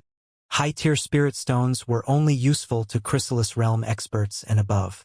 However, due to its rarity, often only Saint Realm experts would have it in their possession. Yet, the other party threw it to him so easily just to purchase the bronze gong. He couldn't help but feel his throat run dry. That's right.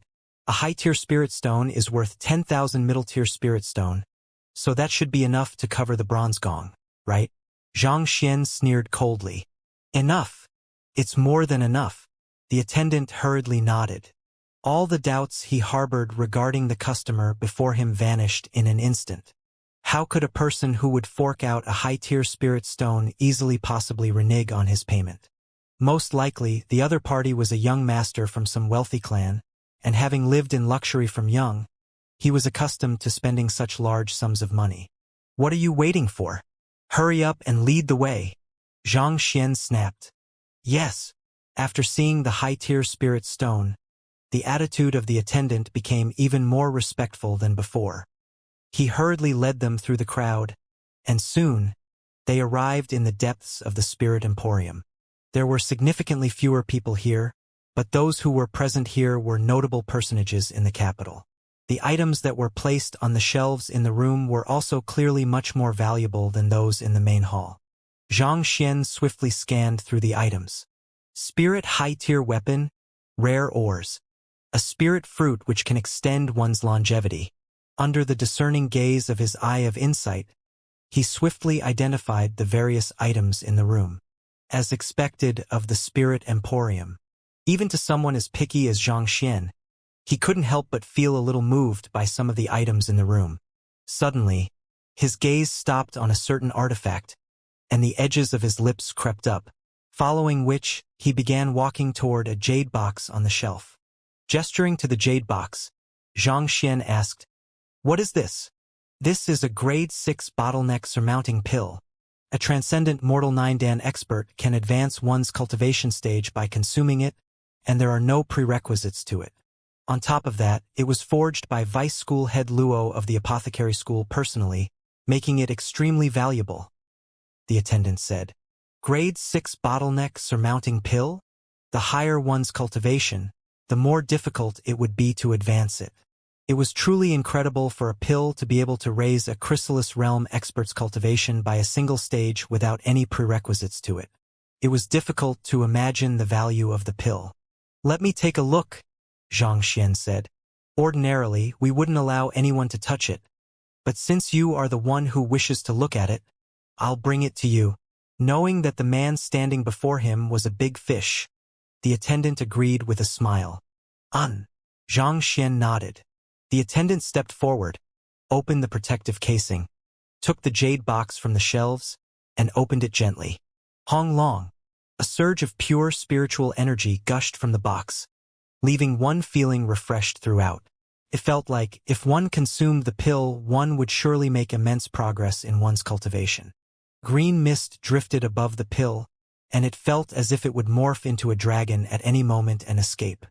Despite only being formation grade, perhaps due to the valuable medicinal herbs involved in the forging process, it was still pulsating with energy. Most likely, its price would be exorbitant as well. It's a good pill. A grade 6 pill. Even if I wanted to buy it, I couldn't afford it at all. Indeed, it's too expensive. The surge of spiritual energy from the opening of the jade box had caught the eyes of many in the area. The guests who were browsing through the other artifacts shifted their attention to the source. Seeing that the pill was catching many gazes, Xianxia waved his hands and said, "Close the lid. This pill is not bad. How much does it cost?" "I'll take it."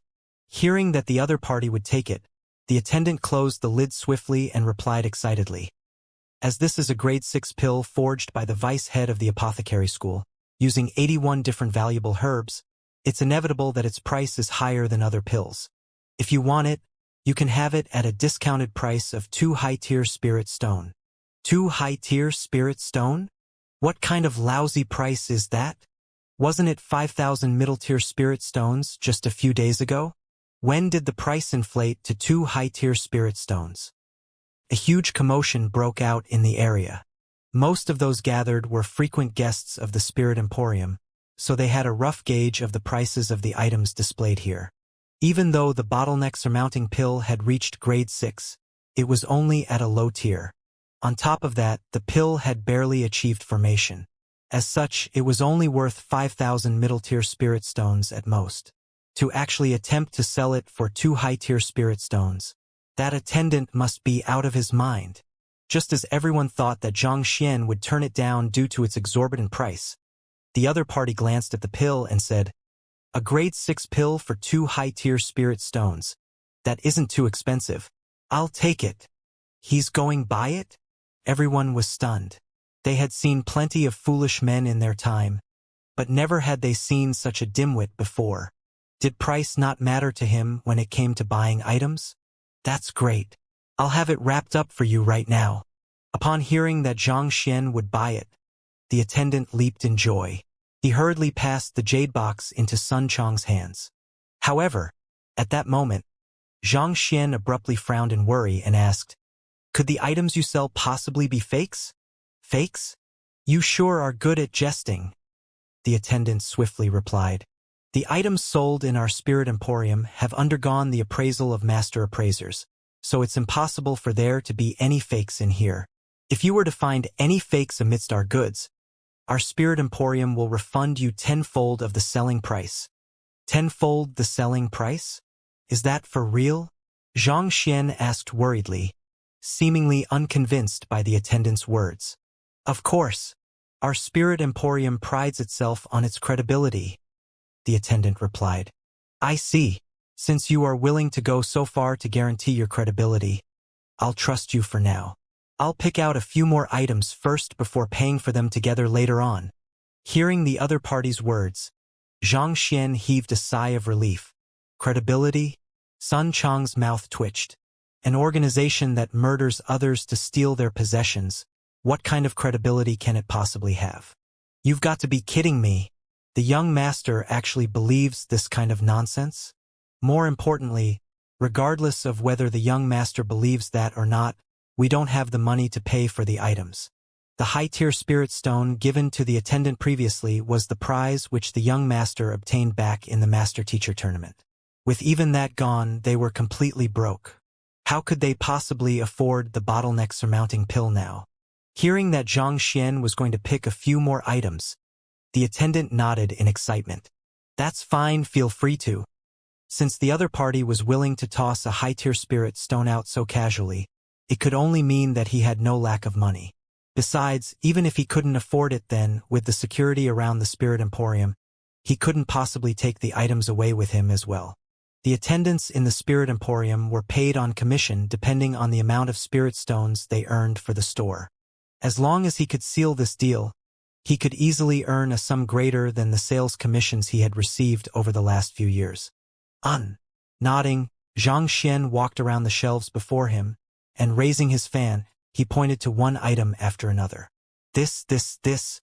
Soon, he had already pointed out 8 of the items. Seeing Xianxia pointing out so many items at once, the attendant's face slowly grew redder and redder. The items placed on display here were the more valuable artifacts in the store, and every single one of them was worth a fortune. Perhaps, he might just be able to earn enough money for his entire life through this deal. The attendant wasn't the only one who was reacting so intensely to Xianxia's actions. The crowd in the surroundings had frozen in shock as well. Buying a grade 6 low-tier pill with 2 high-tier spirit stones had already blown their minds, and yet that fellow was still going on a shopping spree. When did such an extravagant, Rich man, come to Hongyuan City. I'll immediately take those items down for you. The attendant hurriedly took down the items pointed in agitation and began calculating the price. Leave those 8 items aside. Wrap the remaining items up for me. Xianxia waved his fan casually. Put on. The attendant's knees suddenly caved in at those words, and he nearly collapsed to the ground in astonishment. The lower jaws of the crowd fell to the ground. Even Sun Chong nearly keeled over from those words. He knew that he had often behaved brazenly due to the old master backing, but from the looks of it now, he couldn't even hold a candle to the young master. To put aside the 8 of the items and take everything else. There were at least 100 items on display here, and a large portion of them were weapons and armor, which were valued at several high-tier spirit stones at the very least. To take all of them at once, that would at least cost 100 high-tier spirit stones. Could he definitely afford such a sum? He did know that he'd be pummeled to death if he failed to fork out the money later on, right? After a long moment, the attendant finally recovered sufficiently to ask hoarsely, "You want everything else?" He was still thinking a while ago that, with the commission from those 8 items, he could easily live extravagantly for the rest of his life, but the other party was actually intending to take everything else except for those 8. He had truly stumbled upon the god of fortune this time around. As long as he sealed this deal, he would have sufficient money to feed 10 generations of his descendants. That's right. Wrap them up for me. Xianxia waved his hands arrogantly. Yes. The attendant pinched himself hard, and it was only upon feeling the sharp pain that he finally believed he wasn't dreaming. He hurriedly gathered all of the items together and began calculating the price. All in all, there are 93 items, and the total sum is 237 high-tier spirit stones. The attendant said with a quivering voice. 237 high-tier spirit stones? That isn't too expensive. Xianxia nodded before gesturing to Sun Chong. Butler, pay him. Pay him? Sun Chong froze. You are asking me to pay him? But I don't even have a single high-tier spirit stone on me. What am I supposed to pay him with? Just as Sun Chong was at a loss for what to do, Xianxia abruptly raised his hand, seemingly stopping Sun Chong from making a move, before gazing at the pile of items warily. Wait a moment. Are you certain that every single item here is authentic? And if I find any fakes, you will refund me tenfold? Of course. All of the items here were personally verified by a 6-star appraiser, Master Mo Fei. There is definitely no problem with their quality. The attendant swiftly reassured Xianxia. I trust you, but I want to be absolutely sure that they are all authentic. How about you invite Master Mo Fei here to appraise them right before me? Only then can I dispel my doubts and buy these items, Xianxia said. This? The attendant hesitated for a moment before nodding. All right then. Please wait here for a moment. I will invite Master Mo Fei over this instant, after which he swiftly rushed off. Well, given the sheer volume of items he is buying, it's natural that he would want them reappraised to ensure that they are authentic. That's true. However, I do know of that Master Mo Fei, and while he's a 6-star appraiser, he is living off the Spirit Emporium's payroll. Are his words really trustworthy? Even if he were to spout nonsense, outsiders like us would be none the wiser. In any case, it seems like that fellow has no lack of money. He is just probably asking for a reappraisal to calm his mind. Taking the scene in sight, the crowd muttered among themselves. Typically speaking, most artifact dealers would seek a third party to appraise their works so as to ensure reliability. However, appraiser Mo Fei was an employee of the Spirit Emporium, and that cast doubt on his reliability. As such, that young man was probably going to be hoodwinked. Amidst the muttering, the attendant finally returned with a pot-bellied old man behind him. The old man harumphed with his chin tilted up proudly. Who wants their item appraised? Appraisers were the most sought-after occupation in the market.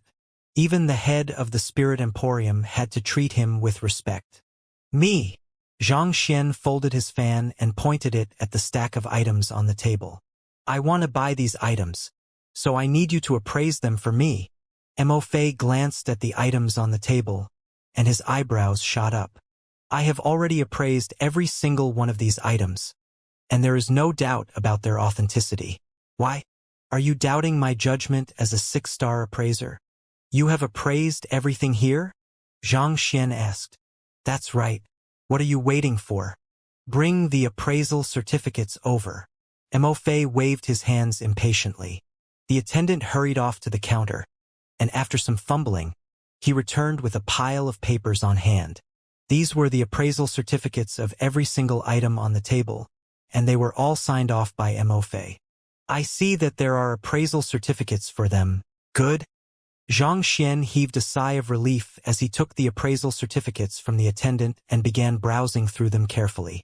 With a peculiar smile, he asked, I heard that the Spirit Emporium refunds 10-fold of the selling price should any items be proven to be a fake. May I confirm if that's true? Of course. Mo Fei nodded proudly. As a 6-star appraiser, he was confident in his appraisals. All right then, I would like to turn your attention to this pill first then. With a light wave of his hand, the jade box containing the grade 6 pill flew into his hand. Why?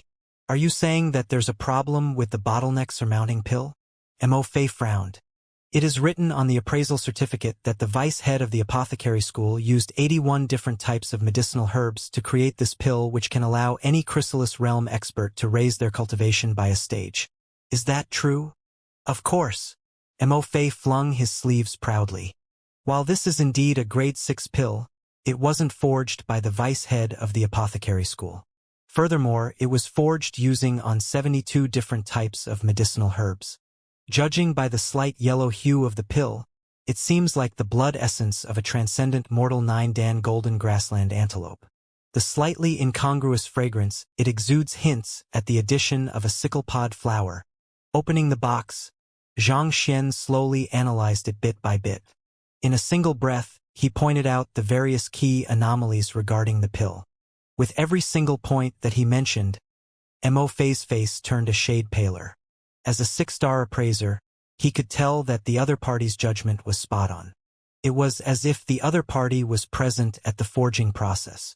To be able to deduce all of this in just a short moment, it could only mean to say that the other party's appraising ability was above his. So what if you can list all of the ingredients used in its forging? There are many variations to the bottleneck surmounting pill in the market. As long as it can advance one's cultivation, it can't be considered a fake. Seeing the young man before him go on and on, Mo Fei finally snapped. Advance one's cultivation? Xianxia shook his head. After all I have said, you still don't understand? The blood essence of the golden grassland antelope is indeed extremely beneficial to a cultivator. But that is only if it hasn't been mixed with sicklepod flower. Sicklepod flower, otherwise known as the flower of eternal rest, has to be mediated using the heptad verdant grass. However, the apothecary who forged this pill has failed to do so. In other words, not only will this pill not advance one's cultivation, the one who consumes it will even die of poisoning. Xianxia said. Die of poisoning? Is that true? If that's the case, that would mean that not only is this pill a fake, it is even a weapon of murder. Hearing those words, everyone leaped in shock. The reason a cultivator would spend their fortune on purchasing a pill was so they could achieve a breakthrough in their cultivation. Yet, not only would they not be able to achieve a breakthrough with this pill, it would even poison them to death. To part with their life savings just to be poisoned, that would be a true tragedy. Nonsense. This pill is rich in spiritual energy. How could it be poisonous? Mo Fei's eyebrows shot up. You don't believe me? Since that's case, bring a pill sample beast over then. We will know the answer with a quick test. Xianxia replied impassively. Fine. Mo Fei harumphed. Soon, a pill sample beast was brought over. Pill sample beasts possessed a constitution similar to humans, making them an ideal subject to test for the effect a pill would have on humans. You should do it yourself lest you say that I tampered with the pill sample beast or the bottleneck surmounting pill. Xianxia passed the jade box over. Humph! With a cold harumph, Mo Fei rubbed a bit of medicinal powder off the pill and fed it to the pill sample beast. Pill sample beasts were extremely sensitive to poison. Thus, a small portion was more than enough for the test. Besides, if he were to take too much, the pill sample beast might end up dying from the excessive influx of spiritual energy from the pill. Gugagugu. As soon as the pill sample beast ate the powder, its aura suddenly intensified, growing stronger swiftly. Its cultivation is rising. This is clearly the effect of a normal bottleneck surmounting pill. What else do you have to say for yourself? Mo Fei turned around and sneered at Xianxia for his ignorance. However, at that moment, the pill sample beast's surging aura abruptly came to a halt, and its body began to convulse. Pooh! A mouthful of pitch-black blood spurted from its mouth, and the small white beast abruptly froze before collapsing to the ground. What? It's dead. Could it be that the pill isn't a bottleneck surmounting pill but poison? That is way too scary. Imagine spending 2 high-tier spirit stones just to buy lethal poison home. The Spirit Emporium has truly gone too far this time around. Is this how it conducts business? Seeing the pill sample beast breathing its last, a huge uproar broke out amidst the crowd. They couldn't help but imagine what would have happened if they'd purchased the pill. They would have been filled with expectations for the future when they purchased the pill, only to end up dead due to it. The huge contrast between their expectations and reality was something that made the situation even more unacceptable. That Mo Fei had just confidently declared that the bottleneck surmounting pill was authentic a moment ago. But a minute later, a pill sample beast was poisoned to death by it. With such a precedent, how could they possibly ever dare to buy any pills from the Spirit Emporium in the future? Mo Fei also froze on the spot. In truth, he had carefully calculated the amount of powder to feed the pill sample beast. He was certain that it shouldn't have been sufficient to kill it with the dose he had rubbed off. Yet, it still ended up collapsing in the end. Could the other party be speaking the truth? This pill was not a bottleneck surmounting pill but a failed product turned into poison? So, is this considered to be a fake? Xianxia asked with a cold smile. Fine. I admit that my judgment was off for this pill. With the pill sample beast poisoned to death, there was no way he could deny this anymore. Ha, you are saying that your judgment was off for only this pill? Let me tell you, this pill isn't the only thing you are wrong about. Xianxia casually waved his hand, and the bronze gong which he had picked out first flew into his hand. According to what you have written in the appraisal certificate, this item was forged by a 6-star blacksmith, and it possesses the ability to wipe out a soul. Even a soul oracle would be utterly destroyed by a single knock on the gong. Indeed, even though the bronze gong is only a spirit intermediate tier weapon, it has a long history behind it. The lightning energy that has gathered within it over time grants it sufficient power to destroy even a soul oracle. Mo Fei declared proudly. He had studied the bronze gong carefully over a long period of time, so he was confident that there wasn't any mistake in its appraisal. Since you are so confident, why don't we give it a try? Xianxia turned to the attendant standing by the side and said, You are a consonant spirit realm cultivator, so you should have already started cultivating your soul as well. If this weapon has the ability to destroy a soul, you should feel a sharp pain in your soul when used against you. At which, he turned to Mo Fei and asked, Do you have any disagreements with this test? While the effects of the bronze gong were discounted against most cultivators as their souls would be protected by their physical body, they would still be more or less affected by it. Furthermore, consonant spirit realm experts had barely started cultivating their soul, making them even more prone to any attacks on their soul. I have no objections to it, Mo Fei replied. The crowd who were watching the commotion also nodded in agreement. Soul oracles had already disappeared in the annals of history, so it was impossible to test the bronze gong on them anymore. However, it should work fine against a consonant spirit realm expert as well. I will let you do it. With the edges of his lips curled up, Xianxia passed the bronze gong to Mo Fei. Mo Fei took the bronze gong over impatiently, and gathering his jinqi, he struck it powerfully toward the attendant. However, the attendant remained completely unfazed by the attack. In other words, the bronze gong didn't have any effect on the soul. How is this possible? Mo Fei's face turned ghastly pale. Back then, he had even experimented with the bronze gong. The lightning energy it harnessed was extremely effective on souls, capable of even annihilating a soul oracle. Why did its effects vanish all of a sudden? Without that, this would only be an ordinary bronze gong, worth nothing at all. The bronze gong's effect of dealing with souls can only be dispelled by a soul oracle, but the heritage of the soul oracles has already vanished countless years ago. Thus, it is impossible for anyone to have tampered with it. Have I really appraised it wrongly? Mo muttered as cold sweat trickled down his back. Souls were an extremely complex subject, and the only occupation to have truly uncovered their secrets were the soul oracles. They were the only ones who could dispel the effects on the bronze gong. No one else, not even a Saint Realm cultivator, could do the same. However, the soul oracles had already been eradicated by the Master-Teacher Pavilion, so it was impossible for anyone to dispel the effects of the bronze gong. Since the effect clearly wasn't there, could his appraisal have been wrong from the very start? It was one thing for him to have made a mistake, but to make two of them consecutively, he was already beginning to doubt his life. Appraisers could only make 3 errors throughout their entire career, and beyond that, they would be stripped of their license. Was his career going to end here? Ignoring Mo's slump, Xianxia waved his hands, and a pill cauldron flew in front of him.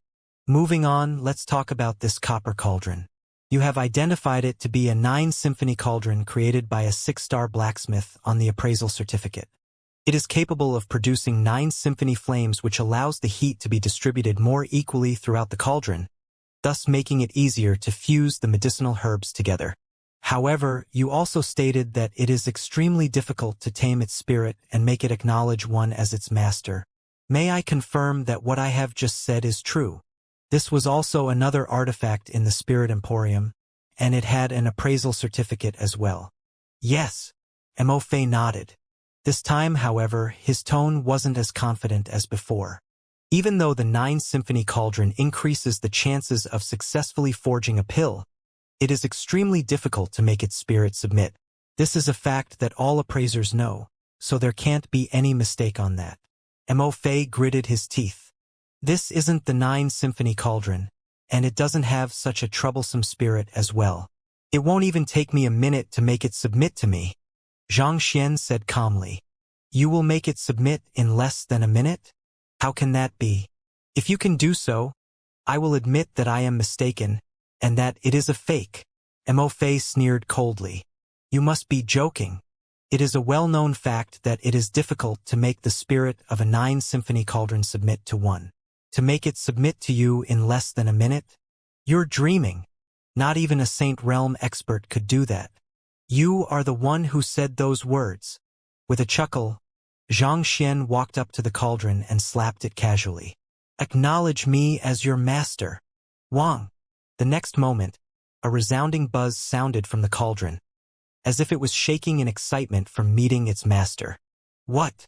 Mo's body trembled uncontrollably, and he nearly spurted blood. That was clearly the sound of the cauldron acknowledging its master. Of that there was no mistake. Due to the unique method in forging a 9-symphony cauldron, its spirit was disjointed, making it extremely difficult to win its loyalty. There were many who had spent decades on it, only to fail eventually. Yet, this cauldron actually acknowledged that young man in less than half a minute. Was he truly mistaken once more? The cauldron was a fake as well? Just what was going on? These lilac sandalwood beads can indeed keep one's mind composed when worn, but unfortunately, it is cursed. As a result, not only will it not keep one calm, it might even cause one to go berserk. In your analysis, you said that this bottle of medicinal solution is made using dozens of different poisons, and it is extremely useful for tempering one's body. However, I have just taken a look, and the poison within hasn't been neutralized yet. Anyone who consumes it will die without fail. You claimed that this or can raise the grade of a weapon up a notch by fusing it in. However, it is impossible to melt this or in the first place, so how could one possibly combine it within a weapon? This. After proving the issues in the appraisal of the first 3 items, Xianxia moved on to point out the problems of the other items the attendant had taken out. He would pick up every single item and pat off the dust on them before explaining what was wrong with them. With every problem he explained, Mo Fei's face would turn a shade darker. By the time Xianxia was done pointing out the errors in everything, Mo Fei seemed as if he was already standing on the threshold of insanity. He had the attendants test the other items as well, and some of them he even did it himself, but the conclusions were still the same. He was certain that the items here weren't like that when he was appraising them. Why did all of them change all of a sudden? This was exceptionally so for the weapons he had checked. Not only were the spirits within them difficult to tame, they were aggressive even. If a cultivator were to buy one of them, there was no guarantee that he wouldn't be killed by his sword in his sleep. There are actually so many fakes here? I have always trusted the products of the Spirit Emporium, but to think that they were actually such a dishonest business. How can I still trust them not to lie to me in the future? It seems like I can't buy anything from here anymore.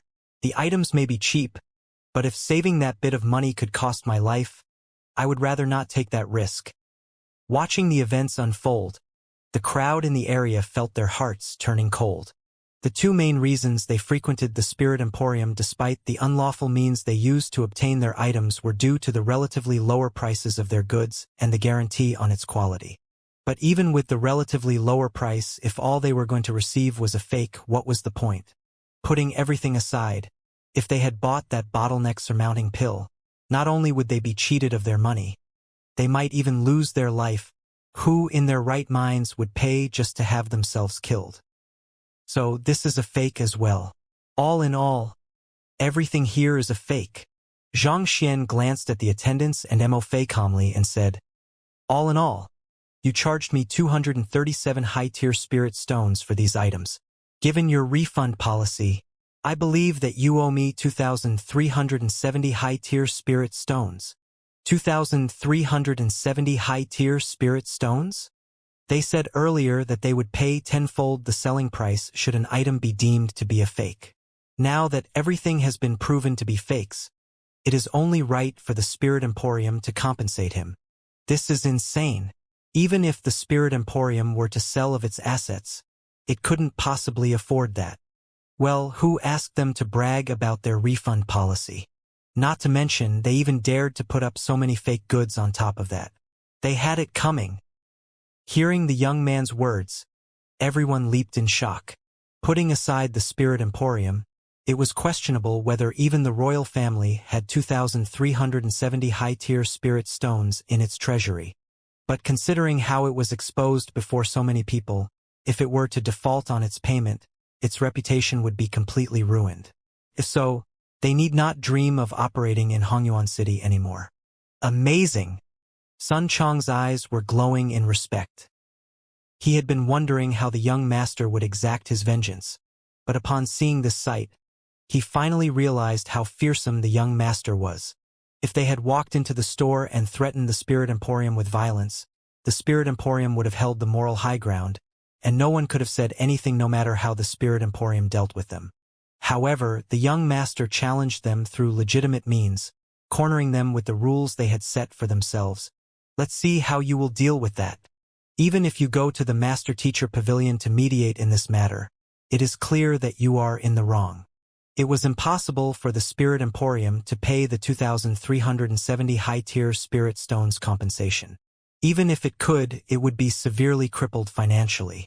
With its reputation in shambles, it would never recover from this blow. With so many fakes in the store, who would dare to buy from them in the future? Who in the world are you? What do you intend to do? It wasn't too difficult to see through all of this. At this point, the attendant was already on the verge of tears. He'd thought that he had finally met his god of fortune, and he was looking forward to a life of extravagance. Who could have known that it was a god of misfortune instead? He might very well lose his job due to this. Who am I? I am just a customer in your store. Don't you think that it's only right for you to pay after trying to sell me so many fakes? Xianxia smiled.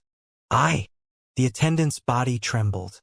In the many years the Spirit Emporium had existed, there had never been a single person who had reported it for selling fake goods. In just a single day, This man actually dug up so many fake goods from their shelves.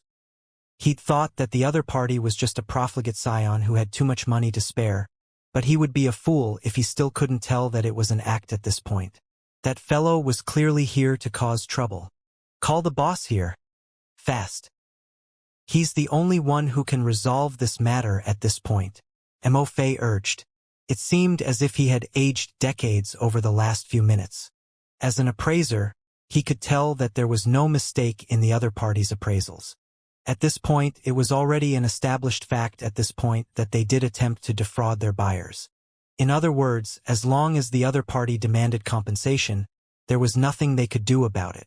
The problem was already beyond their scope. Yes, the attendant nodded and quickly rushed off. Soon, a cold-faced, middle-aged man strode into the room. He was extremely tall with a slightly plump stature. The sharp glint in his eyes seemed to suggest that he was a person who would resort to unscrupulous means to get what he wanted. His aura was obscure, but it felt transcendent. Most likely, he was at least a nascent saint. Indeed, if not for the backing of such an expert, considering the vile deeds that the Spirit Emporium committed in the shadows, it would have long been rooted from Hongyuan City. The middle-aged man walked up to Xianxia and asked with narrowed eyes, "Are you the one who said that these items are fakes?" On the way here, he had already heard the full story from the attendant. Ignoring the other party's words, Xianxia waved his hands and said, "Hurry up and decide on how you will compensate me. Otherwise, trust me when I say that it won't take long for the entire Hongyuan City to learn about this." You! Clenching his fists tightly, the hint of killing intent flashed across the dark eyes of the Spirit Emporium's boss. All along, they had been the ones preying on others. To think that a day would come when someone would be so arrogant as to try to prey on them. The boss of the Spirit Emporium harumphed. "This friend over here, I don't know who you are or where you come from, but allow me give you a word of advice. Don't burn your bridges. Otherwise, who knows when it might come back to bite you." "Are you threatening me?" Xianxia chuckled lightly in response. "A refund tenfold of the selling price. That is the policy your Spirit Emporium came up by yourself. Are you going to silence me now that a fake has really appeared in your store? This isn't a threat, just a friendly reminder to you. The path of a cultivator isn't an easy one. I fear for your safety." Seeing the other party's fearless attitude, the boss of the Spirit Emporium was on the verge of exploding, but there was nothing he could do. If he were to make a move on the other party here, the reputation of their Spirit Emporium, which he had built painstakingly over the years, would be truly ruined. The boss glanced at Imortality and sent a telepathic message to him. "Are those items really fakes? I am not too sure either. But when I reappraised the items he picked out, they were completely different from before. Even if I say that they aren't fakes, no one will believe me," Imortality said. Even if they weren't fakes, the other party had already pointed out the various flaws in them clearly. As such, who would still want to buy them? Take for example the valuable Spirit high-tier armor, which allowed its wearer to withstand attacks from a transcendent mortal 9-dan expert amidst the stack of items the other party had picked out. Its effects were incredible, but that fellow had already revealed its flaws and how one could overcome it.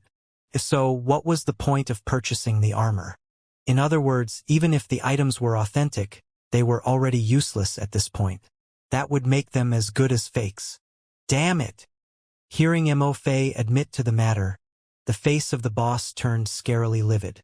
"Are you done with the negotiations yet? If you are, pay up. These items are worth 237 high-tier spirit stones, and with your tenfold refund policy, you owe me a total of 2,370 high-tier spirit stones. All right, I will give you a little bit of a discount out of the kindness of my heart. 2,000 high-tier spirit stones, and I will drop this matter. Otherwise, for defrauding your customers and attempting to scam a master teacher, I will report this matter to the Master Teacher Pavilion to have them to judge this case." Xianxia said calmly. "You are a master teacher?" The boss narrowed his eyes. Typically speaking, as long one didn't commit any atrocities against humanity, the Master Teacher Pavilion would not interfere in most matters. However, if a master teacher was involved in the case, there was a good chance that it would intervene. This was a privilege the Master Teacher Pavilion granted its members. Once the Master Teacher Pavilion intervened in the matter, the various shady things they had done might be pulled to the surface as well, and the entire Spirit Emporium could very well be destroyed due to that. Even though there were quite a few people who knew of the Spirit Emporium's doings in the shadows, they had no evidence, and the Spirit Emporium had made sure to deal with them accordingly, be it bribery or silencing them. However, considering the means of the Master Teacher Pavilion, it wouldn't be too difficult for them to get to the bottom of the matter. That's right, Xianxia replied. After recovering from the shock, a thought flashed across the boss's mind, and he harumphed. Even if you are a master teacher, considering your young age, you should be a student of the Master Teacher Academy, right? Considering how many students there are in the Master Teacher Academy, I doubt that anyone will know if one or two of them go missing. The Master Teacher Academy was a place to nurture budding master teachers, and it was impossible to do so while keeping the students in a safe environment. Thus, it wasn't rare for the academy to dispatch its students on dangerous missions, and deaths weren't infrequent. It's indeed nothing much for a student or two of the academy to disappear, but I'm afraid that School Head Mo of the Beast Tamer School and School Head Zhao of the Blacksmith School will disagree with your words. Chuckling lightly, Xianxia flicked his wrist and took out the 2 tokens given to him. Since they were already in his possession, it should be fine for him to make use of their authority. Mo Fei's body shuddered upon seeing the tokens, and he hurriedly sent a telepathic message to the boss. Those are indeed the personal tokens of School Head Mo and School Head Zhao. They are real. School Head Zhao and School Head Mo were part of the 10 great master teachers, and they were famous figures even amongst the many Tier 1 empires. Considering that they had given their personal tokens to the young man standing before them, their relationship was anything but ordinary. They are real. The boss had thought that he was only dealing with an ordinary student, so the matter shouldn't have been too difficult to resolve. But who could have thought that the fellow would carry 2 of the school head's personal tokens on him? All right, I will give you a tease time to think over your options. If you refuse to pay, I will head to the Master Teacher Pavilion. It just happens that I have quite a close relationship with Pavilion Master Mo, so I believe that he will happily seek justice for me, Xianxia said as he stretched his back lazily. Since the Spirit Emporium dared to threaten those around him, it should be prepared to face his wrath. You want to be domineering? Sure. Let me crush you with my identity as a master teacher then. Let's see which of us is more domineering. The face of the boss reddened in rage, but he dared not to vent his anger. A tease time. On the other hand, the attendant rushed forward and reported something to him via telepathy. Hearing the attendant's words, the boss heaved a sigh of relief before turning to Xianxia. There's no need to wait a tease time, we will pay. For real. The Spirit Emporium is going to pay? But that is 2,000 high-tier spirit stones. Putting aside the Spirit Emporium, is there even so much money in Hongyuan Empire? Seeing the boss of the Spirit Emporium abruptly changing his mind, choosing to pay the sum, everyone was taken aback. Even Xianxia himself was a little taken aback by the turn of events. He had prepared a hand in case the other party refused to pay, but never had he imagined that the other party would agree to it instead. You paid a high-tier spirit stone to purchase the bronze gong earlier. Even though you did say that you intended to buy the other items, you haven't paid for them yet. In other words, we have only sold you a single item so far. With our refund policy, we will repay you 10 high-tier spirit stones. The boss waved his hands and instructed, hurry up and bring 10 high-tier spirit stones over. Yes. The attendant hurriedly nodded before leaving the room. Soon, he returned with 10 gleaming high-tier spirit stones in hand and passed them over to Sun Chong. Sun Chong was a little dazed, unable to catch up with the happenings. He wasn't certain whether he should accept it or not. While the young master had pointed out many items that he wanted to buy, he hadn't paid for them. All along, he had only passed a high-tier spirit stone to the attendant. Using this loophole, the Spirit Emporium regarded that as the only transaction conducted and refunded him 10 high-tier spirit stones. While that was a substantial sum as well, it was at least a cost the Spirit Emporium could afford to bear. Regardless from which angle one looked at this matter from, the other party's response was also in line with the rules. Young master. Unsure of what to do, Sun Chong turned to Xianxia, only to see latter smiling calmly. Are you sure that's how you want to play the game? This master teacher over here. I am not sure what you are trying to say. Our spirit emporium prides itself on its honor. Since you paid us a high-tier spirit stone, going by our refund policy, we have already compensated you with 10. Even if you were to bring this up in the Master Teacher Pavilion, I believe that there is nothing Pavilion Master Mo could say about this. The boss of the Spirit Emporium smiled, but his eyes remained as cold as ever. On the other hand, you, as a Master Teacher, despite not buying anything at all, attempted to hoodwink us out of 2,000 high-tier spirit stones. Surely this would be bad for your reputation if word were to spread. After hearing from the attendant that the fellow had only paid a single high-tier spirit stone, he immediately thought of a countermeasure. A transaction can only be considered to have occurred when the goods and money have been exchanged. Even if the items we have here are fakes, you haven't paid yet, so they still belong to the Spirit Emporium. Naturally, we don't have to refund you for them. I see. Since that is the case. Xianxia glanced at the boss of the Spirit Emporium impassively and said, You have taken my artifacts and placed them on sale for so long, but you still haven't sold them yet. It shouldn't be too much for me to take them away with me now, right? Artifacts? When did we take your artifacts and place them on sale? The boss of the Spirit Emporium was momentarily stunned by the ridiculous words spouted by the young man before him. This is the first time I've met you. When did I take your artifacts? Even if you want to frame me, surely you can do better than that? You are denying it? Xianxia shook his head. All artifacts have their own spirit, and it is impossible to win the loyalty of the spirit without spending substantial time with them. This is common knowledge amongst all cultivators, so I believe that you, the boss of the Spirit Emporium, shouldn't be unfamiliar with it either. The boss couldn't understand what the young man was driving at, but he nodded in response. It wasn't easy to make the spirit of an artifact submit to one. There were even a few who were unable to get the spirit of their artifact to acknowledge them as its master even after years of effort. That makes things simple then. All right, I think I don't have to explain that only my own artifacts will listen to my command. That should be more than obvious to all of us here. With an upright posture reminiscent of a taut spear piercing through the heavens, Xianxia abruptly bellowed with a resounding voice. What are you all waiting for? Pay respect to your master. Voila! As soon as those words were uttered, all of the artifacts in the room flew into the sky and gathered around Xianxia. This is the response of artifacts who have acknowledged a cultivator as their master. In the end, all of these artifacts actually belong to him. No wonder he knows them so well. Is he the true owner of the Spirit Emporium? These are the most valuable artifacts here. If all of these are his, this would mean that the Spirit Emporium is pretty much emptied out. Seeing the artifacts flying from their places, everyone was stunned.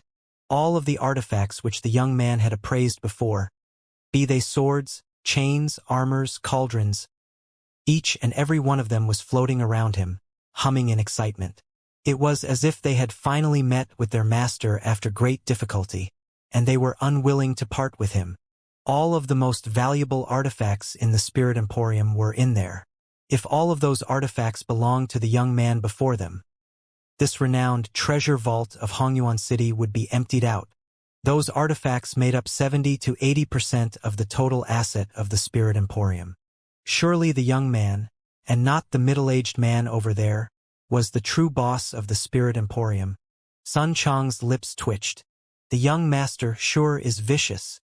He knew of the young master's ability to make artifacts acknowledge him swiftly. Back when he was appraising the artifacts, he'd touched every single one of them while explaining their properties. It was probably then that he'd made them submit to him. From the very start, there were only two options for the Spirit Emporium. They could either obediently pay up or have their assets emptied out. With all the weapons acknowledging the young master, even if he were to claim that everything was stolen from him, there would be no one who would doubt his words. Why you? As expected, Upon seeing all of the weapons obeying the words of the young man, the boss of the Spirit Emporium nearly fainted. He'd paid a hefty price in order to procure those weapons, and he was certain that they were unowned when he obtained them. Why did all of them acknowledge that fellow as their master? Gaining the acknowledgement of an artifact was an extremely troublesome matter. Without sufficient time, it was impossible to succeed. For all of them to acknowledge him as their master, it could only mean one thing. In the very first place, all of these weapons belonged to him. He felt fresh blood welling up in his throat, threatening to spill forth at any moment. In order to buy these weapons, the Spirit Emporium had even incurred a heavy debt. If everything were to be taken away by the other party, the business empire which he had built painstakingly over the course of many years would collapse in an instant. Not only so, he would even fall into heavy debt as well. As everyone can see, these artifacts belong to me. However, the Spirit Emporium stole them from me, and left with no choice, I could only resort to such a course of action. All I want now is to bring my artifacts away with me, Xianxia said righteously. Those artifacts belong to you and you want to take them away? Pooh! Reaching the limit of his tolerance, the head of the Spirit Emporium spurted a mouthful of blood. Like heck, they are yours. I bought them with a huge sum of money. They are mine. You are clearly a troublemaker wreaking havoc in my territory. I have already given you 10 high-tier spirit stones. What else do you want? Do you really intend to take my entire fortune away with you? How the hell have I offended you that you must push me over the cliff? Since these artifacts are mine, I will be taking them back now. Sun Chong, let's go. Just as the boss of the Spirit Emporium was overwhelmed with indignation, the young man before him swiftly stored all of the flying artifacts in his storage ring and turned around to leave. You, hold it right there. Knowing that everything would be over if he allowed the young man to leave, the head of the Spirit Emporium roared furiously.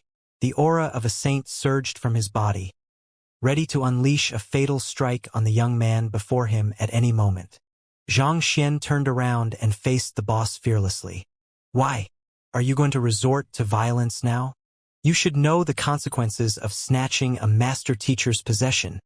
If the master teacher pavilion were to learn that the boss of the Spirit Emporium had stolen a master teacher's possession before so many people, he would be severely dealt with. Even if he was a saint, he could potentially stand to have his cultivation crippled or even face death. A savage expression surfaced on the boss of the Spirit Emporium. I won't snatch the artifacts through violence, but unless you hand them over, don't even dream about stepping out of this building. Men! Voila!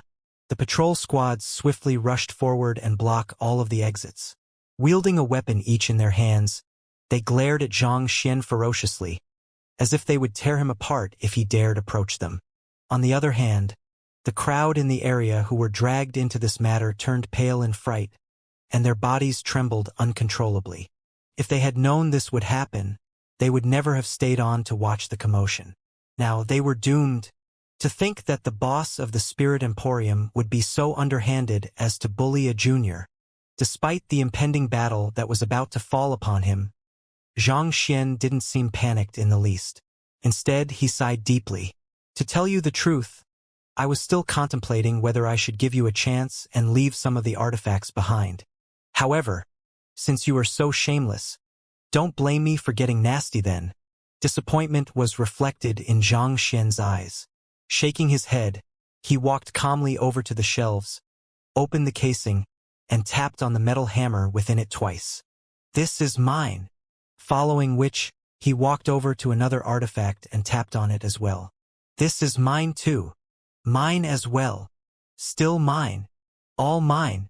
Soon, he tapped the 8 remaining items in the room. The boss of the Spirit Emporium was still wondering what that fellow was up to when all of the artifacts suddenly hummed excitedly, acknowledging Xianxia as their master. Every single one of them flew into the air and floated right by the young man's side. The heck? The boss was on the verge of insanity. That fellow was not planning to take away most of the Spirit Emporium's asset. He was planning on taking away all of its assets. If the other party was allowed to do as he pleased, everything in the Spirit Emporium would be his in less than 5 minutes. Screw him. Stop him, the boss bellowed. Hong Long. Hearing the boss's command, the guards rushed at Xianxia to stop him. But the next instant, countless artifacts abruptly appeared and struck them. The artifacts were protecting their master. If those guards wanted to get to Xianxia, they would have to get past the artifacts first. Even though the offensive capabilities of the artifacts weren't too strong as there was no one driving them, they still managed to stall the guards. These artifacts were the possessions of the Spirit Emporium, so they didn't dare to strike too hard for fear of damaging any of them. Boss! The head of the guards called out. All of you scram! Reaching the limits of his tolerance, the boss roared. The power of a saint burst from his body, and under the suppression of the violent aura, the floating artifacts fell to the ground powerless with a jolt. Clang, clang, clang, clang, clang. What are you doing? You know that you have to pay for damaging my artifacts, right? Xianxia frowned. Pay? Pay your head. Bursting with fury, the boss could maintain his composure no longer and began hurling curses. All of those items were my precious artifacts, but you used some kind of sorcery to make them submit to you. You were the one who stole my treasures, and you still want me to pay you? How can there be such a shameless person in the world? Today, you need not try to leave. The more he thought about it, the more furious he felt. Thus, he stomped his feet. Hong Long. The Spirit Emporium began to tremor, and all of the doors slammed shut. 2 towering walls rose from the ground, covering all of the shelves where the artifacts were supposed to be placed. It's a mechanism. I have long heard that the boss of the Spirit Emporium paid a heavy price in order to build this building, inviting 40 students of the Celestial Designer School to work day and night for half a year to rush this out. I thought that those were just rumors, but it was actually true. Now that the Spirit Emporium has been locked down, how are we supposed to leave? I have no idea either. Let's just hope that we won't be implicated in this matter. I doubt so. That young man is a master teacher, so if the boss were to kill him, we would be eyewitnesses to the deed. Seeing the boss fly into a rage and activate the mechanism of the Spirit Emporium to shut all of the exits, preventing anyone from entering or leaving, the crowd that was trapped inside stared at one another with faces pale with fright. If the boss were to really kill that master teacher, they, as eyewitnesses, surely wouldn't fare any better either. After all, if the matter were to be leaked to the master teacher pavilion, the boss would be pursued by them to the ends of the world. Standing beside Xianxia, Sun Chang's face paled as well. The young master's cultivation was only at the Cosmos Bridge realm, but the enemy he was facing was a saint. This time they were really in deep trouble. Xianxia had never told anyone about the otherworldly demon puppets or vicious, so Sun Chang was unaware of their existence as well. So, are you intending on killing a master teacher? Seeing the other party activating the lockdown function of the Spirit Emporium, Xianxia turned to the boss and frowned. Gritting his teeth in rage, the boss sneered. Kill a master teacher? How could I dare to do so? However, if you don't hand over my possessions this instant, I fear that I might not be able to hold myself back. Your possessions? These artifacts addressed me as their master and protected me. Are your eyes too blind to see that? On the contrary, my possessions have brought your store prestige and class, so the least you can do is pay me the rental fee, right? Xianxia replied nonchalantly. The boss staggered upon hearing those words. He felt as if he might just die of anger if he were to continue speaking. If that fellow. Pay you the rental fee? You stole my possessions and you still want me to pay you? Do you take me for a fool? Hong Long Long. An immense accumulation of Jinqi gathered in the boss's palm, as if of the materialization of his rage. I will give you one last warning. Return those items to me, and I can consider sparing you. I won't say this again, he threatened menacingly.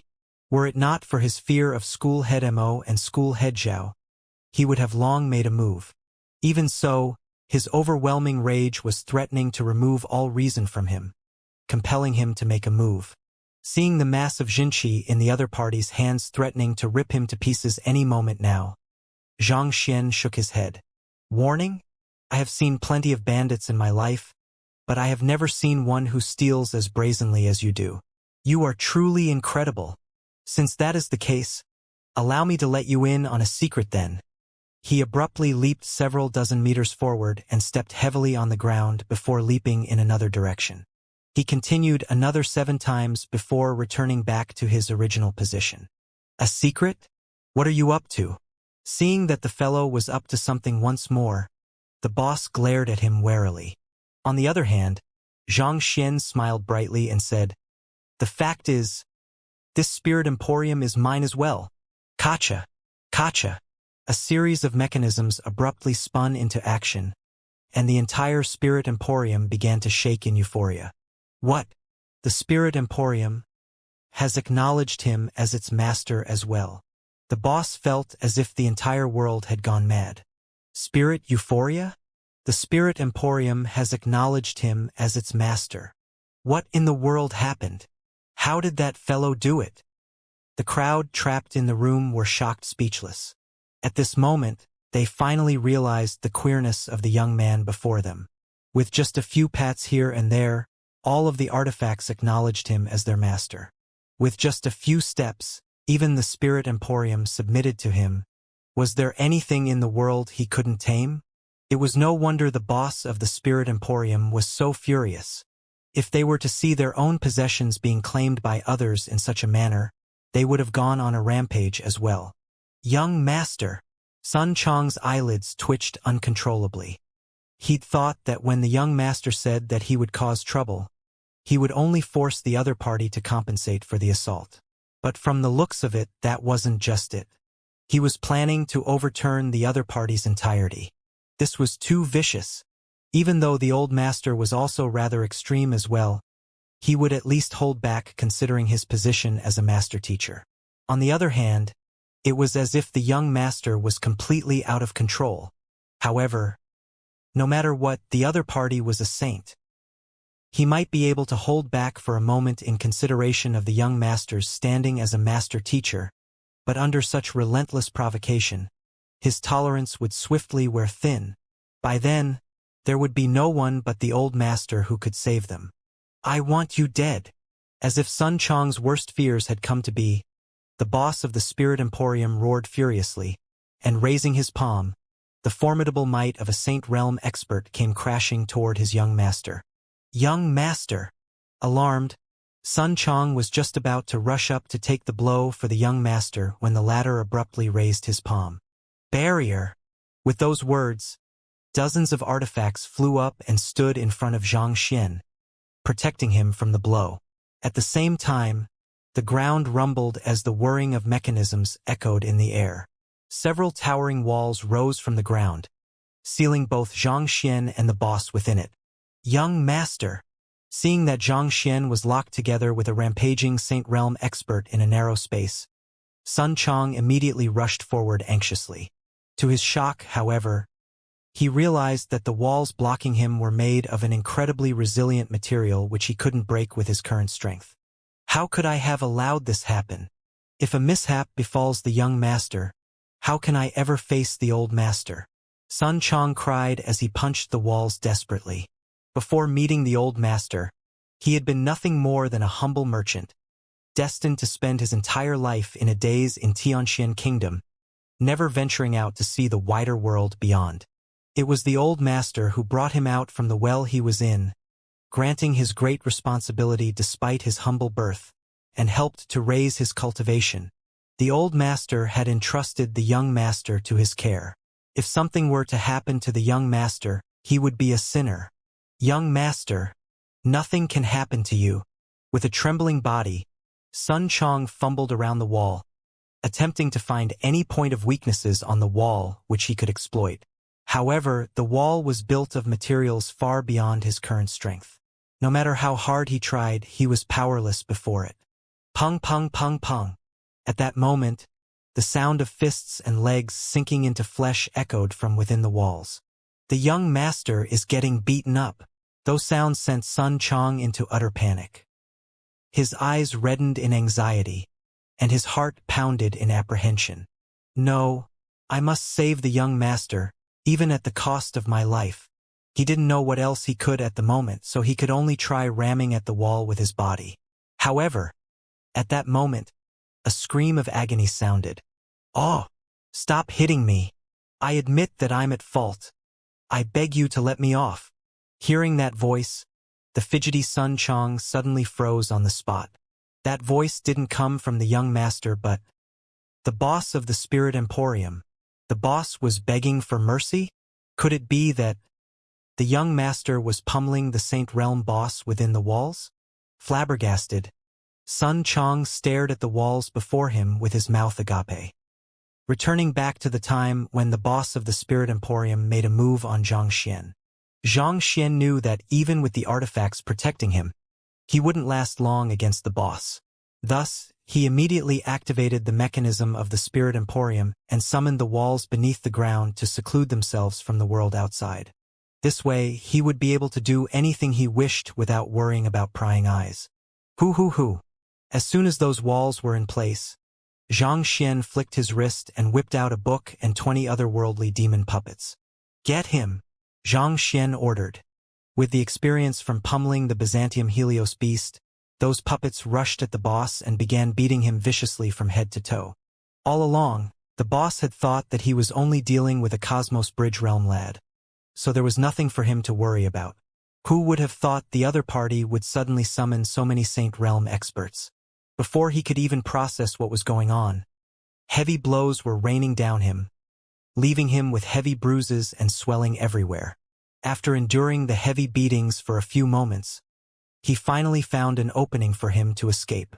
But just as he was about to move, an overwhelming killing intent crushed down on him, rendering him immobile. As such, he could only continue to suffer the beating. His current cultivation was only at Saint Realm primary stage, a far way off from matching up to the Byzantium Helios beast. Given how even the latter was done in, how could he possibly withstand the onslaught of the otherworldly demon puppets? In just a few moments he was already utterly subdued. While the Spirit Emporium was important, how could it compare to his life? Considering that the other party could retain his composure before his wrath, it was likely that he wasn't some kind soul either. If he didn't beg for mercy, chances were that the other party might just watch nonchalantly as he was beaten to death. Left with no choice, he could only plead for his life. "You want me to spare you? Offer your soul to me and acknowledge me as your master." Zhang Xian replied indifferently to his pleading. Zhang Xian did consider whether he should just kill the boss of the Spirit Emporium, but the death of a saint would likely result in a huge storm in the city. That could mean a great deal of trouble for him. However, he couldn't simply let the other party off either, especially after all that had happened. Thus, after some contemplation, he decided to force the other party into submission instead. As long as he could hold the other party's soul captive, he wouldn't need to worry about the other party divulging his secret. At the same time, he would gain a Saint Realm lackey as well, which would give him more room to deal with matters without resorting to the otherworldly demon puppets. The otherworldly demon puppets were his trump card, but they were a double-edged sword as well. Anything related to the otherworldly demonic tribe was sensitive, and he might be branded as a traitor of humanity if he were to be spotted with the puppets. Thus, it would be best for him to limit his usage of them. "You want me to offer my soul to you?" The boss was taken aback. In a sense, this was similar to the contract between a beast tamer and their tamed beast. However, establishing a contract between humans wasn't as simple a procedure. One had to have a profound understanding of souls in order to do so. Of all the occupations, the only one known to be capable of such a feat was the Soul Oracle. If that fellow was asking this of him, did it mean that he was a Soul Oracle? But hadn't that occupation gone extinct yet? Seeing the hesitation in the boss's eyes, Zhang Xian impatiently commanded, "Continue beating him. Do not stop until he's dead." "Wait a moment."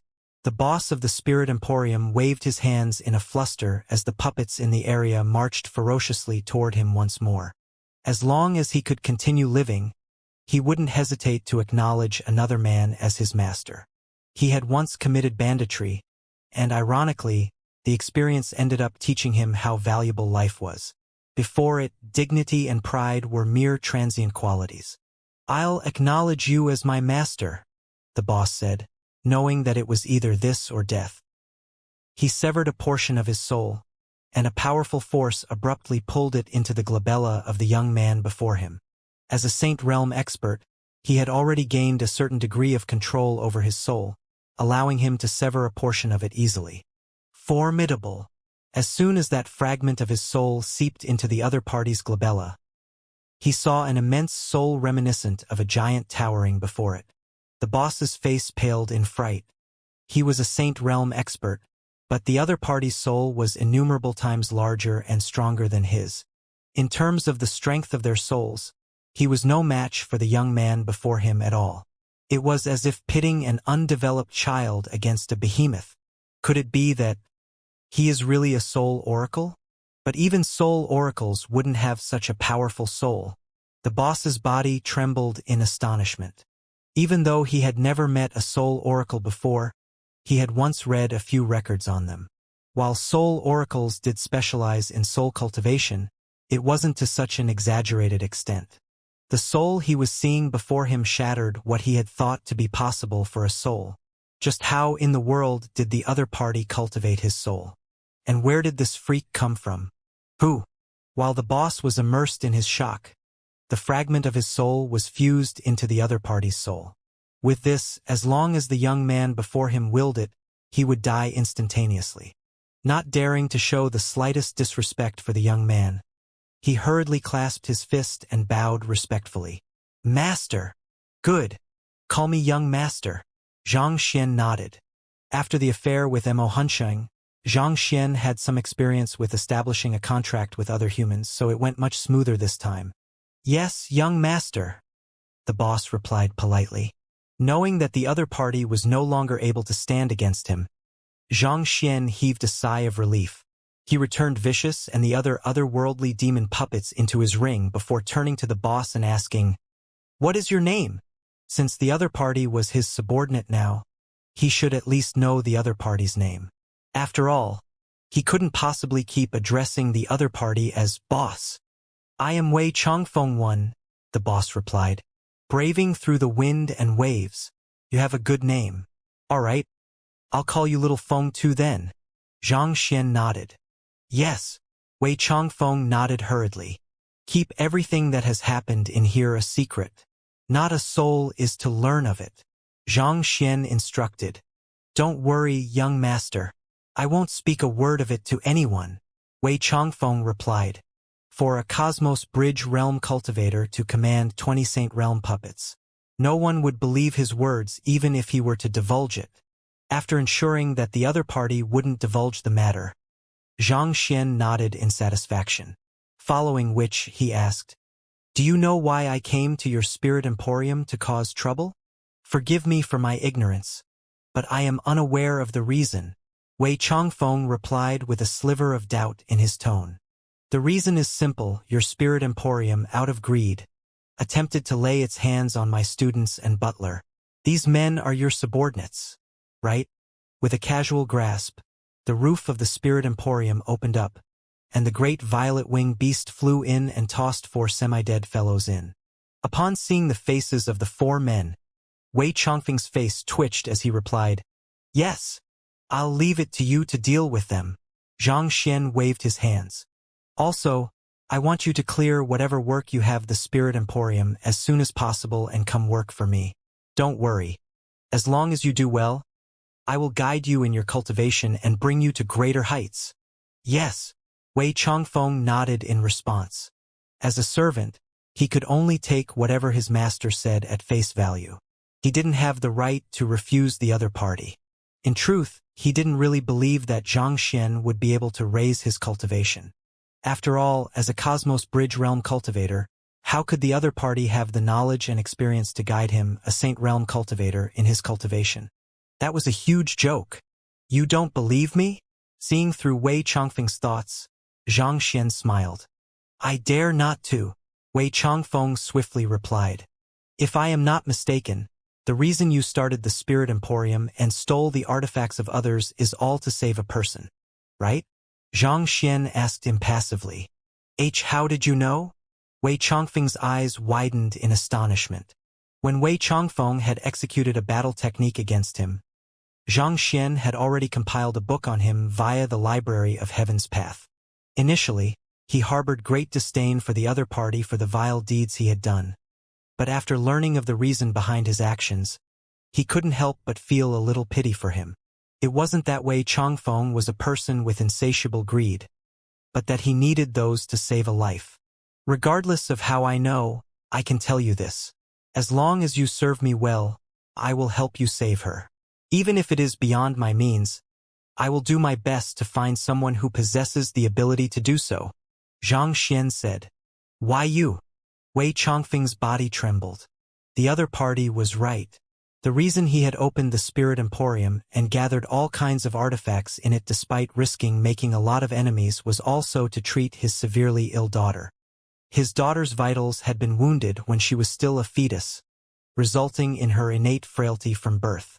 He had sought many famous physicians, but there were none who could offer him a solution. In the end, it was a 6-star pinnacle physician who had given him a prescription and told him that he could lengthen the lifespan of his daughter by feeding her the spirit contained within artifacts.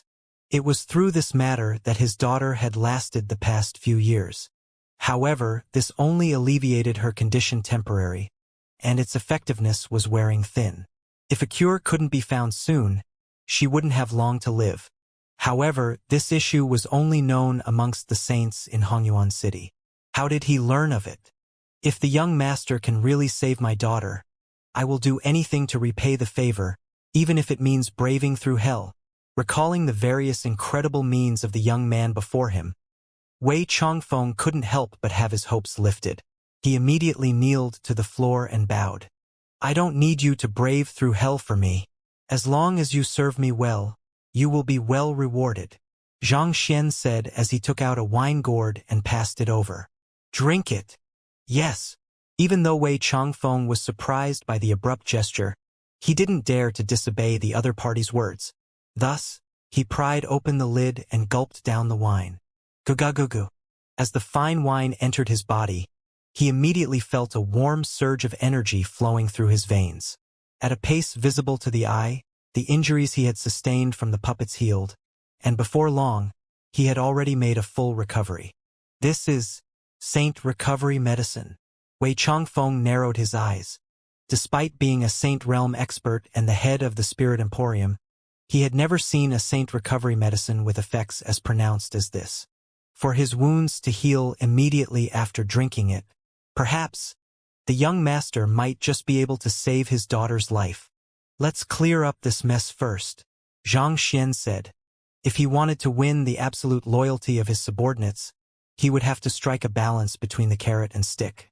After forcing the other party in submission, it was only right to give him some benefits so as to give him some expectations for the future.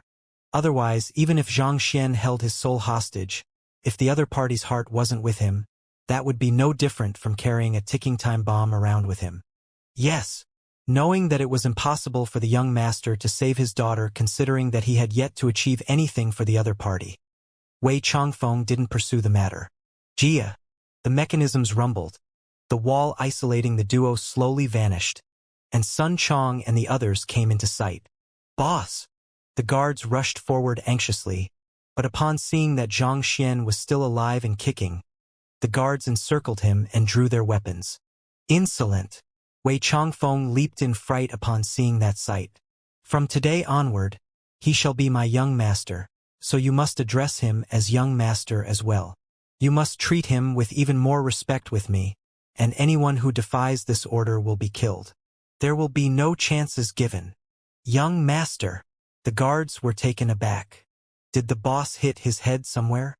The other party had just wreaked havoc in his territory, and he was ordering them to address the culprit as young master? But despite their bewilderment, they knew that the boss wasn't kidding given the grim expression on his face. Thus, they lowered their heads and clasped their fists, paying respect to the young master. The cultivators watching the spectacle from the side were stunned speechless. They'd thought that it was incredible of that young man to make all of those artifacts and even the Spirit Emporium acknowledge him as their master, but to think that he would even tame the Saint Realm boss of the Spirit Emporium. Could there be anything more exaggerated than this? Young master. Sun Chang's lips twitched. He was still worried that some mishap would befall on the young master, but from the looks of it now, his worries were unfounded. To tame a Saint Realm cultivator despite being at Cosmos Bridge Realm, the young master was just a step away from shattering the atmosphere. As expected of the old master's student, he does have the old master's flair in him, Sun Chang remarked in awe. After organizing the guards, Wei Changfeng turned to the crowd and clasped his fist. Everyone, I ask of you not to speak a word of what happened here today outside. You will have my gratitude for that. Even though these men hadn't seen the battle for themselves, it did seem that the young master intended to keep a low profile, so it would be ideal for him to limit any rumors as far as he could. In any case, the young master hadn't revealed his name at any point, so these men would be unlikely to point him out anyway. Don't worry, boss. Our lips are sealed. Confidentiality has always been my strong suit.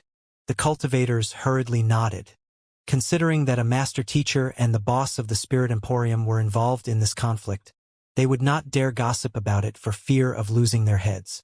And more importantly, even if they were to talk about the affairs that had happened today, others would simply take them as lunatics. After all, they wouldn't have believed such a thing to be possible either if they hadn't witnessed it themselves.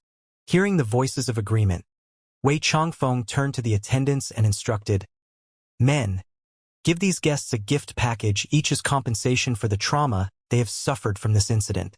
To be able to build a business empire from scratch and sustain it for so many years in Hongyuan Empire wasn't an easy feat. Wei Changfeng was also quite a capable person himself.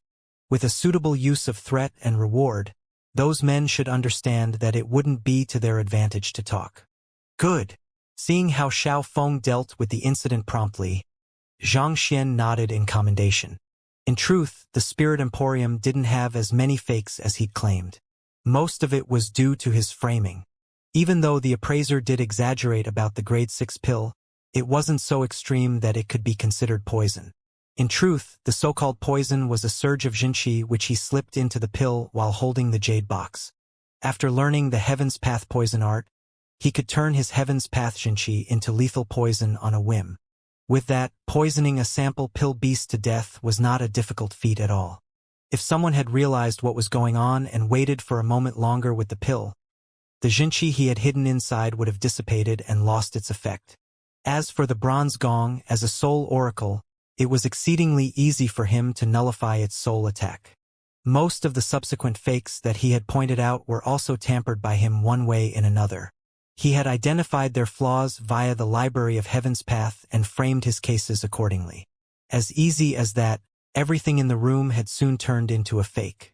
As for the acknowledgement by the artifacts, just as Sun Chang had thought, Zhang Xian had already made them submit to him while introducing the various fakes to the crowd.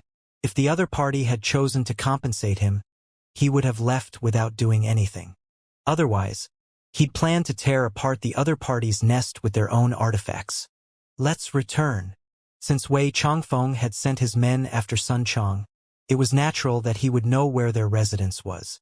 With his soul shackled, he would surely come to them after finishing up whatever he had to do at the Spirit Emporium. With his goal achieved, there was no need for Zhang Xian to remain in the Spirit Emporium any longer. Thus, he and Sun Chang leaped onto the back of the great violet-winged beast and soared into the sky, disappearing from everyone's sight. Back at the residence. Young master, these are the high-tier spirit stones that the boss of the Spirit Emporium gave us earlier on. Sun Chang passed over the 10 high-tier spirit stones which he had taken from Wei Changfeng earlier on. All right. Grabbing hold of them, Zhang Xian nodded in satisfaction. After which, he instructed, You need not worry about money any longer. Go ahead and find a larger residence for us. With the boss of the Spirit Emporium as his subordinate, money was no longer an issue to them. Naturally, it was about time for them to find a more fitting residence. Honestly speaking, this place was a little too small for his liking. There wasn't even enough space for him to interrogate the Byzantium Helios beast. Yes, Sun Chang nodded. For the time being, you all won't require high-tier spirit stones for your cultivation. Here are some artifacts and pills. Deal with them as you deem fit. If it is of any use to your cultivation, go ahead and use it. Flicking his wrist, Xianxia took out the various items which he had taken from the spirit emporium earlier. Sun Chang stored the items in his storage ring and nodded. With these items, Zhang Yang and the others would be able to advance their cultivation by leaps and bounds. Sun Chang suddenly recalled a matter and reported, "Young master, when I was out earlier today, I saw a residence that fits our criteria. Not only is it in close proximity to the Master Teacher Academy, it also has all of the amenities we require. However, it seemed like someone has just purchased it. It can't be helped if someone has already taken it. Hongyuan City is very big. It shouldn't be too difficult for us to find another larger residence," Xianxia replied. Since the residence was only purchased recently, it was unlikely that the owner would be willing to sell it for the time being. Since that was the case, they might have better luck searching for another residence in the city. Besides, they weren't in a rush either. "All right, I will be in the Master Teacher Academy the next few days. If there is anything urgent, contact me through the Great Violet Wing Beast. If that fails, go ahead and liaise with Xiaofeng," Zhang Xian instructed. After Zhang Xian was done with the arrangements, he leaped onto the back of the Great Violet Wing Beast and flew for the academy. With this matter resolved, it was about time for him to head to the Terpsichore School and Demonic Tunis School to browse through their books. He had to deal with the innate fetal poison in his soul as soon as possible so as to avoid any unexpected circumstances. Zhang Xian had the Great Violet Wing Beast land at the elite sector before sending it back to Sun Chang's side. Just as he was about to ask around where the Demonic Tunis School and Terpsichore School were, he suddenly heard knocking on his door. Opening his door, he saw Rohuan Gongzi, Luo Xian, Song Chao, and a few others standing at the doorway. After the entrance examination, they had been settled into their dormitories by Bai Shi and the other seniors. Upon hearing that Zhang Shi had taken up a residence in the elite sector, they came over to pay their greetings. After trading a few pleasantries, Rohuan Gongzi dived into the main topic at hand and asked, "Brother Zhang, there is an event for students to find their teachers today. Are you going to participate in it?" "I will pass." Zhang Xian shook his head. He had no intentions of finding a teacher. With the Library of Heaven's Path, all he needed was an ample number of books. "Actually, the reason we came to look for you today is to seek Brother Zhang's opinion on which teacher we should acknowledge in the academy," Rohuan Gongzi said sheepishly. In terms of age, he and Luo Xian could be considered as Zhang Xian's senior. However, in the Master Teacher continent, seniority was determined by one's capability. In a sense, addressing Zhang Xian as a fellow peer could be considered as a sign of respect to him. "I am not too familiar with the teachers of the academy." Zhang Xian shook his head. How could he know which teacher would be the best in the academy? He wasn't going to seek a teacher in the first place. "You aren't familiar with the teachers of the academy? How can that be? We have already heard the rumors. And it seemed like you even rejected school head Mo's offer to become his direct disciple," Luo Xian exclaimed in disbelief. Zhang Shi had performed outstandingly in the entrance examination, winning over school head Mo's admiration. As such, the latter had offered to take the other in as his direct disciple, only to be flatly rejected.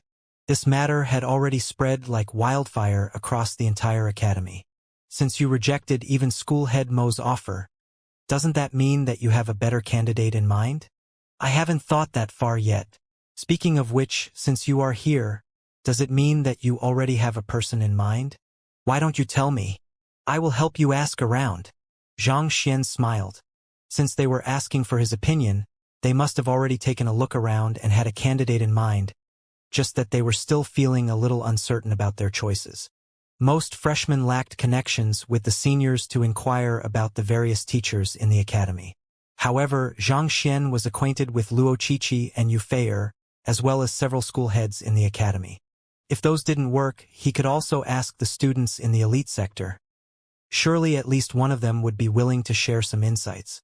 Even though it had only been 2 days since Zhang Xian had cleared the entrance examination, he had already forged several connections which allowed him to maneuver around the academy easily. The teachers of the 10 schools will be conducting a public lecture each on the Impartation podium later today. We hope that Brother Zhang can attend it with us. Your eyes are far more discerning than ours, so we trust your judgment more, Ruohuan Gongzi said awkwardly. After suffering multiple blows while competing with the man before him, he knew better than anyone else that the other party was a man of incredible capability. If the other party could help him find a teacher, it would definitely be far better than him fumbling around and trying his luck. There were only 3 days for students to find a teacher. Their future was at stake here. They could soar to great heights with a good teacher, but if they were to make a mistake with this, they could potentially end up capping their future accomplishments instead. Eventually, they decided that it would be best for them to consult Xianxia on this matter. They had all come from the Myriad Kingdom Alliance, so they were familiar with one another. Even when compared to Hongshi and the others, Xianxia's judgment was still far more precise and accurate. Impartation podium? Public lecture. Xianxia was taken aback. Too overwhelmed by challenging the blacksmith examination, he hadn't had the time to learn what was going on in the academy yet. The Impartation podium stood at the very center of the academy, and it was usually the venue for most major events. At the same time, it also served as a dueling platform for students to resolve their differences. As for public lectures, he had heard of them back when he was still a teacher in Hongtian Academy. To put it simply, it was a lesson which anyone could attend if they wanted. The public lectures served as a platform for students to assess a teacher's capability so that they could better choose their teachers. At the same time, it also introduced a fair degree of rivalry among the teaching staff, encouraging them to work harder and strive for excellence in their teaching. Yes. Does Xianxia want to head over as well? Everyone turned to look at Xianxia. Seeing the determined expressions on their faces, it was clear that they wouldn't give up easily on this matter. After all, it was extremely easy for one to be overwhelmed by the sheer number of master teachers conducting public lectures there. This choice could potentially determine how far they would rise as a master teacher, so they weren't willing to take it lightly. After a moment of contemplation, Xianxia nodded. All right, I will go with you all then. This will be a good opportunity to see the standard of the teachers in the academy. Since most of the teachers were participating in this event, it was unlikely that there would be any people at the Terpsichore school or demonic Tunis school, making it difficult for him to find the books he sought. Thus, he might as well make use of the time to take a peek at the quality of lessons in Hongyuan Master Teacher Academy so that he could have a rough gauge of where he stood. With Xianxia having made up his mind, the group headed left for the Impartation podium. It was some distance away from the elite sector, but with their current cultivation, it didn't take too long for them to arrive at their destination. There was only one word that could be used to describe the venue: congested. All 30,000 freshmen were currently standing atop the Impartation podium, in search of a suitable teacher for them. There were also a couple of seniors who had decided to join in the bustle as well. Despite the immense size of the podium, it was completely packed with men. One would have easily gotten lost if it had been their first time here. Ruohuan Gongzi had looked into the event beforehand, so he began introducing the various technicalities regarding it. In order to better facilitate the freshmen around the various public lectures held by the teachers, they have divided the Impartation podium in a manner such that there's a narrow passageway for movement, and as long as one walks along the passageway, they will be able to listen to the lectures held by all of the teachers. Hearing those words, Xianxia glanced at the crowd ahead of him, and indeed, he could see that most people were heading in the same direction, which was likely where the passageway Ruohuan Gongzi mentioned was. Standing on elevated platforms on both sides of the passageway were teachers who were busy lecturing the crowd gathered around them. Being too far away, the group wasn't able to hear the content of the lectures. Nevertheless, they could see the intoxicated looks of the students listening to the lectures, seemingly fully immersed in the lecturer's words. Nearly all of the teachers in the Master Teacher Academy were 6-star master teachers, and at such a level, how could their ability to impart knowledge possibly be lacking? No matter how boring their lessons might be, their deep understanding of cultivation easily made up for it. Their words carried a kind of strength that drew people in, leaving the listeners deeply entranced by the brand new world open to them.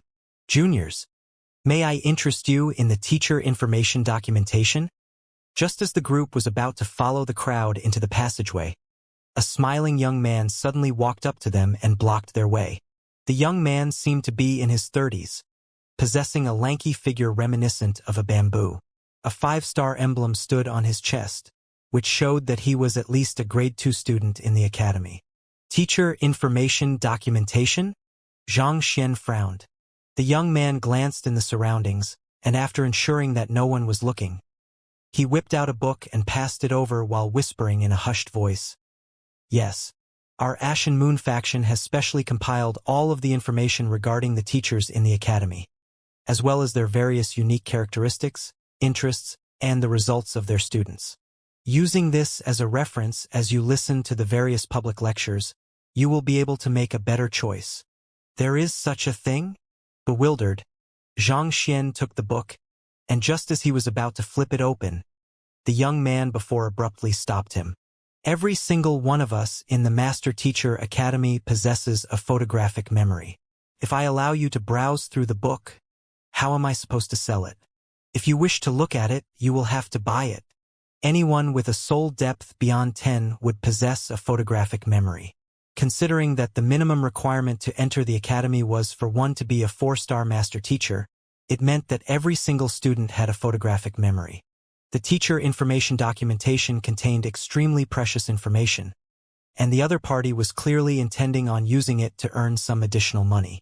If he were to allow his customers to browse through it and memorize its contents, who would bother buying the book? How much does it cost? Ruhuan Gongzi asked. Since this document had been prepared by the seniors, it should be accurate. If they could buy a copy, it would help facilitate them in choosing which teacher to acknowledge. Our Ashen Moon faction spent great effort to gather and compile the information, so we have to charge a higher price in order to recoup our losses. Each copy costs 100 middle-tier spirit stones, and the price isn't up for negotiation, the young man said. 100 middle-tier spirit stones? Everyone was shocked.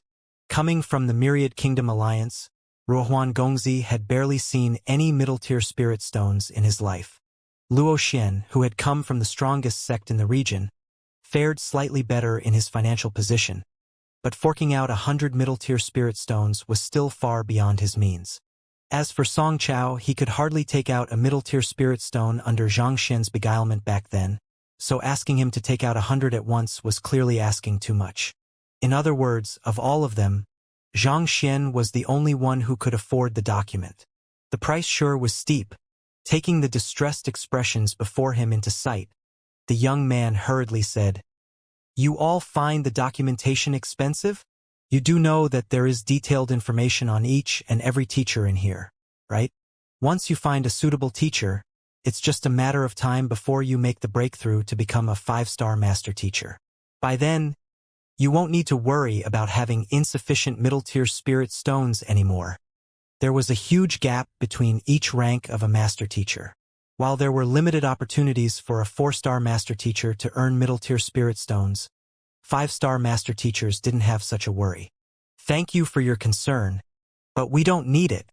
Sighing deeply, Zhang Xian shook his head. 100 middle-tier spirit stones for a document, that was daylight robbery. Besides, Zhang Xian didn't need such a thing either. For one, he had just touched the book earlier, and a replica had appeared in his mind. On top of that, his version was more detailed with indications to mark which information was inaccurate. You don't need it? How could you not need it? Finding a suitable teacher in the academy is of utmost importance. If you take this lightly, you might just find yourself unable to progress a single step forward as a master teacher, and eventually, you might even end up being expelled by the academy. Not expecting the freshman to turn down his offer, the young man froze for a moment before hurriedly trying to persuade them. Rejecting a teacher that one had acknowledged was an extremely troublesome process that could result in dire consequences. So it was extremely important for the freshmen to choose their teacher wisely. If they were to make the wrong decision, their future would be bleak. "We really don't need it. We bought a copy earlier, so we don't need another one," Zhang Xian said. "You have already bought one?" The young man froze for a moment before a thought struck him, and he said, Did you buy from the true Helios faction instead? I can tell you safely that the documentation they have is incomplete and inaccurate, so you will be far safer buying from me. If I may ask, what are the true Helios faction and Ashen Moon faction that you speak of? Xianxia asked in confusion. You don't know? The young man was shocked for an instant before nodding in realization. I forgot you have just arrived in the academy, so it's natural for you to be unaware of it. Our academy has many student organizations, and every single one of them was established by the strongest students in the academy. Our Ashen Moon faction is led by Senior Long Tsongyue, while the true Helios faction is headed by Senior Shui Zhenyang. Long Tsongyue? Shui Zhenyang. Both of them are esteemed grade 5 seniors, and they possess formidable strength. As long as you join any organization, you will be given the opportunity to receive pointers from the seniors, the young man said proudly. Receive pointers? Xianxia pondered for a moment before he understood what was going on. To become a grade 5 student, one had to be a 6-star low-tier master teacher. Grade 1 students are at 4-star pinnacle and half 5-star. Grade 2 students are at 5-star low tier. Grade 3 students are at 5-star high tier. Grade 4 students are at 5-star pinnacle. Grade 5 students are at 6-star low tier. Often, a teacher would be paired with many students, and this left them little time to care for all of them. Thus, it would be highly beneficial if they could receive the pointers of a 6-star low-tier master teacher outside of lessons as well. Indeed, the academy is filled with many geniuses, and if you can't keep up, you will only lag behind. This means that you might lose the opportunity to go on experiential training and obtain valuable cultivation resources. If you wish to keep up, the only way before you is to join one of these factions, the young man said. Hearing those words, Ruohuan Gongzi, Luo Xian, and the others couldn't help but nod in agreement. Unlike Zhang Shi, they didn't possess extraordinary talent or capability. Unless they received all of the resources they could get, it was impossible for them to stand out amidst all of the geniuses in the Master Teacher Academy. If they couldn't stand out, they might lose out on many valuable opportunities offered by the academy, thus limiting their future achievements. Thus, it was inevitable that they would have to join one of these student factions. All right, you will get to know more of it in the future, so there is no need to worry about it at this point. For now, what is important is for you to find a teacher who fits your criteria, and the documentation offered by the true Helios faction won't be enough for it. I am only saying this out of worry, but you really should buy the one from our Ashen Moon faction. Not to brag, but our Senior Long Tsongyue received a much higher placing than Senior Shui Zhenyang in the annual tournament. The young man continued to advertise the book in his hand. I appreciate your gesture, but we really don't need it. If the book only cost 1 or 2 middle-tier spirit stone, Zhang Xian could still consider buying it. But 100? That was clearly exploitation. How could he agree to it? Thus, he decided to turn down the offer. Seeing that the few freshmen before him were still unwilling to buy the document after all he had said, the young man's face darkened. You refuse? That won't do. Since you bought the documentation from True Helios faction, you must buy the one from our Ashen Moon faction as well. Otherwise, I can tell you that you will face a lot of trouble in the future for offending us. The smile had disappeared from his face, and his tone was menacing. Face a lot of trouble? Are you threatening us? Zhang Xian asked impassively. The young man harumphed. Threatening? Of course not. This is just a warning from me in my capacity as your senior. Even though all of the students in the Master Teacher Academy are master teachers, the water here isn't as calm as it seems. Oh? Why is that so? Zhang Xian asked with a smile, unfazed by the other party's threat. There is a limit to the cultivation resources, training fields, and opportunities that the academy can offer to the students each year. Even slots for working as the receptionists or attendants of the various schools don't come easily. If you offend our Ashen Moon faction, I can guarantee you that we possess more than sufficient power to ensure that you won't be able to land yourself any missions or tasks year after year, making it impossible for you to earn even a single academic credit, the young man said. As a powerful student faction in the academy, It wasn't too difficult for them to make the life of a freshman a living hell. Unless, the young man paused. Unless you join our Ashen Moon faction. Only if you join us will we extend our umbrella of protection to you. No other faction will dare to seek trouble with you, and there are also many faction-based missions and tasks that you will be able to participate in to earn academic credits. More importantly, if you join now, we can give you a copy of our teacher information documentation for free, sparing you from the additional expense. There are so many benefits from joining the Ashen Moon faction, but there is no such thing as a free lunch in the world. What will we have to give in return? Ruhuan Gongzi asked. Since the faction was willing to offer its members so many benefits, surely it had to receive something in return. Otherwise, who would be so kind-hearted as to open a charity in the competitive academy? Simple. Once you become a member, you must obey the leadership of the Ashen Moon sect. On top of that, you must pay an academic credit to the faction each year and help manage the businesses of the faction. The young man replied. Pay an academic credit to the faction? Help manage the businesses of the faction.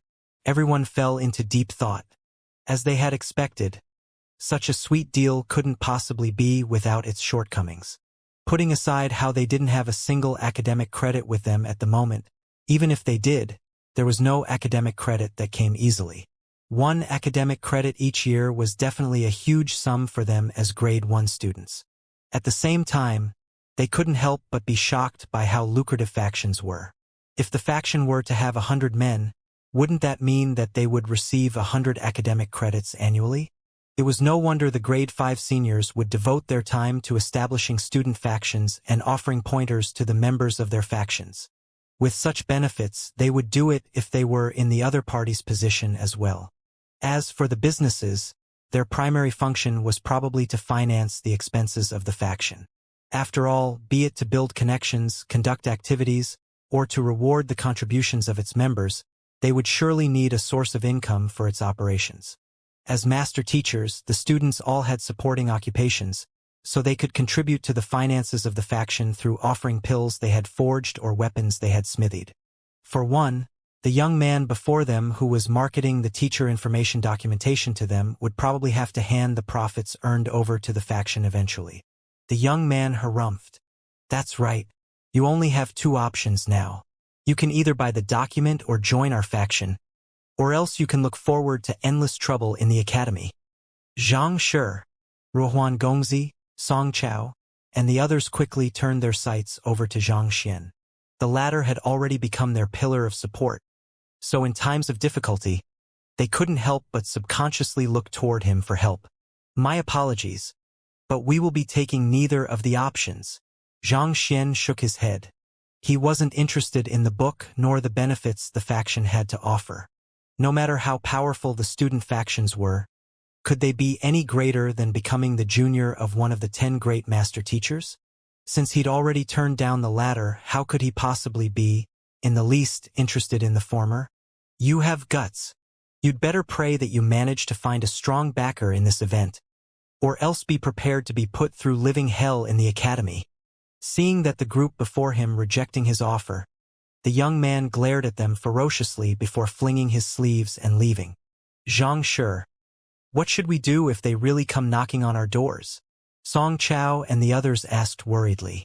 They didn't have Xianxia's capability or backing, so unlike him, they couldn't afford to offend a powerful organization in the academy. Xianxia waved his hands. We are in the Master Teacher Academy, so they dare not go too far. If they really try to pull something, I will look for School Head Mo and School Head Zhao to intervene in the matter so you don't have to worry. For the time being, let us focus on finding a teacher for you first. Since they were master teachers, even if they wished to provoke another student, they would have to play within the rules. And in a game of rules, Xianxia was confident that he could leave them on the verge of a breakdown. Putting aside a mere student faction, even all of the 10 great master teachers might not be a match for him in that regard. Hearing Xianxia's promise, the others felt a little reassured. All right, we will be depending on you then. As the group made their way to the passageway, they encountered a few other factions such as the Descending Lunar faction and Demon Assembly faction. They attempted to persuade them to either join their faction or purchase their intelligence as well. Xianxia casually took hold of their documents, and after noting that they were all around the same as the one offered by the Ashen Moon faction, he turned them down politely. Seeing the freshmen refusing all of their offers and rushing straight to the public lecture, the seniors in charge of selling the documents and promoting their factions shot them looks of sympathy. If one wanted to soar in the academy, there were two conventions they would have to go through. 1, they had to find themselves a suitable teacher. 2, they had to join a faction. Otherwise, if they were to go independent, they would be vulnerable to any trouble, and every single step they took would be fraught with difficulties. Academic credits would fall beyond their reach, causing their progress to stagnate. Not bothered by those arrogant seniors, Xianxia led the group straight toward the passageway. A long queue had formed at the entrance of the passageway. On the very first stage, a 40-year-old teacher was currently in the midst of his lecture. Despite the loud bustle in the surroundings, the crowd beneath could still hear his voice resounding by their ears clearly, as if he was speaking to them personally. The core of cultivation lies in the heart. In the consonant spirit realm, one seeks to achieve a harmony between the body and soul, and in order to temper one's soul, one has to temper one's heart first. According to a plaque hanging on the stage, he was a 6-star high-tier master teacher from the apothecary school named Li Yuan, and the content of his lecture was regarding cultivation in the consonant spirit realm. After listening to it for a short moment, Xianxia nodded. Even though the middle-aged teacher's lecture was still miles away from matching up to him, and there were several mistakes in his understanding, Xianxia still had to admit that the content he delivered was novel. If it was anyone else who was listening to this lecture, he might just receive a stroke of inspiration and advance even further in the consonant spirit realm. However, it was useless to Xianxia. This Li Shi from the apothecary school is very detailed in his explanations, and he is very generous as well. If you were to become his student, you should be able to get a huge discount off his pills, sparing you a lot of money. With a hushed voice, Xianxia swiftly introduced the profile of the middle-aged teacher on the stage. They had participated in the Master Teacher Tournament alongside Xianxia, and they knew that he possessed the ability to view the content of a book without even flipping its pages. Thus, they weren't too surprised by his revelation, and they took a mental note of his words. Students were given 3 days to select their teacher after this event, so there was no hurry. Most students would use this time to sort out their choices before making their decision. Let's continue on. After gaining a clear assessment of the unique traits and capability of the middle-aged teacher, Xianxia gestured for the group to proceed on. The next teacher in the line was from the physician school. His lecture was regarding the fusion of the way of medicine into cultivation, allowing one to remain resilient in the face of severe illnesses. If you were to learn from this teacher, you might not improve as fast as you would under the teacher from the apothecary school, but he will help you build a strong foundation which will be beneficial to you in the future, Xianxia introduced. In the Master Teacher Academy, students could choose to join one of the 10 schools, and once they did so, they would have to put the corresponding supporting occupation as their second priority after Master Teacher. Naturally, joining a school would grant the students certain privileges as well. For example, if one were to join the apothecary school, they would be able to purchase pills at a discounted price.